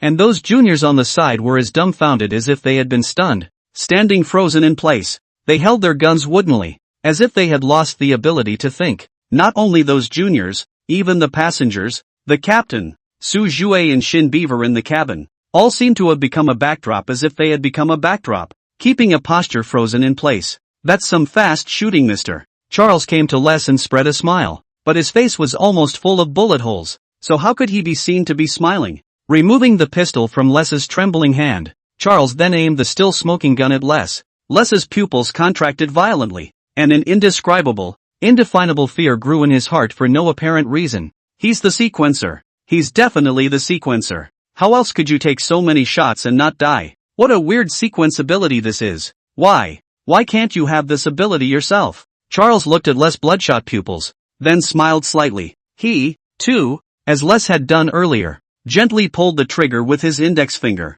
Bang! A dull thud rang out, but not from the pistol itself, rather, the man was playfully mimicking the sound of a shot being fired. The clip had long since been emptied by Les, but the sound seemed to echo over and over in Les's head, like a death knell. Suji casually sat on the reclining chair in the cabin, his brows slightly furrowed as he pondered in his mind whether or not to wake up Shin Beaver. What if the man's illusions hurt the girl? Among the sequences, the third rank was already an important watershed, and the girl's strength was one rank lower than his. Moreover, that guy's sequence seemed to have the ability to damage someone's spirit, which made Suji even more hesitant. As if sensing something, Suji suddenly turned her head to look at the man who was already about to go down the boarding ladder, and just in the next second when Suji looked over, the man also coincidentally turned his head, and the two people's eyes instantly met. After meeting Suji's line of sight, a trace of surprise flashed in Charles's eyes, and his face seemed to have paled a little. It was as if everything around them had stood still, except for Charles and Su-ru. The hijackers kept their guns raised to the hatch, and it was as if they were frozen in time, oblivious to what was going on around them. The passengers also crouched on the floor clutching their heads tightly, looking sideways at the hatchway, fear on their faces. Even Shin Beaver, who was beside Suji, was lost in thought as she looked ahead, her eyes empty as if her soul had been withdrawn. It didn't take long to stare at each other before Charles revealed a wry smile that seemed to carry a magic that could penetrate the heart. Is this gentleman here for the potion as well? Su-ru narrowed his eyes slightly before he simply ignored Charles's presence and turned his head away. Charles. Suji's mind wasn't on the person playing with illusions right now. He was just pondering whether or not to directly intervene in the girl's illusion or not. But what if it affects her if you intervene directly? And it's not logical that the girl should be under an illusion. Charles on the boarding ladder didn't look annoyed when he saw that Suji didn't pay any attention to him. After all, if people were able to ignore their illusions, then their strength must not be any worse than his own. And he is now anxious to leave this hellish place. So with a hasty smile, Charles pushed right through the group. With Charles not long gone, a terrified scream instantly resounded. Don't kill me! Don't kill me! Les slammed his ass to the ground and looked ahead with a maniacal expression, as if he had encountered something extremely frightening. With a shout from Les, time seemed to start flowing again. The cries of babies, the exclamations of passengers, and the curses of the hijackers intertwined, making the originally quiet airport instantly noisy. Not a permanent illusion? Suji froze, then as if he thought of something, he couldn't help but hold his forehead. That's right, that guy was only 1,000 levels strong. How could he manage to keep dragging these people inside the illusion? One thinks a little too much about his abilities. This kind of illusion-like ability Suji had encountered it before, and those who were caught in the illusion basically could not escape that illusion for the rest of their lives if they did not have the help of a high-ranking sequencer. Therefore Su-ru also subconsciously assumed that Charles could manage to release that kind of illusion. But if this isn't even permanent, how can the girl still be under the illusion? After staring at the girl's lost look for a moment, Suji suddenly reached out one finger to poke the girl's pink cheek. The delicate touch slipped through the fingertips like silk, with a slight elasticity. Excellent hand feeling. But now the problem is clearly not in the hand. Suji stared slyly at the girl's face, and a conjecture popped up in his heart. This kid isn't faking, is he? Charles pushed his way out of the crowd and then hurriedly left the airport, his figure quickly disappearing into a dimly lit alley. However, after traveling just a short distance forward, his body shook violently, his steps instantly becoming staggered, and a strand of crimson blood slowly overflowed from the corner of his mouth without warning. The man leaned back against the cold wall with a pale face, trying his best to adjust his disordered breathing. "Charles, why did you make such a mess of yourself?" A person dressed in black instantly appeared inside this alleyway shrouded in night like a ghost. "Ugh, stop it." Charles gave a bitter smile. "Maybe I should indeed listen to you guys and watch the use of sequences sometimes not to spill over to the passers-by. Didn't you always enjoy watching those people get dragged into your illusions? Don't you sometimes enjoy it even if it wastes a lot of energy?" The man in black raised his eyebrows slightly, a hint of doubt in his words. Asterisk asterisk asterisk asterisk. Who knew there were two freaks in that pile of passers-by? Ah, the younger one is okay. That old one, do you see me enough to be a mess? Wretched enough. This mess is thanks to that old one. You hurry up and inform the boss that there is a monster coming from inside Ezeiza International Airport. Charles's voice was full of urgency. TSK, isn't it just giving you some internal injuries? What's the big deal? In my place I could have done the same. He didn't hit me. Charles sat paralyzed on the floor, then tilted his head back 45 degrees to look at the sky. He didn't even hit on me. Chapter 80, beg me and I'll tell you. On the other side of the cabin, Suji's gaze was still locked on Shin Beaver's body, gazing at it for a long time. The other party was still immersed in a state of disorientation, which also caused the doubts in Suji's heart to spread more and more like vines, constantly aggravating. He narrowed his eyes slightly, then once again slowly reached out a finger and poked it gently towards Shinobu's cheek. Familiar feel. Again. However, this time, before Suji's fingers could touch each other, they were tightly clutched by a hand. Shinu Beaver was gazing at Suji with a cold face and a gaze like ice, her left hand firmly gripping his fingers. "What are you doing?" Suru gently pulled back his finger, then pointed at the gang members below who were returning to their senses from their respective illusions. "If you don't wake up, we're going to be caught by these gangsters by then. Do you think I'll believe that?" Suju was someone who had called out to a 10,000 level sequencer in front of her, and to say such words nowadays was no different from lying to a child. "I didn't lie to you. Don't think that just because I was able to take you and run away from that ginkgo tree that I'm really strong. Being able to take you away is entirely due to the fact that I have a lifelong friendship with her," Suru explained with a serious face. "Honestly, I was thinking that if she made a move, I would immediately leave you behind and run away. You don't think about it. Where would I get the strength to fight hard with my opponent as someone with the immortality sequence?" In front of Shinu Beaver, Suji began to dissect his previous behavior one by one. On the other hand, Shin Ravens were quietly looking at Suji, with eyes that were just like a calm and relaxed spectator who was leisurely enjoying a performance that seemed to be brilliant but was actually full of flaws. In the bottom of her eyes there also flowed an extremely thin but clearly recognizable touch of mockery. Suji's voice faded to a whisper, followed by silence. "What do you mean by looking at me with that look?" Suji asked somewhat helplessly. "Just wanted to see where else you could make it up. I'm really not lying." "Oh, I believe it." With a perfunctory response, Shinoa Beaver pulled Suji as soon as she could. A mysterious light instantly glowed around the two of them, and space seemed to instantly distort. In the next moment, their figures disappeared in the cabin. When they reappeared, they were already outside on the boarding ladder. This sudden scene horrified the robbers and those passengers. Their eyes were wide with disbelief. Another sequencer? Les was on the ground at the moment, his hands propped up on the back staring in fascination at the two men on the boarding ladder. Listening to his tone, he seemed to have forgotten the fact that he was a sequencer himself. The guns in the hands of those robbers also involuntarily trembled, and they looked at each other, not knowing how to react. Or rather, they were all still immersed in the illusion they had just experienced at this point, and had yet to completely come back to their senses.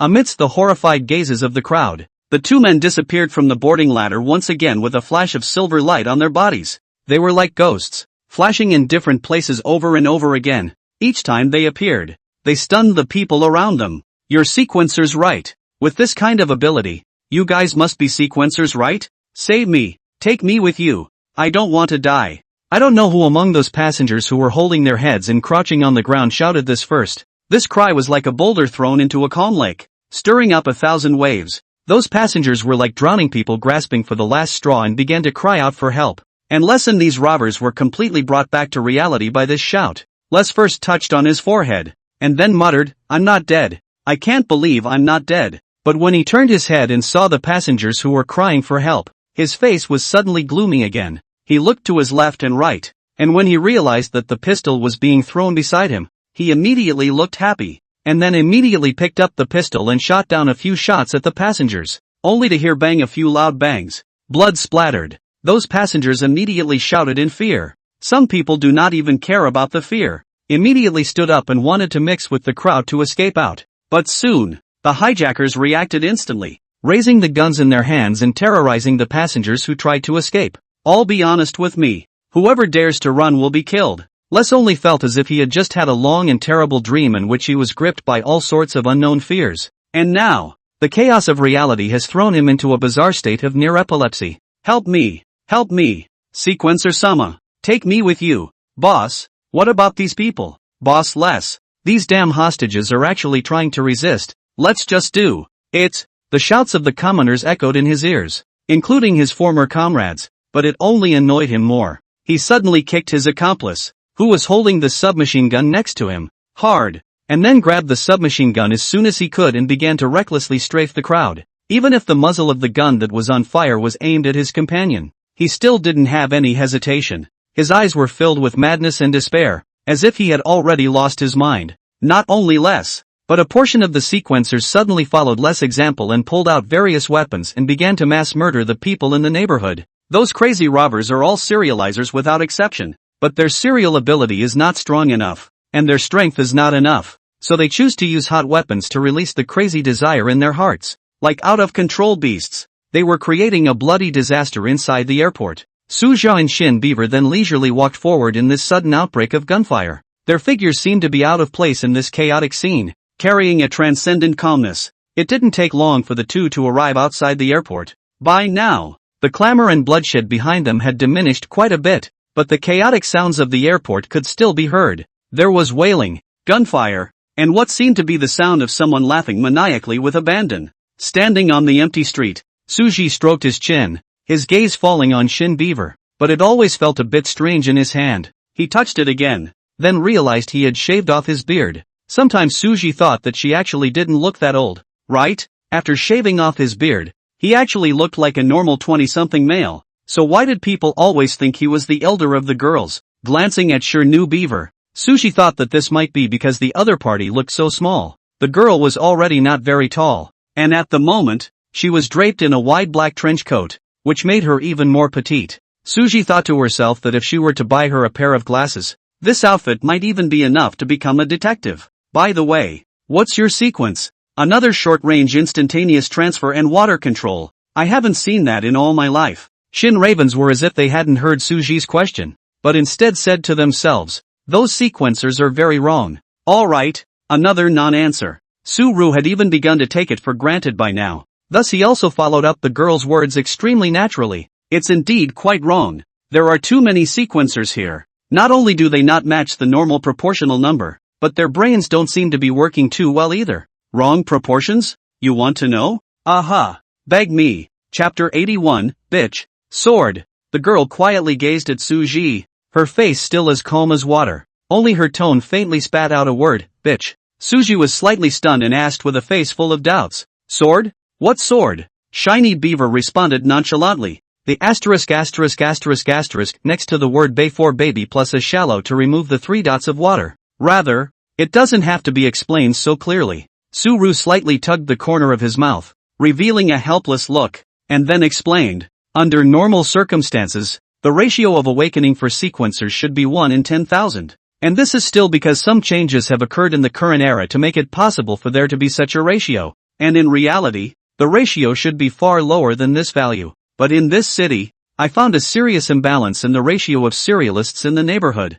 There's basically one sequeler in every 10 people in those people. The number of sequelers has been magnified to more than 100 times the normal. And although it's still a minority, there's definitely a problem. I remember when that foreign man left earlier, he said he was here for the potion. So I assume someone is here to develop an item similar to a catalytic agent to provide to those people. With just these few words, Suru speculated about the problems here. And how do you see the proportions? Just because of that small percentage? Told you I'd tell you if you begged me. Please. You call that begging? Doesn't count? Line it. Suji helplessly took out a yellow round bead from his bosom. At this moment, this orb was slowly emitting a faint red light, and although that light was weak, It seemed to contain some kind of mysterious power. This thing can sense sequencers within a 100-mile radius. Try holding it and prodding it and you'll understand why. The girl didn't take the orb, but only quietly looked at Suji, a trace of an elusive look in her eyes. Do you remember what I was a teacher of? History,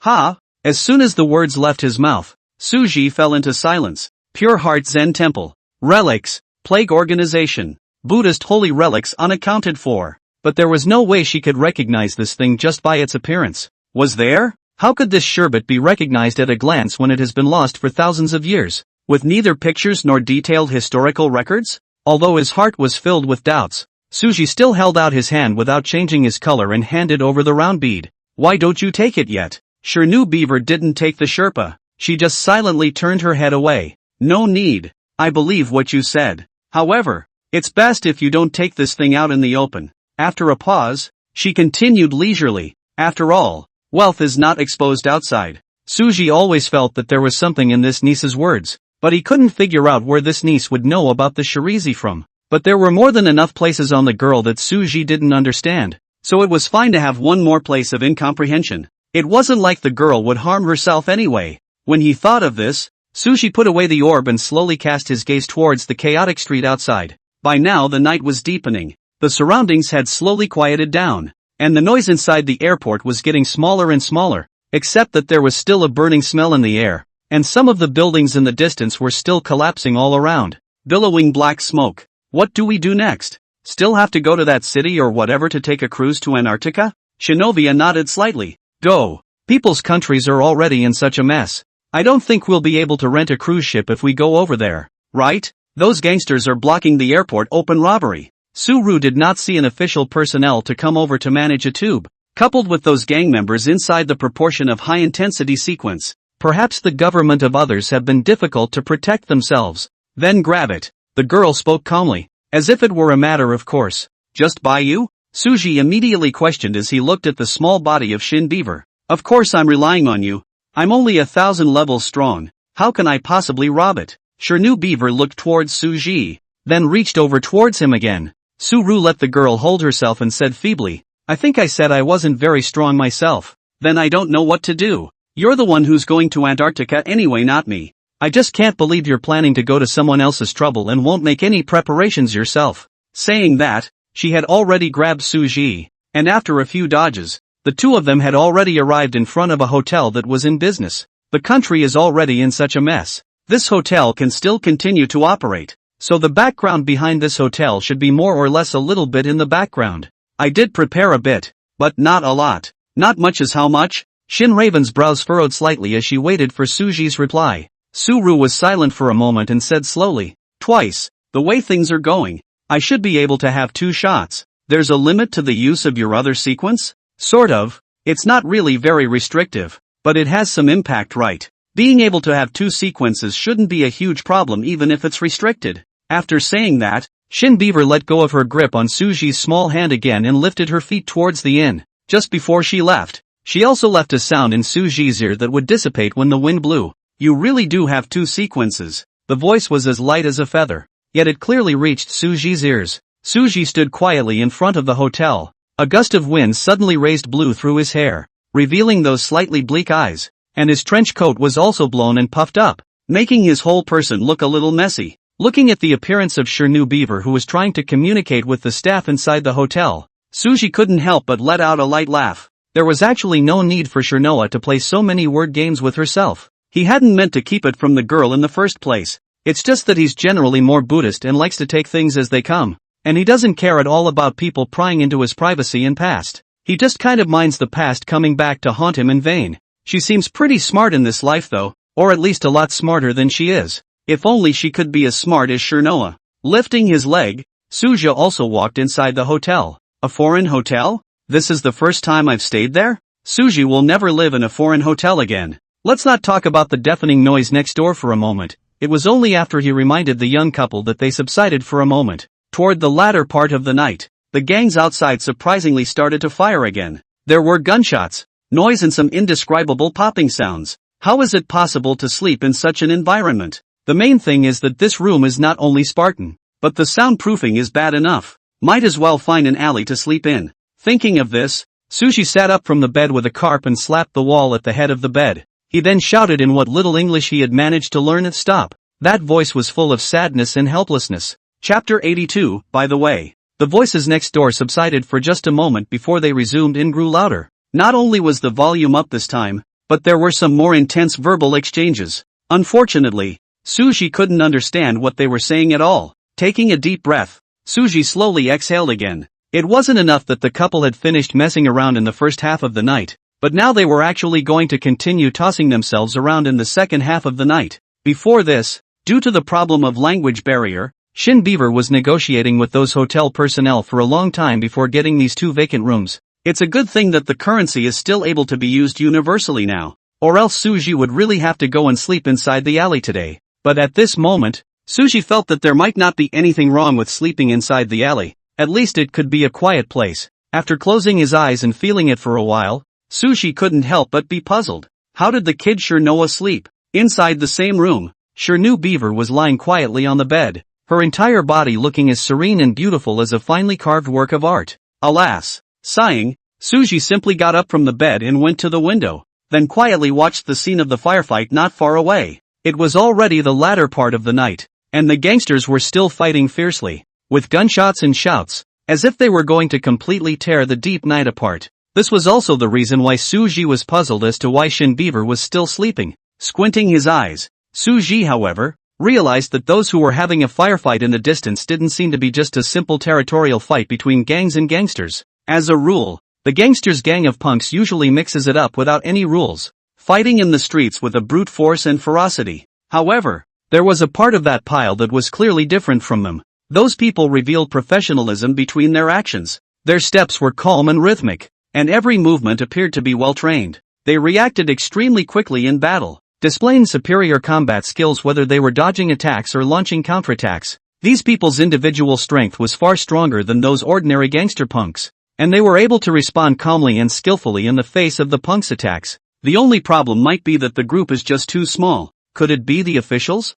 After thinking for a while, Suji understood. Right, this is the capital city. It's normal to have official people, but if you look at it like this, then a Jinyan situation is really not good. The officials' only slight advantage of single combat ability was now also worn out by the difference in numbers of those punks. As he fought, Suji also found some familiar faces inside. A few of the punks who had hijacked the plane before were actually surrounding the pile of people. Looking at them, it seemed like they were fighting over something. Speaking of which, the hearts of the people in this country are really big. The square next door is already in the most intense part of the firefight, and as a result, the people in this hotel of their own actually have the leisure to do that kind of thing. Even the few passersby that Suji saw on the street had no reaction to that distant firefight, as if they were used to it. A faint aura of death emanated from the bodies of those passersby, and the entire population appeared to be somewhat numb under this atmosphere. That feeling was more than familiar to Suji. After all, he himself had once been in that state. Even now it's not too far off from them. After yawning, Suji then directly tumbled out of the window opening on the 4th floor. With the help of the pipes and pulls outside the hotel, he landed firmly on the ground after a few borrowed moments in the air. He didn't move with the agility of a young man, but there was a calmness that had settled over the years. After patting the dust on his body, Suji then took a step towards the intersection where the lights were still on not far away. I couldn't sleep myself anyway, so I might as well walk around and look around. And with a bit of luck I might even pick up a bottle of wine to drink. Of course, that last thought must have been a joke, but at least he didn't want to hear the little couple next door yelling at him for a short while. Is carnal desire really that addictive? After shaking off his head, Suji's figure was gradually buried in the night. Inside a narrow alley, Charles was running away in a panic on his feet, clutching a box half a man high in his arms. Every few steps he took, a few strands of blood would spill out from the corners of his mouth,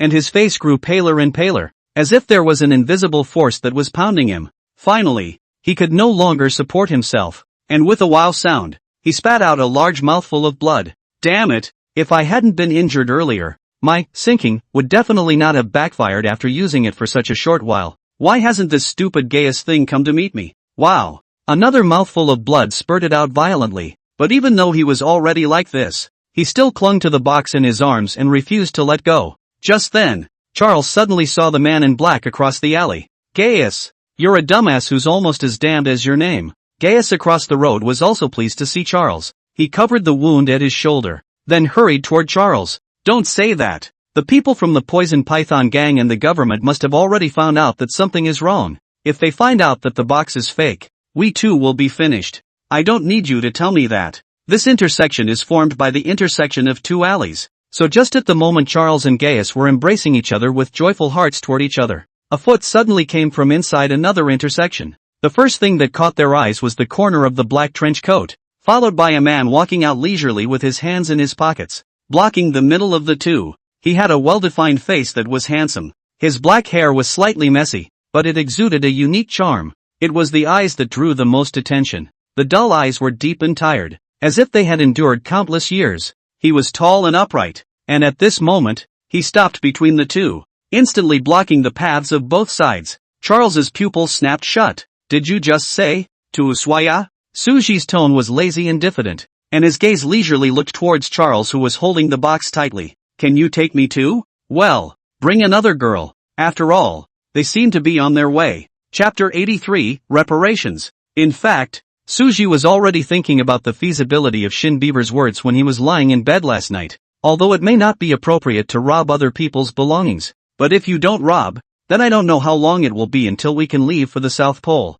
But he only had 2 chances to strike. If he used one of them on robbing a cruise ship, it would really be a bit of a loss. Although he is not unable to directly force Kryptonian life to continue the number of strikes. I don't know what I remembered. Suji gently stroked his hair that fluttered in the wind and smoothed it slightly. It's better to use less if you can. After all, using too much can reduce your life expectancy. Charles and Gaius looked at Suji, who had suddenly appeared, in shock, not knowing how to react for a moment. It was Charles who was the first to come back to his senses and immediately took a few steps backward. Staggering. It's you. Gaius on the other end also stared, similarly taking a few steps backward, and then his entire body instantly became alert. Who are you? Gaius was speaking a foreign language that Suji couldn't understand, but Charles was speaking Chinese that Suji could definitely understand. Senior appeared here. Could it be that it's also for this so-called stimulating potion? Charles looked at Suji and cautiously opened his mouth to ask. Su-Ru shook his head.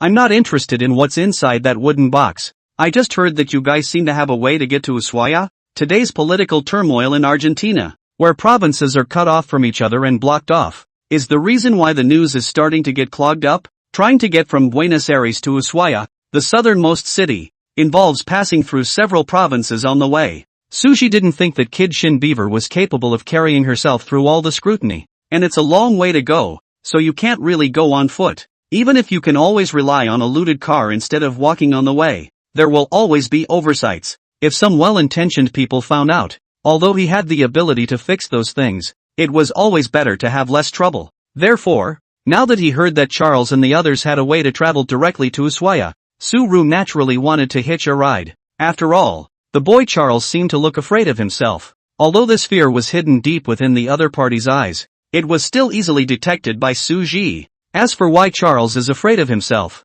Suji thought it might be because that child used the illusion sequence on himself, resulting in suffering a backlash. It's okay to change the individual sequences. Mental class. TSK. Charles on the other side heard this explanation from Suji, but his heart was clearly filled with doubts. That kind of words anyone who heard it would find it hard to believe. This man in front of him, although it was not clear about his specific strength, but it was definitely at least at the same level as himself. With the man's autumn level of strength, placed in today's situation in Argentina, he was definitely someone in a position of power in one of the gangs. After all, their boss was only at the 5th rank of the heart level. Now, with Gaius and Charles both carrying wounds, the man still uncertain which side he was on, and his strength unknown, the wisest choice would have been to negotiate with the other side. Thinking of this, Charles immediately put on a smiling face and was just about to open his mouth to say something nice when, only to see Gaius' eyes widen in anger. A heavy punch was stored up, followed by his body flying towards Suji with a bang. Ask who you are and don't answer. Then you're going to hell. Gaius' fist force is rough. The movement is big and brutal. Between the fist wind whistling also brought up a sound of breaking wind. Not only that, in his fist is also bubbling with a layer of golden light. The light is bright and eye-catching, just like the sun dazzling. Suji also turned his head back as if he was a bit unable to react. It didn't help that the equipment hadn't been updated and was aging too badly. and with deliberate ignorance. It was natural to forget that there was a human being behind the head. In his haste, Suji only had time to use his hand to turn into a palm to catch the opponent's punch. When his fists and palms touched, a huge force surged forward. The moment his right hand came into contact with the other party, a line of blood cracks instantly appeared like cracks on porcelain, and it spread rapidly. Only heard a muffled crash sound. Suji's right hand directly crumbled apart. Blood and flesh splashed in the air, and pieces fell to the ground, accompanied by a heavy muffled grunt.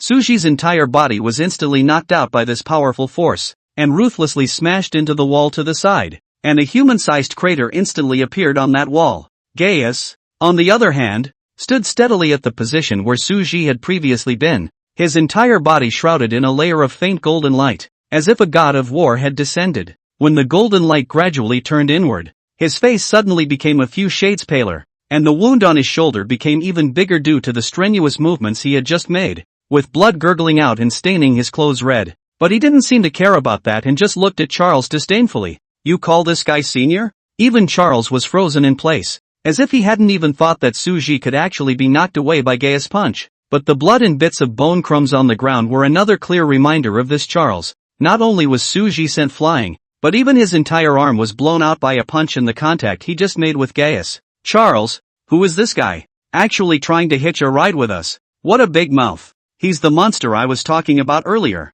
"No, just him?" Gaius snorted, his eyes filled with disdain and mockery. However, right at that moment, his brow frowned slightly, and his gaze was instantly drawn to a place not far away. There was a brilliant glow there that suddenly rose up into the sky, like a bright pearl in the night sky. The glow quickly rose high into the air and blossomed into a brilliantly colored firework. The moment the fireworks bloomed, a purple light erupted from them, like the head of a spirited snake dancing in the air. "It's someone from the Poison Python gang. They must have sensed that the box was switched by you. What are you waiting for? Hurry up!" Looking at Charles still frozen in place, Gaius also hatefully stepped forward and slapped Charles while lowering his voice. "Hurry up!" Being slapped by Gaius, Charles then came back to his senses and hurriedly shook off the doubts in his mind, and then was about to follow Gaius to leave this place of wrongdoing. However, just as they turned around and prepared to leave, a helpless voice suddenly rang out from within the alley. "Why get rough if you can't hitch a ride if you just say so?"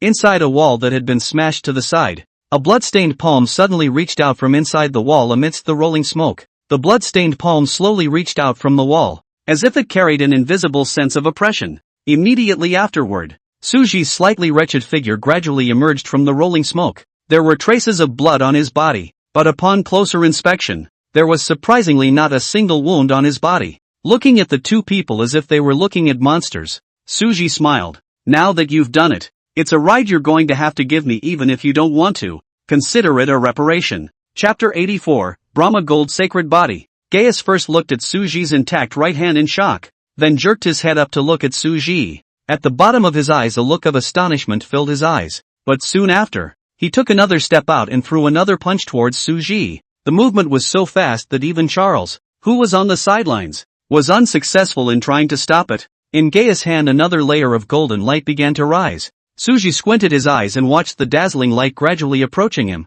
then sighed. The sigh seemed to contain helplessness and a trace of imperceptible emotion. "I can't believe a violent maniac like you can actually awaken the Buddhist sequence. And it's still the Brahma Gold Sacred Body." Right after Suji uttered these words, Gaius' eyes suddenly became even more stern, as if they could shoot out cold ons. His fist carried an unrelenting majestic momentum, as if it was a titanic pressure, smashing fiercely towards Suji. Suji looked at his opponent's fist that was coming straight at him, and just casually stretched out his right hand. That action was easy and relaxed, as if he didn't put Gaius' attack in his eyes at all. However, the moment his right hand made contact with Gaius' fist, unsurprisingly, Suji's right hand was blown out again. Blood and flesh splattered in the air, creating a gruesome scene. But this time, Suji himself was not sent flying. Suji stood firmly in place, her eyes still calm. In the next moment, in Gaius' horrified eyes, Suji actually stretched out his left hand without any change in color and grabbed towards himself.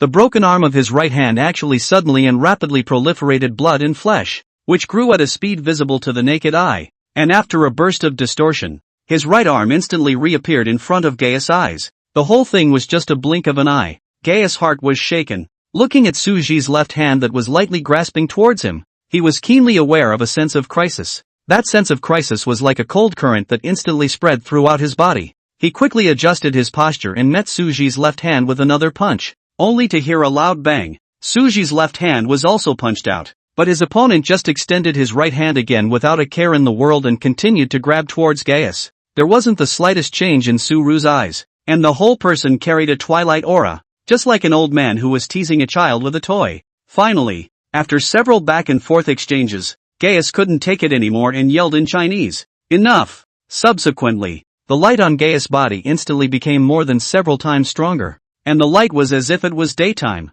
making it impossible for people to look directly at it. "Gaius, have you lost your mind? This will attract the government." Suji was not yet anxious, but Charles, who was not far away, was the first to become anxious. This guy with empty brute strength was stupid enough to catalyze the sequence at this point in time. However, Gaius couldn't care less at this point. This fellow actually knew about the Brahma gold sacred body, so this son must not be kept. Otherwise, if this guy publicized his matter, he was afraid that the rest of his life would be stirred up. There was a loud buzzing sound, as if a bell had been rung. Suji's entire body was immediately washed back a few steps by a powerful aura emanating from Gaius. The windbreaker on his body flew wildly under the effect of this momentum, and even his bare arms and cheeks suddenly appeared a small wound under this momentum. However, those wounds recovered quickly. Suji watched calmly as Gaius released his big move, and only after 2 bells rang did the layer of golden light on Gaius' body gradually internalize.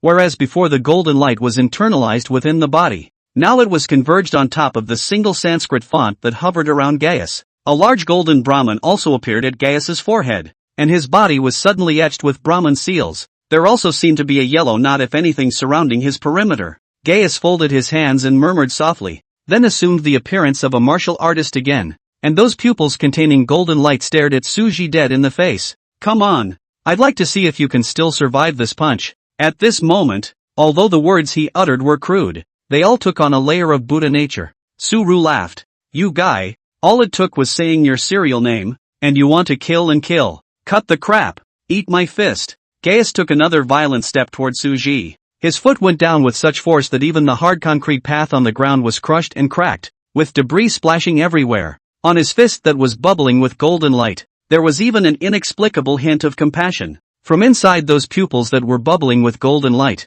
it was as if one could see a figure sitting deep inside the eyes, slowly expounding Sanskrit and preaching. Suji stood still and didn't move, only to suddenly conjure up a round bead from his arms. "Beware of suffering sequence backlash if you catalyze your sacred body for too long. You can only barely ring 3 bells, so don't try to arm wrestle with me. When you can reach 9 bells when you activate your sacred body, maybe I'll consider whether or not I want to have a serious competition with you." 9. The extreme of the number. On the other side, Gaius's entire aura froze for a moment when he saw the Sherpa in Suji's hand. His eyes were full of shock, dismay, surprise, and panic. That complex emotion was like a mess that could not be unraveled. But at this moment it was too late for him to close his fist. Bang! With a loud sound, Suji was sent flying out with another punch. His figure traced a graceful line of blood in midair, just like a drifting falling leaf. Gaius, on the other hand, stayed where he was in his punching stance, staring blankly at the shekels suspended in the void, his eyes empty and confused. Afterwards, the golden light on his body slowly dissipated again, and his entire body seemed to have suddenly lost all its strength as if it had collapsed powerlessly towards the front. Just as Gaius was in a trance, a pair of strong, sturdy arms suddenly held him up. "Don't worry, I won't talk nonsense about the Brahma gold sacred body," Suru said while steadily holding the fainted Gaius. His gaze was slowly cast toward the sky, where a splash of fishlight had already lit up, and the faint light seemed to be struggling to break free of the darkness, but with an indescribable loneliness and coldness. "Meh," Suru shook his head. "There are so many similar people in this world. How can we assume that they are the same person just based on a sequence?" Thinking of this, Suji then twisted his head to look at Charles, who was not far away. "Let's go. A group of people have already rushed over. I can't help you guys if you don't leave." The Brahma gold sacred body could be used as 2 sequences even though it was only one. When the holy body is not used, the sequence's ability is simple physical strengthening, power increase, etc. The ability to move the post-sacred body sequence is judged primarily by virtue of the number of times the bell is rung. But this sequence isn't best known for its shapeshifting abilities, and because of that saying that has been passed down since the beginning of time, Those who consume the Brahma gold sacred body can prolong their life and youth. Edible, naturally, in the literal sense of the word. Suru had only met 2 people with this kind of sequence in all the time he had lived. One is Gaius, one is quiet enlightenment. Who is Jingwu, you ask? Jingwu was, of course, Suru's senior brother. Chapter 85, Sequence Stones. Charles on the other side was suddenly named by Su Ji. The whole person obviously froze for a moment. A color of doubt surfaced on his face. But then he quickly reacted and immediately followed Su Ji's footsteps with quick steps. In fact, Charles had wanted to stop Gaius when he was about to strike. After all, they were only here on a mission. There was no need to invite an enemy of unknown strength into their midst.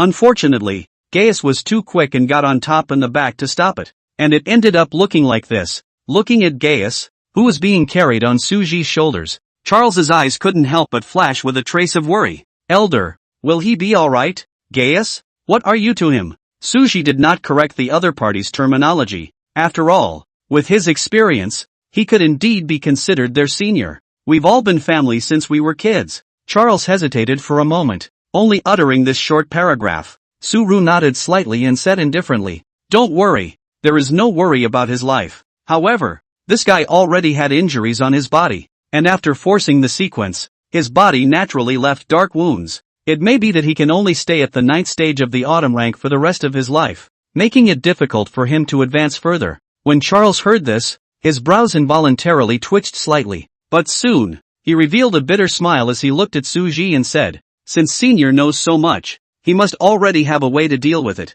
right? Well, I'm not asking for much, just to travel with you guys to Ushuaia. I'd also like you folks to prepare a cruise ship for me if you can. There's no problem getting to Ushuaia, except that now that Argentina is blockaded overseas, I'm afraid it's going to be a little difficult to get a cruise ship. Can I ask you something?" "Ask, what is Elder doing in Ushuaia?" "I'm going to take a ship from there to the South Pole." "Antarctica?" "Well, I'm going to the South Pole to find someone." "In that case, then Senior should hurry and follow me." Charles didn't think Su Ji was lying to him, perhaps because of intuition or something else. In short, Su Ji's whole person gave Charles a very peaceful feeling. Even though he had suffered a sequence backlash himself only a short while ago because of his opponent, Su Ji just gave Charles a very odd feeling. That feeling like, the other guy is a dying old grandpa? Charles was a little dazed by this sudden thought that came to him. Obviously the other party didn't look like an old man in any way, but for some reason, Su Ji just gave Charles a feeling like an old grandpa that would be everywhere on the roadside. A man's words are good when he is about to die. Perhaps it was because of this reason that Charles felt that Su Ji did simply want a ride, rather than intentionally approaching them for any other reason. If he really wanted to make a move against them, Su Ji could totally do it right now. He couldn't use sink himself several times already, and Gaius had fainted, so the opponent's strength wasn't clear, but it was definitely at least yum level. It's still a breeze to deal with yourself. Thinking about this, Charles became more and more curious about the other's identity. If he remembered correctly, it seemed that Suru finally took out a yellow orb before he managed to make Gaius stop. And what is that orb? When Suru returned to the hotel alone, the young couple in the next room was still exercising intensely. That ambiguous sound made Su Ji frown slightly. He shook his head helplessly and turned around to walk towards Shin Beaver's room. Time to say no. They're pretty physical. Standing in front of Shinu Beaver's room door, Su Ji gently knocked on the door, not loudly but rhythmically. After waiting a few moments,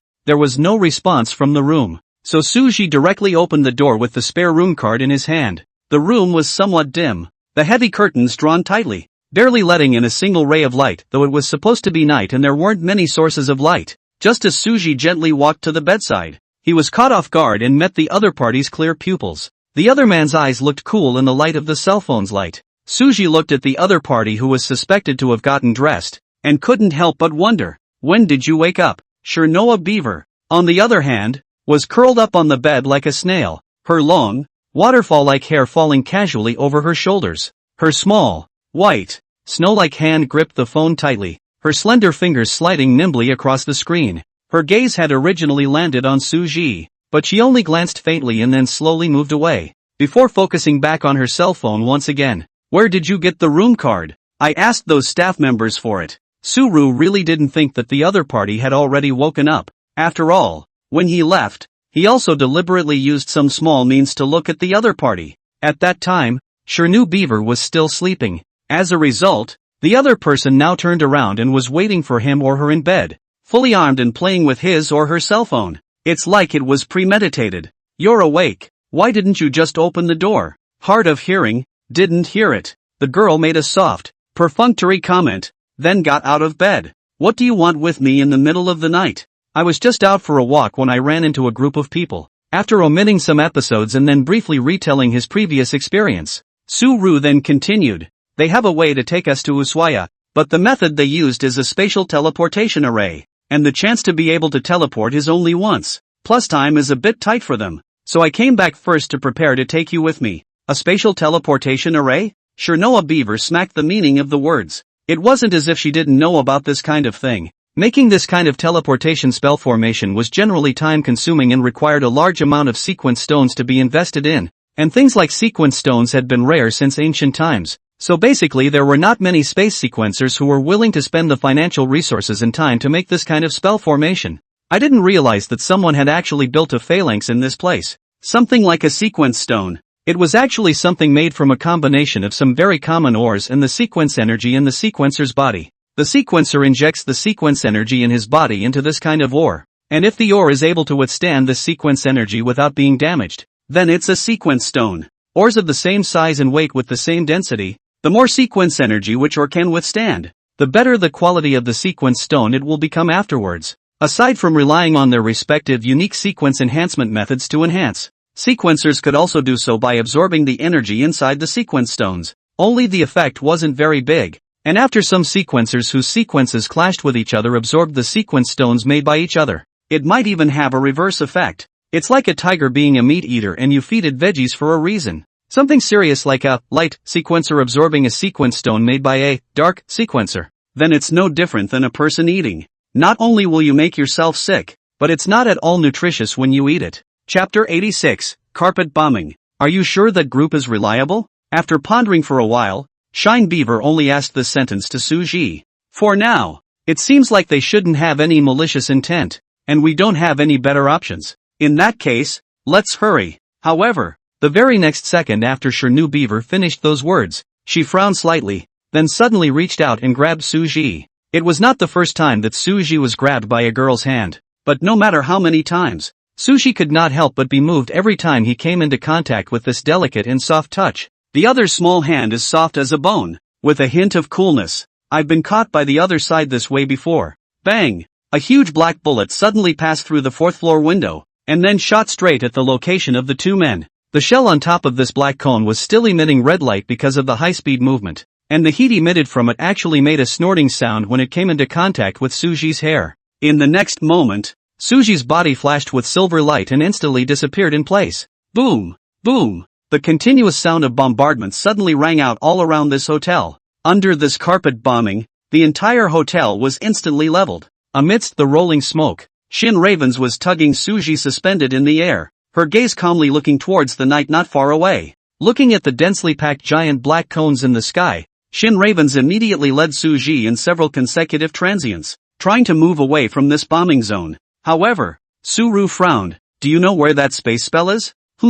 That space spell is inside the basement of this hotel. Looking at the hotel that was blown to dust, Suji held his forehead. I just don't know if that basement is okay now, or how the gang realized something was wrong. So what now? I'm not sure. Why don't you put me down first? I'll go down there and see if the spell hasn't been broken yet. I'll come back to you then. What if you get blown to dust? It's not like I'm going to die. Suji smiled, then pointed to the still bombed ruins below. So rest assured. Chernoa Beaver didn't say anything, but just made her position clear with her actions. She threw Suji back to the center of the bombardment with a direct and forceful throw. Regarding the matter of Suji's eternal life, a normal person might, even if they believed in it, definitely wouldn't have done something like Shin Beaver's throwing it back to the people. After all, what if it gives out and blows up? But Shin Beaver is clearly not normal. After all, in the future she should have thrown Suji out like this. And care about each other before you throw them out. It was the same thing as before when she stayed inside the room and waited for Suji. If you open the door, then what you saw won't come true. After all, if he went to open the door himself, how else was Suji going to walk in and catch himself off guard? Suji on the other side was also not expecting this niece to be so decisive as to throw herself straight away. The girl's great strength had always been known to Suji. Only this time, he clearly had a clearer perception of her strength. Suji only felt that he was violently thrown into the smoke-filled ruins like a stray arrow. In mid-air, he struggled to adjust his posture, trying to land smoothly, but soon he gave up. Bang! Suji's entire body was directly smashed into the ground viciously, and then a cannonball coincidentally landed in Suji's direction. Boom! In the air, Shinraven silently watched Suji's figure gradually disappear into the raised dust. After seeing Suji being blown up, there wasn't the slightest bit of worry in the bottom of her eyes. She just calmly watched the turmoil as if she was a spectator. Suji won't die, and neither will he himself. At least neither of them will die when the vision they saw becomes a reality. Not knowing what had come to mind, Shirnu Beaver's complexion also began to become a bit odd. After shaking off some strange images inside his head, Shin Beaver disappeared from mid-air in another instant. But right after that, at the place where Shirnu Beaver had just stood, several silhouettes suddenly appeared. And the one who stood out the most was the man with white feathered wings on his back. Where are the people? It's a space class sequence. She can't get far. Keep looking. Never let the potion be taken by these people. Ahem. Suji stumbled out of the blasted and pitted ground with great difficulty. His face was covered in dust and his hair had become disheveled. It was true that he wouldn't die, but this hot burning sensation made him instantly recall the scene where he was blown up again not too long ago. In just a few days, he had already been bombed twice himself. Boom! Another shell landed next to Suji, and the huge impact caused Suji's entire body to be blown a little dizzy. His ears perked up and his eyes blurred. But soon, those shocking wounds on his body began to recover quickly at a speed visible to the naked eye, and the flesh and blood regrew and healed little by little. Only his clothes were somewhat tattered from the blast. The originally neat clothing had now become somewhat riddled with holes, and many parts of the body were burnt, with some parts even left with only some cloth hanging from them. The current clothing could only barely cover his body, revealing a large portion of his skin that was blackened by the smoke, making Suji look particularly wretched. But Su-Ru appeared to be indifferent. After stabilizing his body, Suji then directly lifted his leg and walked towards the inside of the ruins in front of him. As he walked, he also used his Sherpa to sense the location of the two men, Charles and Gaius. Suji had previously wondered why this hotel could be safe to operate in such a war-torn area. But it turned out to be because of the support of the gangster industry behind Charles. There are now 3 major gangs and a government in Aegean. The 3 major gangs were the Poison Python Gang, the All Souls Gang, and the fucking gang behind Charles. Now that the government is getting more and more decadent, the relationship between the 3 major gangsters is naturally getting more and more tense. The reason why there will be a large-scale chaotic fight tonight is also because that so-called excitation potion has been developed into a new generation again. And those gangsters and the government all got the news from somewhere. So they all started to prepare to make a move to seize the potion tonight. And Charles, utilizing Sinking's unique illusion ability as well as his outstanding strength, managed to quietly steal the wooden box containing the potion under the cover of Gaius and some of his accomplices. Prepare to go to the basement of the hotel that is secretly supported by the fucking gang and start the teleportation array to escape immediately. As a result, it turned out to be inexplicably like this. Suja was now only worried that that teleportation array wouldn't be smashed under this carpet bombing. To be able to mobilize so much arms, it must be an official strike. If you can't get it, destroy it? There are still a lot of people in this hotel. Although Suru didn't care about the deaths of these people, this official attitude of simply destroying them if they couldn't get them had fallen short. Suru couldn't help but think of the Lu Wei he had met earlier. At that time, even though the police had a chance to kill Lu Wei without harming Baiyu, they did not take action because they were worried about Baiyu's safety. But that's only because it's Alabaster. If it were an ordinary person, without such a big background behind him, maybe the ending would still be what it is. Chapter 87, The Dasha People. Suji continued to ponder the current situation as he trudged through the ruins. He didn't know if Charles and Gaius were still alive, and he wasn't sure if that teleportation array was still working or not. But it was precisely because of this lack of understanding that Suji wanted to come down and take a look. Although the surrounding artillery fire had begun to gradually stop, those hidden in the shadows, Suji was able to clearly perceive that they were approaching this side. He was acutely aware of the tension that hung in the air, as if a million eyes were peering at him in the darkness. Time is running out. Suru quickened his pace, searching carefully for Gaius and Charles and their figures in this ruin. The two of them should have traveled to the basement before the hotel was bombed, and it took time for the teleportation spell to activate. So it was unlikely that Charles would have taken Gaius out before the bombing. But soon, Suji realized a harsh truth. no matter how much he searched. Even after using the Sherpa, he was unable to find Gaius and Charles in the midst of these ruins themselves. After walking for not long, Suji suddenly saw a place underneath a piece of brickwork in front of him that was faintly emitting white light. With a flutter in his mind, he immediately took a few steps forward and carefully broke open the brickwork. As the bricks and mortar moved, the white light grew stronger, illuminating Suji's dusty face. The bricks and tiles were completely removed, and Suji realized that the object bubbling with white light was none other than a stone tablet engraved with characters. There are a small number of similar monoliths in this neighborhood. These stone tablets were of different shapes, but without exception, they all had some strange characters that looked like a mysterious writing or pattern. Such monoliths are sequence stones. Suji slowly gripped the stone tablet, feeling the slight coolness coming from it. In front of him, this stone tablet with characters engraved on it just turned into white powder piece by piece and dissipated into the sky. TSK. Su-Ru stood up, the meaning in his eyes unknown. These sequence stones have already been used. Since the sequence stone had already been used, it was only natural that Gaius and Charles and the others ran away by virtue of the teleportation formation on it. By virtue of Charles's state at the time alone, there was not enough sequence energy to activate the sequence stone. Then there is only one answer. Someone is picking them up. Charles and Gaius grabbed the potion, while another person hidden in the shadows took over the pickup and activated the teleportation array ahead of time, and then left the place together when the two reached the basement. And it was also the next second after the two left that, coincidentally, the officials started carpet bombing the strip. It's like destroying evidence. Suji didn't expect that Charles, who seemed so afraid of himself on the surface, had shaded himself behind his back. It was true that the spatial teleportation array was disposable, but some well-intentioned people could still determine where those who used the array had gone based on the sequence stones left behind. Charles and the others were obviously worried that someone had discovered the teleportation array, and chose to use the official arms to destroy the serial stones left behind in the area. Sequence stones become an empty shell when they are used, and an outside touch will cause them to completely dissolve into powdery slag. Since the sequence stones were to be destroyed, surely official artillery fire would hit this area, right? Suji looked up at the sky in silence. 1 second, 2 seconds, 3 seconds. He counted the time silently in his mind, his eyes calmly looking at the sky as if he was waiting for something. Sure enough, as he expected, a shell with trailing gas suddenly cut through the clouds and descended from the sky, shooting straight toward where Suji was standing, or rather shooting towards this basement. How prudent. Looking at the shell, the corner of Suji's mouth rose slightly, revealing a faint smile. He knew then that official actions tended to take into account all possibilities to ensure the successful completion of the mission. The same was true of this shell attack. They were concerned that the explosion might not completely destroy the serial stone,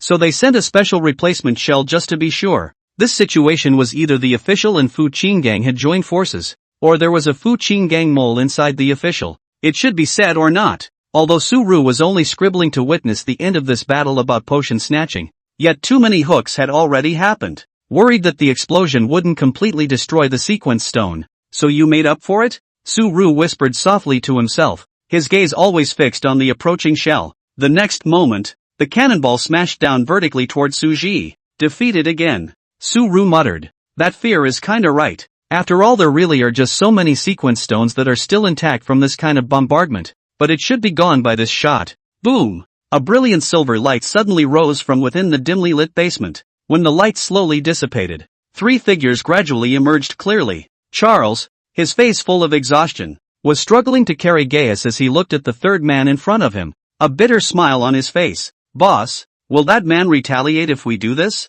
The man known as the boss stood there, his eyes revealing a hint of determination and decisiveness. He raised his chin slightly and snorted coldly. What are you afraid of? We have now arrived in Ushuaia. As long as we find a chance to sneak out of Ajinian, by then the sky is the limit. I don't believe that what's her name Suji can still find us. A hint of smugness flashed in the boss's gaze as he continued. I'm afraid that those fools from Poison Python and All Souls don't even know that the potion was stolen by us. They are still there fighting with each other without realizing that the real fisherman has already gained. Ha ha. Let them continue to fight. We can just take the opportunity to go far away. Charles, however, was still a bit worried and said with a frown, that being said, are we really going to give up on Ajinian's estate? That's something we've spent a lot of effort to build up. The boss narrowed his eyes slightly, a sharp light flashing in his eyes, and said in a deep voice, Charles, remember, you can't have both the fish and the bear's paw. You can't give up the child to catch the wolf. We must decisively give up the industry here now in order to have a better future. When we finish parsing the ingredients of this batch of potions, when the time comes to mass produce a wave of excitation potions, are you still worried about not having new connections? At that time, brother, I will take you back to Dacia, and the three of us brothers will make a fortune together for the rest of our lives by selling potions, enjoying glory and wealth. Beneath the dim oil lamp, the face of that third man became clearer and clearer. He was a yellow-colored, thin, yellow man, the boss of the fucking gang, one of the three major gangs in Aegean. That heart-level 5th-ranked powerhouse was clearly a Dacia native. Chapter 88, Wanted. But what is to be done with the dark wound in Gaius? Said Charles, full of anxiety. What's the point of panicking? Let's not talk about whether or not Gaius is really injured. Even if he is indeed injured, with the connections I'll have in the future, boss, do I still have to worry about not being able to find a good healing sequencer? In that situation, it was the best policy to leave quickly. After all, if we didn't leave, when the shells fell, we couldn't even leave if we wanted to. Charles listened to his boss's words, and although he still had concerns in his heart, he also understood that there was really no better way at this time. He nodded slightly and said no more. Ahem. Violent coughing sounds came out from the rubble, and Suji once again struggled to climb out of the rubble. He looked up into the darkening sky as the black shells finally stopped continuing to fall. Shaking his somewhat dazed head, Suji tried to clear his head. Then he reached up and slapped his head hard again, trying to ease the pain in his body, but it only left him with a sour feeling. It really hurts. Suja lowered his head and looked at his body. At the moment, his body was covered in bloody wounds, hideous and terrifying, as if he had just crawled out of hell. However, these wounds began to heal at an astonishing speed, and the newborn flesh and blood gradually filled the wounds, and as the wounds healed, Suji's hair, which was originally mutilated by the explosion, also began to slowly grow out. The hair was silky smooth and fluttered gently in the breeze, making it look extraordinarily ethereal. It didn't take long for his entire body to completely recover, as if the shocking explosion just now had never happened. His skin was smooth and delicate, with not a single scar left behind. Only the clothes on his body were now completely blown away and he could no longer wear them. Suji could only move his body, stripping off a set of clothes from a nearby corpse and draping them over himself. Then he couldn't help but sigh. It's over. Just moments after he sighed, a group of people suddenly appeared in the distance and quickly headed this way. Looking at those people's well-trained mode of action and uniform dress, Suji could probably guess that the other party was official. What should I say if I meet with them then? Hey pal, I'm just passing through. Man, I don't have any bad intentions. I just got accidentally blown up, and luckily, I'm still alive. Is it hard to say such things? This seems to be the way foreigners like to chat, but these words sound ridiculous enough just by their sound. After all, who would believe that a stranger showed up for such a simple reason? And, surely, the officials will not let any suspicious characters go easily. In a short while, the group arrived in front of Suji. These officials were dressed in dark-colored uniforms. The fabrics looked tough and hard-wearing, with neat lines and a stiff fit. The colors of the dress are navy blue and black, giving it a calm and serious look. Looking at the way Suji stood here dressed in rags, the man in the lead frowned, his eyes filled with vigilance and suspicion. He looked Suji up and down and asked in a hard tone, "What are you? Why did you appear here?" Very standard Spanish. This also led to Suji not being able to understand at all. Suji felt that he might have overthought things before, and that he had absolutely no way of communicating with the other party. He tried to pull out his cell phone to use some software to try to communicate with the other side, but suddenly realized that his phone had been blown up long ago. Suru was silent. After thinking about it, he opened his mouth and said, "Hello?" The men visibly flinched. Immediately afterward, the one at the head of the group also came tentatively. "Hello? Can you understand Chinese?" continued Suji. There was silence across the room. Suru was also silent. He only knew so many words of English, and no more than that himself, but it was obvious that not only did the group across the street not know Chinese, but they probably didn't even know English very well. "Do any of you understand English?" The thin-faced man at the head of the group twisted his head to look at the team behind him. Those players shook their heads. "Captain, who's listening to this? This foreigner can actually survive this bombardment? Maybe it's just luck? I think otherwise. Why don't we just take him away and show him to the higher-ups? The above has already sent word." Then they began to communicate with each other as you and I spoke. It didn't take long before the thin-faced man suddenly took out a handcuff from his arms and gestured at Suji. That should mean for Suji to bring it up. Suji raised an eyebrow, then shook his head and pointed to his feet to indicate that he could walk. However, the opposite side seemed to get the wrong idea. The thin-faced man thought that Suji was refusing to cooperate, and his face instantly sank. With a wave of his hand, the team members behind him immediately took a few steps forward and surrounded Suji tightly. "Friend, you'd better cooperate with us or suffer the consequences," the man said in Spanish again. And even though Suji couldn't understand what he was saying, he could guess from his stern tone and expression. Suru sighed helplessly and tried once again to express himself with simple gestures and expressions. But these officials were not at all impressed. One of the team members reached out to grab Suji's arm. Suji instinctively flickered. This action angered them even more. Looking at the unsuspecting appearance of those people, Suji was at her wit's end. One didn't mind going against the officials, but this kind of pointless argument was completely unnecessary. These 4 people in front of him, Suji would be completely able to fight through them right now if he wanted to, just by relying on the immortality's undead trait. But Suji didn't want to get into a fight with the officials, so he could only continue to wave his hand helplessly in an attempt to make his point. However, the officials felt more and more that Suji's actions were full of suspicion. They were staring closely at Suji, and although the weapons in their hands were not directly aimed at him, they were in a state where they could attack at any time. Then they handed out the handcuffs to Suji again, signaling Suji to put them on, and made a handshake gesture. How could Suji understand what this meant? He couldn't help but cry out in his heart, but he also knew that going on like this wasn't the way to go. After all, if he continued to scorch like this, he might have to rise up the force link. He went abroad to clean up his division for a good reason, but it's only been less than a day since he's encountered this kind of thing several times. And just as the atmosphere grew tense, a silver light suddenly lit up from beside Suji. Looking at the girl who suddenly appeared next to him, a surprised expression appeared on Suji's face. He was about to open his mouth to communicate with the girl when he suddenly noticed the girl's slightly pale face. At the same time, the group of people opposite Suji's face quickly changed after seeing the girl. They quickly raised the weapons in their hands and aimed at Suji. A white lightsaber suddenly appeared in the hand of one of them, and without hesitation, slashed in the direction where Suji and Shin Beaver were. However, the slash didn't hit its target, but rather slashed through the air. What happened? Suji looked at the girl who was pulling her hand and frowned. How long has it been since we've seen each other? And why have we gotten ourselves into a bit of a mess? The girl said lightly. Nothing, except that I seem to be wanted. Wanted? Suji doubtfully repeated the sentence, then asked, You're officially wanted? Aha. Why? Just accidentally killed someone. Chapter 89, Angel Man. Then it looks like there's nothing wrong with the wanted. Suru nodded slightly, his expression filled with understanding. After all, if you killed an official, then it must be reasonable to be wanted by the officials. Only, his gaze slowly moved to Shin Beaver beside him,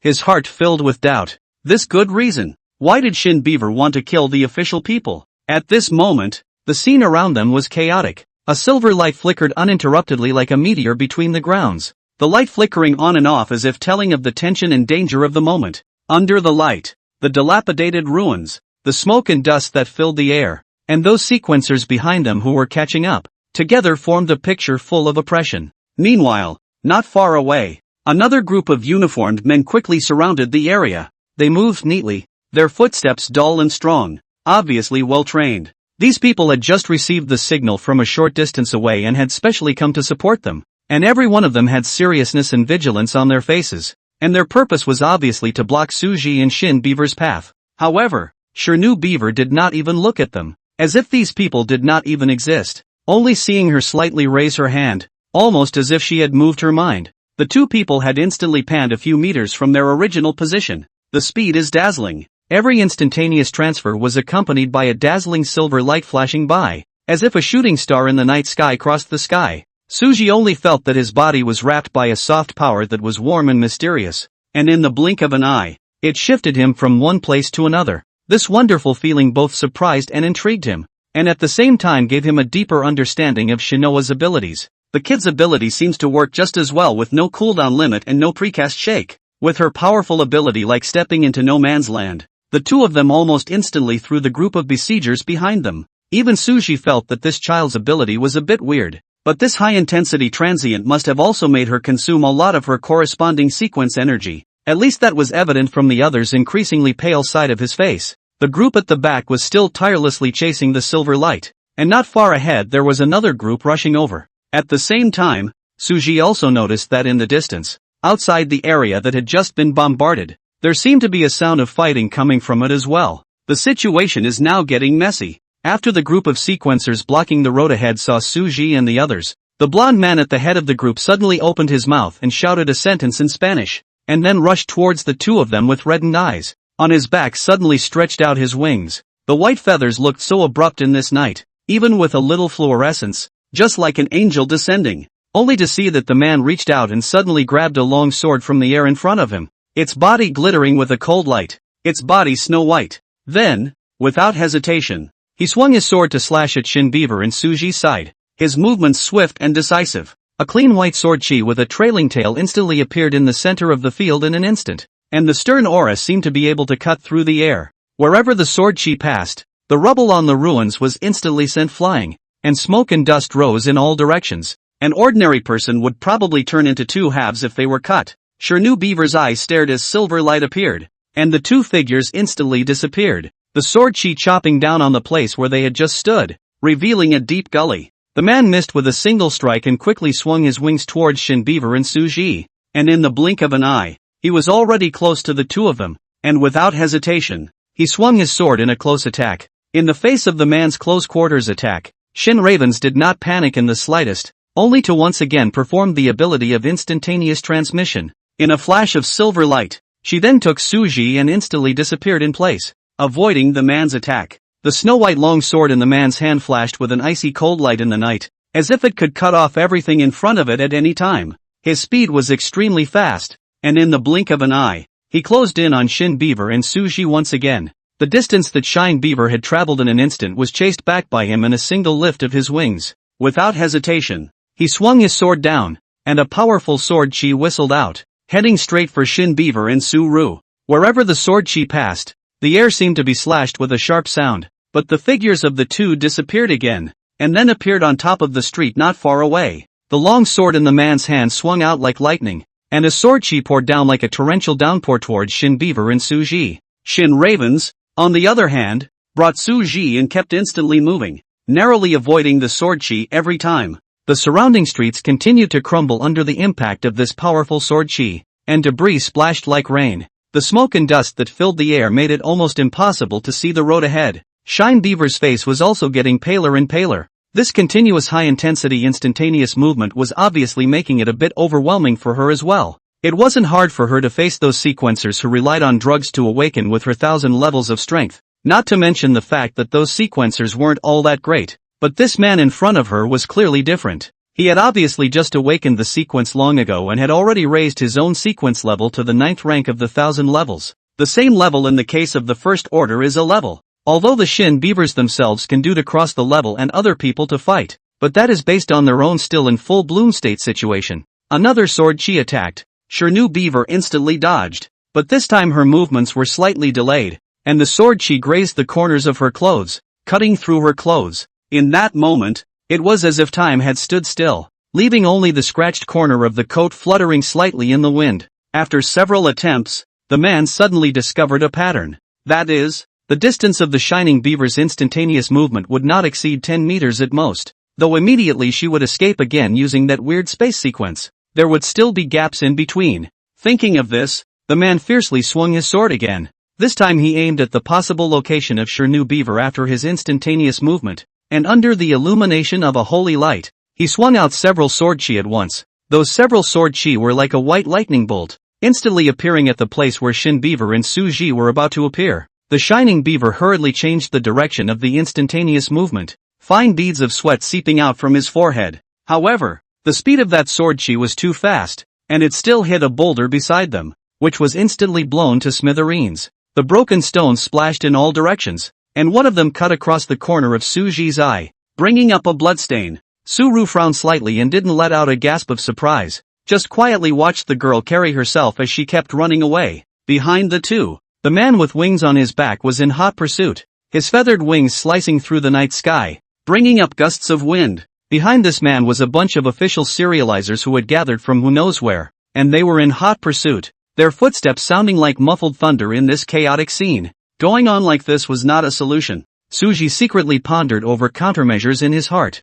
His brain raced, trying to find a way to get out of the situation. Just then, another group of people came running far away from the street in front of them. Those people were tattooed and part of them had some weapons in their hands. Their steps were haphazard, but they were full of ferocity, and from these people's bodies emanated an odor of blood, obviously people who had actually seen blood. Chapter 90, Stuffed in the Dumpster. Upon seeing that the angelic man was chasing after Suji and Shine Beaver, the gang of gangsters on the opposite side also suddenly changed their complexion, and then without knowing what they said to each other, they also started to pack towards the two of them. Their eyes were filled with greed and excitement, as if they had seen their prey. In an instant, the two of them, Suji, were caught in a situation where they were attacked from the front and back. It was clear that he had only been trying to escape with Shirnoa all along, but it was as if they had become the common enemy of these people since some time. Suji frowned slightly, a trace of gravity flashing across his handsome face. Subsequently, when Shirnu Beaver wanted to repeat his trick and continue to instantly move past the group in front, he suddenly reached out and grabbed Shirnu Beaver's wrist in reverse. A decisive and forceful action that instantly interrupted the other party's attempts to continue to instantly move. Facing Shirnu Beaver's uncomprehending eyes, Suji just gave a gentle tug and brought the girl inside an alleyway to the side. At the same time, a yellow orb suddenly appeared in his hand. The orb emitted a light yellowish glow, as if it contained some kind of bizarre power. Suji gently held this relic, and then slightly exerted a force along with a crunching sound. A crack instantly appeared on top of this relic. At the same time, a yellow-colored boundary covered in Sanskrit suddenly spread out with Suji as the round point. That boundary shone brightly, and the powerful force was like a raging wave, instantly sending all those punks and sequencers who were intent on approaching the entrance of the alleyway flying. The entire boundary continued to expand, and that light became more and more dazzling until it completely wrapped around the entire alley before it was able to stop. On the other hand, those sequencers were like kites with broken strings, falling heavily to the ground after tracing a wretched arc in the air.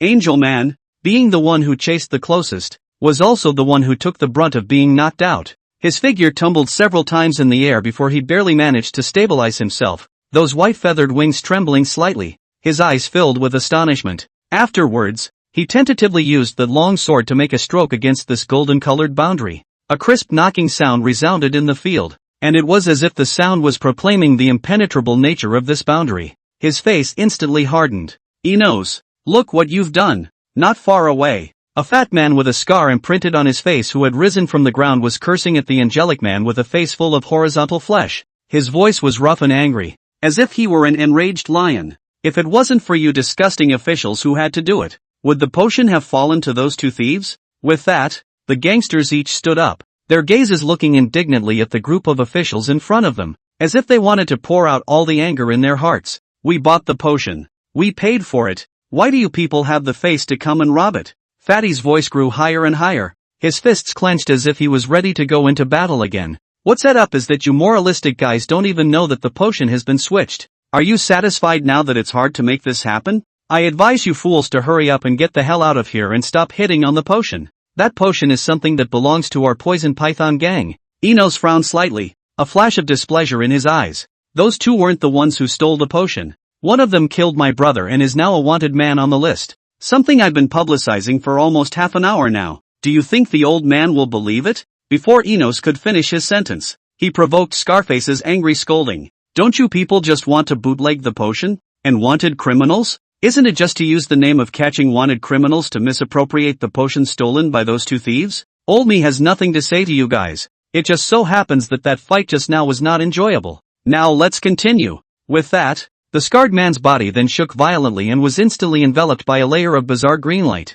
Immediately afterward, his face began to change drastically. The originally normal human face slowly elongated. The mouth bulged outward dramatically, and the eyes became large and round, aptly resembling those of a frog. At the same time, his skin gradually became rough, covered with pimples, and the color gradually turned into a weird green, making people shudder at the sight. I didn't lie to you. We were the ones who deserved what happened with the potion, but these two really aren't the ones who stole it. If you don't believe me you can. I'll be damned. Old me believes the hell out of you, even if these two people really aren't the ones we're looking for. I just can't believe they're not related to those two damn thieves anymore. Cut the crap. You can't even think of taking these two. Come, I'll split life and death with you today. Saying that, The scarred man's eyes widened angrily, and he suddenly lunged towards Enos. His jumping power was really amazing, only to see his legs stomping hard. Like a spring, he jumped up several meters high, instantly in the air, and then like a fierce falcon towards Enos pouncing. At the same time, the minions rushed up following Scarman's footsteps. For a while, the sounds of shouting and fighting rose and fell at the mouth of this alley, and another fierce battle between the officials and the gangs broke out. And such scenes are as numerous as the stars throughout Buenos Aires, as if tension and conflict permeate every corner of the city. And that conflict had come to a head when that supposed potion was stolen. The alley was narrow and dark, with piles of discarded debris that reeked of staleness and, looking at the girl in front of him, whose face was already almost as white as a dead person's, Suji couldn't help but frown slightly, a trace of concern flashing in his eyes as he faintly said, "Are you alright?" Shinu Beaver calmly looked at Suji. Those eyes were cold and detached, as if they did not have a single ripple. Then she opened her mouth and said faintly, "Do I look good?" As soon as she spoke, a few strands of blood instantly spilled from the corners of her mouth, which stung in the dim light. Suji stroked his chin, pondered for a moment, and said, "It seems a bit bad? Well, it's really not good." The shining beaver nodded her head slightly, her expression still calm. The blood from the corner of her mouth had dripped down onto the top of her trench coat. Only the black trench coat was dark in color, so the traces of that blood weren't really noticeable. Looking at the girl's appearance, Suji gently shook his head, a hint of helplessness in that action. He then led the girl to a dumpster. Lift the flap of this dumpster and a foul odor hits your nose. Then Suji directly and crisply gripped the girl's waist and lifted the other party up, as if placing goods, and stuffed the girl in without hesitation. And then he tried to close the lid of the dumpster. Thump. The girl reached out to stop the falling plank, a hint of doubt flashing in her eyes as she said coldly, "What are you doing?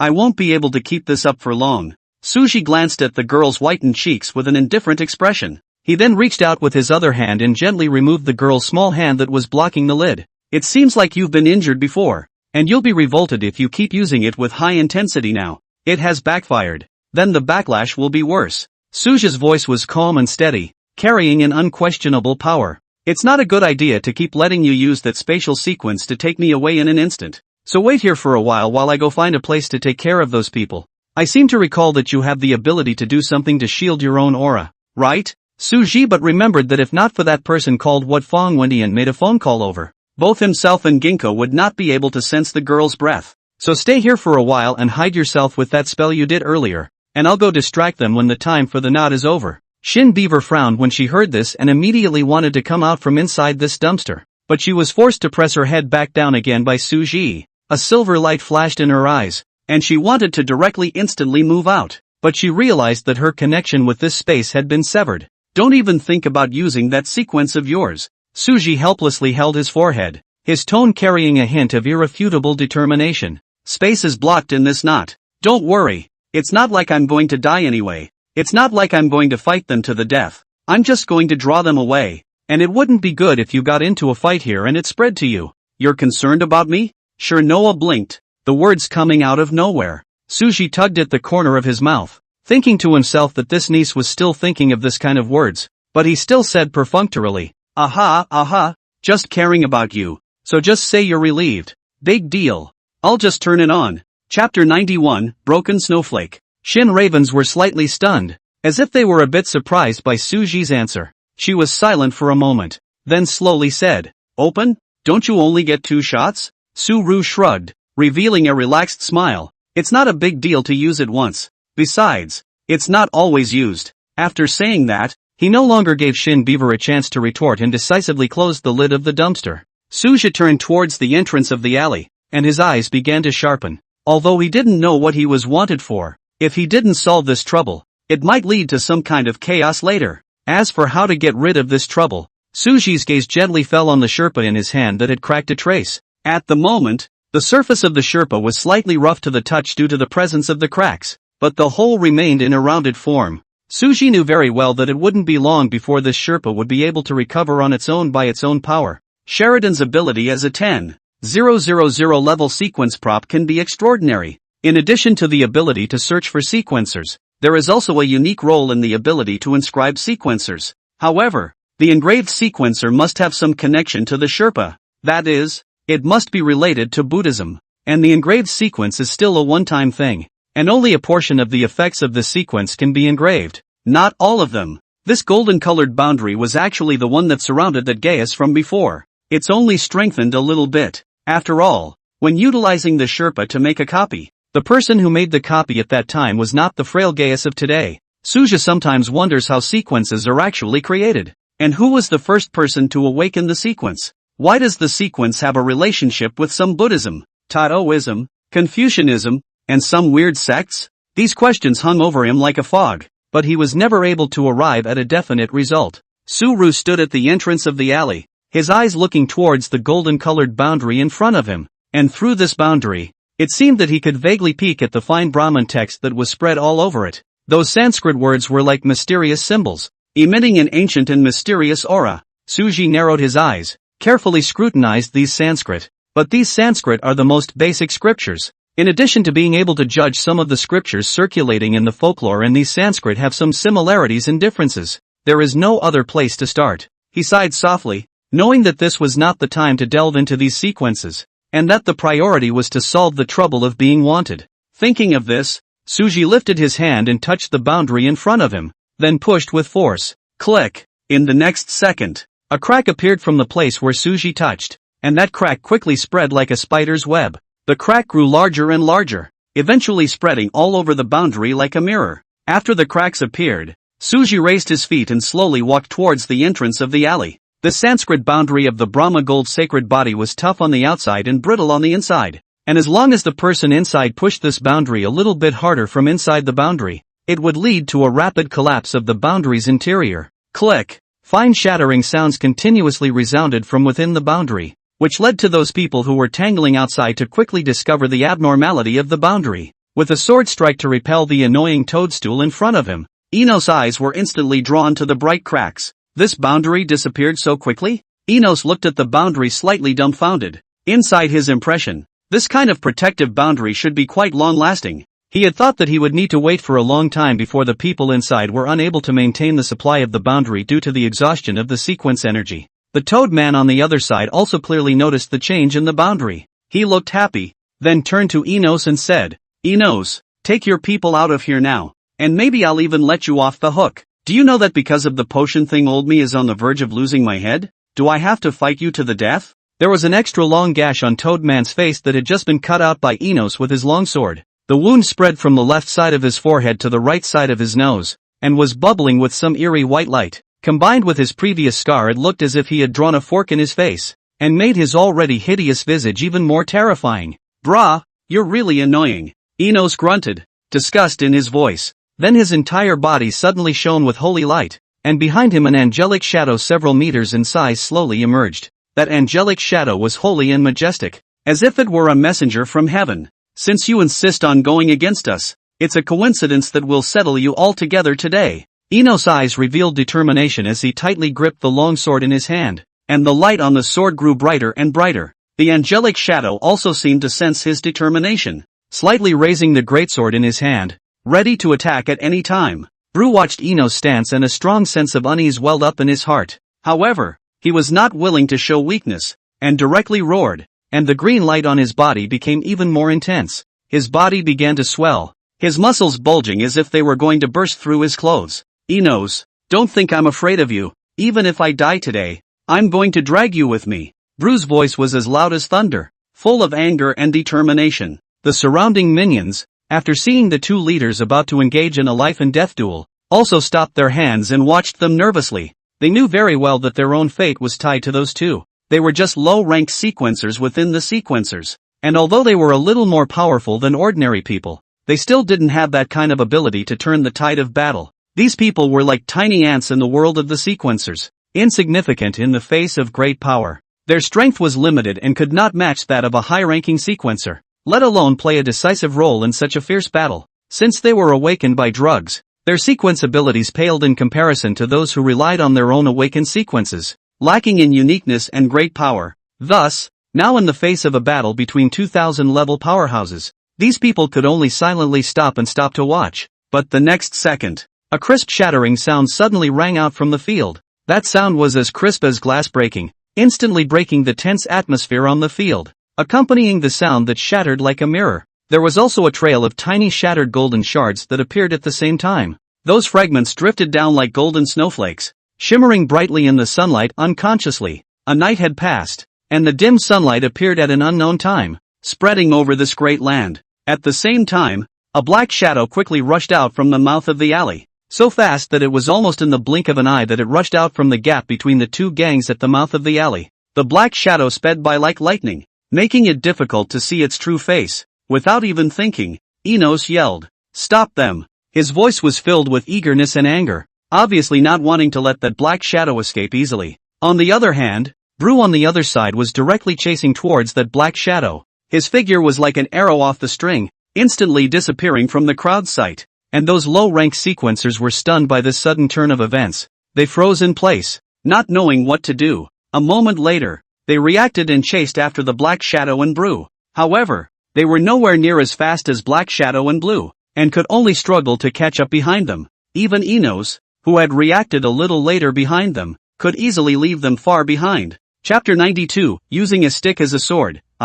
Suji looked at the crowd that was catching up behind him, and silently gripped the Sherpa in his hand a little tighter. His eyes were firm and cold, as if he was thinking of a response. The minions were no longer visible behind him. Only the two guys, Enos flying in the sky and Brew crawling on the ground, were still following him. Coincidentally, it was only those two guys who had that much combat power left, and the others shouldn't pose much of a threat to Shinoha even if they folded back into the alley. Looking at the second crack that appeared on the Sheridan, Suji didn't even think about it was to press the Sheridan harder again. He understood in his heart that if he wanted to beat these people without opening up, then this relic that was engraved with an unknown number of Buddhist sequences might be his only way out. Sheridan only has the ability to search for sequencers and copy Buddhist sequences. Even the copied sequences aren't complete. But there's a bug point with this thing: it can infinitely copy those Buddhist sequences and save them up for use. As long as it's not the same sequence, it can copy a portion of its ability down after its copying conditions are met.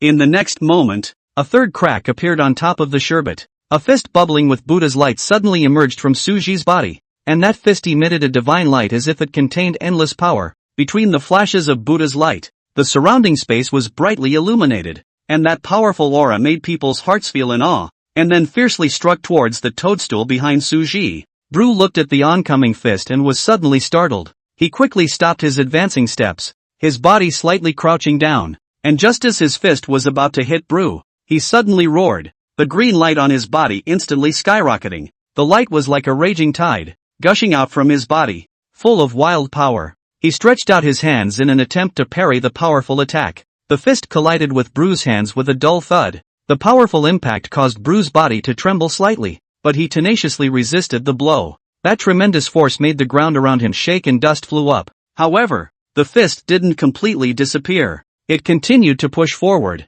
continuously pressing against Brew's body. Brew clenched his teeth and struggled against the thrust, and blood began to ooze out at both of his arms. A pained expression appeared on his face, and then his entire body was forcefully pushed inside a wall, letting out an agonizing scream. The wall instantly collapsed under the force of this impact, and debris flew. Suji, on the other hand, continued to run forward without looking back. He knew very well that he couldn't kill that toadstool spirit with this blow just now. Instead, he wanted to directly use some of the Rhyme level, Heart level, Pass level, and 10,000 level sequence abilities inside the Sheridan to directly give the opposite side a second. But relying on that remnant of some Buddha power inside the relics, it was simply not up to the standard of releasing those advanced sequences. Like just now, after using up that 1000 level 9th rank punch, the highest rank of the sequence that could continue to be used was now limited to 1000 level 8th rank. Suji's divine sense sank inside the Sherpa, wanting to find some useful sequences to deal with from inside those 1000 level 8th order sequences.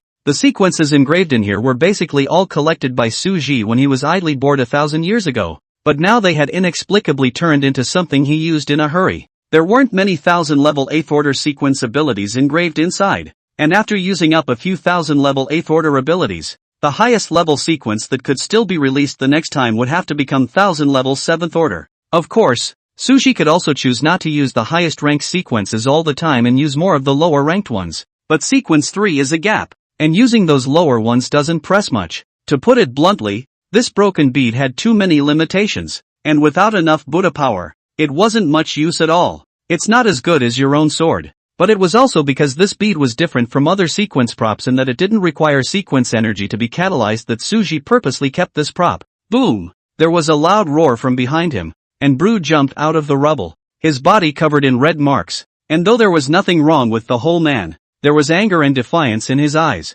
Damn thieves! You better not get caught for me, Bru growled, then once again chased towards Suji. But soon, Bru suddenly realized that the speed of the dark shadow in front of him started to get slower and slower. Bru's eyes were happy, then his tongue suddenly lengthened, like a flexible whip sweeping towards Suji in front of him. That tongue was extremely fast and drew a weird arc in the air. In an instant, that sticky tongue wrapped tightly around Suji's hand. It so happened that Suji passed by a corpse, and it so happened that there was a machete inserted in the head of this corpse, so Suji didn't even think about it, but he used the force of running to pull out the machete. The machete also raised a crescent of blood as it was drawn and flown. Then Suji didn't hesitate to slash towards the tongue that was wrapped around himself. The machete fell with a harsh wind sound. However, the moment the blade made contact with the tongue, it only made a dull crash. Suji's heart sank, realizing that this tongue was incredibly tough and could not be cut at all. Bru then threw his head violently, driving Suji to fling himself over. Without a moment's hesitation, Suji made an instant decision and raised the machete again, slashing towards the bottom. Only this time the cut was to his own entangled hand. As his hand rose and fell, blood spurted out, and intense pain instantly spread throughout his body. Suji threw himself violently, shaking off the broken hand and that tongue together. He then quickly took a few steps back, his eyes icy as he watched Bru, who was rapidly approaching him. At this moment, blood continued to flow from the broken hand, but Suji's will was not weakened by the pain at all. A trace of shock appeared in Bru's eyes when he saw Suji cut off his right hand so decisively. But soon, his fierce look resurfaced. Bru once again extended his tongue, preparing to continue his attack. In the face of that annoying tongue, Suji's eyes flinched, and without hesitation, he threw the machete in his hand towards Bru himself. The machete drew a graceful arc in the air, carrying the sound of whistling wind. However, Bru was undaunted, only to see his head lash out, directly toppling the flying machete away from him in an almost brutal gesture. The machete was sent flying with a dull thud as it spun and plunged into the ground aside. As Suru's speed slowed down, Bru naturally realized that the other party was actually only one person, but he didn't care that much. In his opinion, Suru was the target he had to catch. Catching Suji first, this was his only thought at the moment. His wild eyes stared intently at Suji, as if he was looking at a prey to be caught. Looking at the tongue that was once again rushing at him, Suji's face was calm. His left hand felt the fourth crack on top of the sherry, while his right arm was rapidly regenerating, only to see that the skin of the newborn arm was as white as snow, as crystal clear as sheep's fat white jade. Afterwards, Suji Regeneration's right hand quickly gripped a stick that was suspended on the right side. The stick was golden all over, and apart from being slightly more illusory, it looked no different from a solid body. Then Suji's backhand was a swift sweeping stick, ruthlessly slapping at the opponent's tongue. Only a crisp crash rang out as the golden stick collided with the tongue with a thunderous sound. The voice persisted in this street, hovering in response. Since ordinary weapons were useless against sequence, one simply didn't need to use them, and directly used the weapons created by sequence to fight the other side. Suji raised his hand and flung a circle of sticks, and after a little bit of skill, he rushed directly towards Bru. Chapter 93, Using a Stick as a Sword, 2. On the other side of the room, Bru grunted and cringed in pain the moment his tongue was struck hard by the stick. He hurriedly retracted his tongue, his eyes staring dead at the injured part, only to find that the place on his tongue that had just been struck by the stick was as if it had been boiled, and was rising with white vapor, and that bizarre sight caused a wave of uneasiness to well up in his heart. He looked at the stick in Suji's hand in shock, and it would be absolutely false to say that he wasn't curious in his heart. That stick, it seemed to have a weird restraining effect on himself. If one judged from the aura, the stick in the other party's hand seemed to be at the level of the 1000 levels 8th order. But again, it was much weaker than the aura of a normal 1000 levels 8th order. That golden fist just now, on the other hand, was at the level of the 9th rank of the 1000 levels. But now he didn't have time to think that much. Looking at Suji who came with a stick, without hesitation he just opened his hands wide. The green light on his body surged up again, as if he wanted to devour everything around him. After that, he rushed towards Suji, and that stance seemed as if he was going to die with Suji. The stick in Susu's hand was made from a Buddhist sequence called the Pure Devil Pestle. This stick specializes in restraining sequences like Bru's that are wild and evil-smelling. despite the fact that on the surface, it was only a 1000 level, 8th order existence, yet it was precisely because of its unique restraining attributes that made it display extraordinary strength when facing certain specific sequences. This special restraint relationship allowed its actual power to far exceed the level that would be expected of a 1000 rank 8 sequence in the general sense. But again, because it was replicated from a sherbet, the actual power of this stick was again much smaller. Looking at the oncoming brew, Suji quietly continued to hold the Sherpa again. This time, a 5th crack appeared on top of the sherbet. Suji's physical body could only be considered to be that much stronger than an ordinary person. Even with the pure devil mortar and pestle, it would be futile if he didn't have the corresponding physical body himself. Therefore, Suji picked a 1000 level 5th ranked, golden body, and added it to his body. As for the 6th order of the 7th order of the physical body sequence, Suru did not find a single one. Had I known that I would have collected a little more in the beginning, with golden body attached to his body. A golden film instantly surfaced on the surface of Suji's body, which emitted a faint glow, like a layer of golden armor wrapping around his body. However, from the outside, apart from this film, there were no other obvious changes or objects attached to his body. But if you possessed the ability to see through, you would be able to discover where the mystery lay. In Suji's body, every tendon and every bone was covered with that thin layer of transparent film. These films were tightly fitted on top of the tendons and bones, as if they were fused with them. On the other side, when Brew was only a few steps away from Suji, he jumped up violently and grabbed his hands like giant pincers toward Suji. Brew's purpose wasn't to kill, he wanted to capture Suru alive. Suji, on the other hand, quickly dodged sideways and swung out the pure devil pestle in his hand in a smooth manner, smashing it towards Brew's waist. Brew reacted quickly, turning in the air and narrowly avoiding the blow. After landing, he didn't pause for a second and once again pounced towards Suji, like a green lightning. Suji, on the other hand, wielded his pure demon mortar and pestle and engaged Brew in a fierce close-quarters battle. The pure devil mortar in Brew's hands kept colliding with each other, emitting a dull sound. As the two kept exchanging blows, a trail of white vapor and blood kept flying out from the place where the two were fighting. The white vapor was emanating from Brew's hands, and the skin that was in contact with the purifying mortar and pestle was almost starting to bubble up. The blood, on the other hand, was spilling from Suji's body. Almost as soon as he first hit Brew with the pure devil pestle, Suji felt like he was about to bleed from the recoil. The pure devil pestle was barely a 1000 level 8th rank, while Brew was a solid 1000 level 9th rank. Susu relied on his golden body enhanced physical body, yet he was only at the 5th rank of the 1000 levels. With the first two in contact with each other, it would be strange for Suji to be able to eat. However, Suji's intention wasn't really to get tough with the other party. He was just trying to prevent himself from breaking his hand with a stick. Being able to barely fight your opponent with the stick is fine, and you didn't think you could beat your opponent with just these two sequences anyway. Thinking of this, Suji sidestepped the other party's large hands, and with a swing of his stick he struck the other party's waist. The knock was extremely heavy, making a dull thumping sound as if it were a heavy hammer hitting a rock. Brew stumbled from the sudden blow, his huge body swaying slightly as a look of pain appeared on his face. Suji himself was shocked to the point that his stick almost came out of his hand.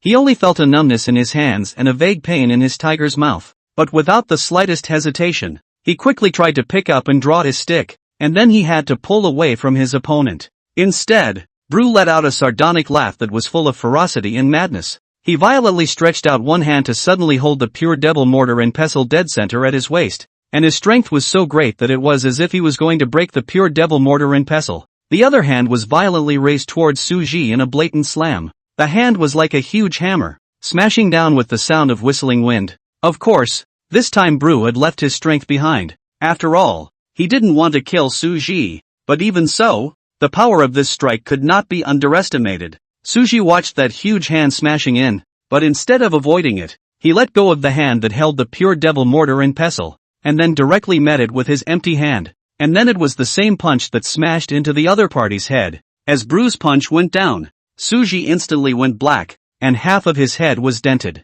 Blood was squeezed right out like a spring, and the shocking sight was chilling. Even Brew didn't expect this guy Suji to be completely defenseless. For a moment, he also froze. That smashing hand stopped in mid-air, seemingly shocked by the consequences of his punch. On the contrary, Suji's punch that landed on the other party's head only caused Brew to slightly sidestep his head, and a bloodstain appeared at the corner of his eye. Suji was hit by this punch and fell heavily to the ground. his body like a broken doll. For a while, he was in a trance of consciousness, but he soon regained his senses again due to the severe pain in his body. Suji was lying quietly on the ground. Blood recklessly soaked his face and clothes, shocking to the eyes. However, instead of having the slightest hint of fear in his eyes, there was an inscrutable and bizarre light flickering in his eyes. A moment later, a strange light began to emanate from Suji's body, and the sunken half of his head began to recover at a speed visible to the naked eye. Muscles, bones, and skin, layer by layer,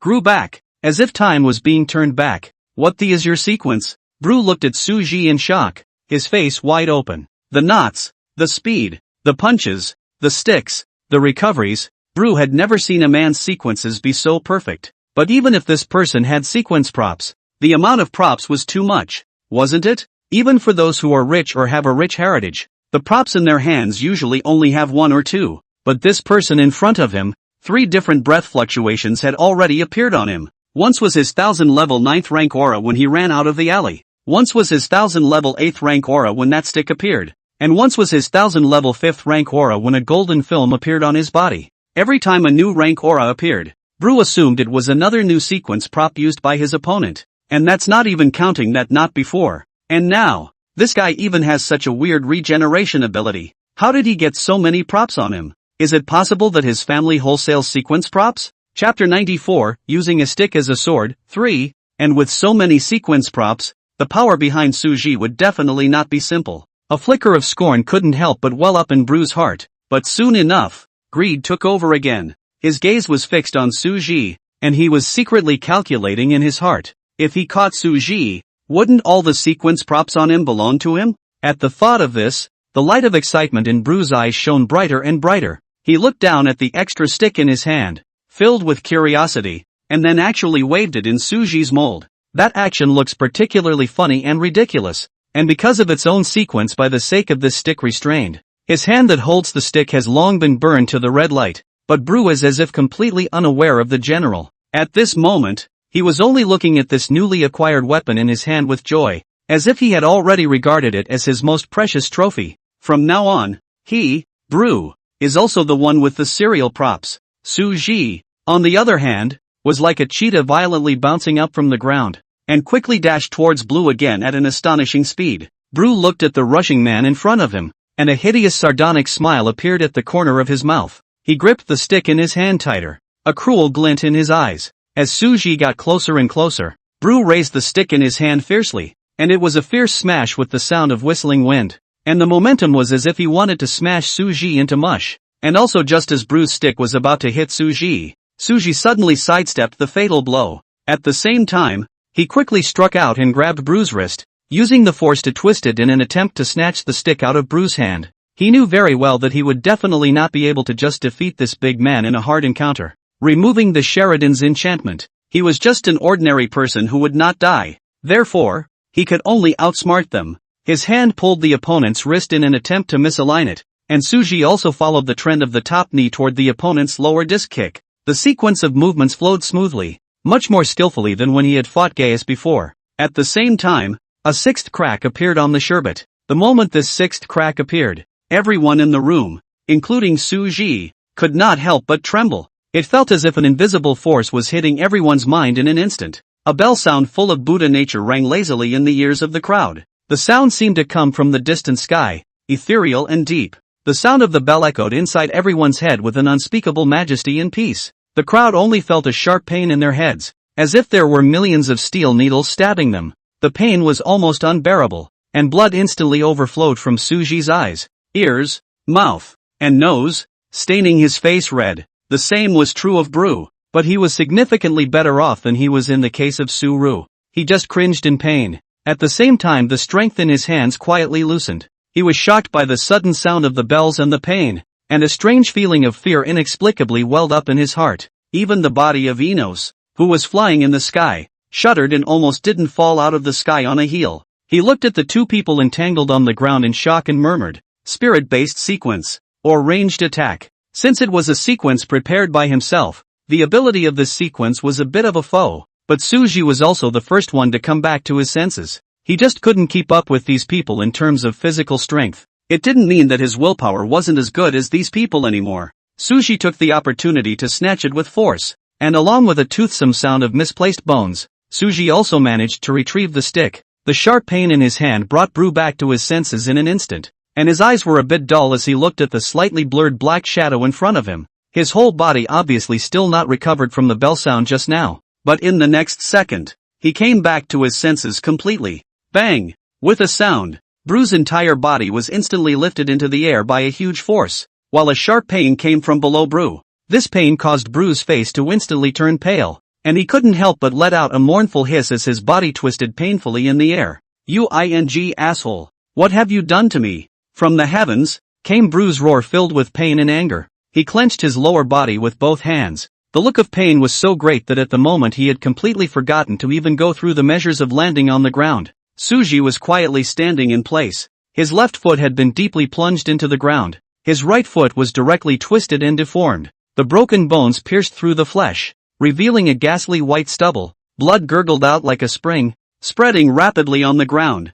forming a shocking pool of blood. However, very soon, with that amazing regeneration ability, his right foot recovered again at a speed visible to the naked eye, as if the serious injury just now had never happened. Pulling his stick from the ground, Suji charged directly towards Bru. Honestly speaking, just now, if he hadn't stuck his pure devil mortar and pestle on the ground in time to lend his strength, he really would have been a bit unable to kick this big guy. With this kick, one's own leg was ruined first. But fortunately, he didn't have such a thing as a blood bar, so he could regenerate his leg if it was gone. Borrowing the enchantment of the second sequence, Zen Mind Rapid, inside the Sherpa, Suji instantly arrived underneath Bru. At this time, Bru was still struggling painfully in the air, and had no time to make an effective defense. Suji saw the right moment and swung the stick in his hand like a sharp sword. Each stick carried a whistling wind sound, as if it could cut through the air. The pure devil mortar and pestle rained down on Bru, causing Bru to let out a howl. At this moment, Bru was just like a huge leather ball, constantly being picked off in the air by Suji with his stick and falling into a stalemate. Even though Suji needed to exert a tremendous amount of strength every time he tried to pick off the opposite side, he didn't let up at all. Gradually, Suji's stick technique suddenly opened wide, and a layer of killing intent was suddenly colored in that Buddha nature. For his part, Bru kept rolling around in mid-air, the pain from the injuries on his body and the weird feeling inside his head making him nearly faint. However, the unwillingness and anger in his heart supported him to maintain a trace of clarity. He's trying hard to steady himself, trying to find a way to counter. Finally, when he was once again picked off in the air by his opponent, Bru finally couldn't stand it any longer, and the green light on his body blossomed as a dark green liquid suddenly overflowed from his body. Those fluids spilled down Bru's pores and were in the air as much as the sprinkles, and the liquid gave off a pungent odor that was sickening. Suru frowned slightly, a trace of vigilance welling up in his heart. But before he could react, a drop of dark green liquid landed on his arm. Instantly, a strong burning sensation came, and this thing seemed to be a very corrosive type of venom. The moment he was just dipped into the venom, Suji's movements also paused for a moment. It was also this moment, Bru keenly captured this opportunity. His eyes flashed a trace of viciousness, and then forcefully endured the severe pain on his body, quickly adjusted his body shape in the air, and then after violently flinging out a tongue flew towards Suji. The surface of his tongue was covered with tiny barbs that glinted chillingly in the sunlight. Suji, on the other hand, swung out his stick without changing his face and swept away the opponent's tongue with a single blow. The stick collided with the tongue with a dull thud. However, the other party's tongue only turned in a circle, and then like a cunning snake, a hand plunged into the ground behind Suji. Afterward, Bru's tongue lashed out with a force, flailing in the air like a whip, bringing his airborne body to quickly smash towards Suji. Bru's speed was extremely fast, and in the blink of an eye, he had already arrived in front of Suji, and he brazenly stretched out his hands, making a boxing stance. Die for me! A cold aura flashed in Suji's eyes, and the stick in his hand swung violently, directly meeting Bru's fist. Bang! The two collided with a loud sound, but this time, it wasn't Suji who was sent flying out. Even after lending his strength in the air, Bru's fist was stiffly blocked by Suji's stick. The moment his body was shaken out by Suji, the stunned look on the other party's face was clearly visible. Chapter 95, Using a Stick as a Sword. 4. Suji, on the other hand, was in hot pursuit, lifting his foot and rushing up again. The stick in his hand seemed to transform into a stern sword at this moment, emitting a chilling aura. That stick danced densely in Suji's hands, and the tip of the stick flashed with a cold light like a sword blade, as if it was going to cut through the void. Each swing brought up an aura if nothing else, which was like substance and pressed towards Brew. Brew only felt a strong pressure come over him, making him almost breathless. The stick was utilized by Suji as if it were his arm, either stabbing, picking, or chopping. The moves were harsh and precise. Suji's movements flowed smoothly without a hint of procrastination. Every movement was so apt, making it impossible for Brujin to dodge and only forced to defend. Brew heart gradually panicked, but now his own and the other party's attack even no power to fight back. Can only be passive beatings? While Suji's speed was getting faster and faster, the sound of knocking on Brew's body was getting louder and louder, and the shadow of the stick was getting denser and denser, gradually forming an impenetrable defense net. Brew was forced to retreat by Suji's attacks, and his body was already covered in wounds, with blood constantly flowing out. And it was in this situation that the speed in Suji's hands increased another notch, and several golden pure devil mortars and pestles seemed to appear in the air in this instant. There was an indifferent gleam in his eyes. Then his arms swung even more violently, and the stick in his hand fell on Brew's body like a raging storm. Brew could only hold on bitterly, his face pale, his forehead filled with cold sweat, and his heart filled with despair. It wasn't that he didn't want to counterattack, but the force of Suji that knocked on his body was getting bigger for some unknown reason, and it was almost visible to the naked eye as it elevated. Under this weird power boost, not only did Brew not succeed in finding a chance to counterattack, but he was also getting more and more lousy. He tried to escape, but Suji was in hot pursuit again, his stick smashing down in shape. At a certain moment, Suji's figure seemed to become one with the stick. His movements became more fluid and natural. A club sweep to Brew's head followed. Brew throws his head back in a hurry, trying to avoid the strikes. However, Suji's attack was extremely fast, and this stick still grazed Brew's cheek, leaving a deep bloodstain. Blood splattered out, and Brew screamed miserably as his body involuntarily took a few steps back. Only a deep scratch suddenly appeared on Brew's face, as if it had been cut by a sharp blade. The scratch started from his left eye and extended all the way to his right eye, cutting his eyes open so viciously that blood flowed down his cheeks. This had resulted in 3 visible scratches on Brew's ugly toad face, making him look even more grotesque and horrible. On the other hand, Enos in the sky was staring at Suji with wide eyes and a face full of astonishment. As an onlooker, he had just watched it naturally more clearly than anyone else. Suji's stick was not hitting Brew. Brew was in a mess but still dodged Suji's blow. What hurt Brew's eyes was an aura. That aura, if any, constantly surrounded Suji, obviously invisible, but truly present. Just as Suji swept out that stick, that aura also rushed out like a shadow. Enos' gaze locked onto the fresh scratch on Brew's face, his eyes showing a surprise and confusion that was hard to hide. He narrowed his eyes slightly and couldn't help but compare that scratch again to another one that had once been made by his own long sword. In that instant, it was as if he was frozen in place,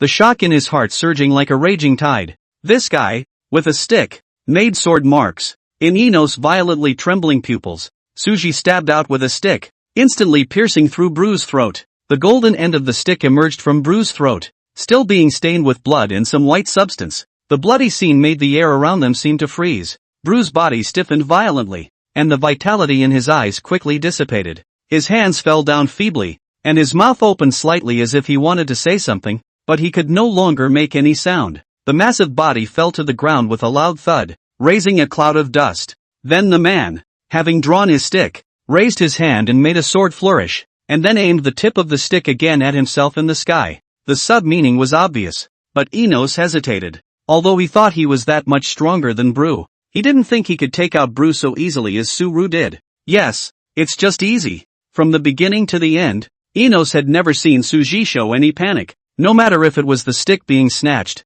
the head being badly hit, and finally even killing Brew.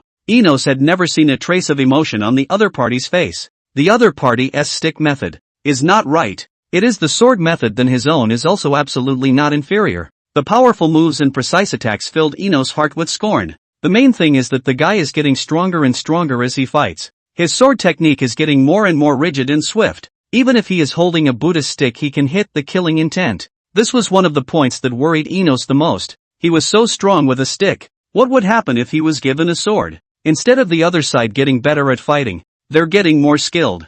Enos's mind quickly pondered a response. He stared closely at Suji, trying to see a crack in the other party's eyes. However, Suji's eyes were as calm as water. without the slightest ripple. He just stood there quietly, the stick in his hand pointing steadily at Enos, as if waiting for the other party's next move. There was tension in the air, as if a storm was coming. Just as Enos hesitated, Suji suddenly moved. Only Suja was putting away his stick, his eyes casting a glance at Enos in the sky. Why are we wanted by you official people for good reason? Enos froze. You don't know? Enos opened his mouth with a fluent Mandarin, obviously having received professional training. Suji was also relieved, finally meeting an official who understood human language. Know what? Earlier the lady next to you murdered my own brother, which is why I put out a bolo on her. Can that what's his name warrant be revoked? Sure. This way Suru nodded, then sat on his butt on the ground, and the stick in his hand was thrown aside. Can you tell me why she killed your brother?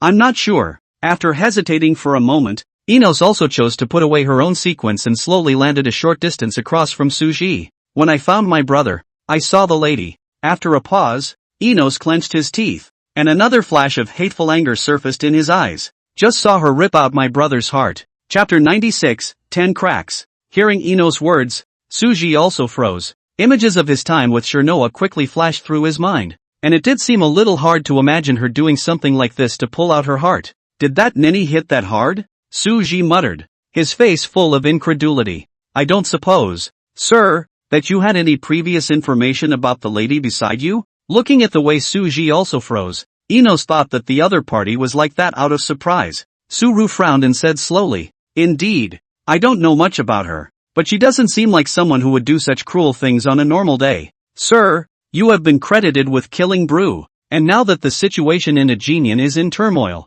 I would like to see you step in and help us if you are willing to do so. Enos' tone was sincere, and there was an expectant look in his eyes. Are you wooing me? Suru narrowed his eyes slightly, his eyes revealing a hint of vigilance. Sort of. Enos nodded. Mr. Strength is extraordinary. If he can be used for us, he will definitely make a great contribution to stabilizing the situation. Moreover, nowadays, the situation is complicated, and with all the forces in strife, we also need a strong person like Mr. to assist. But I was just wanted by you guys. The corners of Suja's mouth rose slightly, revealing a mocking smile. But that's because of the lady beside you. And if you have any more questions, you can lead me to the lady and we'll ask them together then. Enos hurriedly explained. If she is innocent, I will naturally revoke the other party's wanted list. Officially, I don't want to have a conflict with people like you either. After all, it's better to have one more friend than one more enemy. Moreover, sir, you don't want that lady to be wanted all the time, do you? If you can help us, not only can you solve the wanted issue, but you can also bring peace and stability to this land. Why not? Enos paused slightly, observing Suji's expression, seeing that he seemed to be touched, and then went on to say, and you're from Dacia. Now that the provinces are cut off from each other by some gangs, it's hard to break through those blockades to return to Dacia just by your strength, but as long as you're willing to contribute for us in Aeginian, I promise that I can arrange a good trip for you, and send you back to your country. Enos' eyes grew more and more sincere as he stood up and took a slight step forward, his tone even more pleading. Sir, we are giving you a chance now. As long as you promise me, when the time comes, you will not only be able to play a huge role in the operation to stabilize the situation in Argentina and save the people from the dire straits, but you will also be able to embark on the road back to your country without any problems. So why should you refuse? Suji fell into deep thought as he listened to Enos' words. His gaze was slightly lowered, as if he was weighing the pros and cons. Enos, on the other hand, walked towards Sujo again. For some reason, from the time Suji used that sword to stab Ru's eyes, Enos had put on a strange layer of filter towards Suji. This person and himself were both sword players and highly skilled with the sword, and generally this kind of swordsman's heart would never do anything to help the enemy. What's more, this guy had so many sequence props, and his background was definitely not to be underestimated. As the official spokesperson, Enos naturally wouldn't slow down the other party, and Suru always gave Enos a strangely affectionate feeling. This feeling became even better after talking to the other person. If he was hard to say, Enos could only say that he was comfortable talking to Suzaku. There is an inexplicable sense of reassurance that comes from talking to him, a wonderful feeling of calm and relaxation, like a gentle breeze over the heart. While talking with him, time seemed to become slow and long, and everything became so beautiful and harmonious. It was as if Enos had forgotten such heavy things as the present tragic death of his brother, the turmoil of his country, and the suffering of his people. In this moment, Enos could let go of all his burdens and enjoy this rare peace. Therefore, for Suji's wariness, Enos slowly dissipated without realizing it. Enos walked up to Suji and said softly, "Sir, I can feel that you are a man with a sense of justice. The people of Argentina need a strong man like you to guard them. I believe that your joining will bring us new hope." Suru slowly raised his head and looked at Enos. "Why are you willing to trust a stranger like me?" "Intuition," Enos replied without hesitation. Suji smiled, but that smile carried a hint of an inscrutable chill. "That's because your intuition is all compiled by me." Before Enos could react to what Suji's words meant, the tip of a golden stick steeply stabbed out from the back of his neck. With a sharp twist, the stick tore right out of the neck opening. There was still that stiff smile on Enos' face, but only half of the skin was left at his neck attached to his head and body. The Suji sitting on the ground in front of him didn't know when he dissolved into dots of golden light. And behind Enos' corpse, Suji was standing indifferently carrying a long golden stick. In Suji's other hands, Sherpa didn't know when 3 more cracks appeared. The cracks looked like they had been forcibly torn apart by some force, appearing very abrupt and incongruous. The surface of the originally smooth and rounded sherbet became uneven and lost its original luster. At the moment, the whole shebang had no more or less than exactly 9 cracks. Suji looked at the other party's head that was about to fall off and sighed softly. "Be more guarded." Suji silently watched the other party's body fall to the ground towards the side where his head was tilted down due to gravity,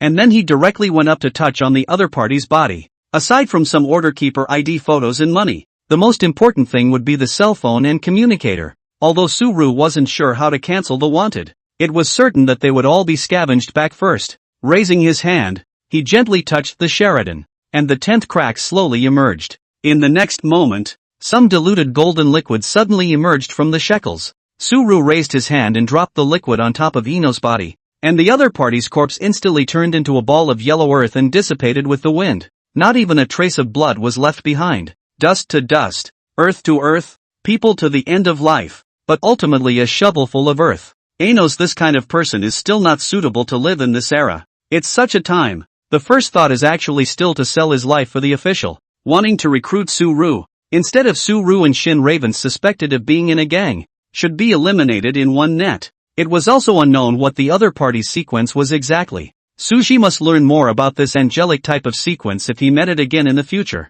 After all, you don't see many of these goodness sequences. Next time, he would definitely have to study whether it was because people were good that they could awaken this sequence, or whether it was due to the sequence that caused them to be good. Chapter 97, 50 Magic Mirrors. Suji's gaze fell on the cracked Sherpa in his hand, and after a moment, he turned around and took a step towards the way he came. In order to let Enos completely drop his defenses against himself, Suji, while utilizing the Shirizi to replicate the 6th sequence, de Ci Jonin, he also performed the other 2 sequences together, which were the Zen Intention Surplus Heart and the Quiet Thoughts Adding to the Body, respectively. These 2 sequences do not have much practical use, and only exist as auxiliary sequences. Their role is only to enhance their own affinity, to play the effect of refreshing the brain, but also can be used on the people around them. This is where the affinity Enos feels for Suru comes from. However, this was also due to the fact that Suji himself was indeed easygoing,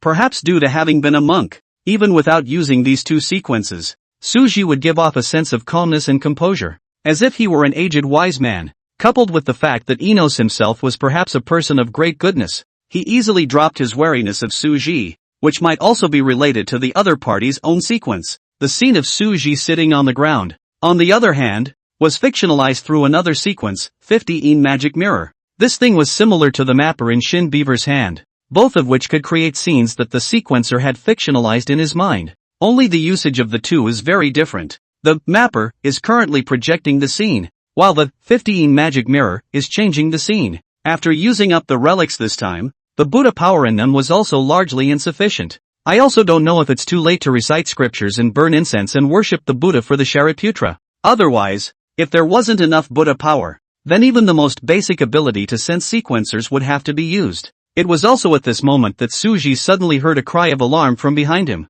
The voice was sharp and frightened, instantly breaking Suji's thoughts. Suji's cold face moved slightly, and when he turned back, he saw that next to that toad man's corpse, there was a middle-aged man standing. That middle-aged man was of medium stature, wearing a plain outfit, and his eyes revealed surprise and confusion. He was glowering at a green shadow over Toad Man's corpse, and was muttering something, his voice low and muffled. making it impossible to hear what he was saying. Suji fixed his eyes and realized that the green shadow was a ball of light that was only the size of a fist, and inside the ball of light there seemed to be a green toad that was constantly puffing its cheeks. The image of the toad was so lifelike that it seemed as if it might jump out of the ball of light at any moment. What was that? Suji raised his eyebrows in doubt, his heart filled with curiosity. In the next moment, he saw that middle-aged man reach out and directly grab that green ball of light. His movements were swift and decisive, as if driven by an invisible force. The moment he grabbed the ball of light, the entire blob suddenly dissipated into a ray of light in the middle-aged man's hand.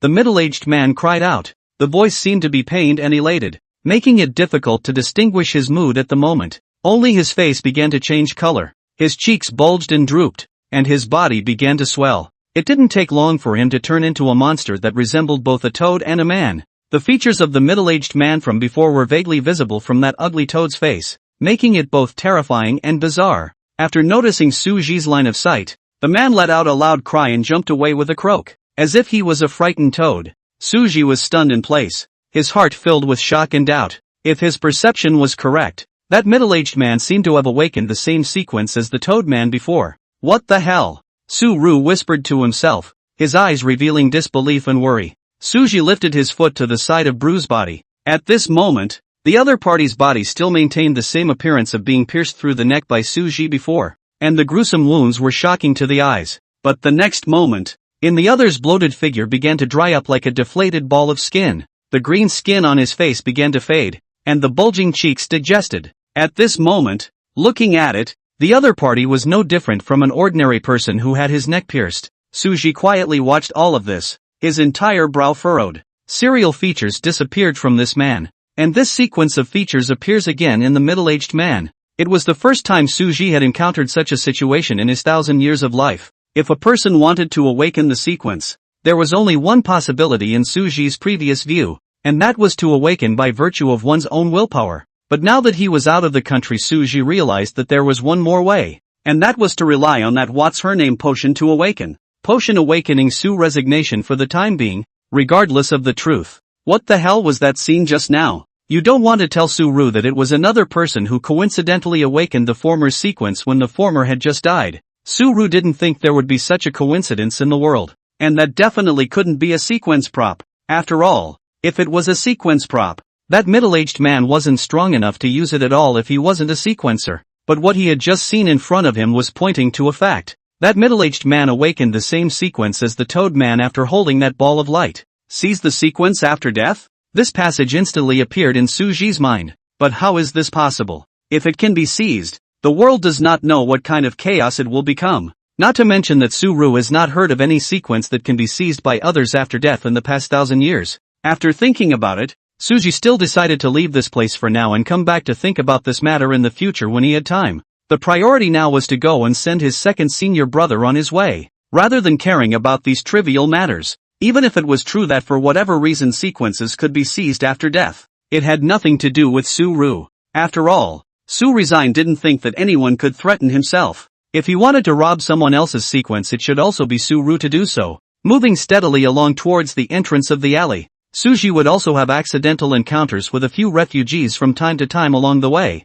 In addition, there were also some corpses lying on the ground, and those corpses looked very familiar. Under careful identification, Suji determined that these corpses should all be the minions of those two people just now. They apparently lost their lives tragically during a fierce fight with hostile forces. The bodies were twisted, some stiff, and the blood from their wounds was mottled and quite fresh. Those refugees, on the other hand, were dressed in rags and had haggard faces. They also only took a few hasty glances at Suji, and then quickly withdrew their gazes like startled birds. Perhaps in the minds of these refugees, their own survival has become the most pressing issue, and they have no time to pay attention to a strange passerby. Chapter 98, Conscience. Or perhaps they have long been accustomed to indifference and impermanence in this world of suffering, and no longer expect too much from any unexpected appearance. The closer he got to the alley that he had previously escaped into with Chernu Beaver, the more keenly Suji noticed that the look of panic on the faces of the pedestrians on the road seemed to have grown stronger.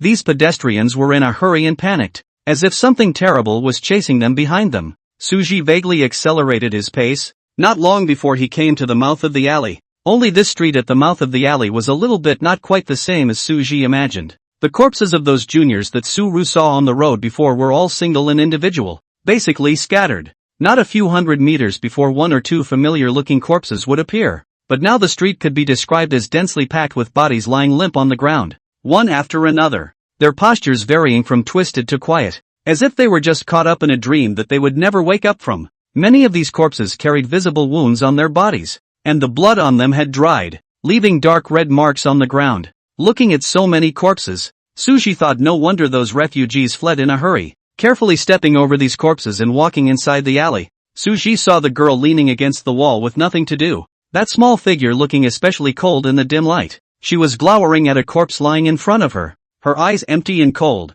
as if nothing in this world mattered to her. Only when she saw Suji come over did she slowly come back to her senses like a slow reaction. Her eyes moved away from the corpse and turned to Suji, and in that instant, it was as if a faint light flashed in her eyes, but it quickly disappeared again. Why are all these people running back? The girl's voice was crisp and cold, without a trace of warmth. They couldn't catch up with me. So naturally they ran back. And why didn't you stay inside the dumpster honestly? I thought you were all gone. So I ran out. Only to have these guys kill me out of nowhere. Su-ru shrugged, then pointed to the field of corpses outside. So those people are. I did it. Shirnoa Beaver was the first to snatch the answer. Her tone justified without a hint of guilt. Suji, on the other hand, nodded and said no more. Shin Beaver's strength was there, even if he was injured. It was normal for these people to be unable to defeat him. He didn't seem to think there was anything wrong with killing these people, even if there might be good and bad within them. But there was one thing Suji still wanted to know.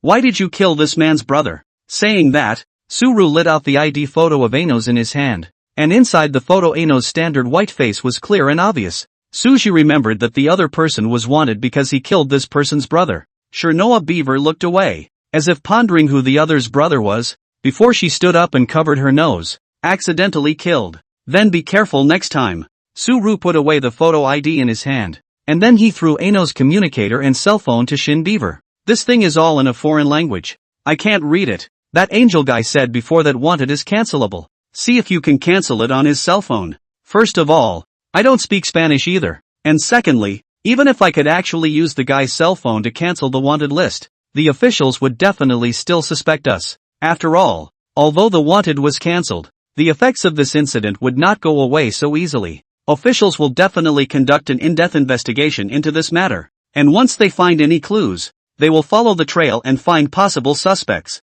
And the two of them have left so many clues in this affair that it's hard not to be suspicious. Then try cancelling it too, even if I'm going to be wanted again afterward. But I don't want to walk down the street right now and have someone point their nose at me and say, hey, guys, this guy's a wanted man. Let's all come together and catch him kind of thing. Saying that, Suji was amused by his own foreign accent. He walked over to Shirnoa and covered his nose even as he looked at the other man's scruffy appearance. I think you need a wash. Su-ru, you don't care why I killed that man? Don't care. Suji removed the other party's hat that was stained with grease, and then touched the other party's head. Then you don't think there's anything wrong with me killing these people, do you? Why should you think such things are bad? Suji looked at Shirnoa Beaver suspiciously, as if he hadn't reacted from inside the other party's brain circuits. And you don't mind if there are sort of police and official people in these people, and probably sort of so-called good people, too? Is your brain fried from the air inside the dumpster? Why are you suddenly asking yourself such questions?